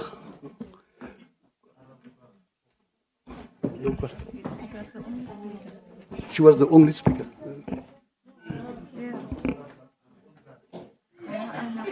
Oh.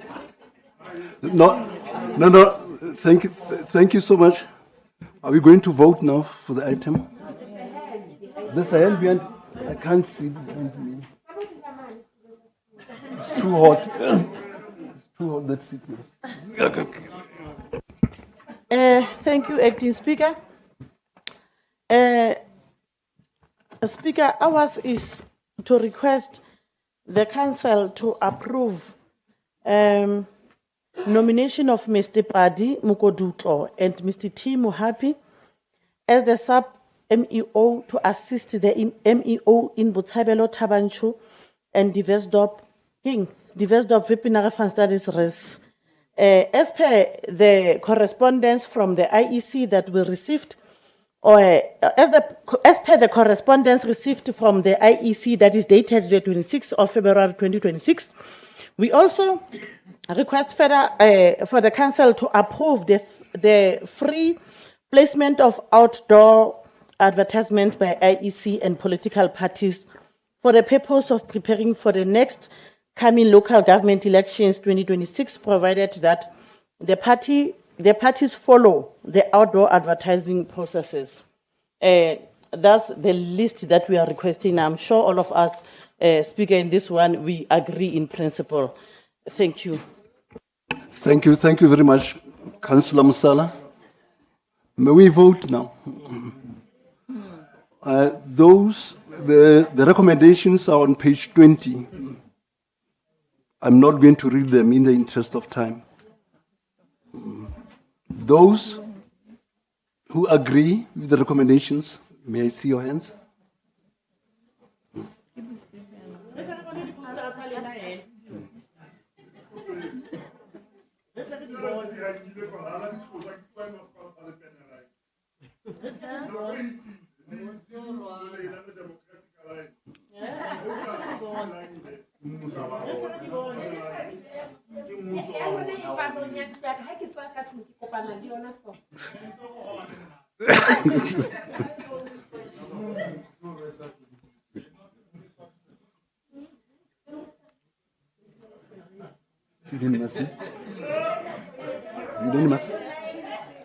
All of them.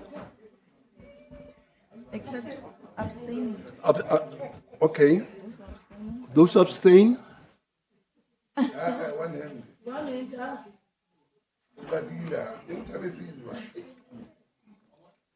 How many? So, 8 against? None. 4.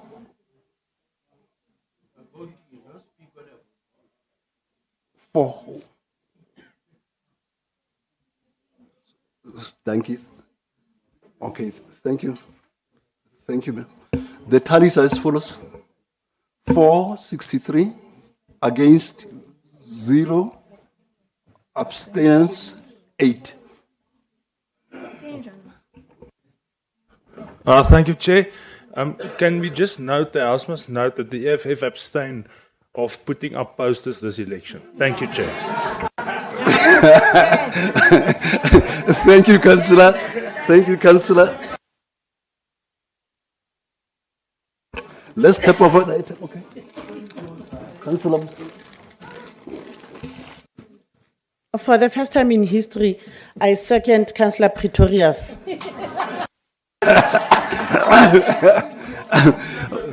That was on a lighter note, thanks. We are going to combine items 17 and 18. 16 and 17. 16 and 17. Okay. The speakers are as follows: Councillor Kotze, Councillor Mongale, Councillor Sokaka, Councillor Pretorius, in that order. Councillor, okay, and then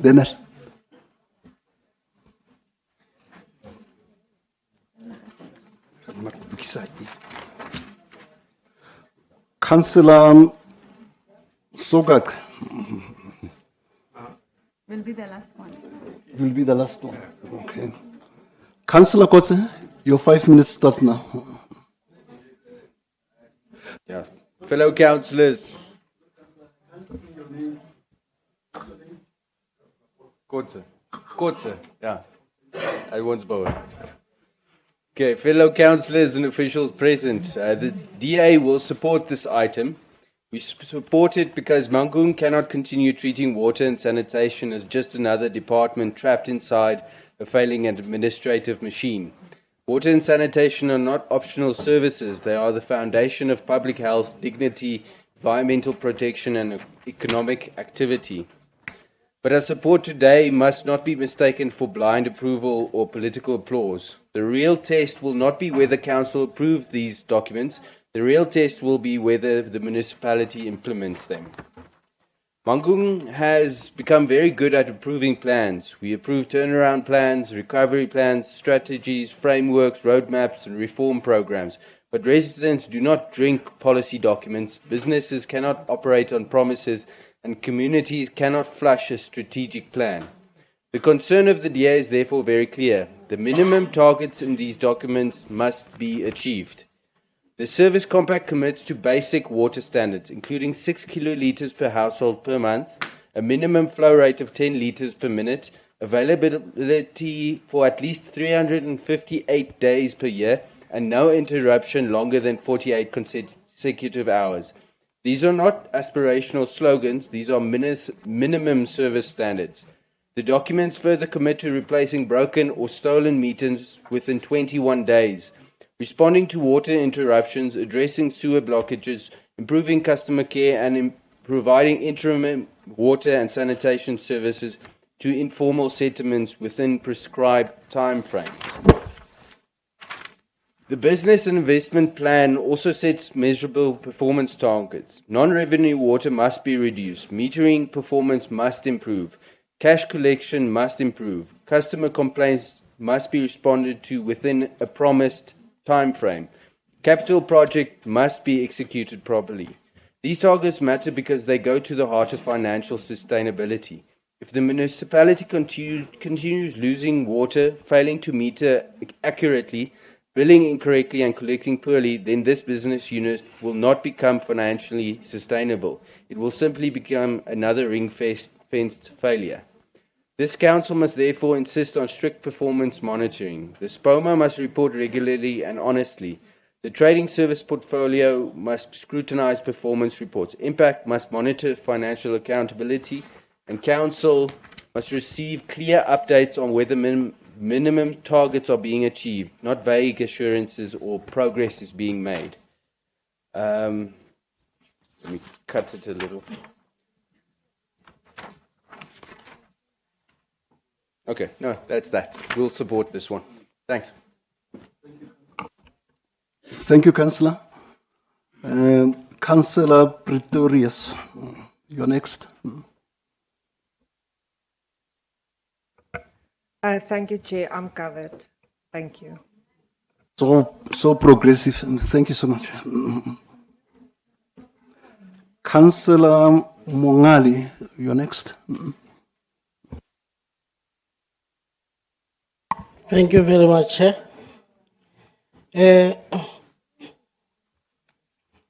No,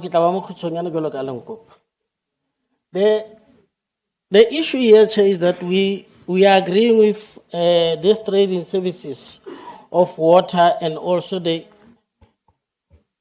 Chair. We are agreeing with trading services of water and also the one of non-revenue, where there is a partnership between Mangaung and the Development Bank of South Africa. The only snack here is only the plan is beautiful, and I've read it. I've seen that you also give assurance that there will be no worker that loses a job. But the issue here is the capacity of an institution. If you remember how Sentlek was established, Sentlek during its infant years, it performed excellent. It also won international awards. But after that, it started going on a downward spiral. And it seems not to be recovering from that. Now, we might be going to a situation whereby we are looking for another alternative service with regard to water. But we have an example here right in front of us, which is Sentlek, which is struggling in terms of functioning. Sometimes it's a crisis of board members. Sometimes it's accusation over accusation that the parent municipality is interfering in the administration of Sentlek. Sometimes it's an issue of Sentlek itself not being able to respond to the needs of the community. Now, this institution we are talking about here of water trading services is still going to operate on the same principle. The danger is, will they be able to rise to the occasion? Or are we also setting up the same institution for failure, like what Mangaung has done with Sentlek, that they have assisted Sentlek to collapse, even though Sentlek was excelling before. You check the issue of service delivery focus, because once you are specializing, it means you must provide services 24/7 within that particular institution. You will have standby services and all that, and your response time is expected to be quicker. But I can assure you now, the response time of Sentlek is not quicker. It has dropped from what it used to be. For a normal power outage, it was 45 minutes. For an area fault, it was 2 hours. It's sorted out. Now there are some residents, even in places like Akata, that can spend the entire weekend without electricity. Now, you can imagine if Siwa, if you are also going to give it to private, but you are not going to fix it. Even water, you give it to private, and then it's going to be run like a business. Our people are going to struggle with it. But when it comes to service, they are not servicing people the way they are supposed to service them. The intention is well. It's about maximizing performance and making sure that every cost in that particular institution is costed. To say every employee that is in that particular section will be assigned a task and they will be paid in terms of performance. But that is also not what is happening at Sentlek. There are some people who have been appointed at Sentlek who are simply political appointees, even if it's a general worker, but it's a political appointee, which compromise the character of Sentlek, because it was supposed to be an institution that provides services. So I'm warning you with regard to this so that you can be aware that these things are good at face value. The intention is fine that you want to run them like a business, but the problem is who is going to be the driver? The person who's going to sit at the helm of it might compromise the entire plan even though those people who came with the plan had good intentions. One living example is Sentlek. It won international awards. It got approval from the Minister of Energy that it was the best institution that was established, even better than City Power. But where is it now? It's a disaster. It's a shot of for myself. We are ashamed even to be associated with Sentlek. I even don't want to be mentioned that I once worked there because it is a disaster and I don't want to be associated with such a disaster. So I'm raising this issue so that you can be aware that it's not only about running it as a business. It's also about getting the right people in those positions. If you don't get the right people, you are compromising the institution. Thank you very much for the opportunity.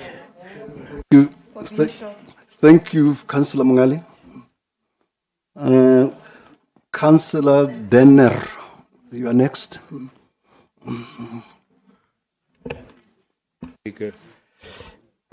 I'm mostly covered by the previous two speakers, but I do have a couple of clarity-seeking questions. Everybody knows that there's a lot of money coming into the municipality for this project. We have to match every cent. If they pull out, we'll have to field that money. I have two questions on the tariff affordability and budgetary confirmation.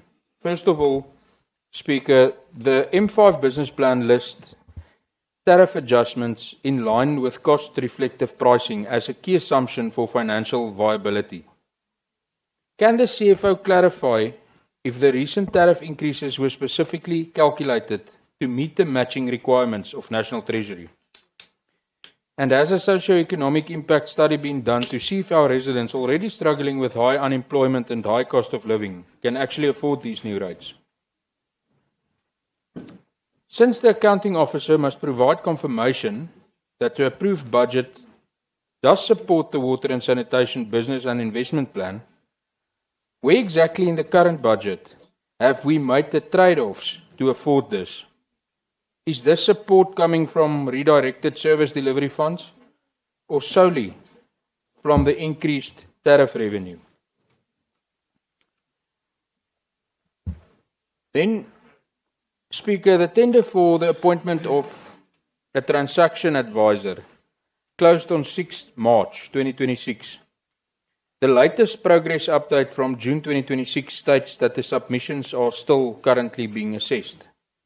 Why has this bid evaluation committee taken 4 months to evaluate a single professional services tender? And what is the revised deadline for this appointment? Speaker, you will see, while we, as the municipality, stalls on paperwork, non-revenue water continues to drain down the city's budget.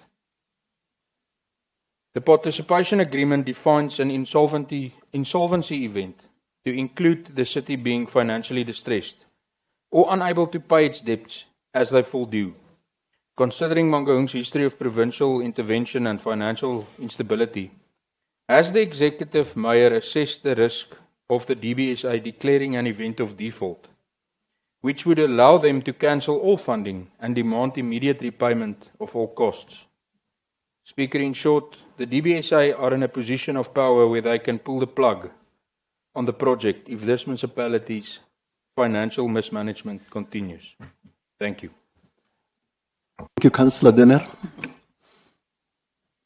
Councillor Sokak, you're the last to speak on this item. Thank you, Speaker. Let me start with the DBSA issue. The DBSA process, it is driven by DBSA, it's not driven by Mangaung. So I will not know their procurement processes. Ours were just part of the evaluation committee on their processes. Even the appointment will be done there. Money, everything is not in Mangaung, is with DBSA. So when they are done with their transitional advice and so on, then that company, whatever it is, it will come down and do its own work and provide this council with a bankable business plan. That is a process. So there are no monies that will be taken because it's not us who have delayed the supply chain process. It is them. So, and that report of DBSA, we're just giving a progress report, like the council said, we need to every time they make a milestone, we'll come back to council and say, this is where we are, this is what is happening, so that the council became up to date. But this one of water and sanitation, now we are closing the chapter of all those 8 cardinal points that National Treasury said we need to follow. So I'm happy to say we have followed all of them, and right on time, we'll be submitting, participating like any other metro, because even the quality assurance of all the documents, National Treasury made sure that all metros are housed in one roof so that they check whether we are meeting requirements. Which Mangaung, we did participate in that process, though tedious the way it was, but at least we have met the requirement. And on the issue of the budget, is grant-driven, this thing, which is accommodated in the last budget. I may not know the specifics of those line items. Maybe we'll answer it in the form of rule question. Then we'll answer that one. On the Centrelec issue, like the analysis that are drawn by Mungade, Councillor Mungade, I don't want to venture on that one because we are coming. Centrelec is part of the reform. It's under assessment even now. It will come with this M1, M4, and the M5. Maybe at a time we'll be able to respond because now our focus is strictly on water and sanitation. Centrelec, I will deal with it at that time when that time comes. Thank you. Thank you, Councillor Vos. The combined items sought noting and approval. The recommendations are on page 20 and page 21.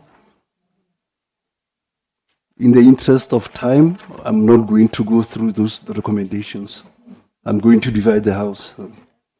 Those who agree with all the recommendations, please raise your hands.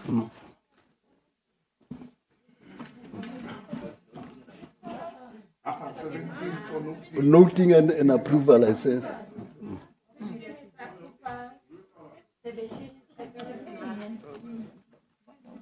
Okay. 16 is for 17 is for noting. I said so both items, one is for noting, one is for approval. Okay, let's vote on 16. On 16, okay.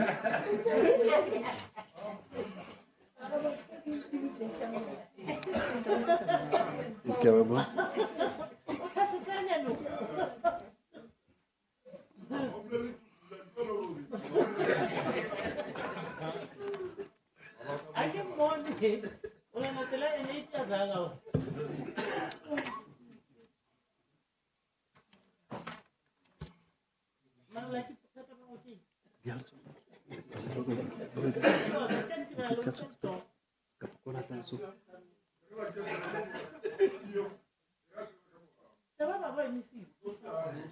how many?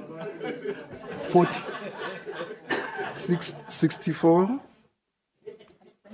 Against, how many?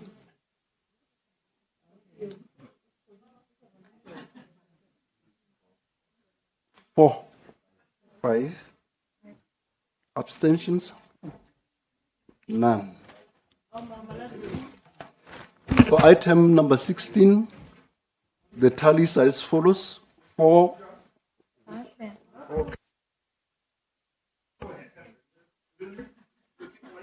Okay. Honorable Acting Speaker, I suggest you must go and sit there so that you get guidance. You can't be guided by memos. Go and sit there so that they give you guidance properly. Please. Please. Because you don't even see some councillors behind you. Am I going with? Okay, accept it.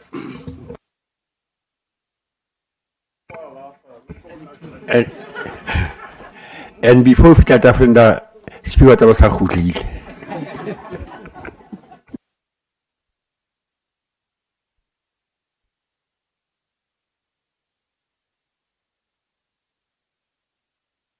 Kongile snap.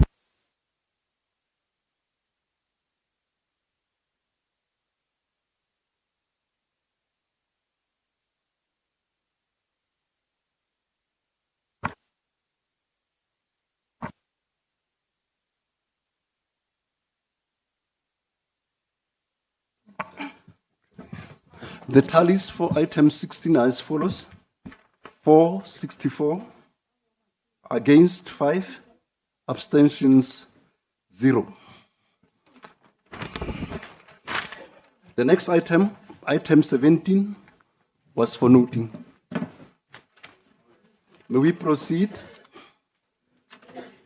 Proceed now with item 83.18.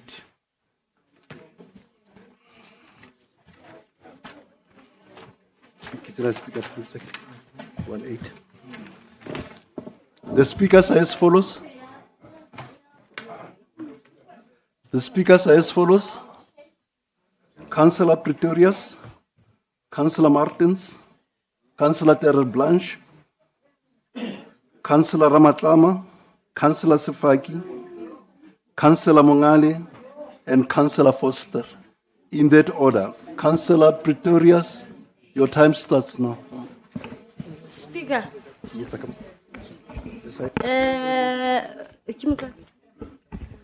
Motsamaisi wa dipuisano wa nakwana. Noted.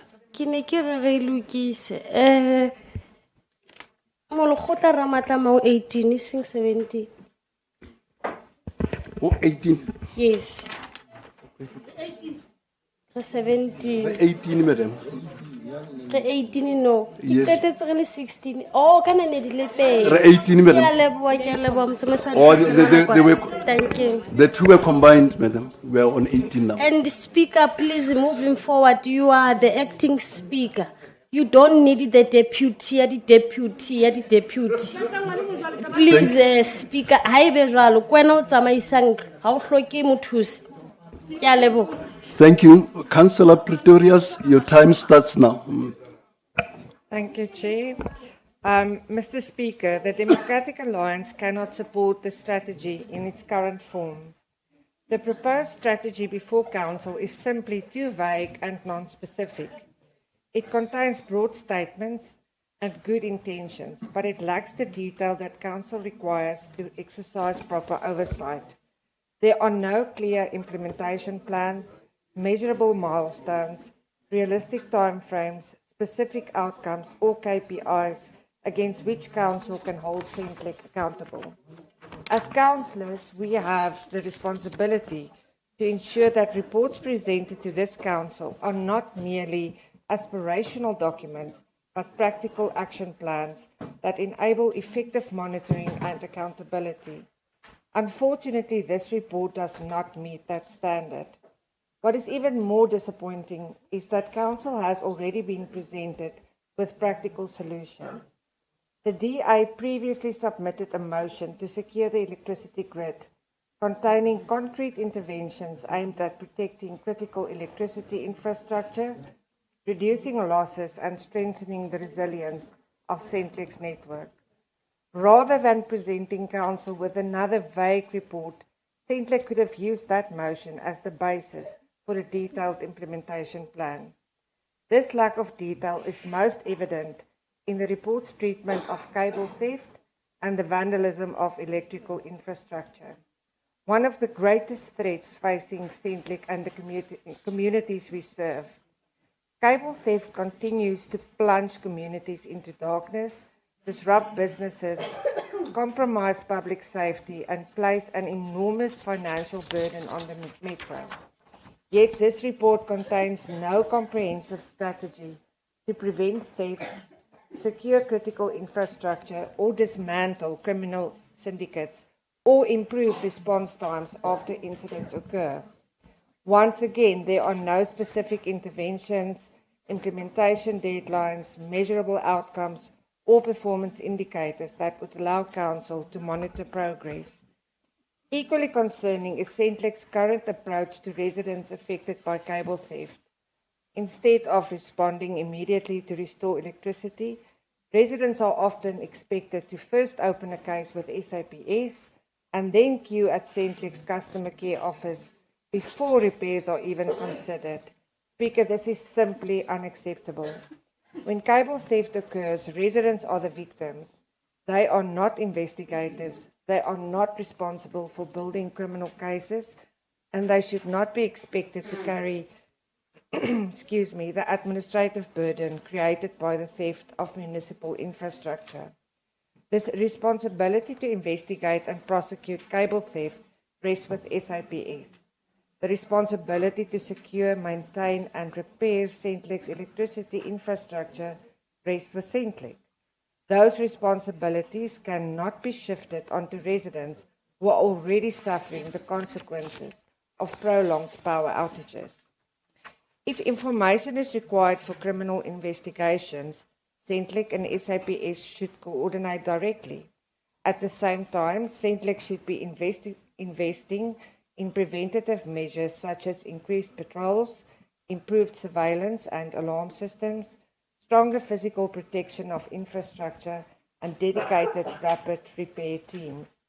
The DA therefore calls on Centlec to return to Council with a comprehensive and measurable action plan that includes specific projects and interventions, clear implementation timeframes, defined responsibilities, measurable KPIs, regular reporting to Council, and a robust, proactive strategy to combat cable theft and secure the electricity network.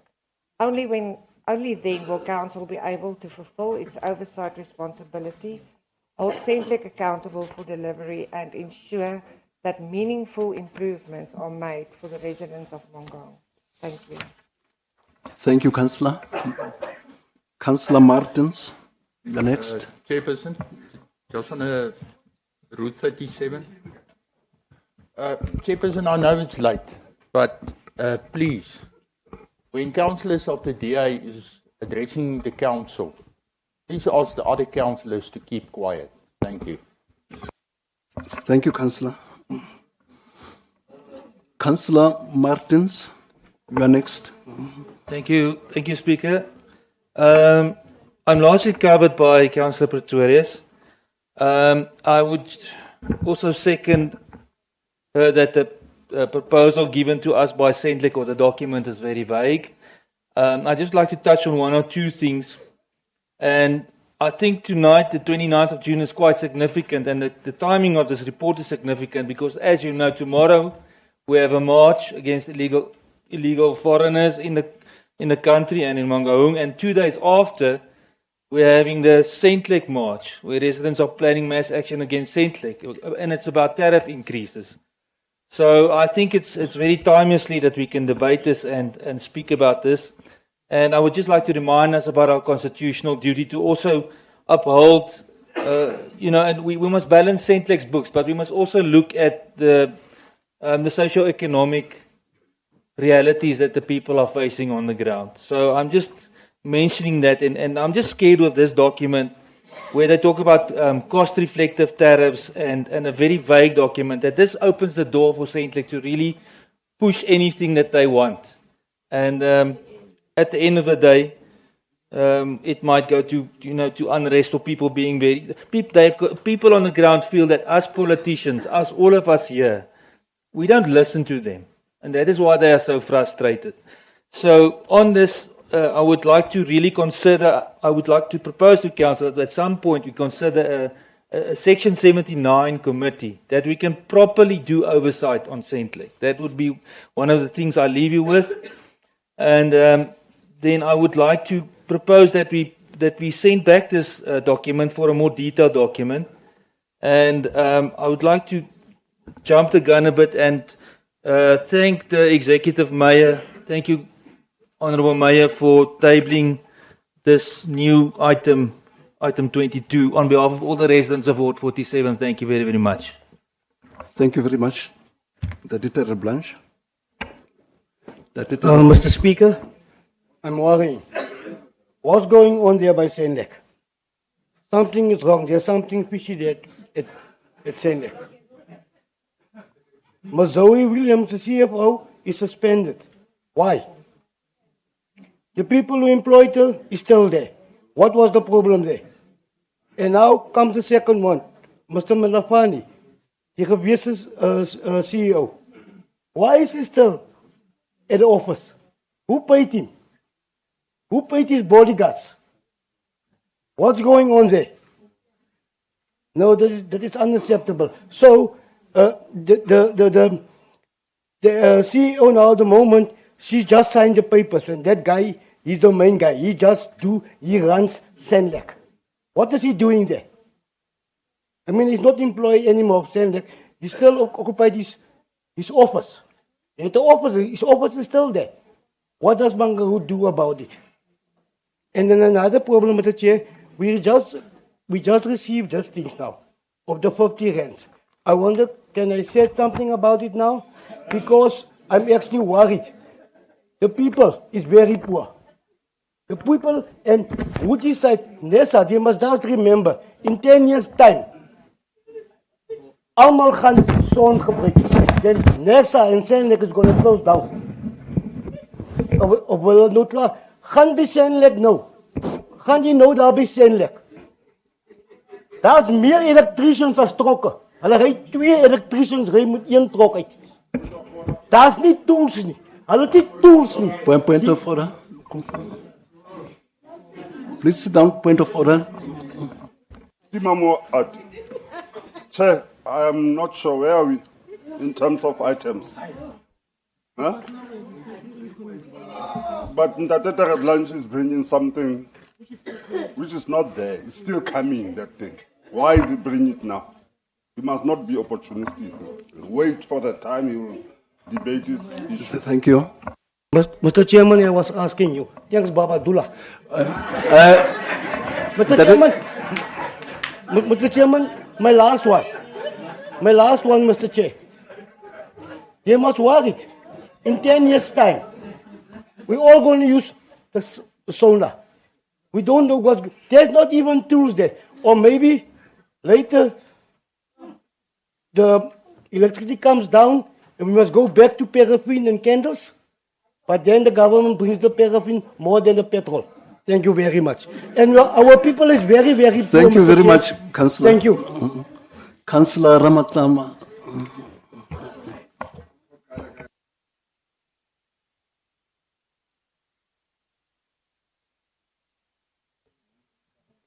No, motsamaisi wa dipuisano e re ke leboe ke dumedise hae ho ntlo ke re fonaneng kaofela. We welcome the tabling of Mangaung Metro Electricity and Energy Business Reform Strategy and the accompanying A3 Performance Improvement Action Plan. We support every genuine effort aimed at restoring electricity reliability, strengthening governance and ensuring the long-term financial stability of our electricity utility. Today, we must also acknowledge something that the people of Mangaung already know. Sentlek remains one of the very few municipal entities that continues to function despite the broader governance failures within Mangaung Metropolitan Municipality. While many municipal departments or directorates have collapsed under the years of poor leadership, financial mismanagement, and deteriorating service delivery, Sentlek has continued to provide electricity services under extremely difficult circumstances. Its officials and technical teams continue to respond to faults, maintain the network, and keep the lights on for thousands of households and businesses. They deserve recognition for their commitment. This strategy demonstrates that Sentlek is not standing still. It sets measurable objectives to improve electricity supply reliability and modernize infrastructure, reduce technical and non-technical losses, improve the revenue collection, strengthen governance, enhance customer services, and integrate renewable energy solutions over the 6 years. The document further commits Centrelec to improving maintenance programs, replacing aging transformers and switch gear, introducing smart technologies, strengthening asset management, improving outrage management, protecting municipal revenue, investing in workforce development, and enhancing customer communication. These are the correct priorities for an electricity distributor facing an increasing infrastructure challenges. The EFF particularly welcomes the commitment to financial ring-fencing of electricity operations. Electricity revenue must remain dedicated to maintaining and expanding electricity infrastructure rather than being diverted to cover failures elsewhere in the municipality.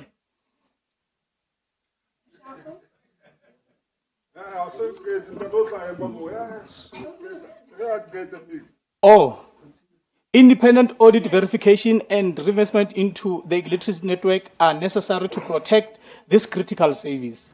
However, Acting Speaker, approving the strategy is not the same as delivering results. The people of Mangaung will not judge this council by quality of this document.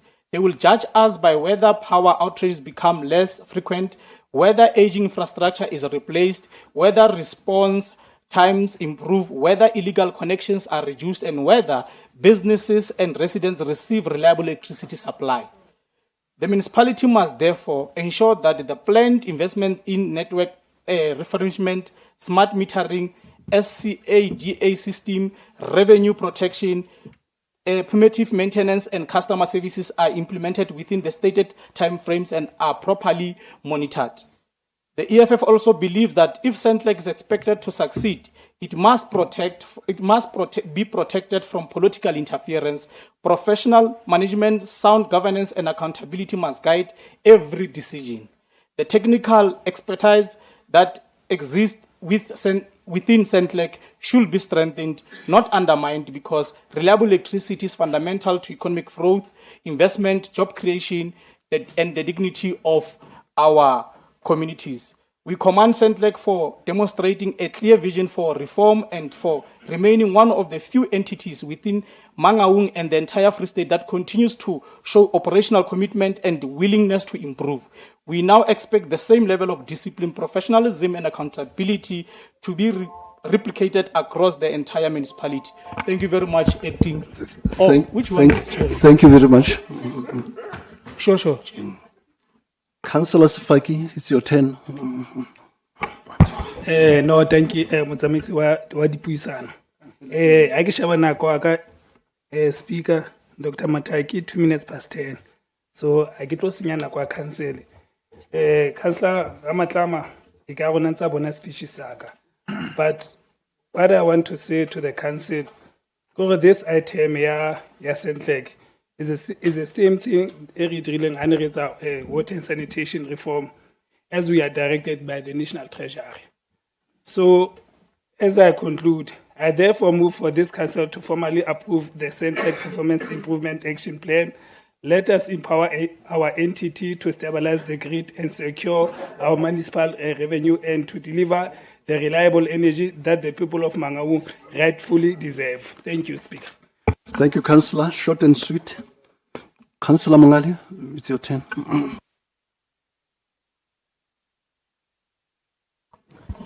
No, thank you very much, Chair, for this opportunity.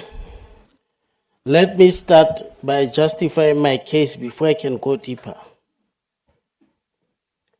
In every case, when you judge something, there must be a measuring stick. I am putting it to you now to say, Centrelec, in 2003, when it was established, moving towards 2010, their turnaround time when it comes to power outage was 45 minutes. It was even in the document so that everybody can see what is the performance standard. The turnaround time for area fault where the power go to itimme hevel se ka fela kapa itimme pele siri ka fela kapa itimme pele siri lorry park, it was 2 hours. Even at night it was 2 hours. Today the same cannot be said about St. Lake. No. Order, please. You are protected, Councillor. It's fine. For as long as you are going to extend my time, because I want to answer the Dinawe story. No, and the I'm not going to allow you to come. Please when address. St. Lake was established, was not established by fools that didn't have a foresight to say you have established an institution, but the community keeps on increasing. That is the same principle that applies at ESCOM. It applies in every institution. If you don't have that, it means you don't have a strategic plan. Now, St. Lake had a strategic plan. St. Lake was even accredited to be an institute of service excellence in terms of its training center, that they were given license by LG CETA, Energy CETA, MER CETA, to train people even with any other skill other than electricity, to show that they were given a license to perform better. Did they take advantage of that opportunity? The answer is no. Now you want to come here as prophets of doom to try and defend what is not defendable, to say, Honosna Dinawe. Dinawe Nyamana Kaili establishing an institute of service excellence, Soko Training Center, St. Lake. It shows Hore, on a limited foresight, that is also a cooking. On a limited foresight. Mare, I can't blame me, fella, because look where you still want to put more to a more high mast. Even though occasionally now little advanced to try to make the street light. I can't blame you, it's not your fault, you are not turning back. How quickly? Because of your limited sight. Now, we need visionaries. We need people who can have foresight, who can see that we need an institution that must make a plan, even for 30 years to come. Even if the CEO is not there, whoever that comes in must see the plan, the roadmap that shows this is where we are, this is where we want to be. But if you don't have that plan, you are planning to fail. You might wear a nice suit, it's just a suit. You are planning to fail. It's disaster. I wish I can have 2 hours to lecture you on efficiency. On efficiency. Because this is foolishness at its best. To assume that Dinaweng has affected the capacity of St. Lake. In fact, Dinaweng should have improved capacity of St. Lake. Because St. Lake knows how to improve the electricity network. How do you respond to an increasing population? The template is there. And at St. Lake, we used to call it a master plan. It is found in the design and development at St. Lake. I know I have more unfair advantage because I'm an electrician, but I'm just trying to take you step by step. There is a department called design and development that design a master plan to say, even if there can be a power failure here, we can be able to isolate that line, but be able to reconnect the community that they should not live without electricity. But with no master plan, with no visionary leader, there is a crisis.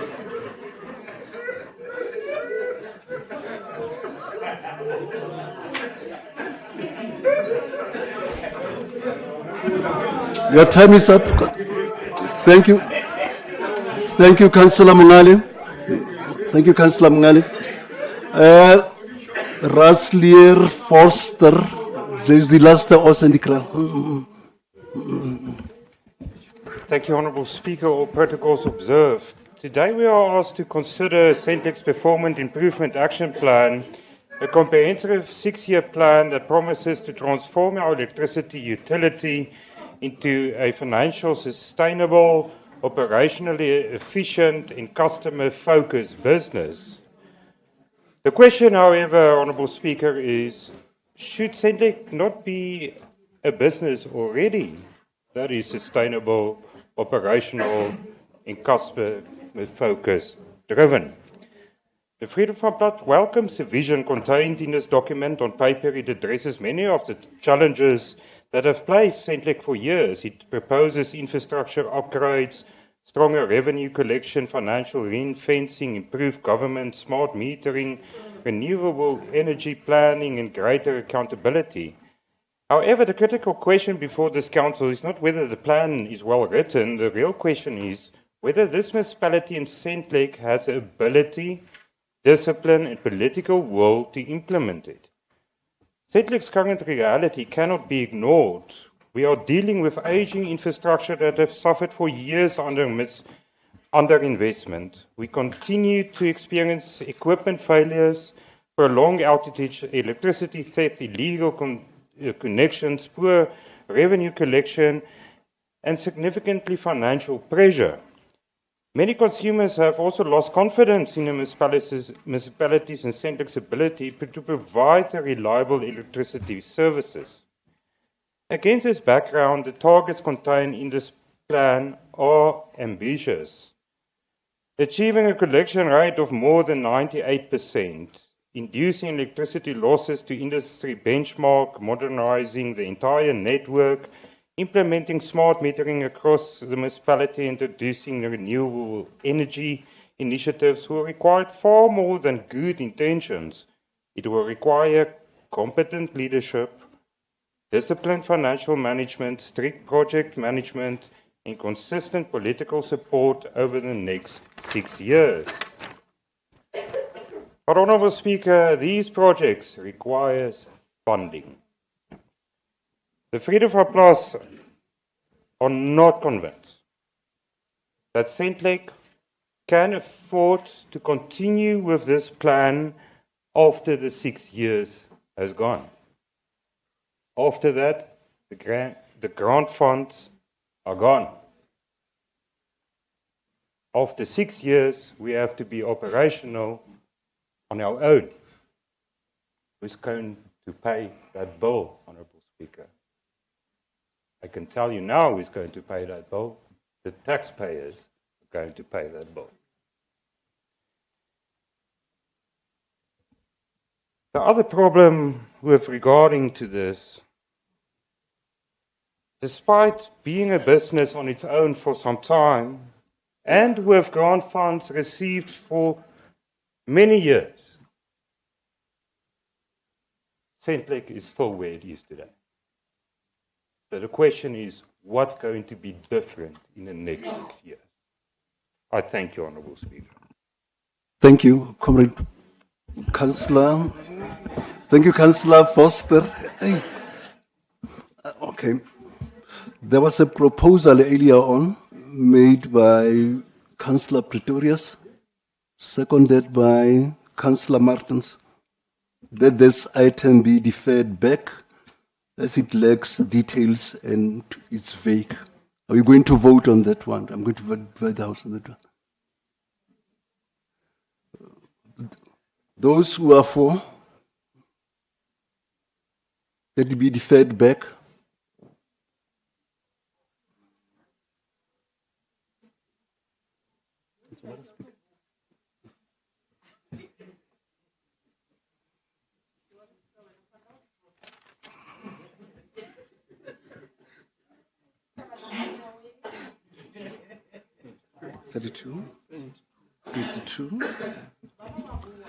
Against, thank you. Against?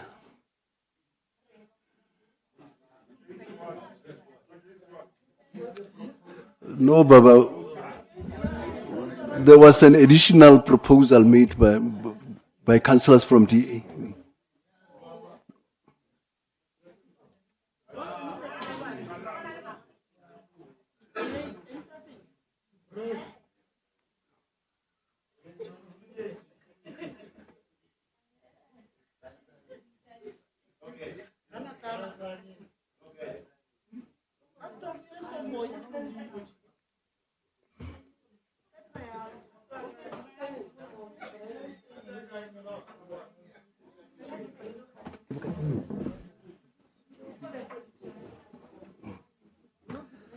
Those who abstain?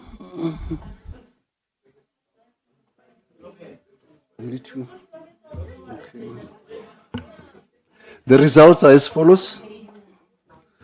For 22, against 50. Those who abstain, 20. So the item falls off. The proposal falls off. 2 abstain. Okay. Okay. Let's now vote. Let's now vote as per the recommendations on page 21. Those who vote for the recommendations as entailed in page 12.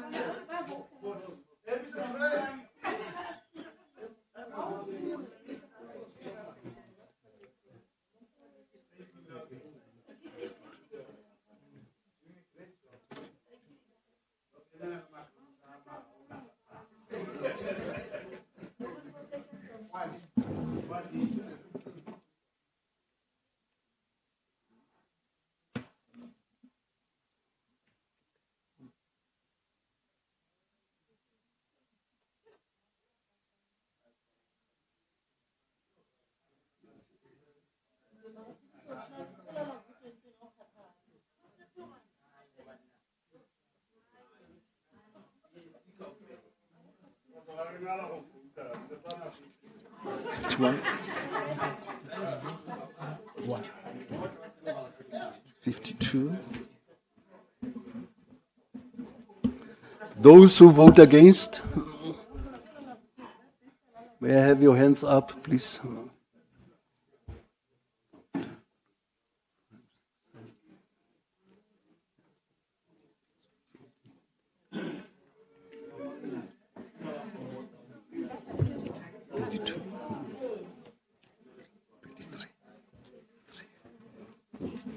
Those who abstain, thank you. 0. The tallies are as follows. For 52, against 23. Those who abstain, 0.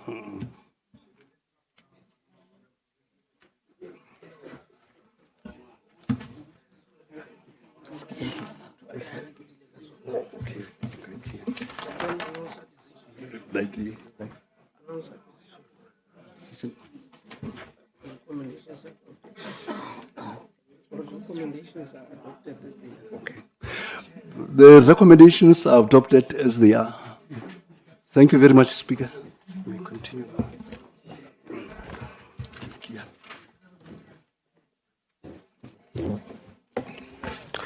Thank you very much, Honorable Councillor Mkhotwane, for holding the fort.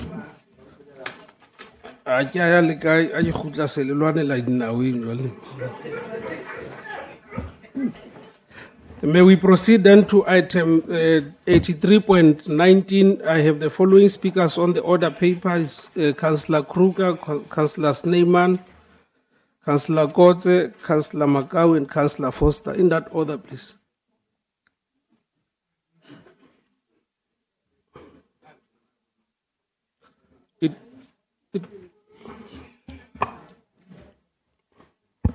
Thank you, Honorable Speaker. Can I proceed, Speaker? Yes. Speaker, today I'm presenting the Fire Services Management Plan, and as per the advice by National Treasury, who gave a directive that a Fire Service Management Plan be developed and be approved by Council. And this plan was developed internally without any financial implication. The background to the plan was developed to set a roadmap for at least 5 to 10 years, outlining the sub-directorate's resources alignment to community needs.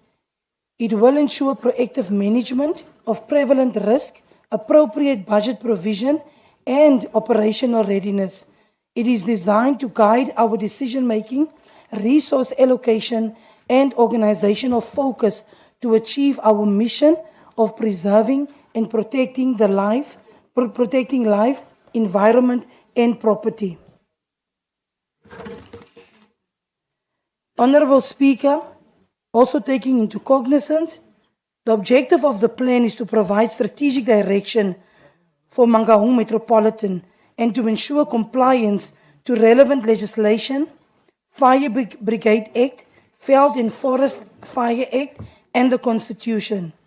It is also designed to guide our decision-making to ensure effective fire and rescue services are rendered to all residents, addressing critical resource allocation, for example, fleet, tools of trade and human resource, and also it outlines a 5-year resource plan with financial implications.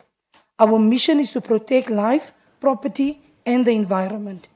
It outlines our mandate to suppress all types of fires. The plan outlines the key goals, for example, prevention, protection, and response. It addresses behavior, ethics of our firefighters, and it also our roles and responsibilities in terms with the Fire Brigade Act. A SWOT analysis was developed to measure and weigh our current status. The proposed new revenues enhancement streams will also come into play. Honourable Speaker, therefore, we ask for Council to approve this plan. I thank you.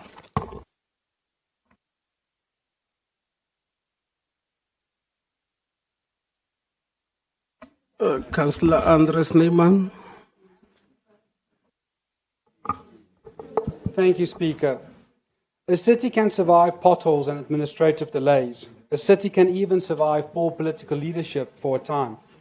But the city cannot survive a failed fire and rescue service. Because when fire services fail, people do not simply complain. People die. Homes burn, businesses are destroyed, and families are left with ashes. Let me be clear from the start. The DA desperately wants to support this plan. Not because it is perfect or we suddenly trust the ANC-led administration, and certainly not because it's suddenly capable. We want to vote in favour because Mangaung desperately needs this plan to start in any form it can. But support for this plan is not our solution. In May 2025, the DA handed a memorandum to the Mayor's office. We warned about vacant leadership, understaffing, an ageing workforce, too few inspectors, the collapse of the training capacity, sub-operational stations, and shortage of operational vehicles. We warned that Mangaung can only respond to one major fire at a time. That was not politics. That was assistance offered to the Mayor to protect the residents of Mangaung. And today, Council is being asked to approve a fire service management plan after a visit from the National Treasury because of your lack of action. This plan is therefore not proof that the ANC administration was proactive. It is evidence that this municipality failed to act when it should have. The Fire Brigade Services Act is clear that a municipality must establish and maintain a fire service. So when this plan now admits the need to rebuild the service, we must ask, why was this allowed to collapse in the first place? The Act did not fail Mangaung. The firefighters did not fail Mangaung. The plan itself recognizes the priority problem. Fire and rescue services are pushed down because the municipality is overwhelmed by collapsing basic services. But that is not an excuse. That is an indictment.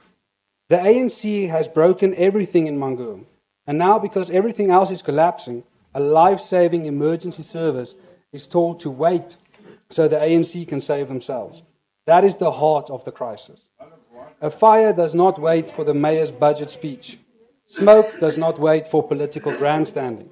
And Mayor, you knew this. You knew the condition of the fleet. You knew how many stations were not fully operational with firefighters that are stretched far beyond capacity. And yet for years, you allowed this to continue.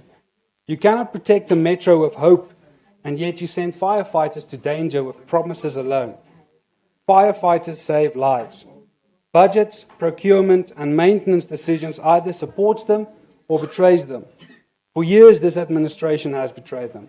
That is why the DA support today comes with 5 clear recommendations to be added. And Mayor, please, I am truly pleading with you to understand where these recommendations are coming from and to truly consider them before your caucus votes. First, the Mayor must ensure that this plan is backed by a funded budget implementation program, not vague intentions and unfunded promises. Second, the relevant Section 80 committee must receive monthly reports on staffing, fleet availability, response times, inspections, training, station readiness, protective equipment, and budget progress. Third, Council must receive quarterly progress reports because fire services are too important to be buried inside departmental silence. Fourth, every target in this plan must have a responsible official, a deadline, a budget source, and a consequence for failure. And Mayor, those consequences must be real, not internal memos, not quiet reshuffles, but accountability that this Council and Mangaung residents can see.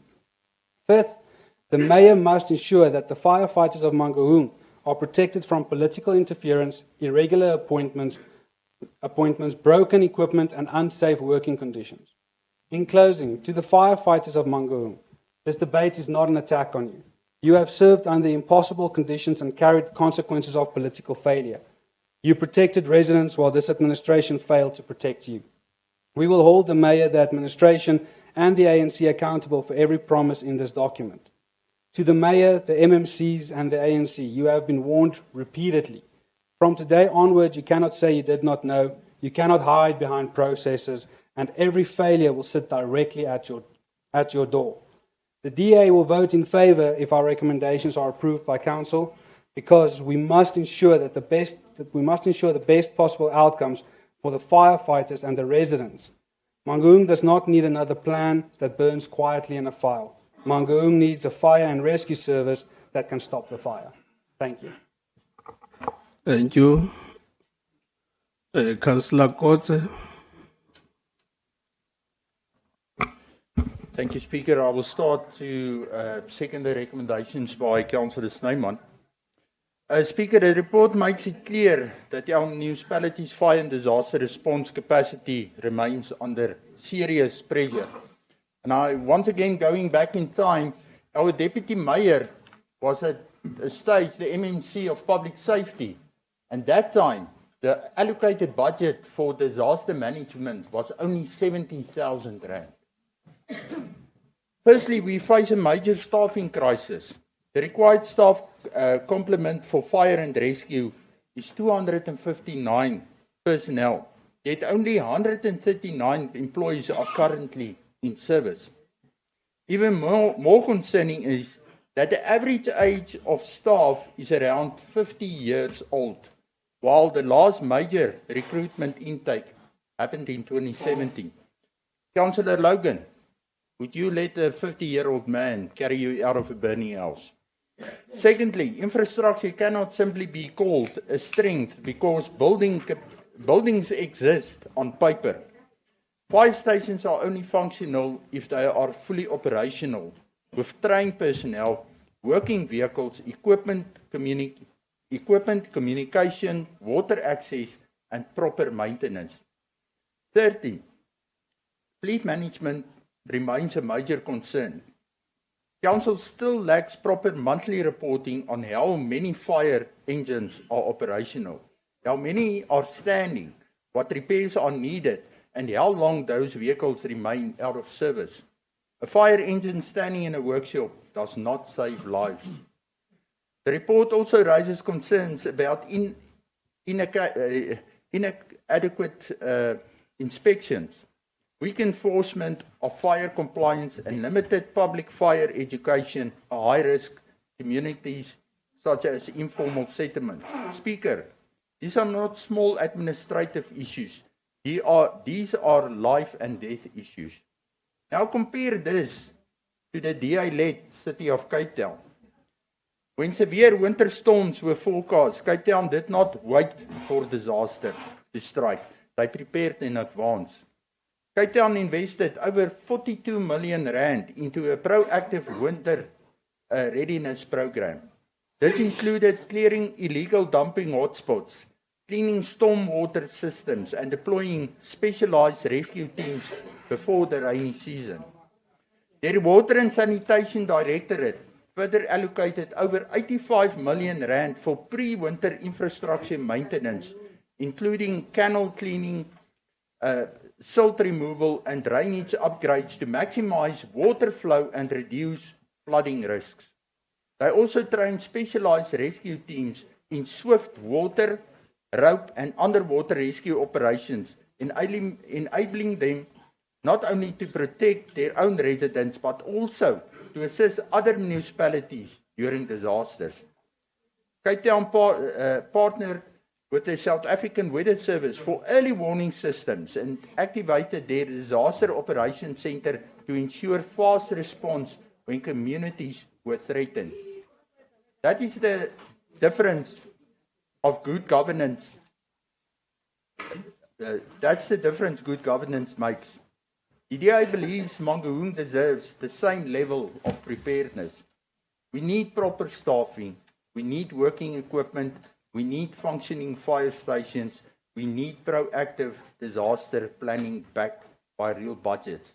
The people of Mangaung deserve a municipality that prepares before disaster, not one that reacts after tragedy. Thank you. Thank you, Councillor. Councillor Macau, ina le fighter ka hare ke tshepa re tlo e support. Ina le fighter ka hare ke tshepa re tlo e support.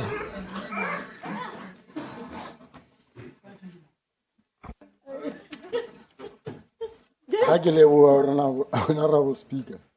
The EFF support the adoption of long-term fire service management plan because of proper planning is essential. The plan currently prioritizes recruitment, retention of personnel, infrastructure management, financial and accountability, risk management, climate change, adaptation, and community engagement. These are important for the foundations for building model of effective emergency service. However, Speaker, a plan on paper does not extinguish fires.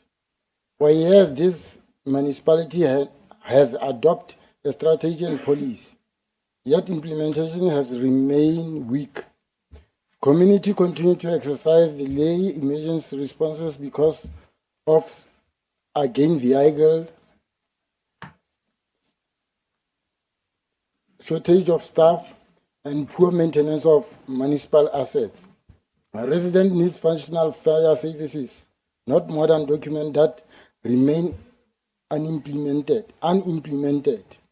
The municipality itself acknowledges years of resources shortage, yet the report states that there are no financial implications because of the plan was developed internally. The EFF believes that successful implementation will require significant investment in recruiting firefighters, purchasing model fire engines, upgrading communications, system improving fire stations. Council must therefore commit the necessary funding if this plan is to succeed. The Economic Freedom Fighters therefore support the adoption of the Mangaung Fire Service Management Plan while calling for adequate funding, strictly oversight, quality implementation report, and measurable service delivery outcomes. The people of Mangaung deserve fire service that protects lives and property through action, not through promises. I thank you. Thank you, Councillor. Councillor Snyman van Deventer. Honourable Speaker, the Freedom Front Plus has real appreciation for the work done by our fire department, and especially the lives they save, the property they save, and the work they do at accidents. It is work done by real-life heroes. But does the Mangaung Metro support these heroes with all they need to do these life-saving jobs? The Freedom Front Plus has a deep concern for the readiness of the Mangaung Metro Fire Department and its actual ability to protect lives, property, and critical infrastructure, not due to the readiness or willingness of the fire crews themselves, but due to the lack of resources. The Fire Services Management Plan tabled today in Council states clearly that the fire services are an essential emergency unit that must be prioritized. It states clearly that the department has, for many years, struggled to keep pace with the vast expansion of the Mangaung's jurisdiction. It acknowledges that fire crews are overwhelmed by workload and are expected to render services with inadequate human and fleet resources. That is not the opposition speaking, Speaker. That is the municipality's own plan speaking. So the question before us is simple. Is the plan correct? If the plan correctly identifies the problems, where is the operational readiness to address them? Serious concerns remain unanswered. First, how many working fire trucks does Mangaung actually have available today? We understand that the SABS requirement for a metro of our size and nature is 13 functioning fire engines. Can this council be told honestly and clearly whether Mangaung meets that requirement right now? Not on paper, not in procurement schedules, not in workshop reports, but in real deployable working vehicles that can leave a station immediately when a call comes in. Second, does the department have enough bakkies and veldfire capable support vehicles for the fire season? The plan specifically refers to veldfire management, climate realities, risk trends, and operational readiness. Then we must ask, where are the vehicles needed for grassland, peri-urban, and open area fire response? Fire engines alone cannot carry the full burden of seasonable fire operations across a jurisdiction of as large and stretched as Mangaung. Thirdly, what is the status of the city's fire hydrants? The question is not whether fire hydrants exist. The question is whether they are tested, mapped, maintained, and fully functional. A hydrant that does not work during an emergency is as dangerous as not having a hydrant at all. The plan speaks about infrastructure management. Surely hydrant functionality is one of the most basic tests of that commitment. Fourth, what is the true emergency reach of our fire department? If there is a serious accident on the N1 involving a fire and at the same time a structural fire or veldfire in Wepener, can Mangaung respond effectively to both? Fifth, what is the average age profile of the fire department? The plan speaks of personnel retention, development, recruitment, and selection. Those are not abstract policy headings. They go to the heart of physical readiness, successional planning, and institutional resilience. And finally, can Mangaung truly comply with its responsibility towards national key points and strategic infrastructure? A fire service management plan is a good start, but a plan is not readiness. A document is not a fire engine, and a policy commitment is not a rescue. The Mangaung Metro must commit resources to the fire services and recognize the important work done by our emergency services. The residents of Mangaung deserve assurance that when disaster strikes, help will arrive, equipped, field staff, and ready. Thank you. That concludes our debates, colleagues, on this item. I first want to start with the recommendations. In addition to the ones contained here in this annexure, I want to see those in support of the 3 or 5 recommendations made by Councillor Snyman. Those in support of those 5 recommendations.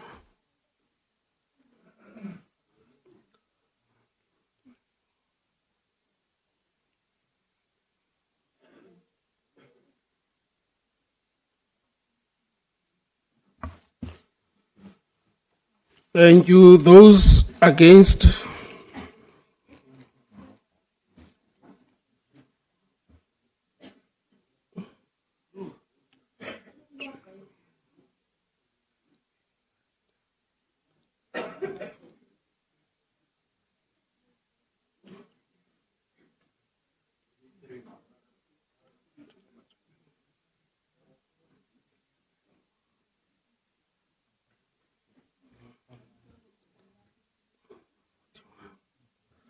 Thank you. Abstentions?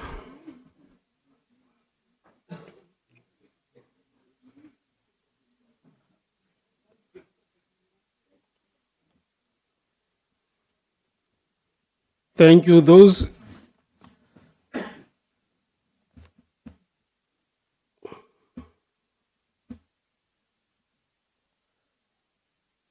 in favor is 22. Those against 41. Abstentions 12. These added recommendations will not be, in fact, the proposed recommendations will not be added onto the recommendations already submitted. May I now see those in favor of the recommendations as is?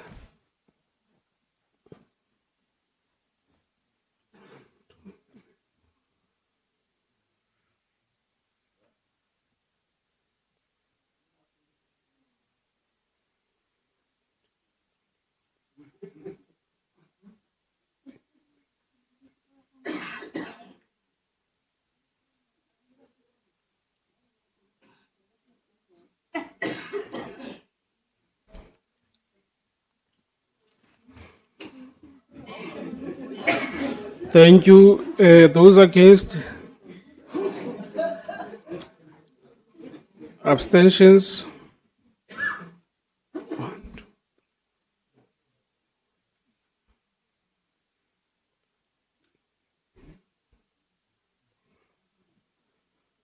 Thank you. Those in favor of the recommendations as they are is 53, abstentions 0. In fact, against is 0, abstentions is 18. The item will be carried as it is. I would like to proceed then to the next item, is 83.20. Councillor Andres Neyman.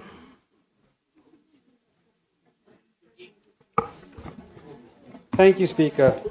The item before us deals with the Solid Waste Management Performance Improvement Action Plan. It is clear that Mangaung desperately needs a serious plan for waste management. Our city is dirty, illegal dumping is out of control, communities are living next to waste, refuse removal remains unreliable in many areas, landfill management is under pressure, fleet challenges continue to cripple service delivery. The question is whether this plan in this form, through this process under the ANC-led administration, is credible and ready for approval. And that answer is no. The plan says many of the right things. It speaks about ring-fencing waste management finances, customer-focused service delivery. It speaks about fleet maintenance, route optimization, functional weight bridges, revenue enhancement, landfill compliance, environmental responsibility, and improved performance. Those are good words. But Mangaung has no shortage of good words. Mangaung has a shortage of implementation. This plan is better than many which comes to this council, but it remains hollow in all the areas that matter most. It tells us what must happen, but it does not convince us that this administration has the capacity, discipline, budget control, fleet reliability, management stability, and consequence management to make it happen.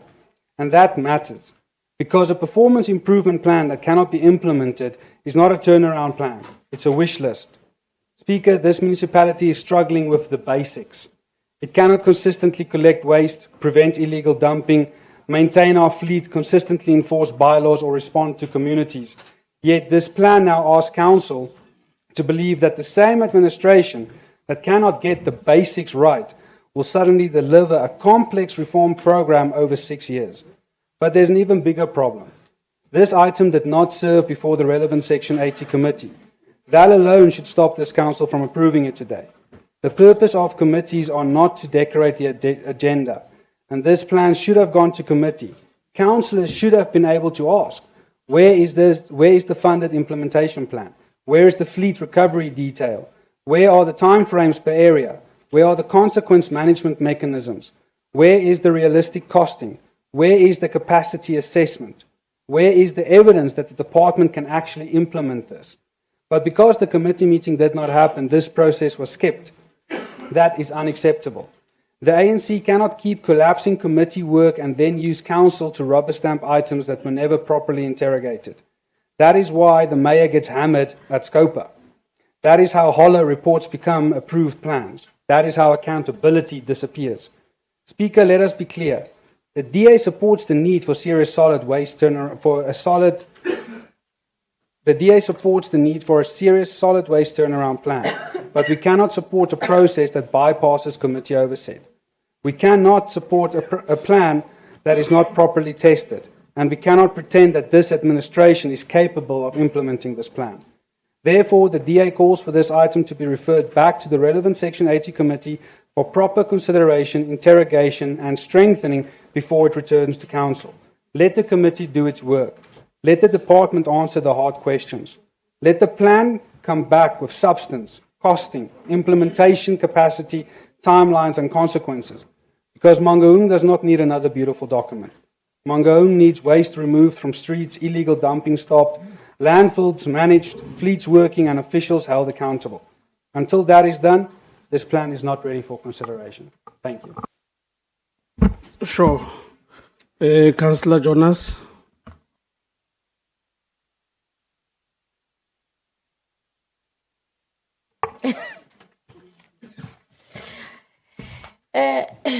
Thank you, Honourable Speaker. Good evening. It is my honour to present Annexure 3, the A3 Performance Improvement Action Plan, which formed part of the Metro Trading Service Reform Strategy. This submission represents an important step towards transformation waste management into modern, efficient, financial sustainable and customer-focused trading service for the people of Mangaung. Honourable Speaker, we all know that municipality continues to face significant financial challenges. However, despite these challenges, the provision of solid waste management remains a constitutional responsibility that we cannot compromise. To address these challenges, Mangaung has joined other metropolitan municipalities in implementing the A3 Performance Improvement Action Plan in partnership with National Treasury. The objective is to improve service delivery while strengthening the financial sustainability of these essential municipal services. The Metro Trading Service Reform Strategy consists of 3 annexures: the institutional reform model, the business and investment plan, and the performance improvement action plan. Today, I am presenting Annexure 3 because it is the implementation plan that will guide how these reforms are put into practice. Honourable Speaker, the proposed trading service model is based on the principle that waste management should remain under the municipality's control. This approach strengthens accountability, preserves institutional capacity, improves operational efficiency, and ensures that we continue to fulfill our constitutional obligation to provide quality service to our communities. At the same time, it allows the service to operate with greater financial discipline and long-term sustainability. Honourable Speaker, the Performance Improvement Action Plan set out a clear 6-year implementation framework. It includes measurable performance indicators, annual targets, reform progress, and expected outcomes. It also established a system that clearly defines responsibilities, monitors implementation, and reports on progress, ensuring that the municipality remain accountable for delivering results. The goal is to transform waste management into a ring-fenced trading service that is financially sustainable, operationally efficient, customer-oriented, and environmentally compliant. In doing so, we will improve service delivery, strengthen the municipality's financial position, and contribute to the secure economic development of our communities. Honourable Speaker, this reform is built on key pillars: accountability and good governance, financial sustainability, operational performance, and environmental compliance. These pillars will guide the transformation of waste management into a service that delivers reliable, efficient, and quality services to the residents of Mangaung. In conclusion, the A3 Performance Improvement Action Plan is more than a planning document. It is a practical roadmap for improving municipal performance, strengthening financial sustainability, and ensuring better service delivery for our communities. Honorable Speaker, I therefore present Annexure A3, Annexure 3, the A3 Performance Improvement Action Plan for the Council for consideration and approval. Together, let us take this important step towards building a clean, more efficient and sustainable waste management service for the people of Mangaung. We, as the ANC Speaker, we support this item with its recommendation as it is. Thank you.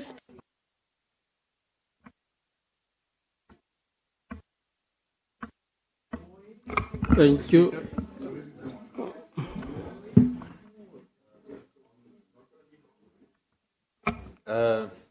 I second the proposal by Councillor Snyman. Thank you. Thank you. Councillor Mongale.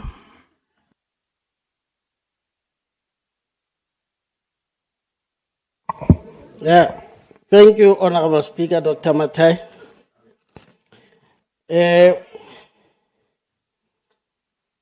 This item is a very emotional item because if you check the promise here, is that once we ring-fenced solid waste and run it like a business, things will start to change. But the people are saying this are the people who fail to collect refuse on the days that we have agreed that it will be collected on. Whereby we know it's a gamble even to take your refuse to the gate outside the yard because you might be exposing yourself to worse refuse, whereby it might be littered by the dogs when they tear up the plastics at night because we have been waiting for a municipal truck to come.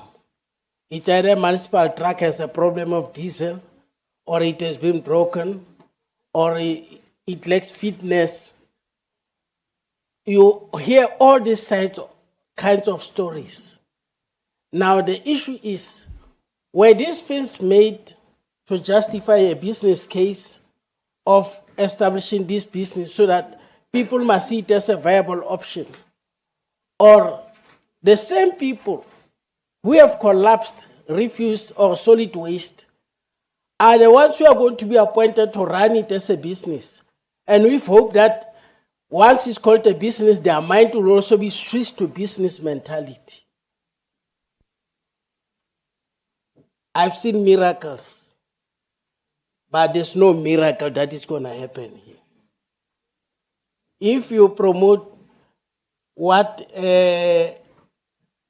one of the ANC leaders used to say at the Youth League, when he talk about mediocre performance, Fikile Mbalula, I don't think we are going to change anything. We just love new terms. We just love BRT. When we are tired with BRT, we bring a new name, Hauweng. When we are excited about Hauweng, you change, you say IPTN. When we get excited about IPTN, you say PTNG. You like acronyms. And you should be given an award for that. For acronyms. Because you are very creative. Yeah, you must allow me to speak because I've been given a platform. Don't be agitated. I never get agitated when you're talking. I always relax and smile because I know it's an opportunity to say whatever that you want to sell. What I'm trying to sell here is to say, councillors, I don't know whether should I say honorable councillors of the ANC.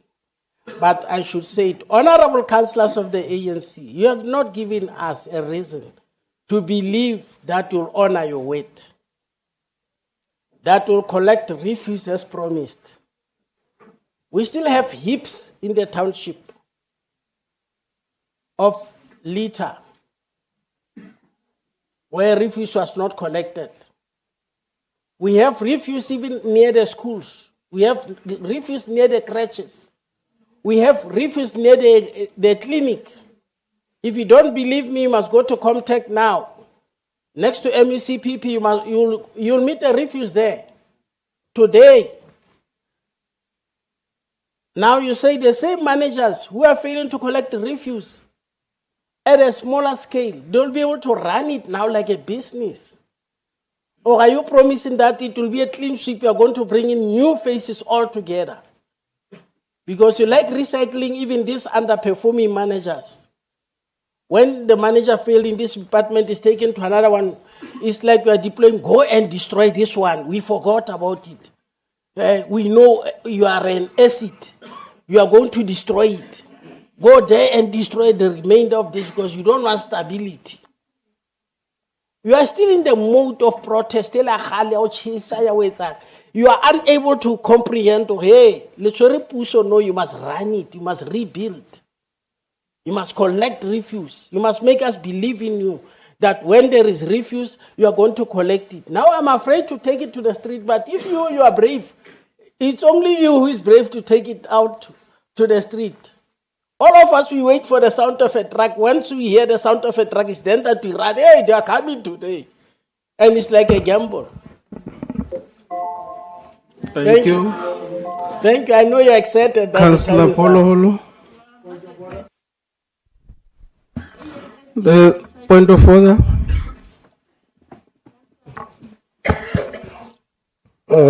Thank you, Speaker. I don't know, is there still a department of solid waste? Because for 2 years, I'm begging a MMC to go and clean nearest my area. Because why I say that, I don't know, all that cows that's walking around there, they are so fat of that nappies that they're eating that side with a solid waste that's lying around in the whole Mangaung. So please, Speaker, let's get Mangaung clean, because really, it's very, very... Why you can point of order on a point of order? Yeah. Oh man.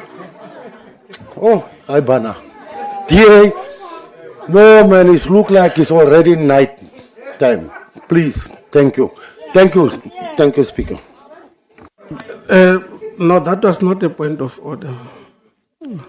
Let me acknowledge another point of order. No, it's fine. All right, colleagues, rules are that I can't interrupt a point of order through another point of order. I must allow a point of order to be raised, and at the completion of that point of order, I can then take another point of order. However, my ruling stands that was not a point of order. Councillor Polo, you may proceed. Good evening, Speaker, members of the Council. Honorable Speaker, a performance improvement action plan for waste management, a cornerstone of Metro Trading Services reform strategy. This plan is not just a compliance exercise. It is a roadmap to restore dignity, efficiency, and sustainability in Mangaung's waste services. The A3 sets out minimum commitments and performance indicators that will hold our waste management department accountable. Key reforms include establishment of formal SPOMA service compact with clear service level agreement across finance, fleet, and legal services, ensuring uninterrupted operational support. Securing the permanent appointment of the head of waste management, strengthening leadership, stability, and accountability. Approving and implementing a fit for purpose organizational structure aligned with SPUMA delegations to streamline decision making and enforce consequence management. developing a multi-year financial model and business and investment plan, supported by the MTREF budget to ensure sustainability funding and prioritization of waste services, producing separate annual financial statements for waste management, reinforcing transparency, governance, and compliance with MFMA requirements. Honorable Speaker, colleagues, this A3 is decisive step towards professionalizing our waste services, addressing compliance notices, and building resilience in our metro. I therefore support this plan for council approval, confident that it will strengthen accountability, restore public trust, and ensure Mangaung delivers signified, reliable, and sustainable waste management for all residents. Therefore, I thank you, colleagues and Speaker. Thank you, Councillor. That brings us to the end of the debate on this item. Oh, Councillor Foster, sorry. Thank you, Honourable Speaker. All protocols observed. The Freedom Front Plus welcomes every genuine effort to improve waste management within Mangaung. The Performance Improvement Action Plan, on paper, a comprehensive and ambitious plan. It speaks about financial stability, digital transformation, improved accountability, and better service delivery. However, Speaker, our concern is not with the vision, it's with the implementation. This plan proposed that by 2031, the Solid Waste Department will become a financially sustainable, ring-fenced trading service, supported by GPS tracking, digital reporting, performance-based overtime, and integrated service delivery. The question is simple. How do we get from where we are today to where this plan says we will be in the next 6 years? Today, refuse collection remains inconsistent across many areas of Mangaung. Illegal dumping continues to increase. Several landfill sites still face operational and environmental challenges. Fleet availability remains under pressure because of maintenance delays and procurement problems. At the same time, overtime expenditure continues to consume the substantial portion of the budget, while residents do not see a corresponding improvement in the service delivery. The plan proposes GPS tracking, digital routine optimization, and real-time performance dashboards. There are valuable management tools, but technology alone will not solve the operational problems. GPS cannot move a truck that is standing in a workshop waiting for parts. The dashboard can identify problems, but it cannot fix them. The plan also proposes reducing overtime and linking payment of completed tasks rather than hours work. That may improve productivity, but Council needs to know whether this target is based on proper operational assessments or whether it is simply shifts pressure onto an already constrained workforce. The proposal is establish ring-fence trading services raises another important question. The objection is for solid waste to become a fully self-financing. This is a responsible goal, but what happens if projected revenue is not achieved? Will tariffs increase? Will the municipalities subsidize the service after 6 years? Or will service delivery just again deteriorate? Most importantly, what happens after the 6 years implementation period? Has Council been presented with detailed financial modelling showing that this service can remain financially sustainable after 2031 without placing an additional burden on our taxpayers? The plan also refers to recycling expansions and waste to energy projects. These initiatives have potential, but they require major investment, specialized expertise, and long-term financial planning. Has Council seen feasibility studies, identified funding sources, or approved a realistic implementation program? Honourable Speaker, residents of Mangaung have heard promises before. They will not judge this plan by its objectives. They will judge this whether the refuse trucks arrives on time whether illegal dumping is removed, and whether the landfill sites are properly managed. Honourable Speaker and fellow councillors, we must also remember that this A3 document, in the end of the day, is the actual agreement between this Metro and National Treasury. If the Metro does not meet the obligations set out in these plans, then the agreement is over. Now, how can we stand here today and say this plan, far too ambitious, we will not meet the criteria we've set for ourselves, because we cannot even deliver on the basics as this.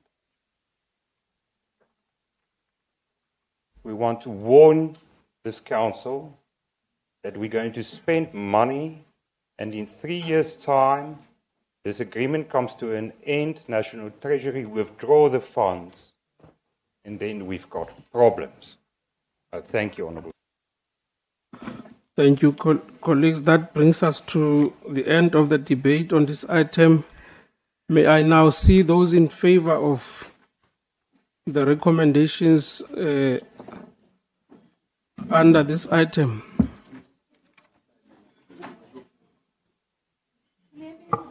Okay, let me take this. Just to confirm, there was a second proposal that the item gets sent back. Oh. You'll pardon me for that. Let me first deal with the first proposal to have the matter deferred back. May I now see hands of those who are in support of the proposal to defer the matter back?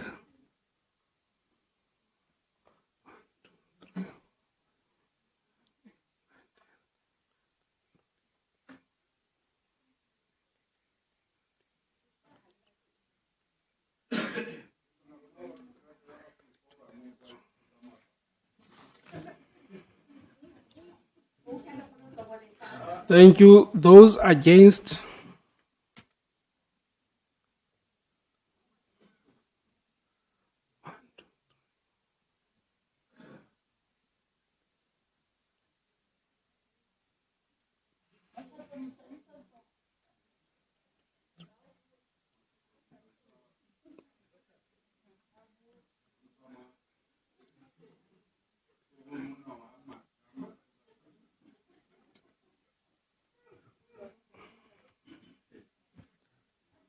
Thank you. Abstentions? Thank you. Those in favor of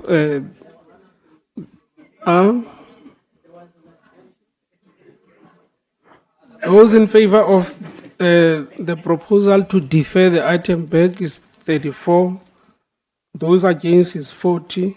Abstentions is 0. So the item will not be deferred. May I now see those in favor of the recommendations as contained in the annexure?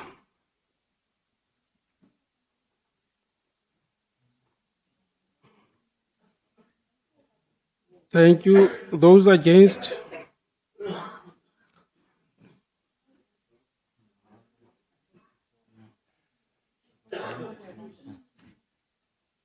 Thank you. Abstentions?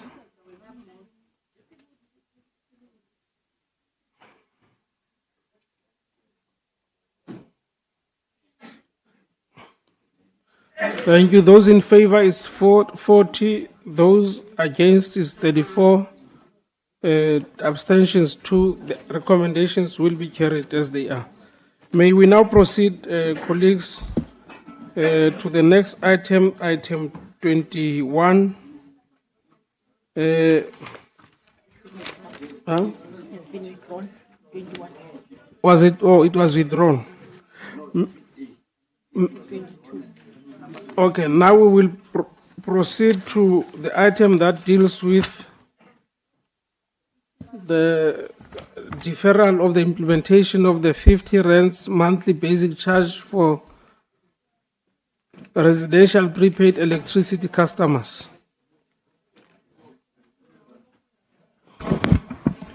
Speaker, once again, I want to say I had tabled the item, and I think the presentation has been circulated. I just want to say one aspect on it before I go deep into it, Speaker, that the acting CEO of Sentlec, if you look at the document at the tail end, yeah. Executive Mayor, Speaker, me and my other colleagues, we didn't receive the report. Yeah, the funding. Do you all have this report? Okay, Secretariat, please.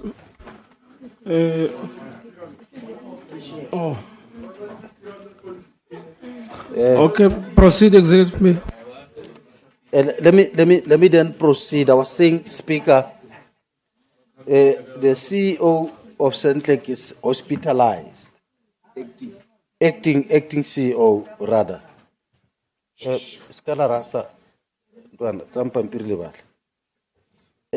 Now, we could not secure the signature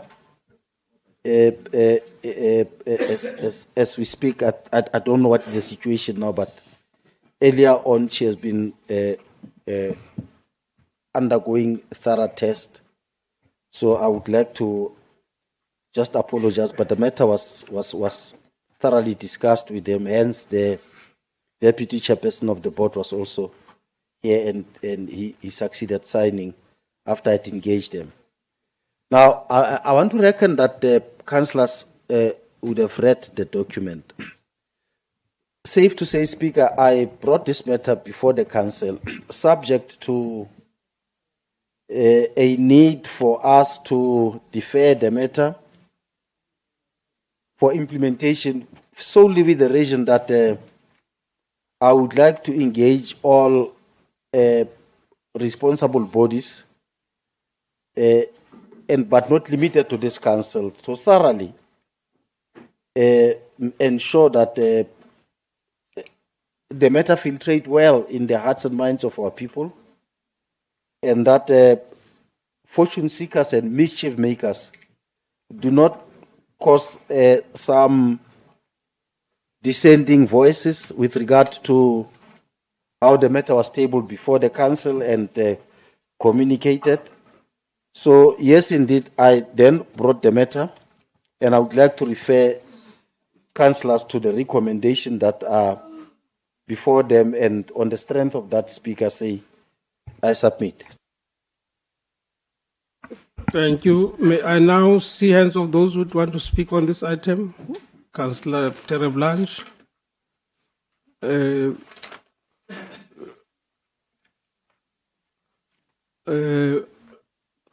Armahloaka, Councillor Thomas over there. You'll be number 2. Councillor Mongale, you'll be number 3. Councillor, is that Councillor Martins? You'll be number 4. In that order. You may proceed, Councillor. Councillor Terre Blanche.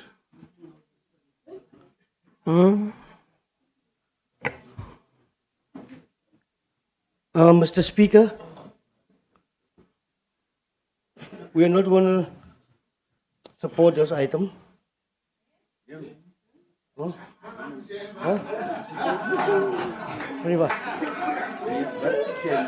Ja, die weten gaan die niet. Die monthly basic charge.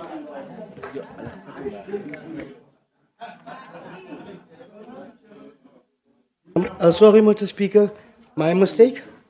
Sorry, I read it wrong there. My fellow councillor helped me, so I sit down. Okay, thank you. Yeah, I can understand. You have just turned 66, so you forget easily. Councillor Thomas.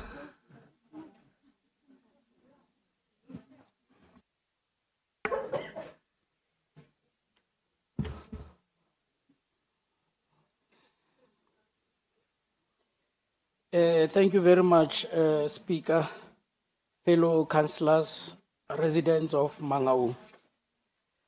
Re ke netefalletse moahi ya qetang go commenta mo Facebook gore o kopa gore EFF e ska ba ya dumella boemo bona. Ke mo netefalletse gore EFF ha e dumellane le boemo bo.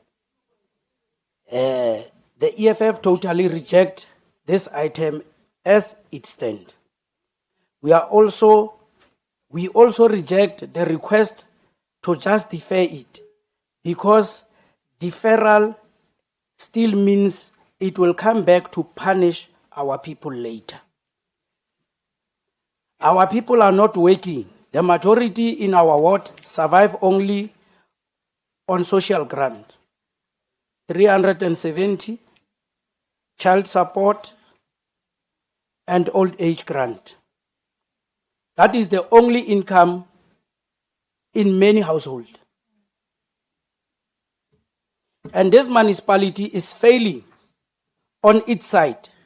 It is failing to create decent and permanent jobs. It is failing to support those who started their own businesses.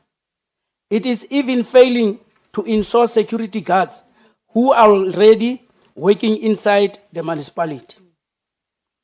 Now, on top of that failure, you want to add another 50 rand only monthly basic charge for prepaid electricity customers. Even before they buy a single unit, that is 600 a year. For electricity, they have not used yet. For a go-go on a grant, that is food taken off the table. We are not against paying services, but you cannot charge people who are already excluded from the economy. You cannot tax poverty. Therefore, Speaker, the EFF moves that this item be rejected in totality, not deferred. Scrap the 50 rand charge, go back and find funding model that do not punish the poorest of the poor. Thank you very much. Councillor Terreblanche. Councillor Martins. Thank you, Speaker. I sincerely hope there is a possibility that Centlec will reconsider this 50 rand and not just defer it as the previous Speaker, Councillor Thomas, have said, but we gladly accept it as it is for now. Well, it goes without saying that Centlec must then just look at an adjustment budget. I trust it's quite obvious. Thank you, Chairperson. Thank you. Onopamisise Tademgal. Okay. All right. You can proceed. Thank you, Honorable Speaker, Dr. Matai. I think I will agree with Councillor Thomas that this 50 rand should be scrapped. It should not be deferred. Because when you defer, it means it will come back again. Now, the danger here is that it might be deferred now, but after election, it might come to bite the community. Now, our people should not be taken for a ride. Once you defer it, you must know, community will know that you are banking it. After election, you're going to bring it with a ruthless arrogance, saying that we need to do it. It's a matter of agency. If we don't do it, the system will collapse. You know that English that you like to speak when you justify your case. Now, and I want to plead with councillors that the analysis that was applied by National Electricity Regulator of South Africa, NERSA, should not mislead you into believing that they apply their mind properly. NERSA is a group of thugs. When I say thugs, I mean thugs ditsoti. They have been elected to serve the interest of the public, not the interest of business. They have been elected on the board of NERSA to serve the interest of the public, to protect the public from abuse of unreasonable tariffs. But because they have overstayed there and they have had some sushi meetings and gala dinners, it has worked on their mind. Now they have betrayed their cause. Now they have just become a machinery that undermines public interest. Now I want to plead with the mayor because I've seen that he loves the community of Mangaung. He demonstrated it when he was talking about the issue of the court. I want to plead with him and other councillors to say, let's not attack our people. And let's not even use, those military tactics to say, you are retreating, but you know you are applying the tactics of Sun Tzu. You're going to launch a missile from a distance. After election, the 50 rand will reappear and fortify this time with super arrogance because the election will be done. And 5 years would have to be waited before you can challenge the current administration. I will plead with all of you, or please have mercy on our people. Have mercy on our people. I'm not doing this for electioneering. I'm asking you because if all of us we agree, it means all of us are beneficiaries of the benefit of happiness of the community. I'm saying have mercy on our people. There are people in Mangaung who are not appearing on the indigent register, who are not also not working, but who survive by asking money from Council Whip, Councillor Mongale, Executive Mayor. They know there are people who approach them on a monthly basis, but those people are not classified as indigent. But when they buy electricity, they must still pay 50 rand because they are not on the register. If this punishment was going to be on us politicians, because you are the ones who are messing people's lives up. And after messing their lives up, we have the courage to sing and speak English and justify our cases. I'm speaking about politicians even in parliament. They should carry this cost, not ordinary people who are not there when we mess up the system, who are not there when we fail to play our oversight role, who are not there when money was stolen, because this 50 rand is addressing Ket Matlala. The stolen money. There is a gap. And that gap must be filled. And people who stole money are still enjoying, are still having beautiful and flashy houses, flashy cars. The people who have nothing must carry this cost. That has been caused by your Ket Matlala or your Brown Mokgotsi, your celebrities who are stealing money all the way, including your president with the mattress money. Mattress at $580,000.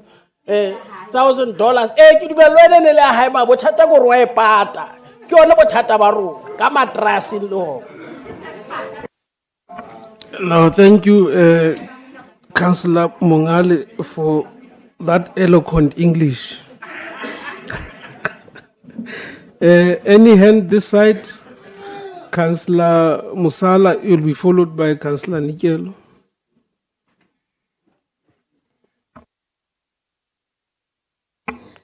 Speaker, Eric Kilebohe, Kentano Hore, who Councillor Thomas, how Shaba Baby Limani, who Hosea, chapter 4, verse 6, Irisi Chabasia Timela Kehosok at Seibo. Councillor Mongale, when you go to Proverbs, chapter 11, verse 14, it says, where there is no guidance, a people falls, but in an abundance of counselors, there is safety.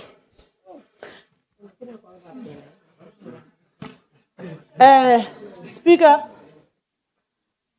Councillor Thomas Ore, batho ba rona ba dikobo di khutshwanyana tabena 50 ranta ka nnete ba kebe ba ikgona ha ile hantlentle rona re le makhanslara ANC re dumellana le yena ka tseo ke ka ho bohle ba leng hore ke di ba leng hore they are indigent beneficiaries, they are not going to be affected by this 50 rand matter ho hang ke ka ho re boneng ho hlokala hore re quote Hosea chapter 4 verse 6 go tsebo e bohlokwa go bala go amannete go hlokagala, because if councillors did their homework and read documents of the council, they would have understood that this matter does not affect indigent beneficiaries of this municipality at all. And they must also remember that the Department of Finance has launched a program where they have been going through all the wards within Mangaung. Moeling hore, when a speaker, this department, it was about Barona hore.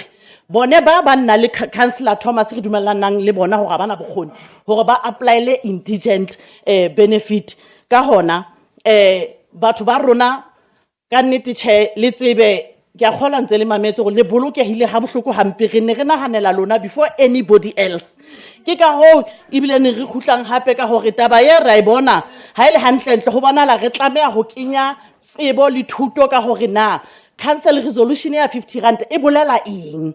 So from now on re qala ka yona thuto yeo ya hore e bolela hore wena o le moagi wa ward 11 mo nna ke le mo le khotla teng ha o amehe ho hang o safe le go eta tšhelete go bankeng ka gona se tshenyeheng bana beso re le puso ya ANC re na le lona ke a leboha. Thank you, Council Whip.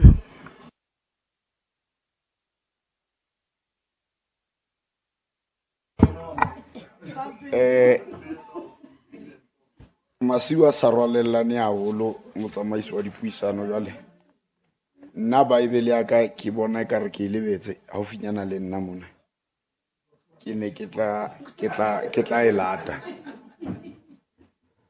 empa motsamaisi wa dipuisano ke batla ho re fela ka bokgutshwanyane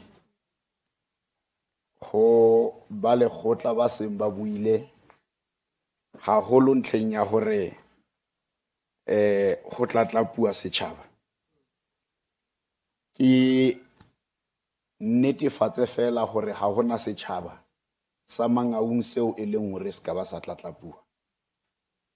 That is why Executive Mayor, when he presented his item, he said the reason why he brought this item as an urgent matter, it is precisely because there's a need for proper community education on this particular matter that has been taken and decided on the 28th of May 2026.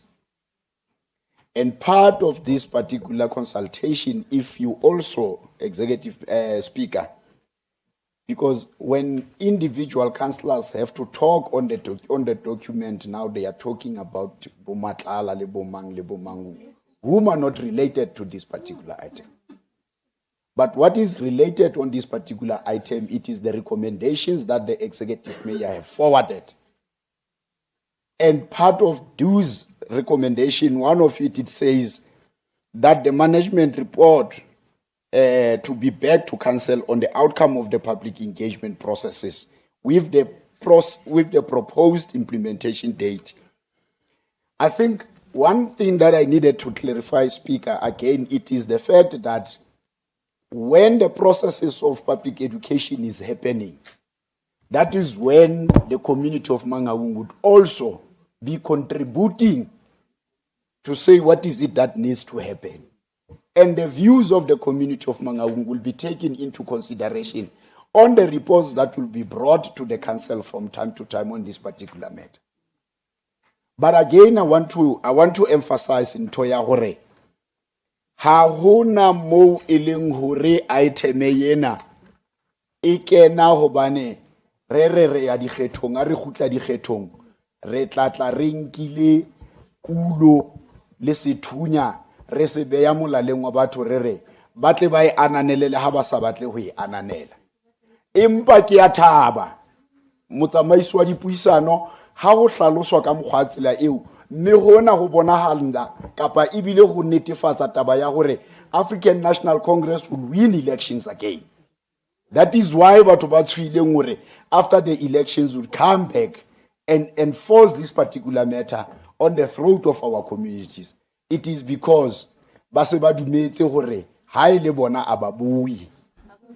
But ntwe ke batlang ho ihlalosa ke ha ke tla qetela motsamaisi wa dipuisano ke batla ho hlalosa fela ke re ho setjhaba sa Mangaung ha hona batho ba le ratang jwalo ka puso ya African National Congress.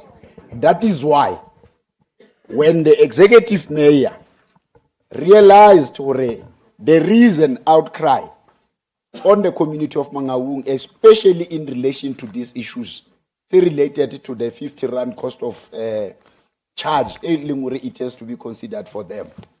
Eo e leng hore ba bang ba bona ba tseba hore ha ena impact ho batho bana beo e leng hore MMC mosala o sa hlalositse bona bao e leng hore ke bana ba re reng ba fola under sena se re reng ba qualify ya ho ba di indigent e tlo ja dipokothong tsa bona ha ba buelle setjhaba ba buella dipokotho tsa bona ke ka ho ba leng mahlahahlaha letsatsing la kasheko ho bonahala ekare ba buella setjhaba mme ba emetse setjhaba ka hohle mme ke re ho tsohle tseo e leng hore executive mayor o di beile e le diqholotso jwalo ka ntatalehlono a tsho e le diqholotso tseo e leng hore re tlameha hore re shebane le tsona mme re tlo tla ho lona setjhaba sa Mangaung re tlo le nonya maikutlo mme maikutlo a lona from time to time re khutlela counseling e tla be bo ona ao e leng hore a tla re etella pele mme ke ne ke re a amohela ka mokgwatsile e leng ka teng ebe ka mokgwatsila eo re a leboha. That concludes, colleagues, our debate on this item. Major? No, what's about Chairperson? Kinense ke mamitse ha Bible se kena ka be ke re ke lokisa fela hanyanyana fela bitso le na Thomas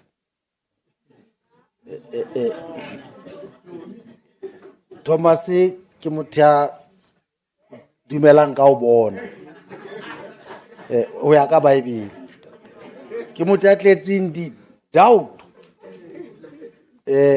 ibileng o tsebalele a doubting Thomas ka ra Bible ne ke re fela ke hlakiso re che ba yesu mona ba tsebo re bitso le be ke se Roma. All right, Arlewe Major, sena se re fitlisa pheletsong ya dipheisano.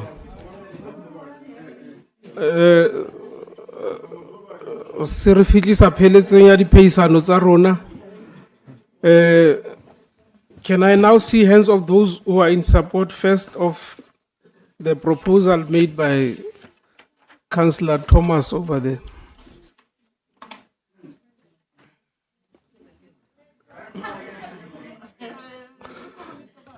Councillor Thomas made a proposal earlier on that the item should be completely scrapped. So I want to see hands of those in support of that proposal.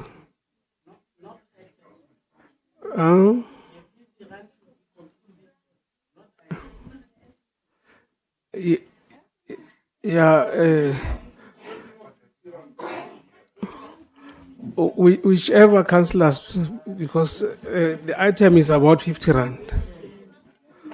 So the proposal to scrap the increase of the tariff by 50 rands.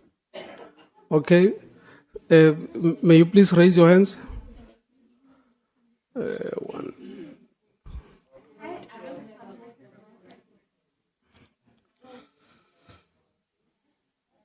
Okay, thank you. Those are against the proposal. Against the proposal by Councillor Thomas.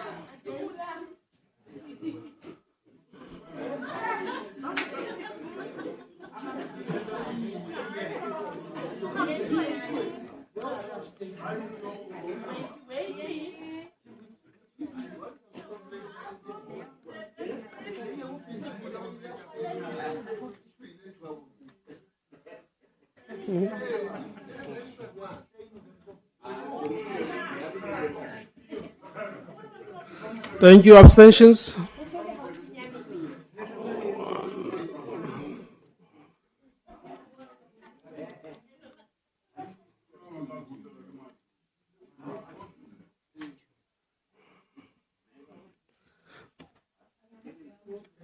Thank you. Those in favor of the proposal, the first proposal is 10. Those against is 40. Abstentions is 22. May I now see hands of those who are in favor of the recommendations contained in the annexure.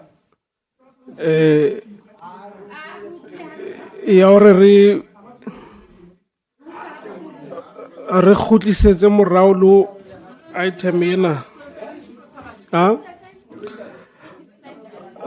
We are deferring re khutlisetsa morao implementation. Okay. All right, order.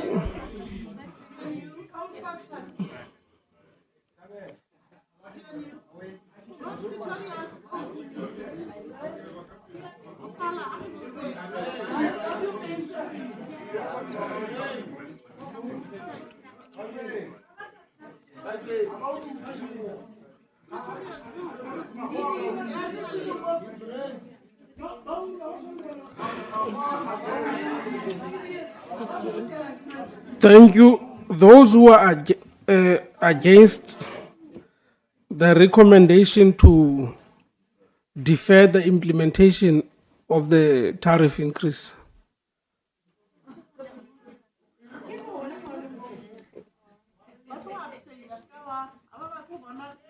Abstentions?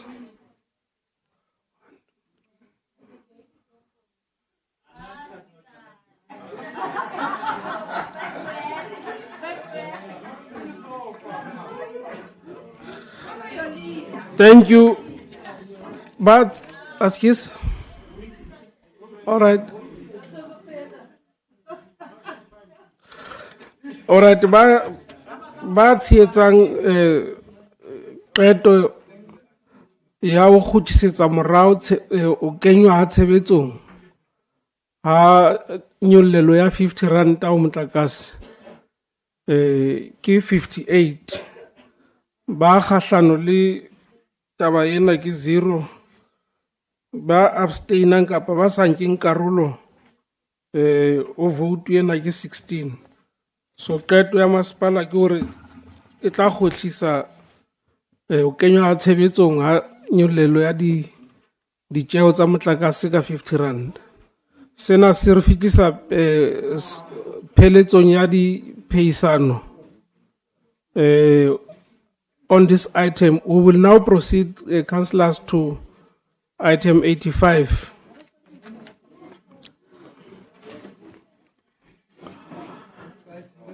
Item 85 is the reports from...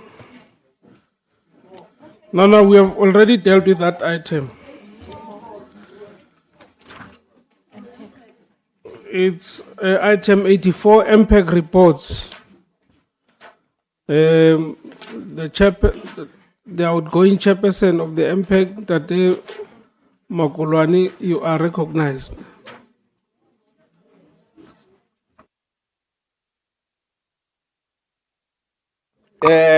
Reke leboe motsamaisi wa dipuisano ke ntse ke sheba nako kwano ke re hele ya gola le hlonono mo a le teng o robetse bana ne itse o tlo nshebella ke resign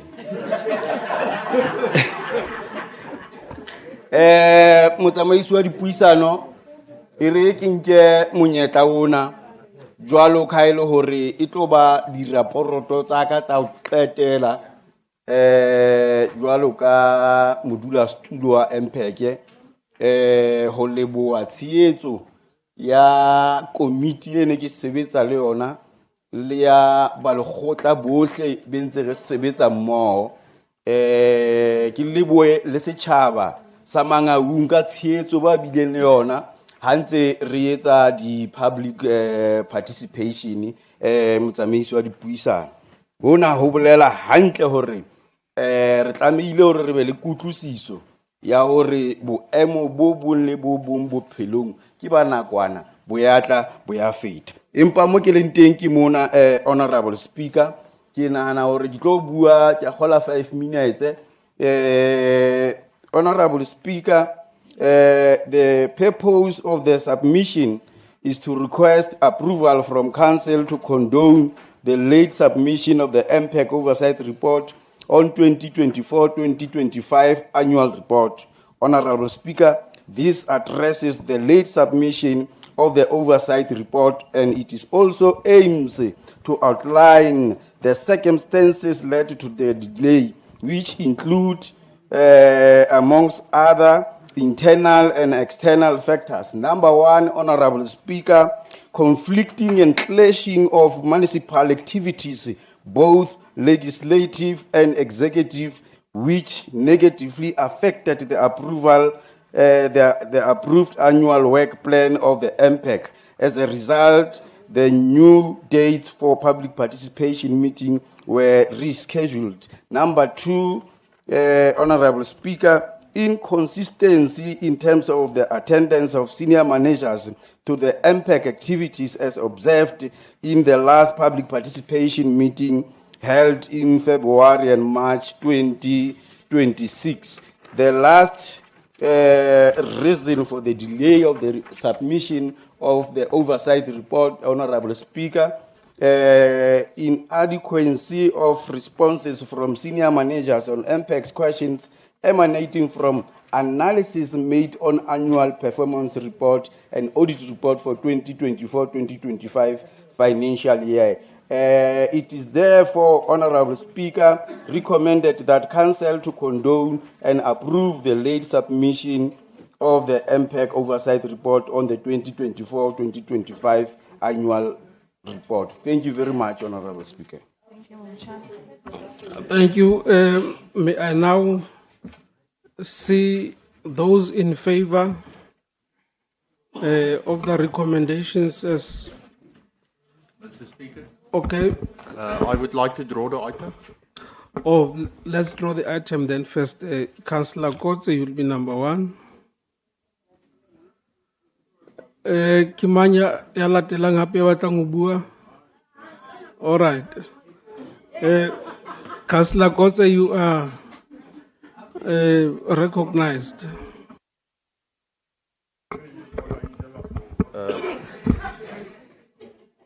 Thank you, Mr. Speaker. We are now at the end of a 5-year council term, and this report forces us to ask a serious question. Has the impact chair truly fulfilled the responsibility of holding the administration accountable? The Municipal Public Accounts Committee exists to protect the people of Mangaung through oversight. Its purpose is to interrogate financial mismanagement, poor performance, and audit failures, and to ensure those responsible are held accountable. Yet this report on the late submission of the oversight report paints a troubling picture. We are told the delay was caused by conflicting municipal activities, poor attendance by senior managers, and inadequate responses to impacts questions. Speaker, these are not convincing excuses. They point to a failure of leadership from the impact chair. The first reason given is clashes between legislative and executive activities that disrupted impact's improved work plan. But impact is not meant to operate according to the convenience of the executive mayor or the administration. Impact is just to oversee the executive. So we must ask, why did the chair allow executive schedules and political convenience to dictate oversight? Was the chair leading oversight, or was the chair being managed by those who were supposed to be held accountable? The second issue is the inconsistent attendance of senior managers. We did see it today. This is unacceptable. Senior managers cannot simply choose when they want to attend oversight meetings. If they repeatedly fail to attend, what did the chair do? Were there consequences? Were there formal warnings issued? Was council informed? Or was this behavior tolerated? The third issue is perhaps the most serious: inadequate responses from senior managers regarding the annual performance report and audit report. Speaker, weak answers from management should result in stronger oversight, not weaker oversight. This is when the chair must demand answers, escalate issues, and insist on accountability. Instead, this report creates the impression that the impact chair was controlled by officials rather than controlling the process, and that is deeply concerning. I also want to place on record that DA councillors in Impact did their best to ensure this committee functioned properly. We asked difficult questions, we pushed for accountability, we fought for proper oversight, but ANC egos and party interests repeatedly took priority over the people of Mangaung. Protecting comrades became more important than holding failure to account. Speaker, oversight requires courage. It requires independence, it requires political will, and it requires leadership willing to confront failure, even when uncomfortable. Sadly, this report suggests that the impact chair lacked the political will. Mangaung deserves better. Residents deserve oversight with backbone. They deserve accountability with consequences, and they deserve leadership that puts residents before party interests. Without strong oversight, mismanagement will continue. To conclude, Speaker, the President of South Africa, Cyril Ramaphosa, many people say that he has no backbone, but the impact chair has also shown that, the same as the executive mayor. Thank you. Okay, Molekgotla o no batla ho fetola kapa all right, Chief Whip.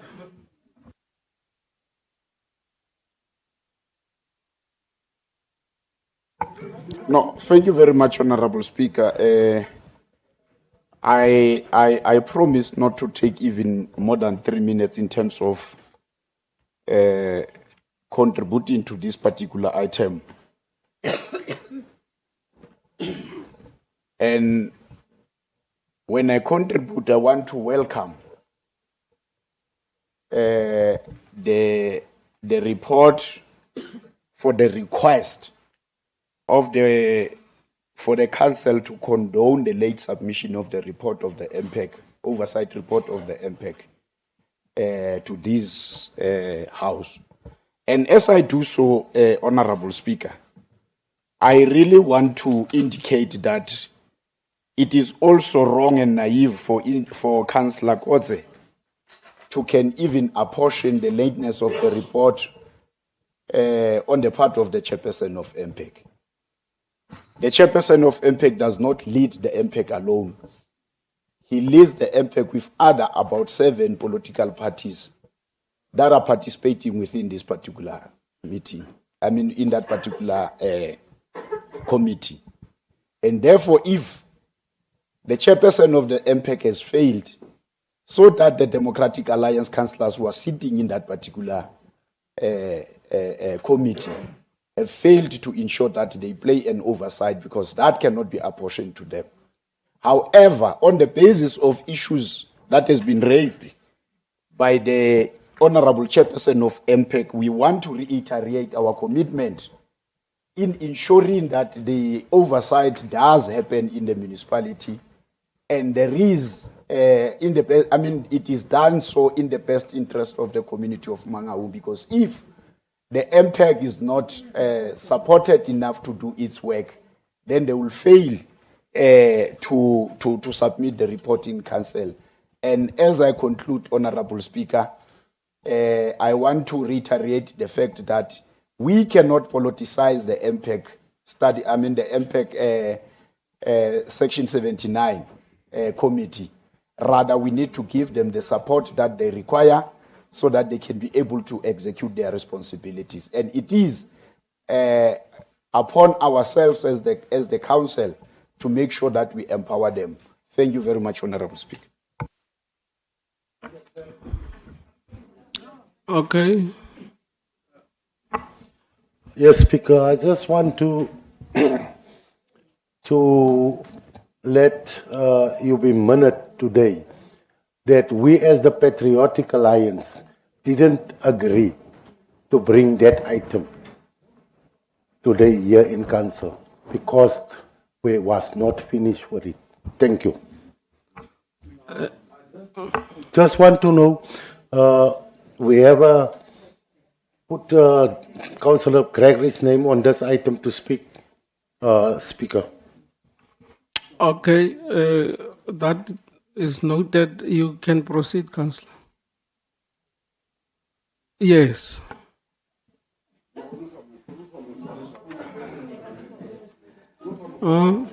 Thank you, Speaker.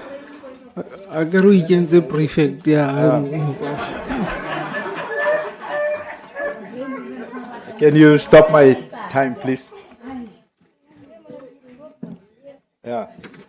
I rise today to deliver my maiden speech in this chamber on this point. I do not stand here to participate in comfortable political theater. We are here to look at the rot, call it by its name, and demand immediate consequences. Speaker, when we look at the items originating from the Section 79 MPEC Committee, we are told by the majority caucus to look at them through the lens of standard sterile administrative process. They asked this council to grant a condonement for the late submission of 24-25 oversight report. They treat chronic lateness as a statutory non-compliance as if it's a minor accounting hiccup. But let us speak plainly to the gallery. This is not a harmless delay. This delay is a tactical shield. It is an attempt to kick the can of fiscal accountability right past the election season so that the executive failures of this administration remain insulated from the democratic scrutiny. While the council sat comfortably here in Bram Fisher building debating how to politely regularize backlogs, our communities on the ground are drowning. Go to Heiredal. Go in your township wards and you will see the children walking past the raw sewage of open sewage spillages. You will find households going for days without clean drinking water. And why? Because this administration has stuffed our repairs and maintenance budget down to a pathetic and criminal 2%, completely ignoring National Treasury's non-negotiable 8% benchmark. They tell us there's no money for sewer roads. They tell us there's no money to patch our crumbling roads or fix critical water mains. But when you open the confidential pages of this UIFWE report, the truth comes out screaming.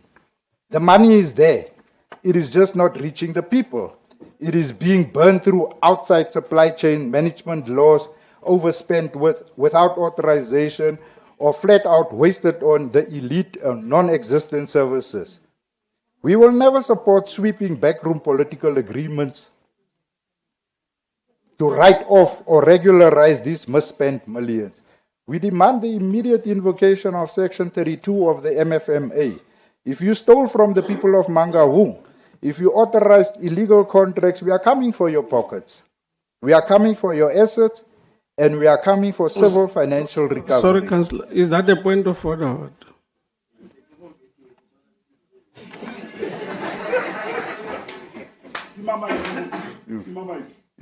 He's speaking. No. Motsamaisi wa dipuisano o elehle molwana wa ka mona wa hlahlathela o tagashishi e ka ba belo bua ka eng yena gobane ke qetetse re bua ka rapoto ya ntate mane bele nna ke lahleile ebile jwale sentse tlo ba 12 ntse re dutse wele yena o palameta gashishi a go thusetse hle ntate ga go Councillor Werner. I'm sure you should be speaking on the item of the report. If you are digressing, I shall have to ask you to withdraw from speaking. I'm providing context, Speaker. Okay, no, proceed then. Speaker, when the establishment tells us that things cannot be done differently, we refuse to believe them. We know what true, innovative, action-oriented leadership looks like. We see it at a national level through our PA President, the Minister of Sports, Arts and Culture, Gaten McKenzie. Just this month, as Bafana Bafana walked onto the global stage at FIFA World Cup in Mexico, context, the critics and opposition MPs lined up to accuse him of wasting resources to fly by flying creatives and ordinary soccer fans. But what did our president do? He demonstrated the exact brilliance and accountability we lack in this municipality. He didn't burden the struggling taxpayer. He went out, leveraged this office, and secured millions in private sector corporate sponsorships from Betway, Cell C, and Honor to fund ordinary passionate South Africans. He protected public funds while ensuring that our grassroots communities and local artists were elevated to the international arena. That is leadership that minimizes the cost to the state while maximizing the benefit to the people. If the Honorable Minister of Sports, Arts and Culture can force multi-million rand corporations Honorable Speaker, to fund the dreams of ordinary citizens. Speaker, no order, Councillor. Speaker.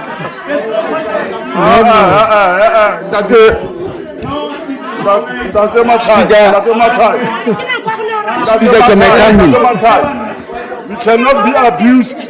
You can't be abused. This gentleman, he's just arrived here. He's just arrived here. He can't be. All right, no.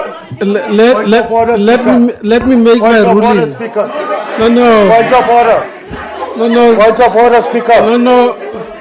No, Councillor Swart must come back. I want to make a ruling, Councillor. Speaker, point of order. You need to protect the councillor because I see you don't protect the councillor. No, Speaker. No. Speaker, can I assist? Let me conclude. Council Whip. Speaker, the house is degenerating in your presence. The house is degenerating in your presence, Speaker, because of... No. Councillor Werner, please sit down. Councillor Werner. No. Councillor Werner, please sit down. Let me conclude. No, Councillor Werner, please sit down. No, councillors, you must appreciate that this councillor is new. I'm going to make a ruling. Councillor, you are free to submit your maiden address to us. Yeah. However, consistent with Rule 31, you must speak and address yourself to the matter at hand. Now you have taken a lot of time addressing other issues which are not part of the recommendations or the item submitted. I would respectfully rule that I do not allow you to further speak because you are speaking in general. You do not confine yourself to the matter at hand in terms of our applicable rules. However, I appreciate your boldness to speak on the first occasion of your attendance to the council meeting. Councillors, may I now see hands of those who are in favor of the recommendations? Okay. All right. Yes, Speaker. I think, Speaker, I was waiting a long time for this. That's why you see me so quiet. The EFF and the MK, tell them it's already 12 o'clock. They're going to wait for us there because they are wasting our time for the march tomorrow. Thank you. No, yeah. Ho lo ntse sena ho tla loka jwang yena self Honorable, on a very serious note, I really want to rise in defense of Councillor Werner. That indeed, it is really not in the best of ourselves in upholding the decorum of the House by making such a noise when the Honorable Councillor was addressing the House. It is really unbecoming of members of this council, and I really want to ask for tolerance amongst ourselves. But on a lighter note, Honorable Speaker, I'm happy that it was o'clock and many councillors were already asleep, and Councillor Werner assisted us. All of us are awake now, that we can continue with the council. Thank you very much. No, thank you.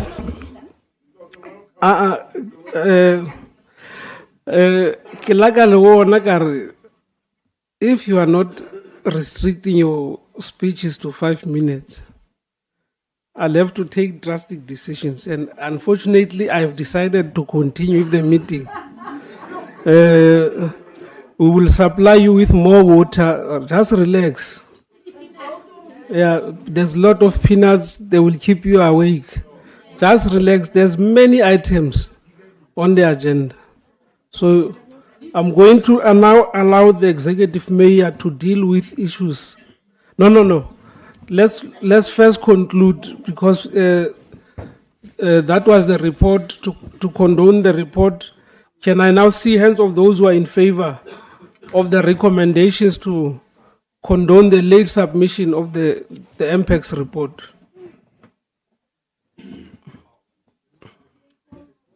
One, two, three, four.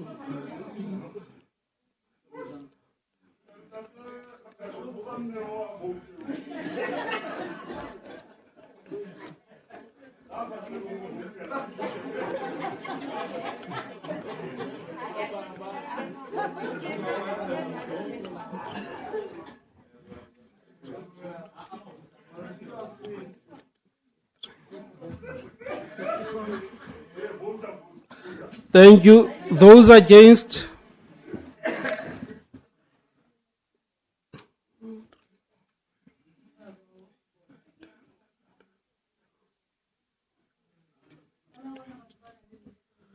Thank you. Abstentions? Thank you. Those in favor is 54. Those against is 20. Abstentions 0. The recommendations to condone the late submission of the report by MPEG will be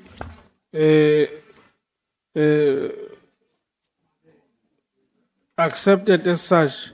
May we now proceed, Chairperson Makulwane, to the next item, which deals with the oversight report.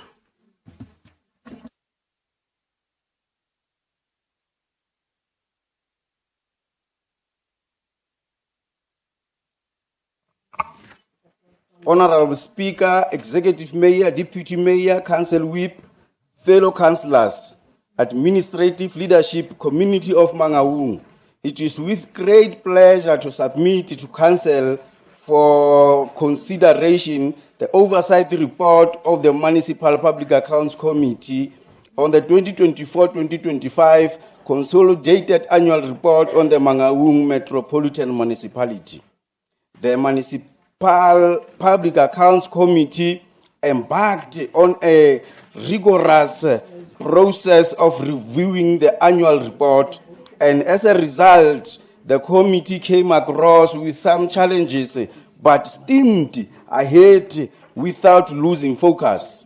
In this regard, the committee convened a number of public participations meetings to solicit inputs from the communities on annual report and audit report 2024-2025.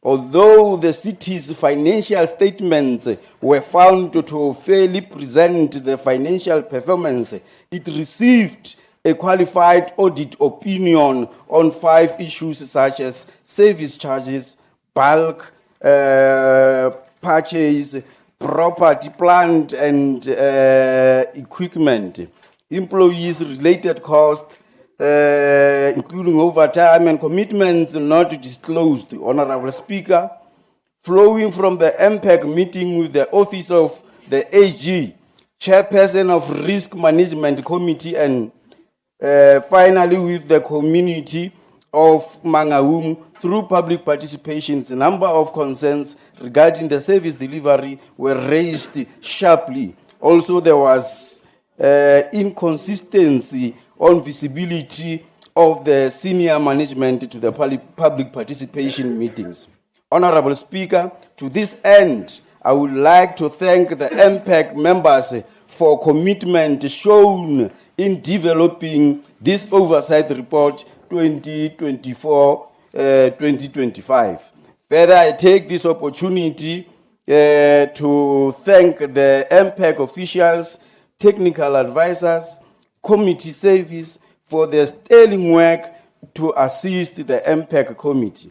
To this end, we therefore present this MPEC oversight report on the 2024-2025 annual report to Council for consideration and adoption in terms of Section 129, subsection 1 of the MFMA. Honorable Speaker, I be khotso. Ar leboe ntate Itumeleng Makolwane ka report eo. Councillors, is there anyone who wants to draw the item for discussion? Councillor Kotze, Councillor Dikog, Council Whip. In that order, thank you. You may proceed.